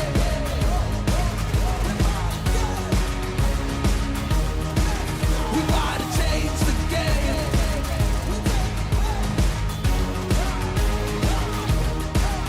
Let's go.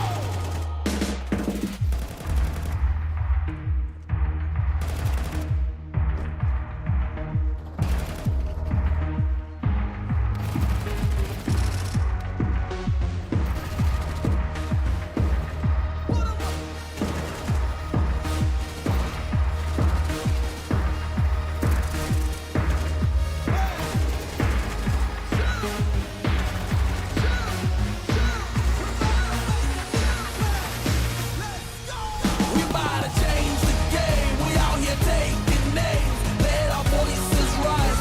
Let them reach the skies. We about to change the game. We out here taking names. Let our voices rise. Let them reach the skies. We about to change the game.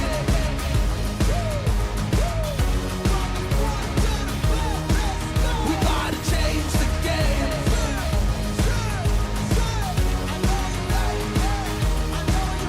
Let's go.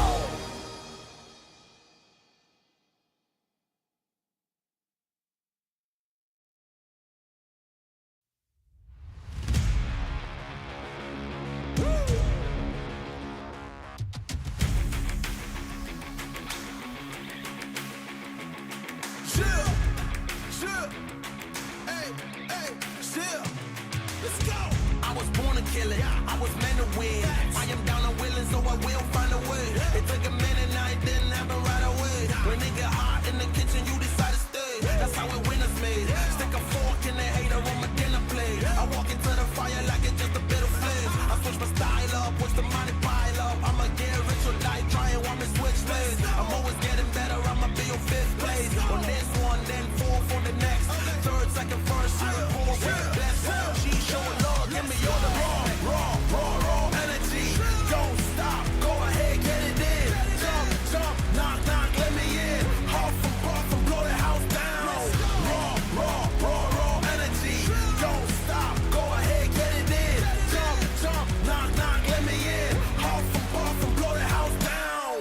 I do it for the love, they perform for the checks, and I still get more. They be bored by the rest. Had to put the work in, wasn't born in success. See the storm, it affects the performance. But I dance in the rain and the thunder, the drums, and I keep going hard. I won't stop till I'm done. From the bottom to the top, I'm the one. I can drop in a month, I'll be back at the top. Raw energy.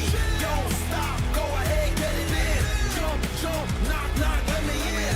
Off and puff and blow the house down. Raw energy. Don't stop, go ahead, get it in. Jump, jump, knock, knock, let me in. Off and puff and blow the house down. Yeah, we blow the house down. Yeah, we blow the house down.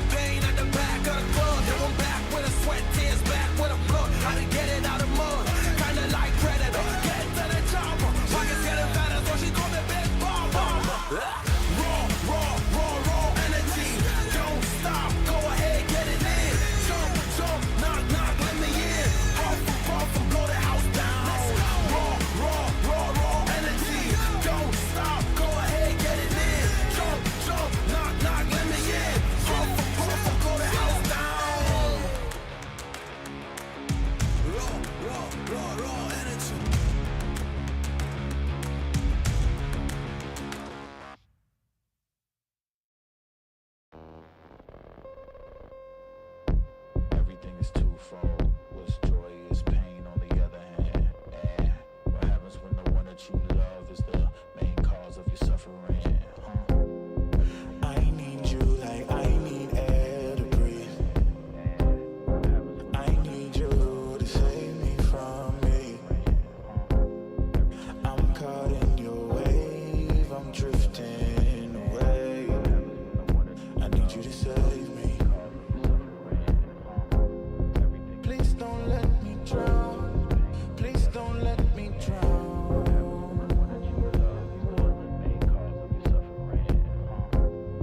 Please don't let me drown. Please don't let me drown. Whoa. Give me all of your lies, 'cause you're my demon in disguise. I learned to love the cage you keep me in, but the walls keep closing in. And I don't wanna die, but your poison feels so right.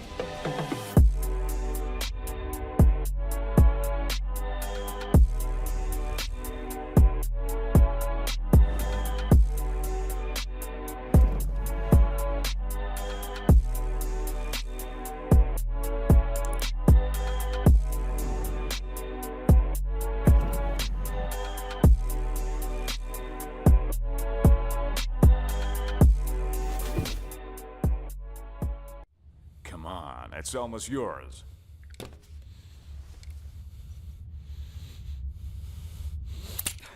When are you gonna get another chance like this? Go ahead. Go ahead. Why are you slowing down? You almost got him. Come on. Whoa, whoa, whoa, whoa. What's going on here? So, this is what you decided to do to me, to all of us, for pixels?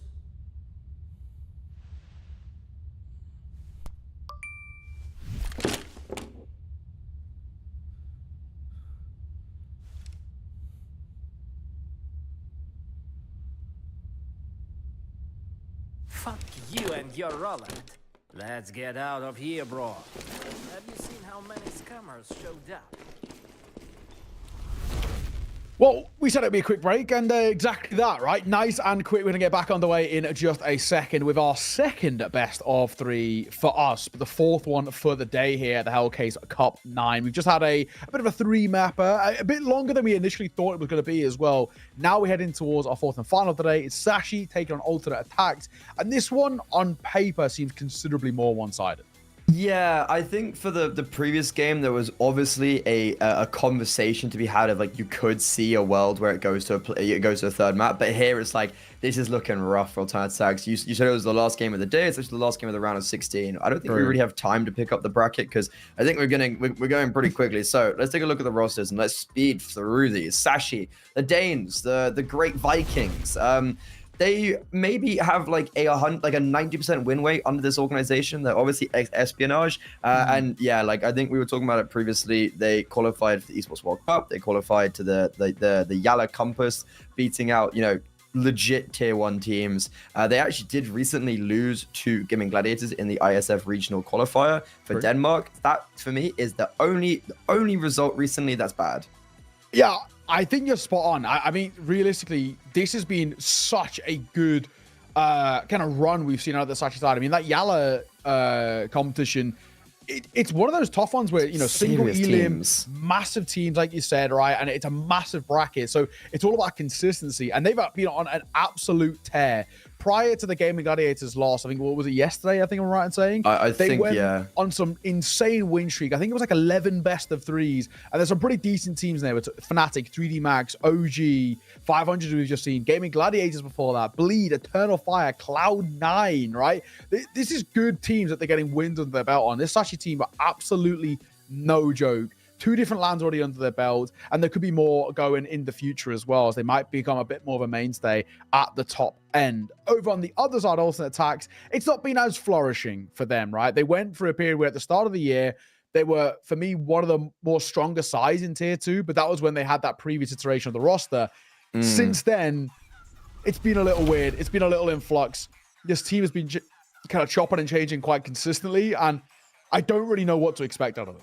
Yeah, I like pretty much exactly what you said, right? Like, this team used to be so cool, it used to be so good, and they lost the key elements of their roster with Speedy retiring, Slacks going to M80. He's shown how good of a player he is, but they have got decent replacements. Like, Panix wasn't working as the AWPer. Now they've got in the duo of Hyped and Arrow. Hyped, obviously, the AWPer now playing previously for Big Academy and Big at some stages. So, like, this team is, I think, it's not that bad.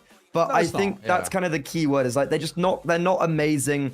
I think they are one loss away from being put into advanced next season, which is really unideal. They have had some good results. So, they got to playoffs in Res Regional, beating the likes of Gaming Gladiators and Sangao. That's a serious result. I think this is a team where I think their real top point is hitting top 40. I don't think I see his team getting any further than that point. I think that's where I place these guys. Yeah, I think you're probably right. I think, coming in towards this matchup, absolutely it should be Sashi's game all day. But then again, things never really work out in that way, right? We do see occasionally where there's moments, there's bits and bobs here where we get to see at the very least some of these slightly more unknown teams flex their muscles. Arrow and Hyped, I've managed to catch on LAN. I caught them representing Germany at the IESF World Championships last year. Both of them very, very talented, both very solid. Arrow in particular actually really found his form on LAN. Hyped is obviously just very reliable, has played at quite a good level for a while. So, I mean, that team that basically turned up was Big Academy plus QB. And they actually did, fairly decently overall. I think in the end, they only just lost out to Sweden, which was now basically Metasport. So kind of makes sense in all fairness. But yeah, no, this is a decent team. Orzek's been with this team for a hell of a long time. I mean, even I'm just double checking now. He's been, 2 years, 4 months. Same for Freeze as well. So they've been there for a long, long time. And they've seen so many different iterations of this team, and they're trying to get back to where they once were, which is basically, at least for now, is aiming to be inside of that top 50.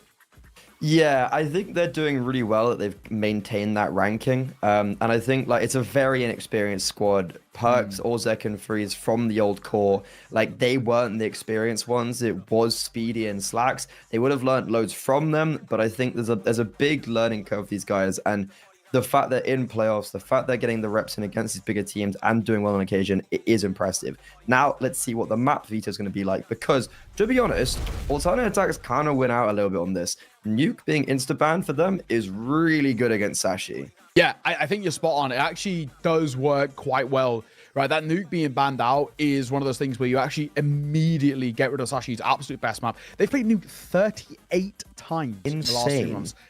Absolutely bonkers. But also, when you're not even just that, if you look across the board, right, you've got Ancient 20 times, Anubis 15 times, 25 times on Vertigo, 23 on Mirage. I mean, just ridiculous the reps they've got. But in all fairness, Alternate Attacks have very good reps themselves. Yeah. Our Vitas are going to be Inferno, that first map picked by Alternate Attacks. It's probably the actually only map that you can consider a punish pick over towards Sashi, not only just in terms of the win rate, but the win percentages too, at just a 40% win rate with 5 maps played. So that's actually probably the only map that is actually considered weak in the Sashi pool. Then that Mirage that comes through, very, very good map for the likes of Sashi, but the main thing, it's very weak for Alternate Attacks. They play it a hell of a lot, 16 times, 19% win rate. You barely see win rates that low. So it feels very winnable. And then if we need it, Vertigo is at the cider, and it's actually a pretty even map across the board. Yeah, Alternatives is a team that, surprisingly enough, have actually got loads of reps in. They're one of the most played teams in the last 3 months on HLTV. And it'd be interesting to see now if this formulates on the server. You said Inferno is probably the one map where you look at and you go, you know what? They have a very, very, very realistic chance here. And I would agree. Sashi, with the removal of Overpass, I'm pretty sure they played a similar map pool. So it's going to be interesting to see how, they maybe would like to have banned Inferno, but because there's now Dust 2, that's their insta-ban for now. Starting on the CT side, the final round of 16, Sashi, in our opinions, are the heavy favorites coming into this one, but let's not cancel Alternate Attacks. They've recently got wins over Gaming Gladiators. They've had some decent success in this tournament, beating Sampi twice. Let's see now if they're able to continue some of this, pretty decent form recently. Let's see. What have they got for us? I mean, so far, right, there has been a lot of conversations around Sashi just because of these recent LAN qualifications, but online's a different beast, man. We do see a lot of teams are actually fumble a little bit in the online stages just because it's a little easier to fall back into mistakes.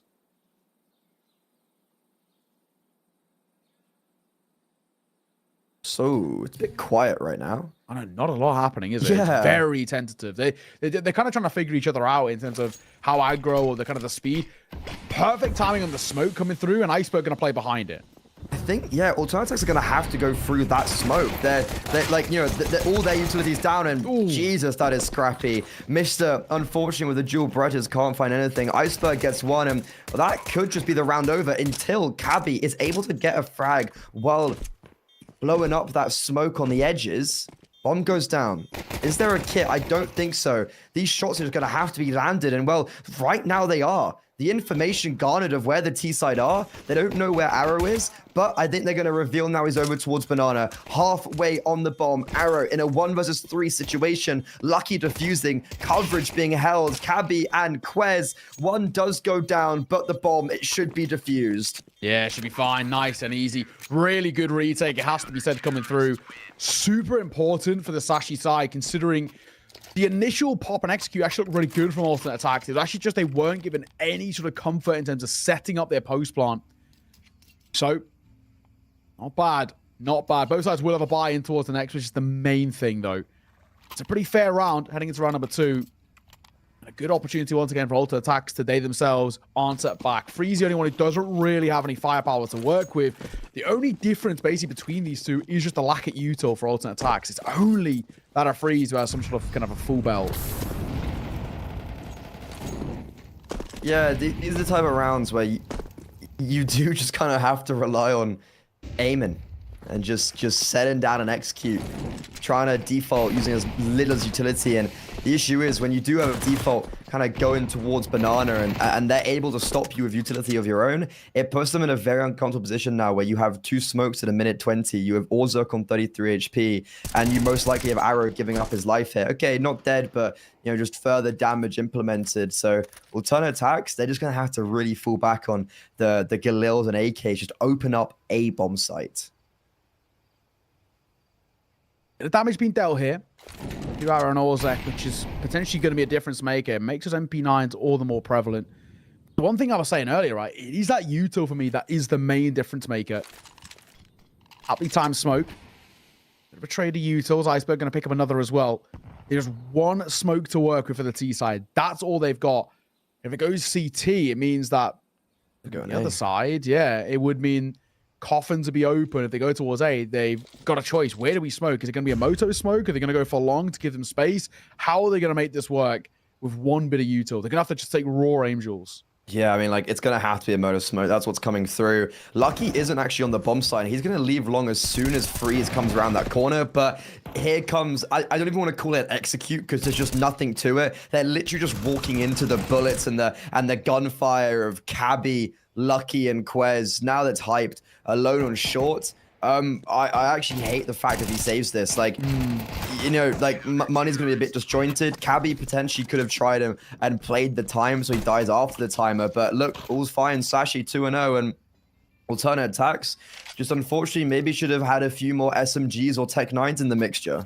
True. I think you're spot on. They, from the get-go, I was very worried. And even in the worst-case scenario, probably the best way that they could have gone about that is actually just go quick off the rip. Go into fight straight away and hope they can get a bomb site. I think by kind of slowly maneuvering around and trying to find information, it actually just costs them later down the line. They use a bit of a util early, and even that for them is very expensive.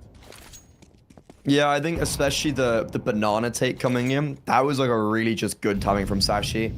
Like you could tell Alternate Attacks wanted to try to take that for free or whatever, and instead they had to use one of their 3 smokes, and they also got naded and you know, all that jazz. Sashi, this is a map that, as we've said, they're not great on Inferno. If there is ever a map, you mentioned it, it would be Inferno to go in favor of Alternate Attacks. Like Sashi have only beaten, to be fair, Forza and Arc Red, but to be fair, the times they have lost against Amcal and Amiga and Enterprise, either in overtime or full 24 rounds. So sure, maybe they don't get the reps in, but I guess when they do play, they actually have some pretty decent results, even though it's a loss.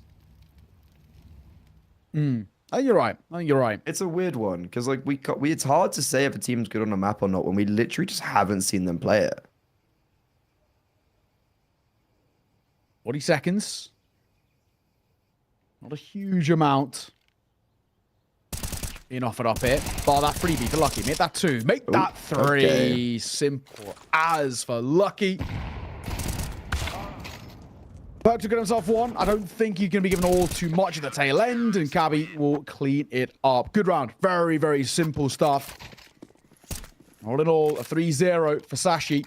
This is exactly the sort of start this side wanted. Losing their sort of win streak yesterday, they want to bounce back and, well, start another one, basically. Yeah, this Sashi squad is the potential. I just don't know where it's come from, but they are like the skill ceiling for them is so high. Even though every time these guys have played, alternate attacks have kind of decisively won 2-0 with the old core and even the new team. So look, there's the Sashi organization buff. These guys are playing a lot of games though, and speaking to the players, they are saying that like they actually don't have time to fix all the mistakes. So it'll be interesting to see, you know, is that maybe going to theme in this game where alternate attacks can cap us on some of those mistakes? But gun round, big gun round for alternate attacks. Are we going to see any early game mobilization of their forces? And well, there is some good control being taken towards Top Banana. They deal with the utility put down by the Danes very well. But with top brackets control still maintained by Sashi, still a fine position to be in. Iceberg going to be tested. All goes quiet, just shy of a minute. After attacks are very slow. Nearly parted. Molotov does actually a fair chunk towards Quez. Insane amount. Cabby staying up here is a huge position until he falls away. It's still so strong because they hear that Molotov tick on towards that short player. They have no idea about him. Been falling away. He's going to double back towards side. Respoke from Iceberg and might try and fight behind it. Oh, Mr. Only gets 1 Iceberg. He needed 1 himself, but he doesn't. That's such a hard, like the smoke comes just a little bit too late from Iceberg. It was a very nice play from alternate attacks to like go with the smokes, you know, like they didn't fight. Like they threw CD smoke on the fly, and you know they just kind of fought with that, and I think it caught Iceberg off a little bit. He was fully blinded. I think Mister got blinded as well after his first frag. And that is a round where if just 2 more bullets had landed for Sashi, we'd be in a potentially, you know, the B bomb side might have just mopped up, right? Or at a worst of 3 versus 2 with a very plausible retake with kits across the board. But no, that's not the world we live in. And alternate attacks, honestly, fair enough. They do very well to deny any ability of a rotation with top brackets control, top banana control. They play a very simple round. That's kind of how you play Inferno to a T. That's much better. Alter attacks, that needs to be a bit more of a consistent factor as well now. We need to see consecutive rounds put on the board. At the same time, Sashi, they can answer back in. Quez is the only one who really takes a hit in terms of the firepower. A little to work with for him. Not the best thing in the world, but it's not the worst either. Still plenty of money left in the back pockets for the most part. They can buy next, even if things go south here for Sashi. The main thing is put that financial pressure back on towards the T side. Make the side feel uncomfortable. Iceberg gonna chain Molotovs down here. 1 goes deep. Has another. He wants to throw it short. No, same again. Gonna go for another deep Molotov to keep them at bay. Nade in the corner. Won't do anything at half wall. This is very good util sets being dropped here, but the swing from Iceberg not good enough. I don't know how Freezer's got 1 there. He took 60 damage from Molotovs. I don't know how he's allowed himself to take that much damage, but then he gets 1. So it like perfect from him. Mister had an opportunity. Unfortunately, no frag onto Orzerk, and he only has a smoke left, but the B bomb site used all their utility pretty much, trying to take the control. They don't get the control. It's exactly what happened in the last round where we get this, you know, minute or just later in the round and we have no utility on the Sashi side. It's a gamble stack towards the A bomb site. If they go towards B, Mr., you know, heroics would be an understatement. Like, he has to pull something magical off it as he drops that smoke. As soon as this fades, he's going to have a lot of trouble to deal with. And like, there's a world where he gets smoked off in coffins and just leaves and tries to keep 4 players alive. Yeah, you're spot on. I mean, there's even a world as well. If he Look at them, finds though. Look at 2 Lucky. kills, might be a chance. Yeah, don't overfight here, mister. You don't really have the facilities to do it. Well, he's the nade for the most part. Lucky gonna find a huge kill, but he will be traded out by Orzek. On the swing, that was the bomb spotted and shown. Where's his well coming through? Has to find one, and he does. AK picked up. 2v2, 10 seconds, really. They've not got a lot of time. Swing on the corner. Orzek gonna find it. Nade comes over. The fact that the nade doesn't find the kill, Quez might be calling it off. That's such a close round for Sashi. They make that mid push. It's great timing because they do catch hyped, back turned. They go 2 for 1 on Banana, but it's just like maybe a second or 2 late as well. And they try to capitalize on the fact that Quez saw 2 of the 3 players on the yellow wall. So it was Mr. right in he was the B player. He tries to swing and isolate the frag onto the bomb planter, but he loses his duel, and Orzek is actually able then to cover Perks really well from the CT player. So very individual from both teams. Like there's that was a pure just fight. There was really no utility in this 3 versus 4. It was just alternate attacks winning out the duels. And yeah, you see Orzek just covering perfectly. Perks is able to get Mr. as Mr. tries to get the bomb denied. And Sashi, unfortunately, that round got a lot closer than I thought it would. But again, no cigar. B2. This game is opening up. Ultimate attacks. It took a couple of rounds, though, to wake up. But since the guns are coming to play, this has been good. Really has. Orzek going quick here. Mac 10 tries to go flying, but it's missed to find the first. First real kind of weakness we've seen has been this initial B site hold from Sashi. That round, or this round, I guess you say, much better. Yeah, this is more like it. We've seen Cabby in this position before. He hasn't been spotted, actually. Last time he played on the top of this roof, they didn't clear him, and oh, okay, Lucky. Just swings, and I guess pre-fires the angle, hyped at the AWP, and isn't going to be able to even shoot. This is a very clean start to the round. And I guess they're going to try and go for a last-ditch play towards B. But Perk should have been heard, right? Because he just jumped off apartment. So I'm surprised we haven't seen maybe a rotation from Lucky. But I guess that they've got the good position right now on the B-bomb site with Iceberg just as well, putting a smoke down. Timing, good taps as well. I think that should be confirmed damage on the sound cue at the very least. Iceberg, backside MP9, finding one. Does he realize he just jumped on his head? No, he didn't. Freeze. Gets Goomba stomped, but he doesn't die. Iceberg from Coffins. Bit of a spray to find the last, but Arrow is now pincered him. It's in a rock and a hard place. Where does he go to save? I don't think he's going to be given the luxury, but a nice swing. Just make sure you don't die after time. That's basically all that matters. He'll drop a smoke and he'll tuck himself inside of it. We're also in a position now where it's like Sashi also can't be losing the AWP on Quez. They hunting maybe isn't the most opportune thing to do, but here they go. Arrow in the smoke, dies after time. Oh. You said that was worst case scenario, and it really is. Yeah. Alternate attacks, they can buy the next round, but they wouldn't be able to buy this round if Arrow had survived. Unfortunately, that's not the case. And Sashi, well, overall, just a really good round. Yeah, has to be said. This is a really decent spot to find yourself in. Where we are now as well, we get to see where Sashi can prove their worth a little bit. Yeah, buying in. I think that probably just comes down to because of Arrow's death. He's in double eco, so they're just going to full reset the econ around 2K, I think. A kind of a Tech 9 or a Tech 9 for him and Orzek and UAKs to work with. Not the worst buy in the world, but not the easiest either. I've seen less do more. Yeah. But unfortunately, they're already starting off with now a manners advantage. Good pick from Lucky. First time we're seeing him with the AWP because he picked it off Hype's last round. So that's the first AWP kill actually so far on Inferno. And Lucky is an AWPer that I really feel like he's actually one of those players that has an insanely high peak. Yeah. But I sometimes don't see that. I don't know if you feel the same sentiment of like, I think Lucky can be a really good AWPer, but I just don't always see him play at that level. It's true. He definitely goes to these like very high highs and kind of lows as well, right? He's a player who, when he's on his days, can be quite unplayable. I mean, there's a reason why Charlotte were looking at him, right? Yeah. And picked him up for a while and had him in that team. Of course, didn't end up working out, but the idea is that he's always been very well respected in the region. So far, a couple of moments today, but we need to see this all up a little bit more consistently.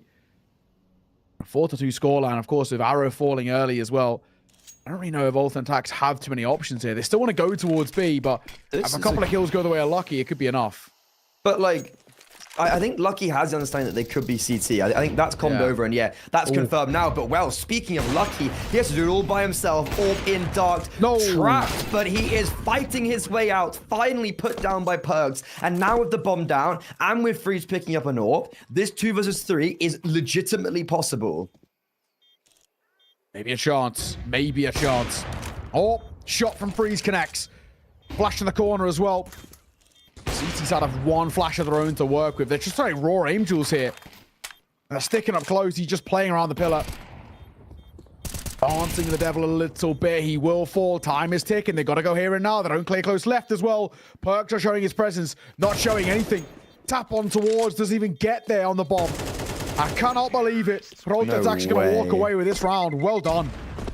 Yeah, I mean, that all comes down to the entry from Hyped and CT, right? You have 2 players on the B bomb site. You have really distant rotations, and your player in triple takes this mega aggressive duel. Yeah, Iceberg just instantly dies. Lucky, like, he does well to get 2, and it's just, maybe he didn't have to go for that 3rd frag. Maybe he could have waited for a second more for his teammates, but I can understand why he wants to take those duels. It is just very individual good shooting from Alternate Attacks there, and they will do all of that with an instant Madness advantage. The round started with Lucky, and it looked like it might have ended with Lucky, and he does well. He holds strong, but it's Iceberg who instantly dies, and with the ineffective retake, bad flashbang for Freeze, who is able to pick off 1 and put his teammate in a very potent 1 versus 2. Alternate Attacks, they keep this early stage of Inferno very, very contentious, and a force buy that I wasn't too fond of. The 2 Tech 9s were kind of, I was like, I don't know, maybe not so good, but overall, fantastic round from them. Wow. Unfortunately, off the back of that, we're into a tech pause, so they have to just take a little bit of breather. But I don't think Sashi will be too upset with a bit of a breather themselves. That was a tough round to lose. Unfortunate. It has to be said. That one looked a little uncomfortable for Sashi, and they ran out of Utah on the retake as well, so they had to rely on there being some sort of fights given to them, and basically, for the most part, they weren't. But no, with that in mind, I think we've actually got more of an extended break coming up. So I think there is an issue outside the server. So we will probably be sending it to a short little break, just a short little intermission. I think, yeah, so with Sashi, they are going into this next round with a really janky buy. Alternate Attacks, you know what? Actually, I think we're going bike live. It seems like we're getting the movement going. Because I don't want to send it, I don't want to send it to a break and it instantly goes to the game. And I think it looks like we see people moving. So I think we are going to get back live. Yeah, I think you should be right. I think hopefully should be back underway in just a second. Of course, this is the last game of the round of 16. Winner of this takes on 9 Pandas. 9 Pandas who beat Arcred relatively comfortably, 13-7 to 13-10. That's 9 Pandas. That side is no joke. I did hear a couple of rumors that 9 Pandas were no longer going to be a thing, but it seems like these rumors were a while ago now. So my assumption is that they've kind of gone away. But yeah, it seems like they're sticking around. And of course, a deep run here in Hellcase Cup 9 would be, of course, huge for them. Yeah, look, they've had some up and down results since the major. Beat Fnatic. True. Decent result. Top 4 in CTT. It's not bad, but you know, like losing to Passion UA twice. What is that result in the res? They lose to Passion UA twice, but then beat Gaming Gladiators. What a bizarre set of results. Yeah, exactly. Yeah, Alternate Attacks and Passion UA made out of a group with 9 Pandas and Gaming Gladiators. Yeah, sure. You really do. Either way, though, we are live. Back again. Lucky. That scout going to try and make it work. It's Iceberg for the first, though. Nice find, and it makes it 2. Has he got 3? No, but the trade is good. It is a very, very quick round here. My God, alternate attacks have barely even scratched the surface. Okay, I guess that's one way to get back into the server, right? Like, you lose a pretty tough round. However, I'm going to hold my horses. Hyped? Okay, I was going to say, there's a world where he isolates the frag. I think that was Mister going for the gun and not kind of playing with his teammate, but it all works out fine. And Sashi, yeah, they just run in and kill everyone. And that really just resets the tone for alternate attacks and also resets their economy. Simple as. Sashi extend the lead to 2, and now there's a little bit of room for them to work with as well. Said though, try and reset things a little bit. Full buy coming in with just a 1 hero AK, so bit of a big ask. I don't think there's any kind of debate about that, but if Ultimate actually get a bomb plant out of this, I think they can be relatively happy. Yeah, it's a full committal. So when you are having to invest this much in on a double eco, like you are, the aim is to win the round, but it's just if you can. And like if they lose this is it's 7-3 to Sashi on your map pick, which is far from ideal when we were shaping up the narrative of like, okay, if there's gonna be a third map, it's because alternate attacks win Inferno. Yeah. So 7-3 down with only winning like a pistol. It was pistol round, and then kind of like a lucky round where I don't want to say lucky, but like a round that you can't replicate. I think you're right. It is one of those things where, especially when it isn't consistent, it's really tough to build up the kind of the narratives of having a chance, so to say. This round, what a timing on Arrow. Yeah, Arrow gets caught. That's really unfortunate. Respoke coming through. Spam from Iceberg isn't far off either. He's not finding it just yet. Might go now. That's the rifle dropped already. Flash was good, but Mr. has the support. Iceberg comes in for a double. And the pistol pulled up to try and see off the last. It's carnage here. But it's a flawless round for Sashi. That's all that matters. Okay, sure. Yeah. I mean, like, if it's messy, it's messy. But if you're keeping 5 players alive, who really cares? Yeah. Like, it was fine until that last frag. So this is like, kind of insane timing on Arrow. And then also, Iceberg spots out the rifle as the smoke kind of faded, bloomed. So that, further gives the information and the confirmation that it's the B-bomb site. You see a very heavy rotation. And overall, yeah, that's a very needed round for Sashi just to keep 5 alive and go into this anti-eco and let Quez, for instance, farm up on this MP9, who is looking to get quite aggressive. There's no utility. There's a lot of Glocks. And you know what? 2 kills, it's fine. An extra $1,200. He'll buy up a rifle in the next, and it's just hype now, seeing if he can get a kill with the Glock. Yeah, well, let's see. Nearly. He's so low, though. He's just surely got no chances. Yeah, it's going to be seen off there at the end. Nice and simple. Only the 1 casualty against the low buy. It's okay. You can't really complain all that much. There's 7, though. You spoke about it a little bit earlier. We said for alternate attacks, they wanted a chance. This is the map. Is that point you were raising earlier. And I think already 7-5 feels a little precarious. And especially if things go towards an 8th, that's when it already starts to then we beg the question, is this even possible? Yeah, this is looking a little bit rough for the Germans. This is a big round. Big round. It looks like they're already looking to just pop maybe towards brackets. Not a committal though, because look at where the bomb is. It's deep in T spawn. So seeing if they can just get some map control, and Orzerk actually gets the opening kill towards B, and oh my god, that timing is perfect. Lucky rotating away outside of long. They hear all of that. Quez jiggles, sees one, but they don't know about Freeze and CT. In the meantime, Perk catches off Cab being aggressive in apartments, and alternate attacks have just played this round perfectly, getting the sound cues at the exact right time. And Quez, you know what? I actually respect it. Smoke short, goes through it, and he's just being held for. That's a last-ditch effort play that you're forced to make. He had no choice, and that whole round just comes down to Orzerk getting that opening kill on B.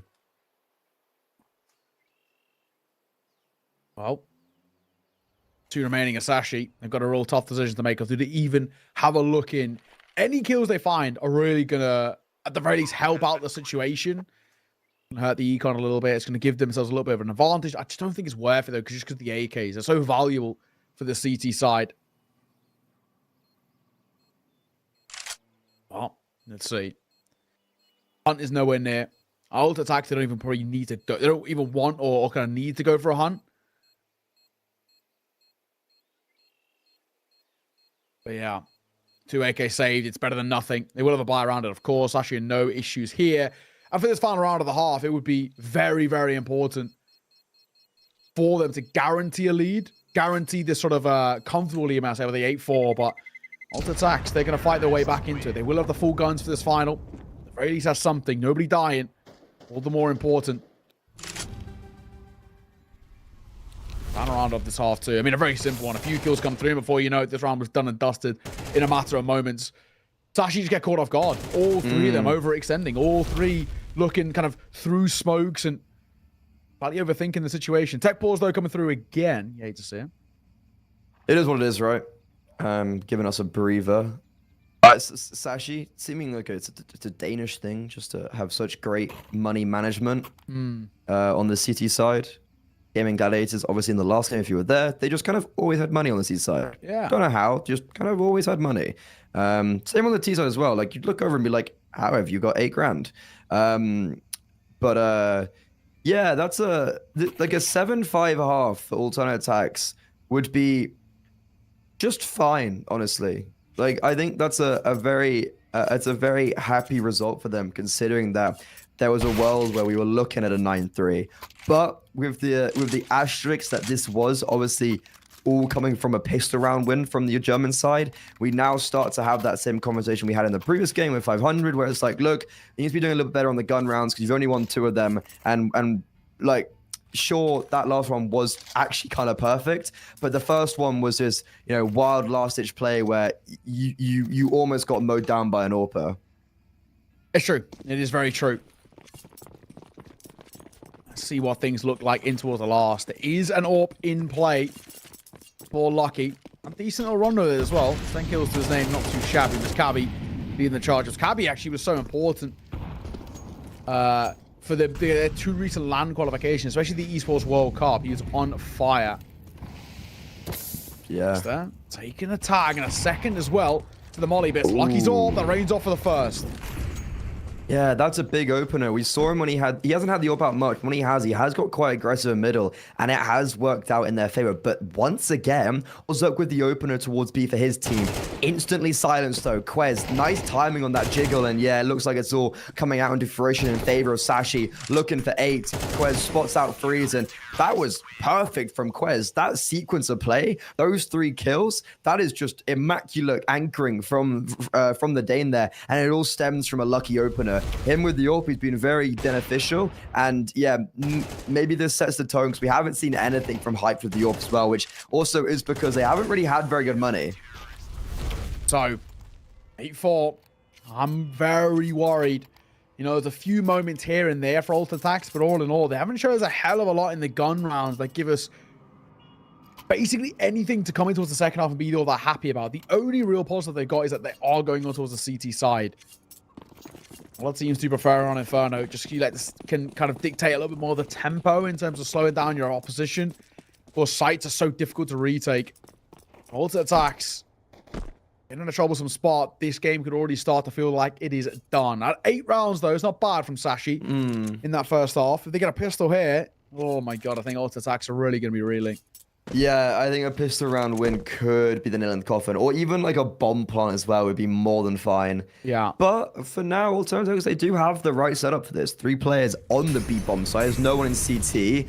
Molotov is going to tickle Ozuk, I think, a little bit in dark. Force him out, and he actually gets the opener. Jesus Christ, Quez leaping around, and oh, wow, those kills in a flurry. Blink and you miss it. Sashi, they lose the opening fights, and then just instant rebuttal. Now, Perks and Hyped in a 2 versus 3, now make it a 1 versus 3. Hyped left all by himself. We've seen pretty much nothing from him, apart from that first gun round that Alternate Attacks won. And now Sashi, as we said, a pistol round win could be the nail in the coffin. And I think that's exactly what was going to be formulating in front of us. Hype TS1. I just think time's ticked too far here. How low he is, a dead man walking. Iceberg going to see him off. Nice and easy, in all honesty, right? Now that Sashi found in the 9th, this is now so dire for alternate attacks. I don't think you want to force here, so you probably have to give up a 10th towards Sashi already, and before you know it, this is such a troublesome spot to find yourself in. Sashi have made this look so comfortable so far, and there's not really been anything, like we said, from alternate attacks that is going to give us any sort of luxury, even when you look at the gun rounds. Sometimes it's like, you know, it's all well and good if you're losing the pistols consistently, but if your gun rounds are okay, but they kind of weren't from alternate attacks. Gamble stack towards A is the call for them. A little bit of early U towards Banana. And with no response, I might give them the temptation to go in that direction. Yeah, 4 players in apartments. Might catch 1 player off guard. Might catch a lot of players off guard, actually. Kind of perfect timing. But then it's just like, again, they're on USP, so the multi-frag potential is obviously very weakened. But Quez, he's going to get a jump scare. Just everyone coming around that corner, and he doesn't even get one. But as I said, the multi-frag potential is where it comes into play. Sure, Perks actually gets 1 more as well. So overall, I think getting 2 kills at the end of the world. Mister on the Mac 10, though. Can he upgrade to a rifle? Yeah. Okay, they save all the rifles. Sashi, though, double digits. They're on their opponent's map pick right now. They're looking really clean. 10-4. Alternate attacks, potentially the final stand here on Furno as they come into maybe the penultimate gun rounds. Yeah, it's not the easiest, is it? It's not a good spot. Where we find ourselves at the moment, it's been so simple. So I'm going to come over in towards mid. Mister going to drop a Molotov to take that top banana control. He's met with a nade and a molly. He's taking a lot of damage to it as well.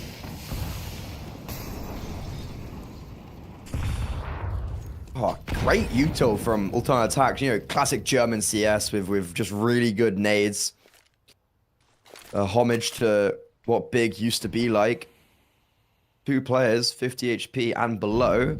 Hype did just spot Kabialf, and he'll actually get the frag. However, fishing for more is what's going to be his downfall. Now a split A, 3 players towards the B bomb site means Perks is all by himself on an island, on an iceberg. Molotov isn't going to affect him. Nope, it actually ticks him. He's now stuck in the corner. And, oh, hold on a second. A last-ditch effort play coming through the utility over in CT, but Mister, oh, he just lines them all up. A triple spray down Sashi. It's a bit of an awkward round, but they maintain the lead consistently. Yeah, we did say as well, right? This could be, what, the penultimate time we see a gun round on alt attacks, and it's one that has to be converted. The fact that it isn't, gotta hurt. Absolutely gotta hurt, man. Now 11-4 as well, and your credit to Mister at the tail end there. Those 3 kills are so important. That's 11th now. No rule buy here, so they should get map point without too much of a kind of a hiccup. We had a 13-4 to start off our previous series, and this one might be exactly the same. Yeah, opponent's map pick as well, and that went to a 3rd map, so hey, never know. Mister and Patty, both the Danish IGLs having a decent day fragging-wise, you know. Obviously misses a bit on the scoreboard, but like a round like that it's a big round to be, you know, securing it for your team. It's a big triple. And yeah, Sashi, that's a round that could have got very scary. I like how alternate attacks burst through the utility in CT. I think that was a good play to try and help Perks. But ultimately, it does just get neutralized. And as soon as Perks dies on that bomb site, it just allows them to tunnel vision their peripherals onto long. And yeah, for now, alternate attacks, look, if they win this round, genuine magic. But it'd be a start of they'd have to do a lot if they want to win out this game from this point. That's true. Oh my god, that's a lot of spam. A lot of spam, but it's Quez with that double that really sets the tone early here. Very easy done. He might even get some more as well. Jumping in towards Balk. He's taking damage, and he could be caught. Timing, I guess, good or bad, I mean, the way you see it, but Quez has managed to set the net back into his apartments. This is a really weird round now because Perks in middle, he's going to be just out in the open as they come around the corner. And that is a very nice reaction from Lucky. He gets first bullet dinked and instantly snaps onto Perk's head. Yeah, that could have got dangerous, but I think there would have been the trade from Iceberg, who was with him. But overall, they avoid the 2 players that were on that B-bomb site.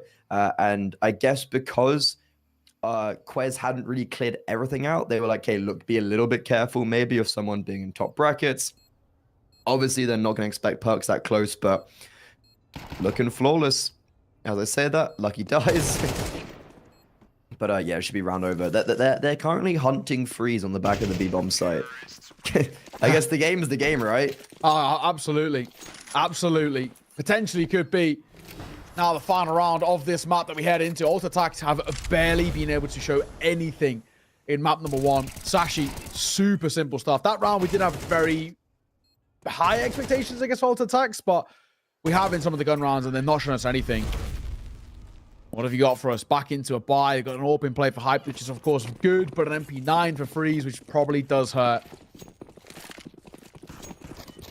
This is tough. Really tough, it has to be said. What have they got? Last-ditch effort as well, so nothing to lose now, and it's not a great start. Wow. Iceberg finds the first. Freeze gets caught. Lucky as well, like he's just heard all that sound cue over towards like this smoke and top brackets. However, he actually misled by that sound cue, as Perks is still hanging around, but it's just like, look at the amount of people behind this smoke. Okay, trade still in favor of alternate attacks, and Hyped actually saves a day with a collateral. Okay, he's finally on the server. 3 kills for him in the round, and you know what? Sashi finally extinguished. I missed that. No real HP, just keep hold of what he's got. Looks like he's in 2 mines, though. Saving. Or then, of course, dying and then rebuying in towards the next. It looks like, with a minute to work with, the save is kind of a question mark of why. You know, you got a minute to work. Not that you're going to get the round, but it's more about, can you get anything? And the answer is no. It's Hype to seize it off. Really good round out of him as well. 4 kills to his name. I don't think they can keep relying on individuals like Hype to get multi-kills, but that's one way to stay alive, at least for now.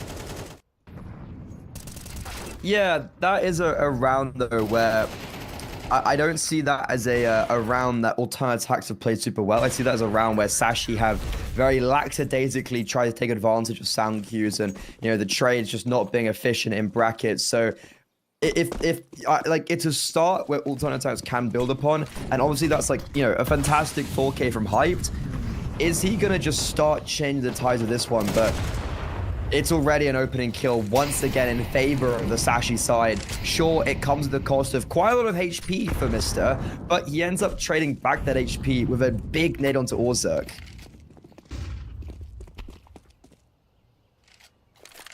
V5. Found an opening kill last round, but things didn't work out for them.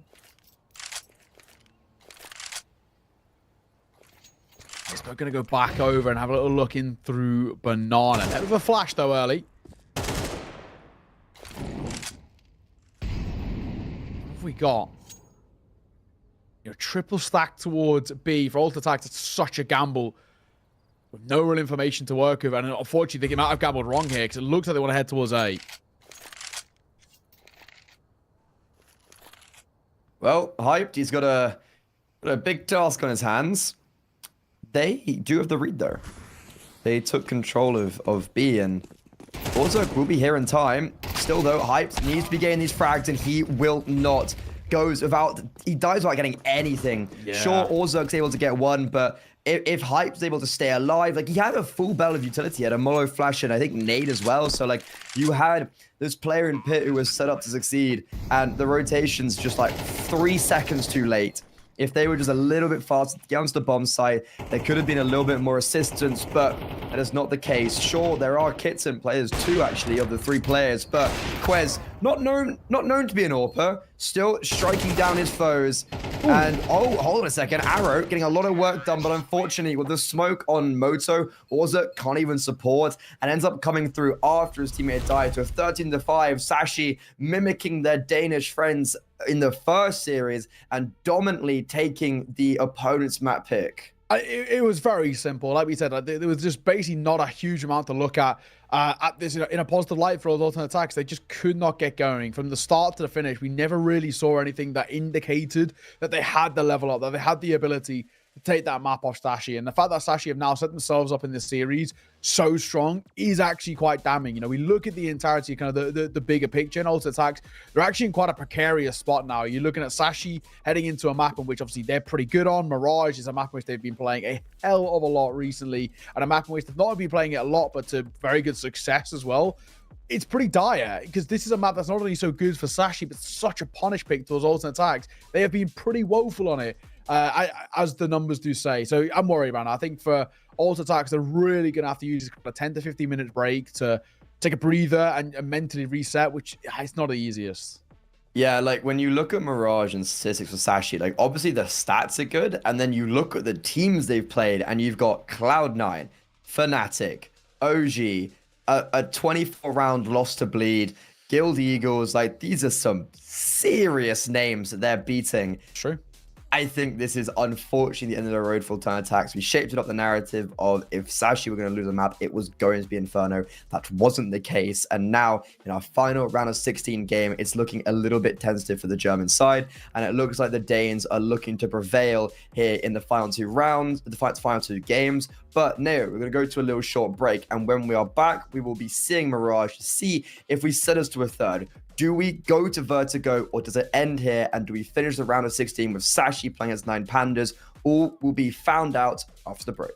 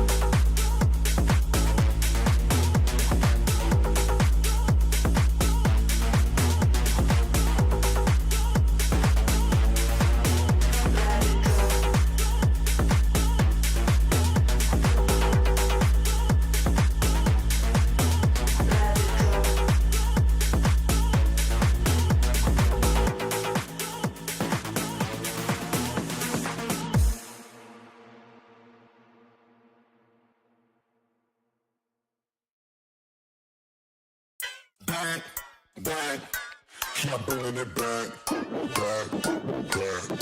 Said I'm bringing it back, back, keep bringing it back. It's all my swinging.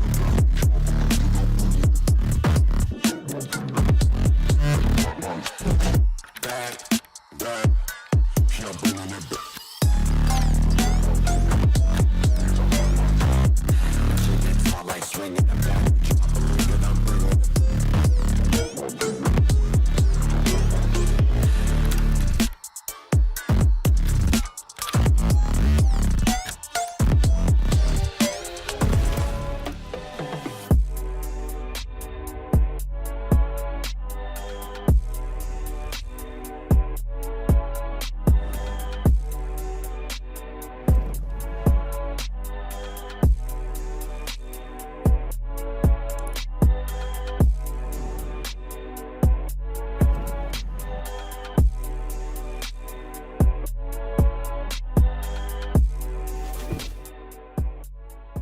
You look into your inventory and there's only...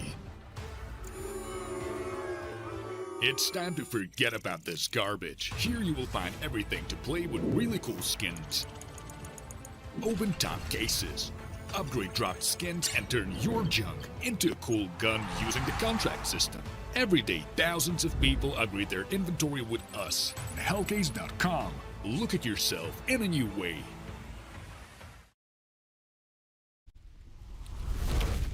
Map 1 went quite decisively in favor for Sashi. Will history be repeating itself? Will we see a Danish side crush the opponents on their map pick and then lose their map pick and go to a third?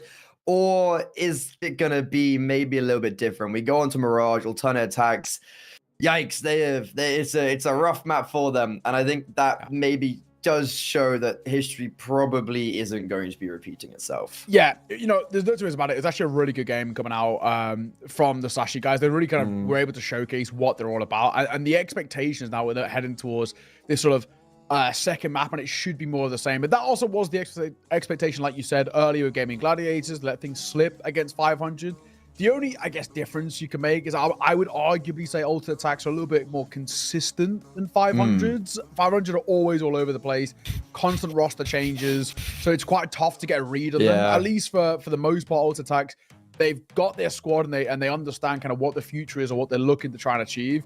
500 is kind of every couple of weeks something's changing over there, right? Whether it's who's in the server, who's coaching, etc., etc. So I think Ultimate Attacks, there's maybe a chance. It's just not a great map. I think this is the big thing for me. You know, they're coming in towards this one on a map in which they've tried to make work for them. You know, they played it a hell of a lot, 16 times in the last 3 months, and they are barely picking up wins. It has been rough, and they're on a 3-map losing streak. Actually been great, and some of these losses are pretty rough as well. 13-4, the most recent one. This was 5 days ago.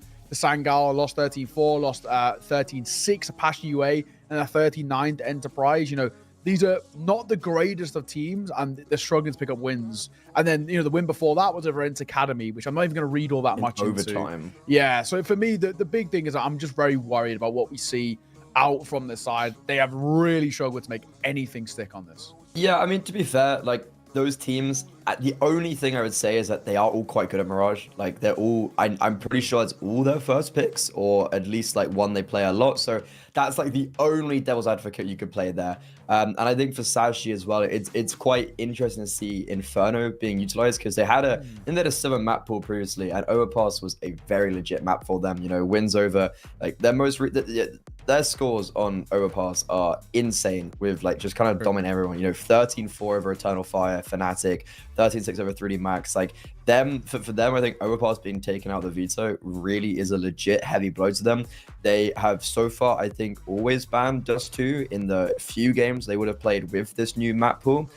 So it'll be interesting to see if they will try and maintain a 7 map pool, or are they going to be, putting more effort into Inferno? Because if they do play like they did in that previous map, then, like, look, they played good Inferno.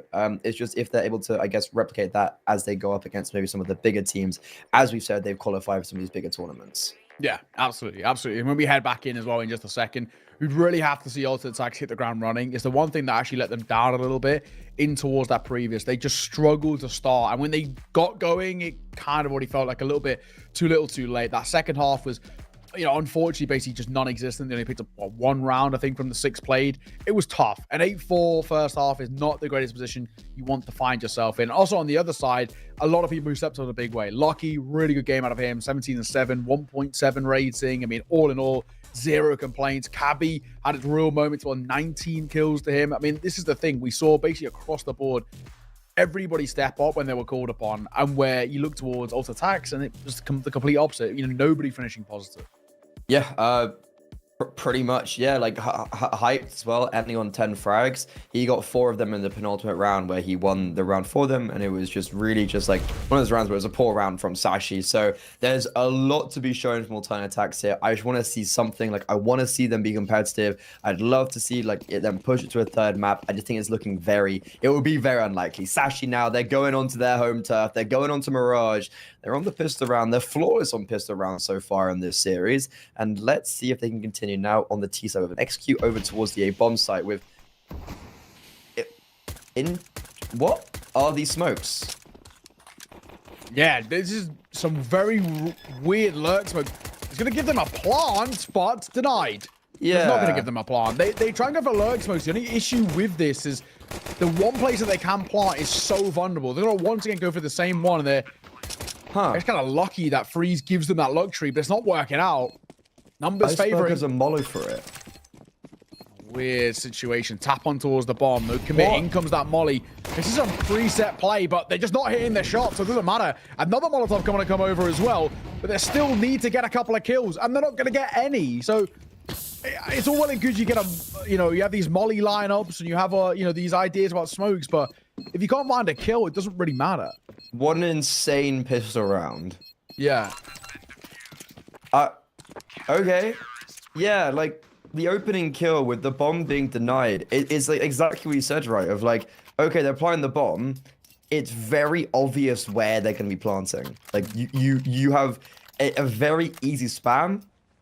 To be fair though, if that bomb had gone down, I think that probably would have been round over. Maybe. But like as well, alternate attacks do simply just hit their shots. When the bomb goes down and we're in that 4 vs 5, the only thing that goes for Sashi is the Molotov kill after everyone had died. So look, like for alternate attacks, they did just have a nice pistol round. So finally, they get a pistol round in this series. Can they do anything with that? Bomb goes down, so Sashi, they can buy up. Already though, Cabby just naded down to 57 HP.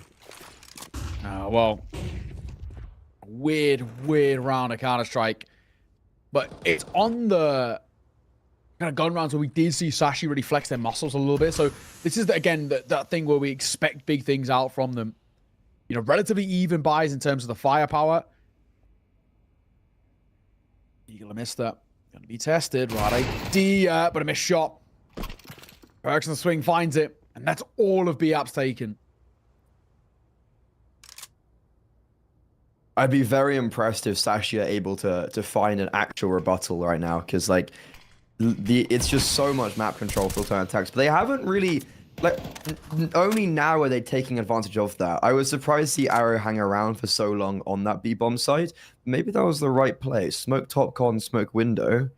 There's no information really anywhere apart from apartments for return attacks. Arrow, that is a lovely instant dink, and he looks like he's poised to get 2 frags.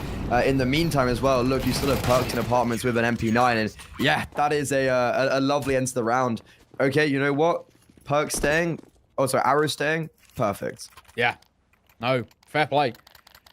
All comes down to that push coming through. It's Deagle, unfortunately, is taking that first fight. And that's actually the kind of the thing that, unfortunately, cost them the most, right? If they had any better of a weapon there, it might have actually won out in that fight against the MP9, but yeah, it wasn't to be. So,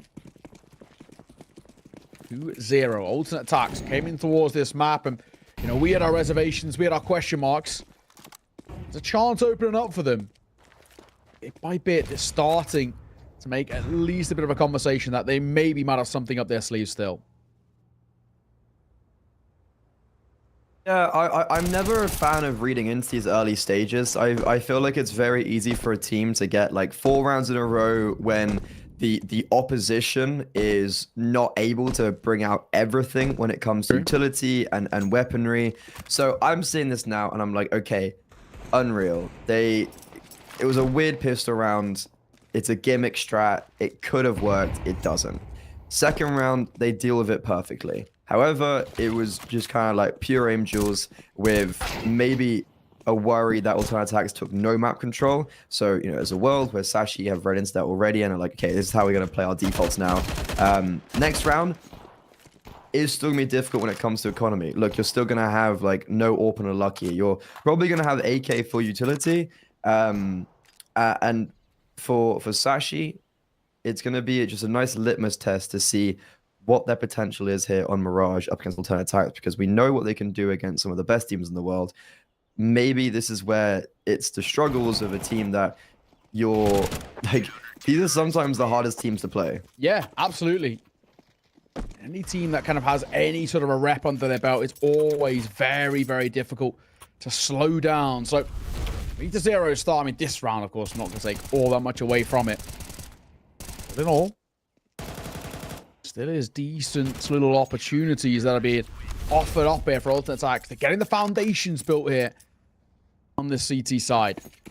Moment by moment, you are at least seeing what we want to see from alternate attacks. Show that they are still in this game to compete. Show that they still have something up their sleeve. I guess so far, so good. Yeah, it's an interesting default with 2 players towards ramp. I think we're kind of already early seeing a formulation of a mid to A, but it's just being tampered with the fact that that is a lovely set play from Orzerk, but the lackluster spray does mean Lucky's able to trade. However, Iceberg, the IGL that's caught off in underpass, and now here we start see the initiation of this attempted A-wrap. It's a singular play out through round. Quez and Mister in tandem, both strike for a frag. Utility dumped down. And Arrow, hold on a second, Lucky around the smoke, gets the frag and gets out alive. Quez, super tentative on only 4 HP, now left alone, wins out the 1 versus 1. That's massive. That is absolutely massive. Sashi desperately needed that as well. They had to kind of come in towards this next gun round and make it stick. If you allow alternate attacks to spiral early, they could have been in a lot of trouble. That really is important. Yeah, some decent fights being taken as well. I thought potentially Arrow could have got maybe one more as well. Might have thrown that round in a bit of jeopardy. Jeopardy, may I say, but yeah, in the end, doesn't make too big of a difference. 2-1, Sashi. Absolute necessity of a round taken for them. So much more needed, though, before we get confident. Swinging out, that's so quick, but Freeze will find the first. The trade comes through from the AWP too. Alternate attacks maintaining their man advantage, even doubling it. Lucky and Quez. Quez the hero of the last round. Up against the world right now. Bomb, you know what, should be planted. That's going to go down. Quez going to drop Lucky a flashbang. He's going to say, you know what, pop me in through CT.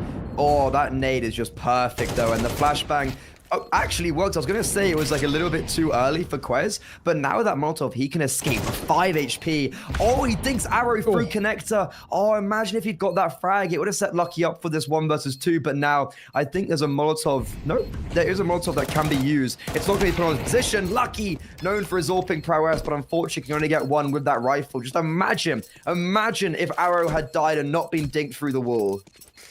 Being potentially a different story, like you said, but in the end, it's not to be.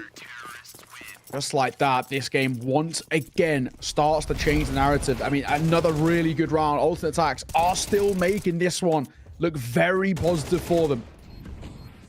It's close. If Quez had found a second, potentially. But yeah, 1 on the cards. Not in this instance, anyway. 4-1.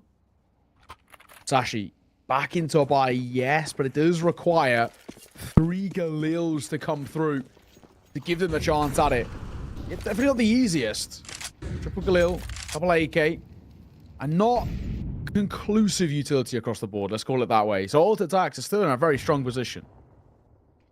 Yeah, especially with that last round, just really ineffective entries. Cabby yet to frag. If he'd got that opening kill a bit quicker, it could be a different story. And this Iceberg, maybe just going straight through the smoke, catches Arrow as he starts reloading. Doesn't know there's a player on stairs. He's going to catch off Arrow. No! Hyped!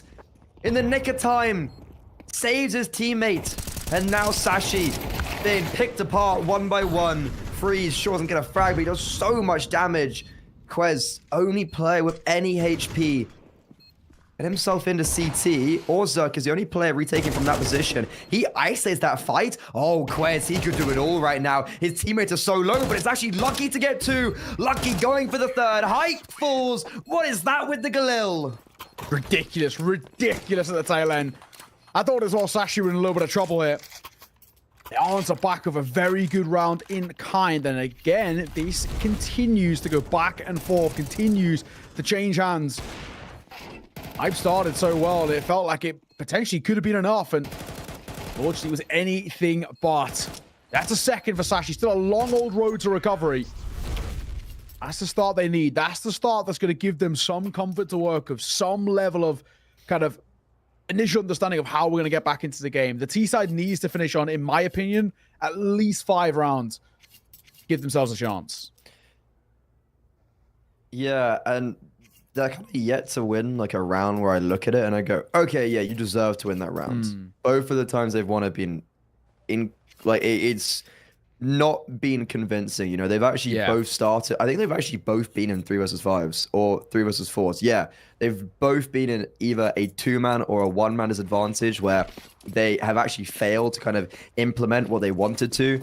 You know, Cabby being caught off an underpass in that last round, and then in the first gun round, it was a nice mid play from alternate attacks and just a last-ditch effort towards A. So for Sashi, they've kind of mainly gone towards a bomb site, and they're actually going to go again. Even though Iceberg has been knitted, he'll still aptly get that opener, and this shouldn't be a round we're too worried about. Yeah, you're right. Shouldn't really be too much of an issue. Oh, this is... We'll see, though. Yeah. Iceberg jumping in.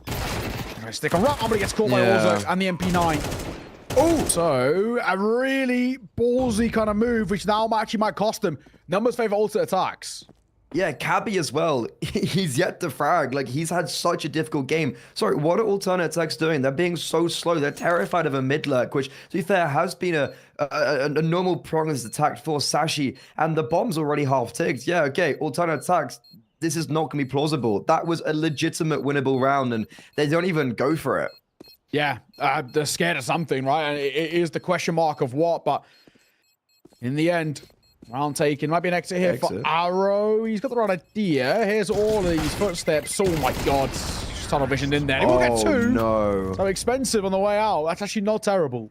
Yeah, especially considering that Sashi have struggled to keep multiple players alive. Like, sure, they kept 3 alive in round 6, but that's on the back of, 1 versus 1 for Quez. And then their lucky only player remaining. Sure, it's the AWP, so if there's anyone survive, it is him. And God, imagine if Orzuk had connected that shot a little bit sooner. Bomb would have been denied, and that would have been terrifying as the smokes had instantly faded after Orzuk gets that second. 4-3. Game is absolutely on at the moment. Cabby, good swing, great find. Heights gets deleted. That's his first frag of the game. Always the case as well, out of nowhere. That's huge though, really is. To be fair, I thought that was a full buy. As we were coming back in from the replay, I thought they had the money to go for that. So I thought he had literally just dueled hyped with an A1S. And I was like, yeah, whatever, dude. But okay, a little less impressive considering I think he must have had a pistol or an SMG, maybe? You're probably right. I didn't even see him, so he's dead so quickly. Yeah. Perks. He's backside. B9. Try and make something of this. Util being dumped here. The MP9 swings, can't find. Arrow will get 1, but a very, very quick trade. There was a world that I was a little bit scared of how slow they were taking that because they had allowed, for instance, Arrow to come through. But they do, like, I can see why they play it so slow now because they were able to be like, hey, this clear, this clear, this clear. And then bam, they got 2 kills. So it's like a little bit scared for a second, but I forget we're watching a Danish team. So, those type of like slow methodical things, there's always a rhyme and a reason to it. Freeze though, looking to save the AK, I would assume off Arrow's body. It's in the market window, so you should be able to get that, and I think you'll be able to save. So, look, Alternate Attacks, they've lost their lead, but they're going to have a buy right into this next round. Hyped with an AWP, dropped by Orzuk? No, not going to be possible. If you've got no armor, that's the only way they can get an AWP. But I don't think it's worth it, though. Orzuk he's like, okay, how about this? You give me an AWP, and you get nothing. It's the old Sanji classic, unfortunately, but I don't think they'll go for that. Raf will be dropped over. All tight square, though. Sashi responded well. The start to this map was a little weird. They looked a little uncomfortable in terms of some of these rounds they were trying to pull off, and it wasn't exactly working. Now they've slowed things down, and this slightly more methodical approach that they've got has been considerably cleaner. And as we're tied square at 4-all, once again, the pressure goes right back on towards the shoulders of Alternate Attacks.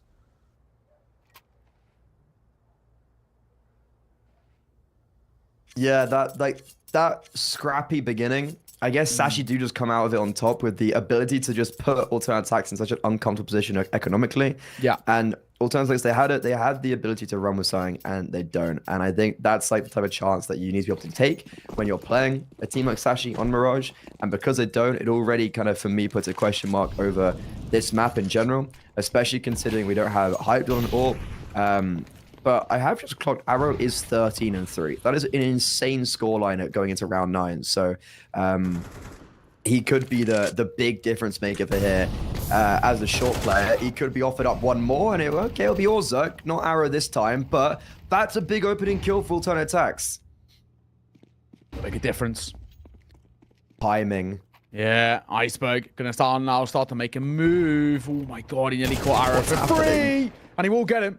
Another around that corner. It's Orzuk might drop into the fight in the same fate. Iceberg's being fed kills, and he makes it 3. Oh, that's so poor from Alternate Attacks. They're just giving them up. And Iceberg will take them every day of the week. 3 players in connector. Firstly, what is that? Like, why are there 3? So, firstly, why does Iceberg anticipate it? Why is there a flashbang? Like, that's an insane read from Sashi, but massively bad from Alternate Attacks. However, I thought this round was over. Perks, he doubles down. Iceberg, though, this man is on a mission. And he's clean in house. Perks put it into a 2 versus 2 and freeze. He just gets caught off guard, caught completely lacking. Iceberg, you know what? He's going for the ace. Perks coming up short. Iceberg, there's blood in the water. He's the apex predator in this round. And there's there's a world where obviously Perks can win this out. I think there is a kick down connector. Iceberg's on 3 HP, but he's on a tear. You might just get it. Phase in the smoke. Iceberg Fair gonna enough, get man. all 5. It's a ridiculous round. He is single-handedly giving Sashi something out of nothing. Well played on the young Dane. That is an absolute ridiculous round. I can't even believe he's given the second and the third here. The first, fair enough. But the isolation is beautiful, but the spacing is woeful from alternate attacks. And the flash from Lucky really does save him.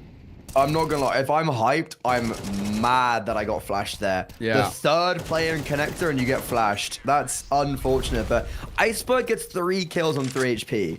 Yeah. That's insane. And from the IGL nonetheless, what more do you really want from your captain? He's really leading by example in that round.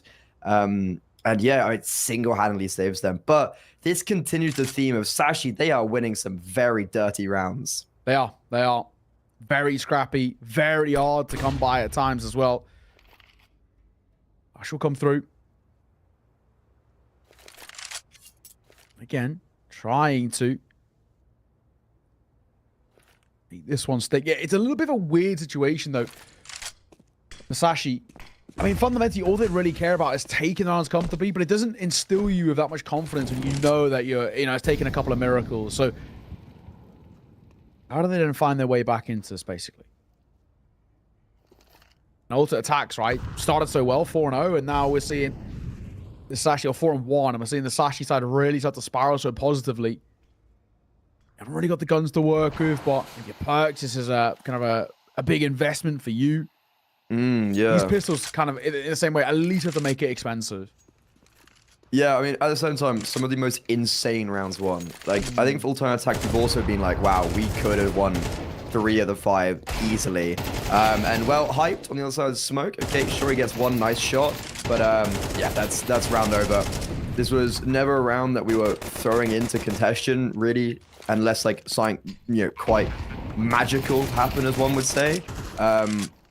Sure, Iceberg, you know, the Glock, it works. Perks with his A1S, he gets 1, and now it's a mission of trying to save. He can't buy in the next round if he dies.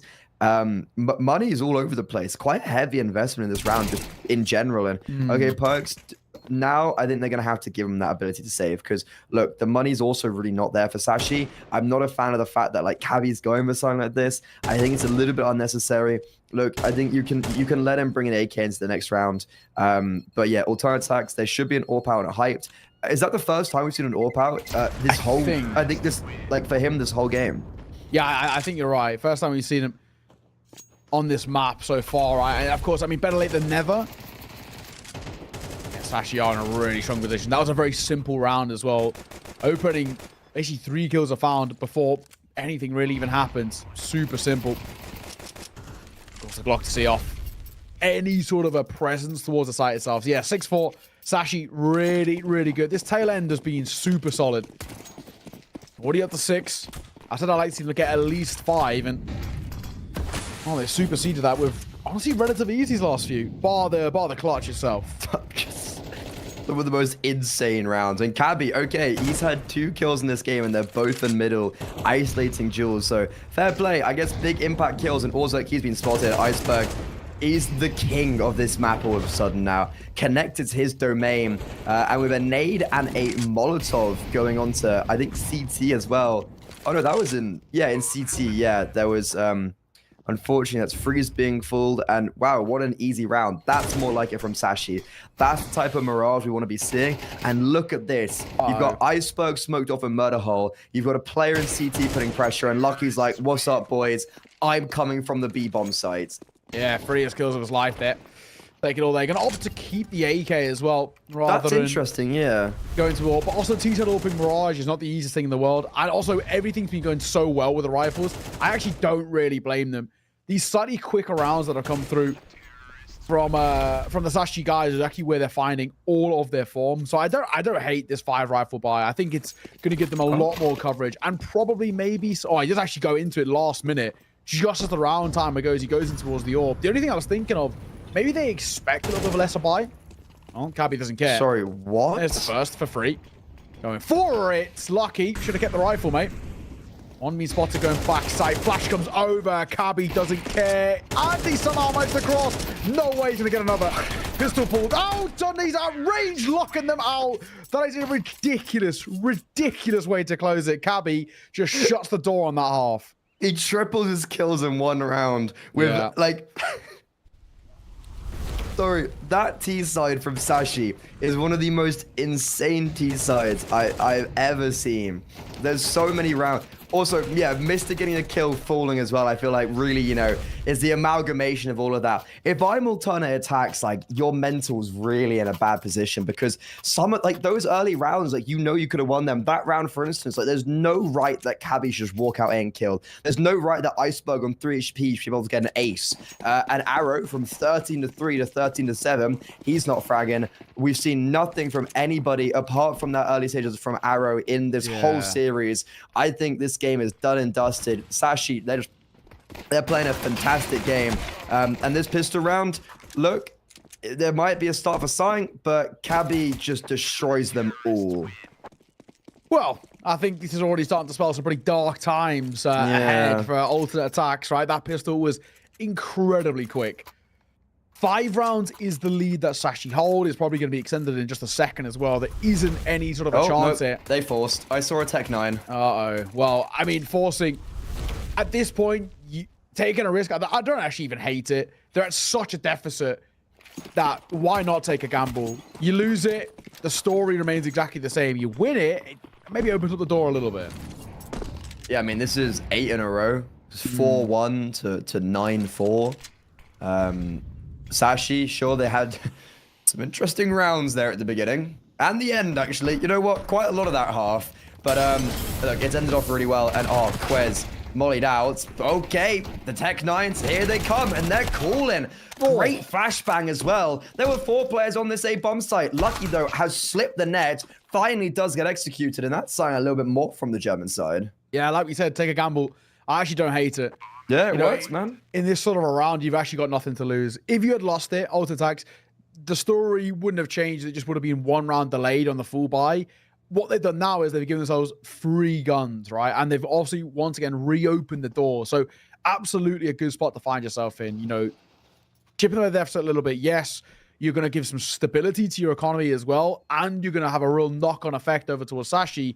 It's a really strong place to be in. And Sashi basically are forced into a force themselves. They kind of have to match it. Yeah, it's now a weird position. There's like, you know, there is an opening for alternate attacks here. Winning the pistol round as a CT. Oh, right. Okay. Iceberg, surely there's no more craziness, but winning a pistol round and then losing the second round as CT side is actually really rough because your money, now look, you have 1,400 loss bonus. There's like, especially on Mirage, like you're playing with 5-7s on a very open map. It's a very difficult position to be in. Alternate attacks, 9-6, a very reasonable scoreline. You then go into 9-7 because of the eco. You then have a gun round. If you win that, there's a very clear pathway where you can find 9-9 because of 1 gun round. So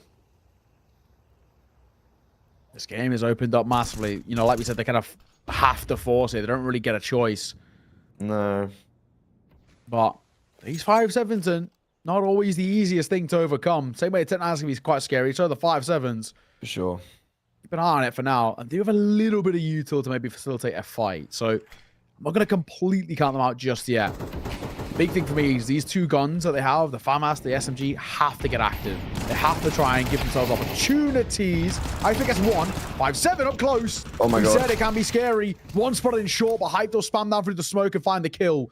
3v3, but look at the damage dealt toward alternate attacks. Iceberg. Oh, has he made noise? Well, he's... Okay, Hype's definitely heard him now. Bomb's been found. This could be a 4 versus 1. There was so many almost kills for Sashi in middle. And Iceberg now, it's a game of timings. Hyped is actually going to completely evade. Also, Iceberg, too far away to hear the running.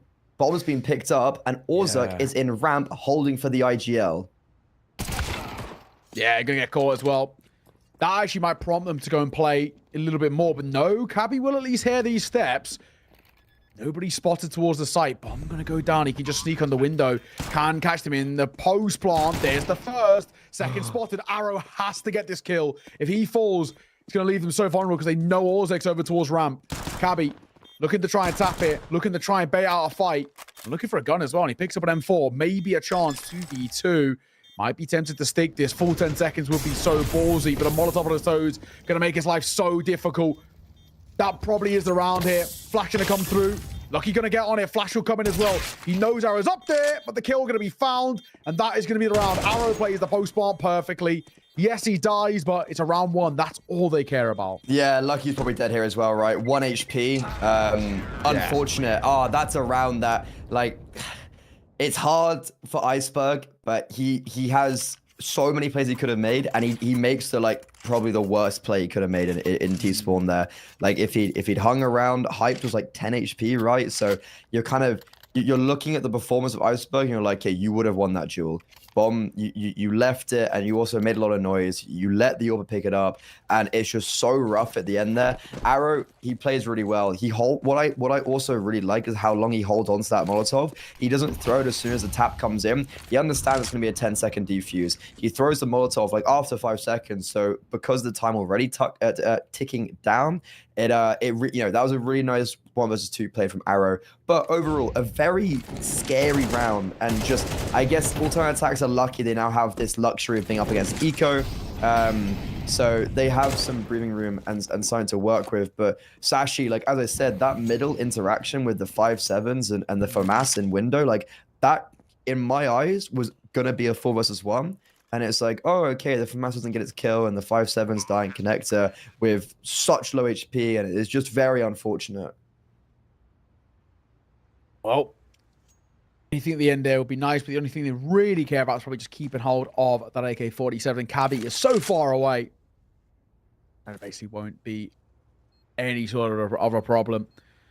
If Iceberg gets anything on the exit, that'd be nice, and they might actually get a chance here. 3 of them are going to look over towards ramp. Rocky, you get that man walking, and Iceberg caught as well. Yeah, no real chance here. Cabby desperately going to try and tuck his head. I don't know whether they realize he's here towards backside, but it's not going to make a difference either way. Hellcase is alive. Both attacks make this a 2-round game, so Dream is far from dead at the moment. Cabby, at the very least, keep it on the AK.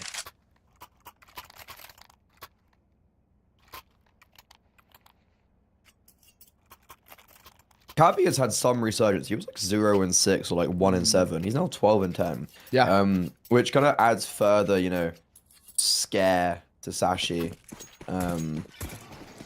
With like having people stepping up. I've got kind of like Cabby, Lucky, and Iceberg as a very strong triumvirate. Alternate attacks. This is a big round. As I said, 9-9, very possible. It all comes down to this round. Waiting. You saw in hand for Iceberg, but nothing offered up just yet. Gonna pop the way through in a second. Alternate attacks. As long as Iceberg can slow them down a little bit with the smoke, would be enough of a chance here. First fight goes the way of Cabby. Iceberg, he gets out of there somehow. Big nade. He's trying to stop them jumping down. Flash is coming through. He's still sticking around for the fight. And Iceberg and Cabby combined are making it work. Hyped. All that's left. AK scooped up as well. Hyped to dead man walking. Just look at the amount of force that Sashi threw at that round. Like, yeah, it's just capitulating in apartments. Does anyone even make it out? I think they all died on balcony. All 3 of them died, and then obviously the final player died in apartments. Sashi, they own the apartments, and they're looking to evict their tenants. They're looking to evict them out of the whole of Mirage. It starts off perfectly, and then look, there's 4 players here pretty much. It's just actually a perfect round from Sashi. 10-7, and whatever alternate attacks are building up, this is the thing that I was mentioning at the very beginning of the game of like, look, you can get a few rounds on the board versus the eco, the low buy, but you get that litmus test when you actually play against a rifle round, and that was our litmus test. So, 10-7. Not many more chances for ultimate attacks in this map and in the series, of course. Rebuy back in here. Freeze can't even pick up a rifle himself. A nade by Mister could be huge, could do a big chunk, and it will. My God. Massive damage dealt. This round, though, could be plausible. Orzek smoked off on Palace is not ideal for the German side. Mister, though, perfect position to deal with this play out. Connector, but only gets one. Cabby and Sandwich, equally, only gets one. Lucky now, the first responder. Smoked off and spam only tickles hyped down a little bit. Nade? Ooh, it's actually going to do probably quite a lot of damage. Yeah, wow. Brings hype down to 24 HP, but unfortunately, because of only one bullet landing, it's not going to be good enough to deny the plan or get the kill. And now Iceberg coming in from Palace. I don't think they heard him. There was a moment where I thought they might have, but no. Now, this whole round hinges on Iceberg. You can see Lucky's repositioned towards CT. Iceberg, no one's going to offer himself up. Look at how deep these post plants are. 2 players in connector, 1 deep connect, and 2 players ramp, 1 deep connector. Lucky, smoke on the bomb. Iceberg finally initiates himself, but he's not going to anticipate the second player on ramp. Find it. Yeah, can't even find the bomb anyways, and Perks gets the kill from connector.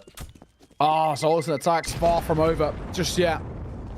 Far from done in this game. Even with Freehold having a gun there, they still make that round work. Basically kind of playing 4v5, but they get a site, they get a post plant, and before you know it, that's kind of everything wrapped up. So, for Sashi, what is the play? Or will be dropped over towards Lucky, but there is going to be an MP down on the FAMAS to try and make this full buy stick. So a lot of onus then comes on towards Cabby, Iceberg, and of course the AWP of Lucky to make this round stick. You can't expect big things. Now, Perks flashes himself and the molly himself. It's alright. He's been watching my demos, my king. 10 out of 10. Yeah, that was interesting. I'm not too sure what the play was there, but it gave Iceberg plenty of time to work up to smoke. And we'll get out of there again. That's the big thing. So he's still got a decent spot. He's sticking around below. This time he's going to get caught. An arrow at range going to find the kill on towards Cabby. Lucky the last man in this direction. I don't think he's even going to overplay his cards. Yeah, I think this is a save, and I'm not a fan of how, like, a really micro detail. You see what Iceberg does with that smoke. First, he dropped it really late. Like, I think he should have just instantly dropped that. And his pathing and how he plays that, like, sequence of play is exactly what he did previously. And I don't know if that's something that alternate attacks were maybe anticipating because of, you know, the previous time, but Iceberg just does do the exact same thing. And to be, alongside that as well, like, look, the short presence, there was really none. Sashi were kind of in the process of fighting for middle, and then the short player was uber deep and also takes contact after Iceberg had died. So this time, Sashi, they don't have the 4 defenders on that B bomb site. Instead, both full without even getting a single frag. Yeah, simple, right? So simple, so easy. And 9. 1 round game. Sashi don't really have the money to work with in a full buy here. Now, sometimes teams do like to buy around the AWP, but I think just playing with a little bit of a half buy is the way to go about it. 2K across the board. Gonna buy back into the next and reset things, and maybe just don't overextend the AWP, so to say, right? Give it kind of all the room to work with. Lucky gonna play through window. A Molotov airburst, and Lucky finds a free kill. M4, 9-4. Khalil, may I say, was there, but unable to find a kill. That is, I like that play from Sashi, but alternate attacks, they're just better. Yeah. There's a saying in German, Vakandakan, when you're good, and that was just one of those rounds where alternate attacks, honestly, like, I think that's a round that a lot of people slip up on. Yeah, I think the big thing here is just making sure that this AWP stays alive, right? That's basically the only thing that really does matter. I think for the most part, probably should be absolutely fine. Lucky in towards ladder. This is going for a big flank. I mean, obviously they know it's coming towards B.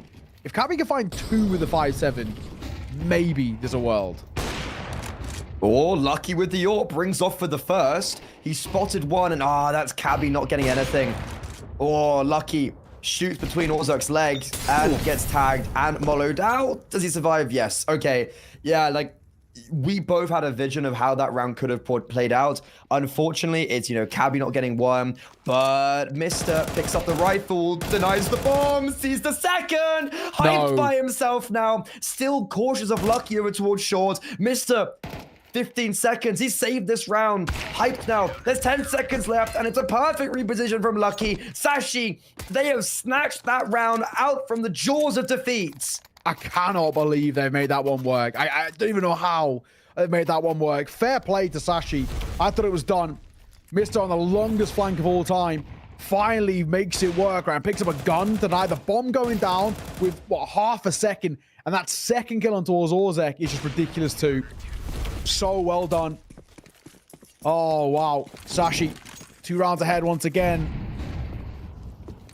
And that is big. I mean, look at the knock-on effect it's had towards alternate attacks. Yeah. Arrow, no buy. Hyped, no AWP. I mean, it could not get any better, really. Ooh, but this round, though, it has legs to it. Look, Lucky, okay, does evade. He gets put to 19 HP, and that initiates the ramp hit. But unfortunately for alternate attacks, Quez is there with not only utility, but also with his rifle. He takes down Arrow, maybe the one talisman for alternate attacks, kind of alongside Perks right now, and it looks like alternate attacks, they want to go for a double pump, but Sashi, they have run into this perfectly. They're all here because Iceberg is clearing the whole of apartments right now. Ooh, sandwich boost coming through. Quez might get caught, actually. He will go. Swing. Ooh. Not good enough. If Cabby fell, that might have changed things. However, oh my god, how is he still alive? He has to support 2. Last man, front triple. I don't even pick up the Galil. Yeah, he does. Looking for the fight, Cabby still trying to swing on towards the sandwich player. This is carnage in all the worst ways, but he's going to be seen off by Lucky's AWP. There is Sashi locking it in. Map and series point 12-9. And for ultimate attacks, that was probably the last hurrah. That was the full buy. Yeah. Couldn't find anything. $1,900 going into this final round. I want to also mention great team play there, like Mr. covering Cabby perfectly. And I also want to bring up the fact that Lucky is a massive silent killer in this game. Like, he really has been cooking. It's like, you know, he almost maybe lose them the round there with an attempt of an opening fire that goes awry. Then he's still able to survive and get 2 frags. Like, he has been super consistent, and he's someone that we said has the highs. And against team like alternate attacks, you anticipate him to perform, and he is. He's had a very good series, had a very good Mirage, and Sashi, well, this could be the beginning of the end for the German side. Running through Molotovs, running isolated. Look, there's no cohesion to this round. They are being picked apart one by one, and Freeze is like, boys, I've got the B bomb site. Oh, Freeze is hoping that he can somehow isolate 5 kills. Let's be honest, that ain't happening. Sashi, can I see off the map in the series here? Pretty good fashion, and Mr. will make sure that it is perfect, clean, making... really showing basically what Sashi can bring to the table. This is a side who, when they get going, when they find their form, when they step up to the plate, they're so difficult to play. And that tail end really showcased it. But, you know, the straw that broke the camel's back was that kind of eco half by round 1, right? You know, they had an open M4 saved, had a few upgraded pistols around it, and they somehow made it work. It never should have happened. I mean, credit to Mr. Credit to Lucky as well. Very important kills, but ultimate attacks, you know, they gave it the best shot, right? A good college try, but unfortunately, not good enough. Yeah, unfortunately, that means that they are the final team to be eliminated in the round of 16, and that is the invited teams cleaning up. The only team to have won that wasn't invited was 1 win over Guild Eagles, and I think, as we mentioned at the very beginning of when our broadcast, the 3rd game, we were like, that's the one result where we actually anticipate that to be the result. But ultimately now, we've got our quarterfinals locked and ready. You got Gaming Gladiators versus Granny Knockers. You now have Sashi versus 9 Pandas, Bleed versus 1 Win, Namiga versus Sinners, and that is all going to be kicking off tomorrow at 10 a.m. CEST, I think we're in now. So the action, it's going to be all here till Thursday at the grand final. Yeah, we've got some cool games coming up, right? I think as well, you know, there's definitely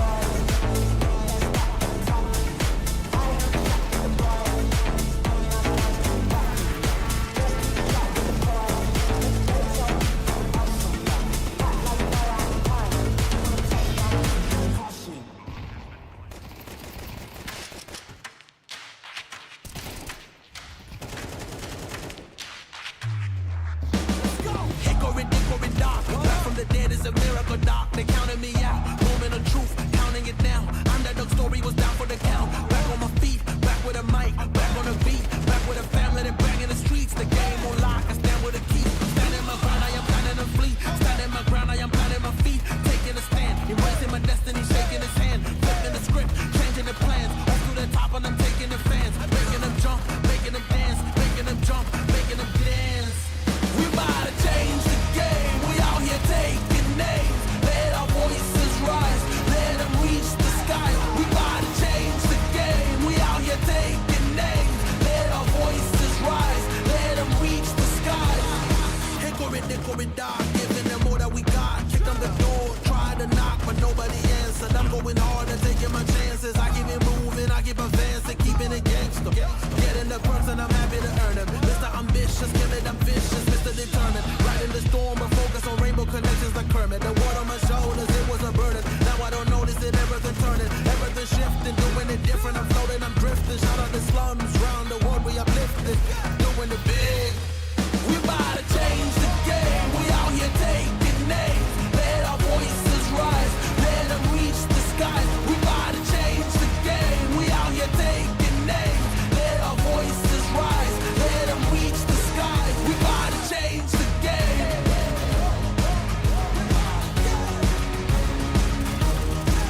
We about to change the game.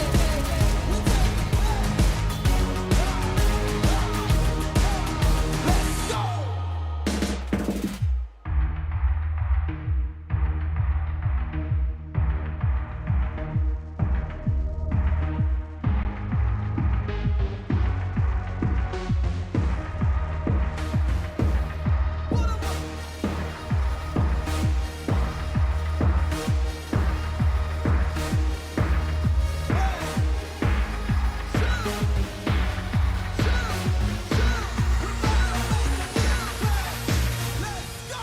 We about to change the game. We out here taking names. Let our voices rise. Let them reach the skies. We about to change the game. We out here taking names. Let our voices rise. Let them reach the skies. We about to change the game.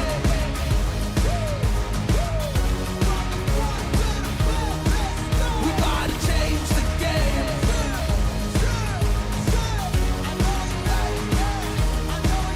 Let's go.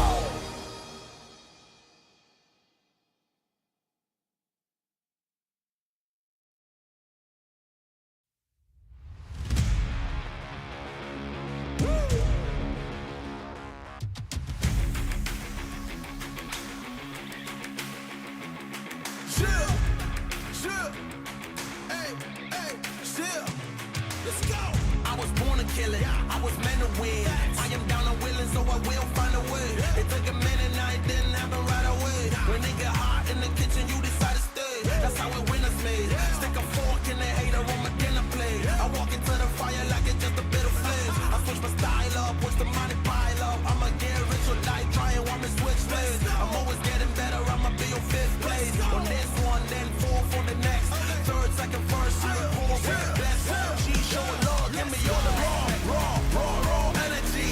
Don't stop, go ahead, get it in. Jump, knock, let me in. Huff and puff and blow the house down. Raw energy. Don't stop, go ahead, get it in. Jump, knock, let me in. Huff and puff and blow the house down. I do it for the love, they perform for the checks, and I still get more. They be bored by the rest. I done put the work in, wasn't born in success. See the storm, it affects the performance. But I dance in the rain and the thunder, the drums, and I keep going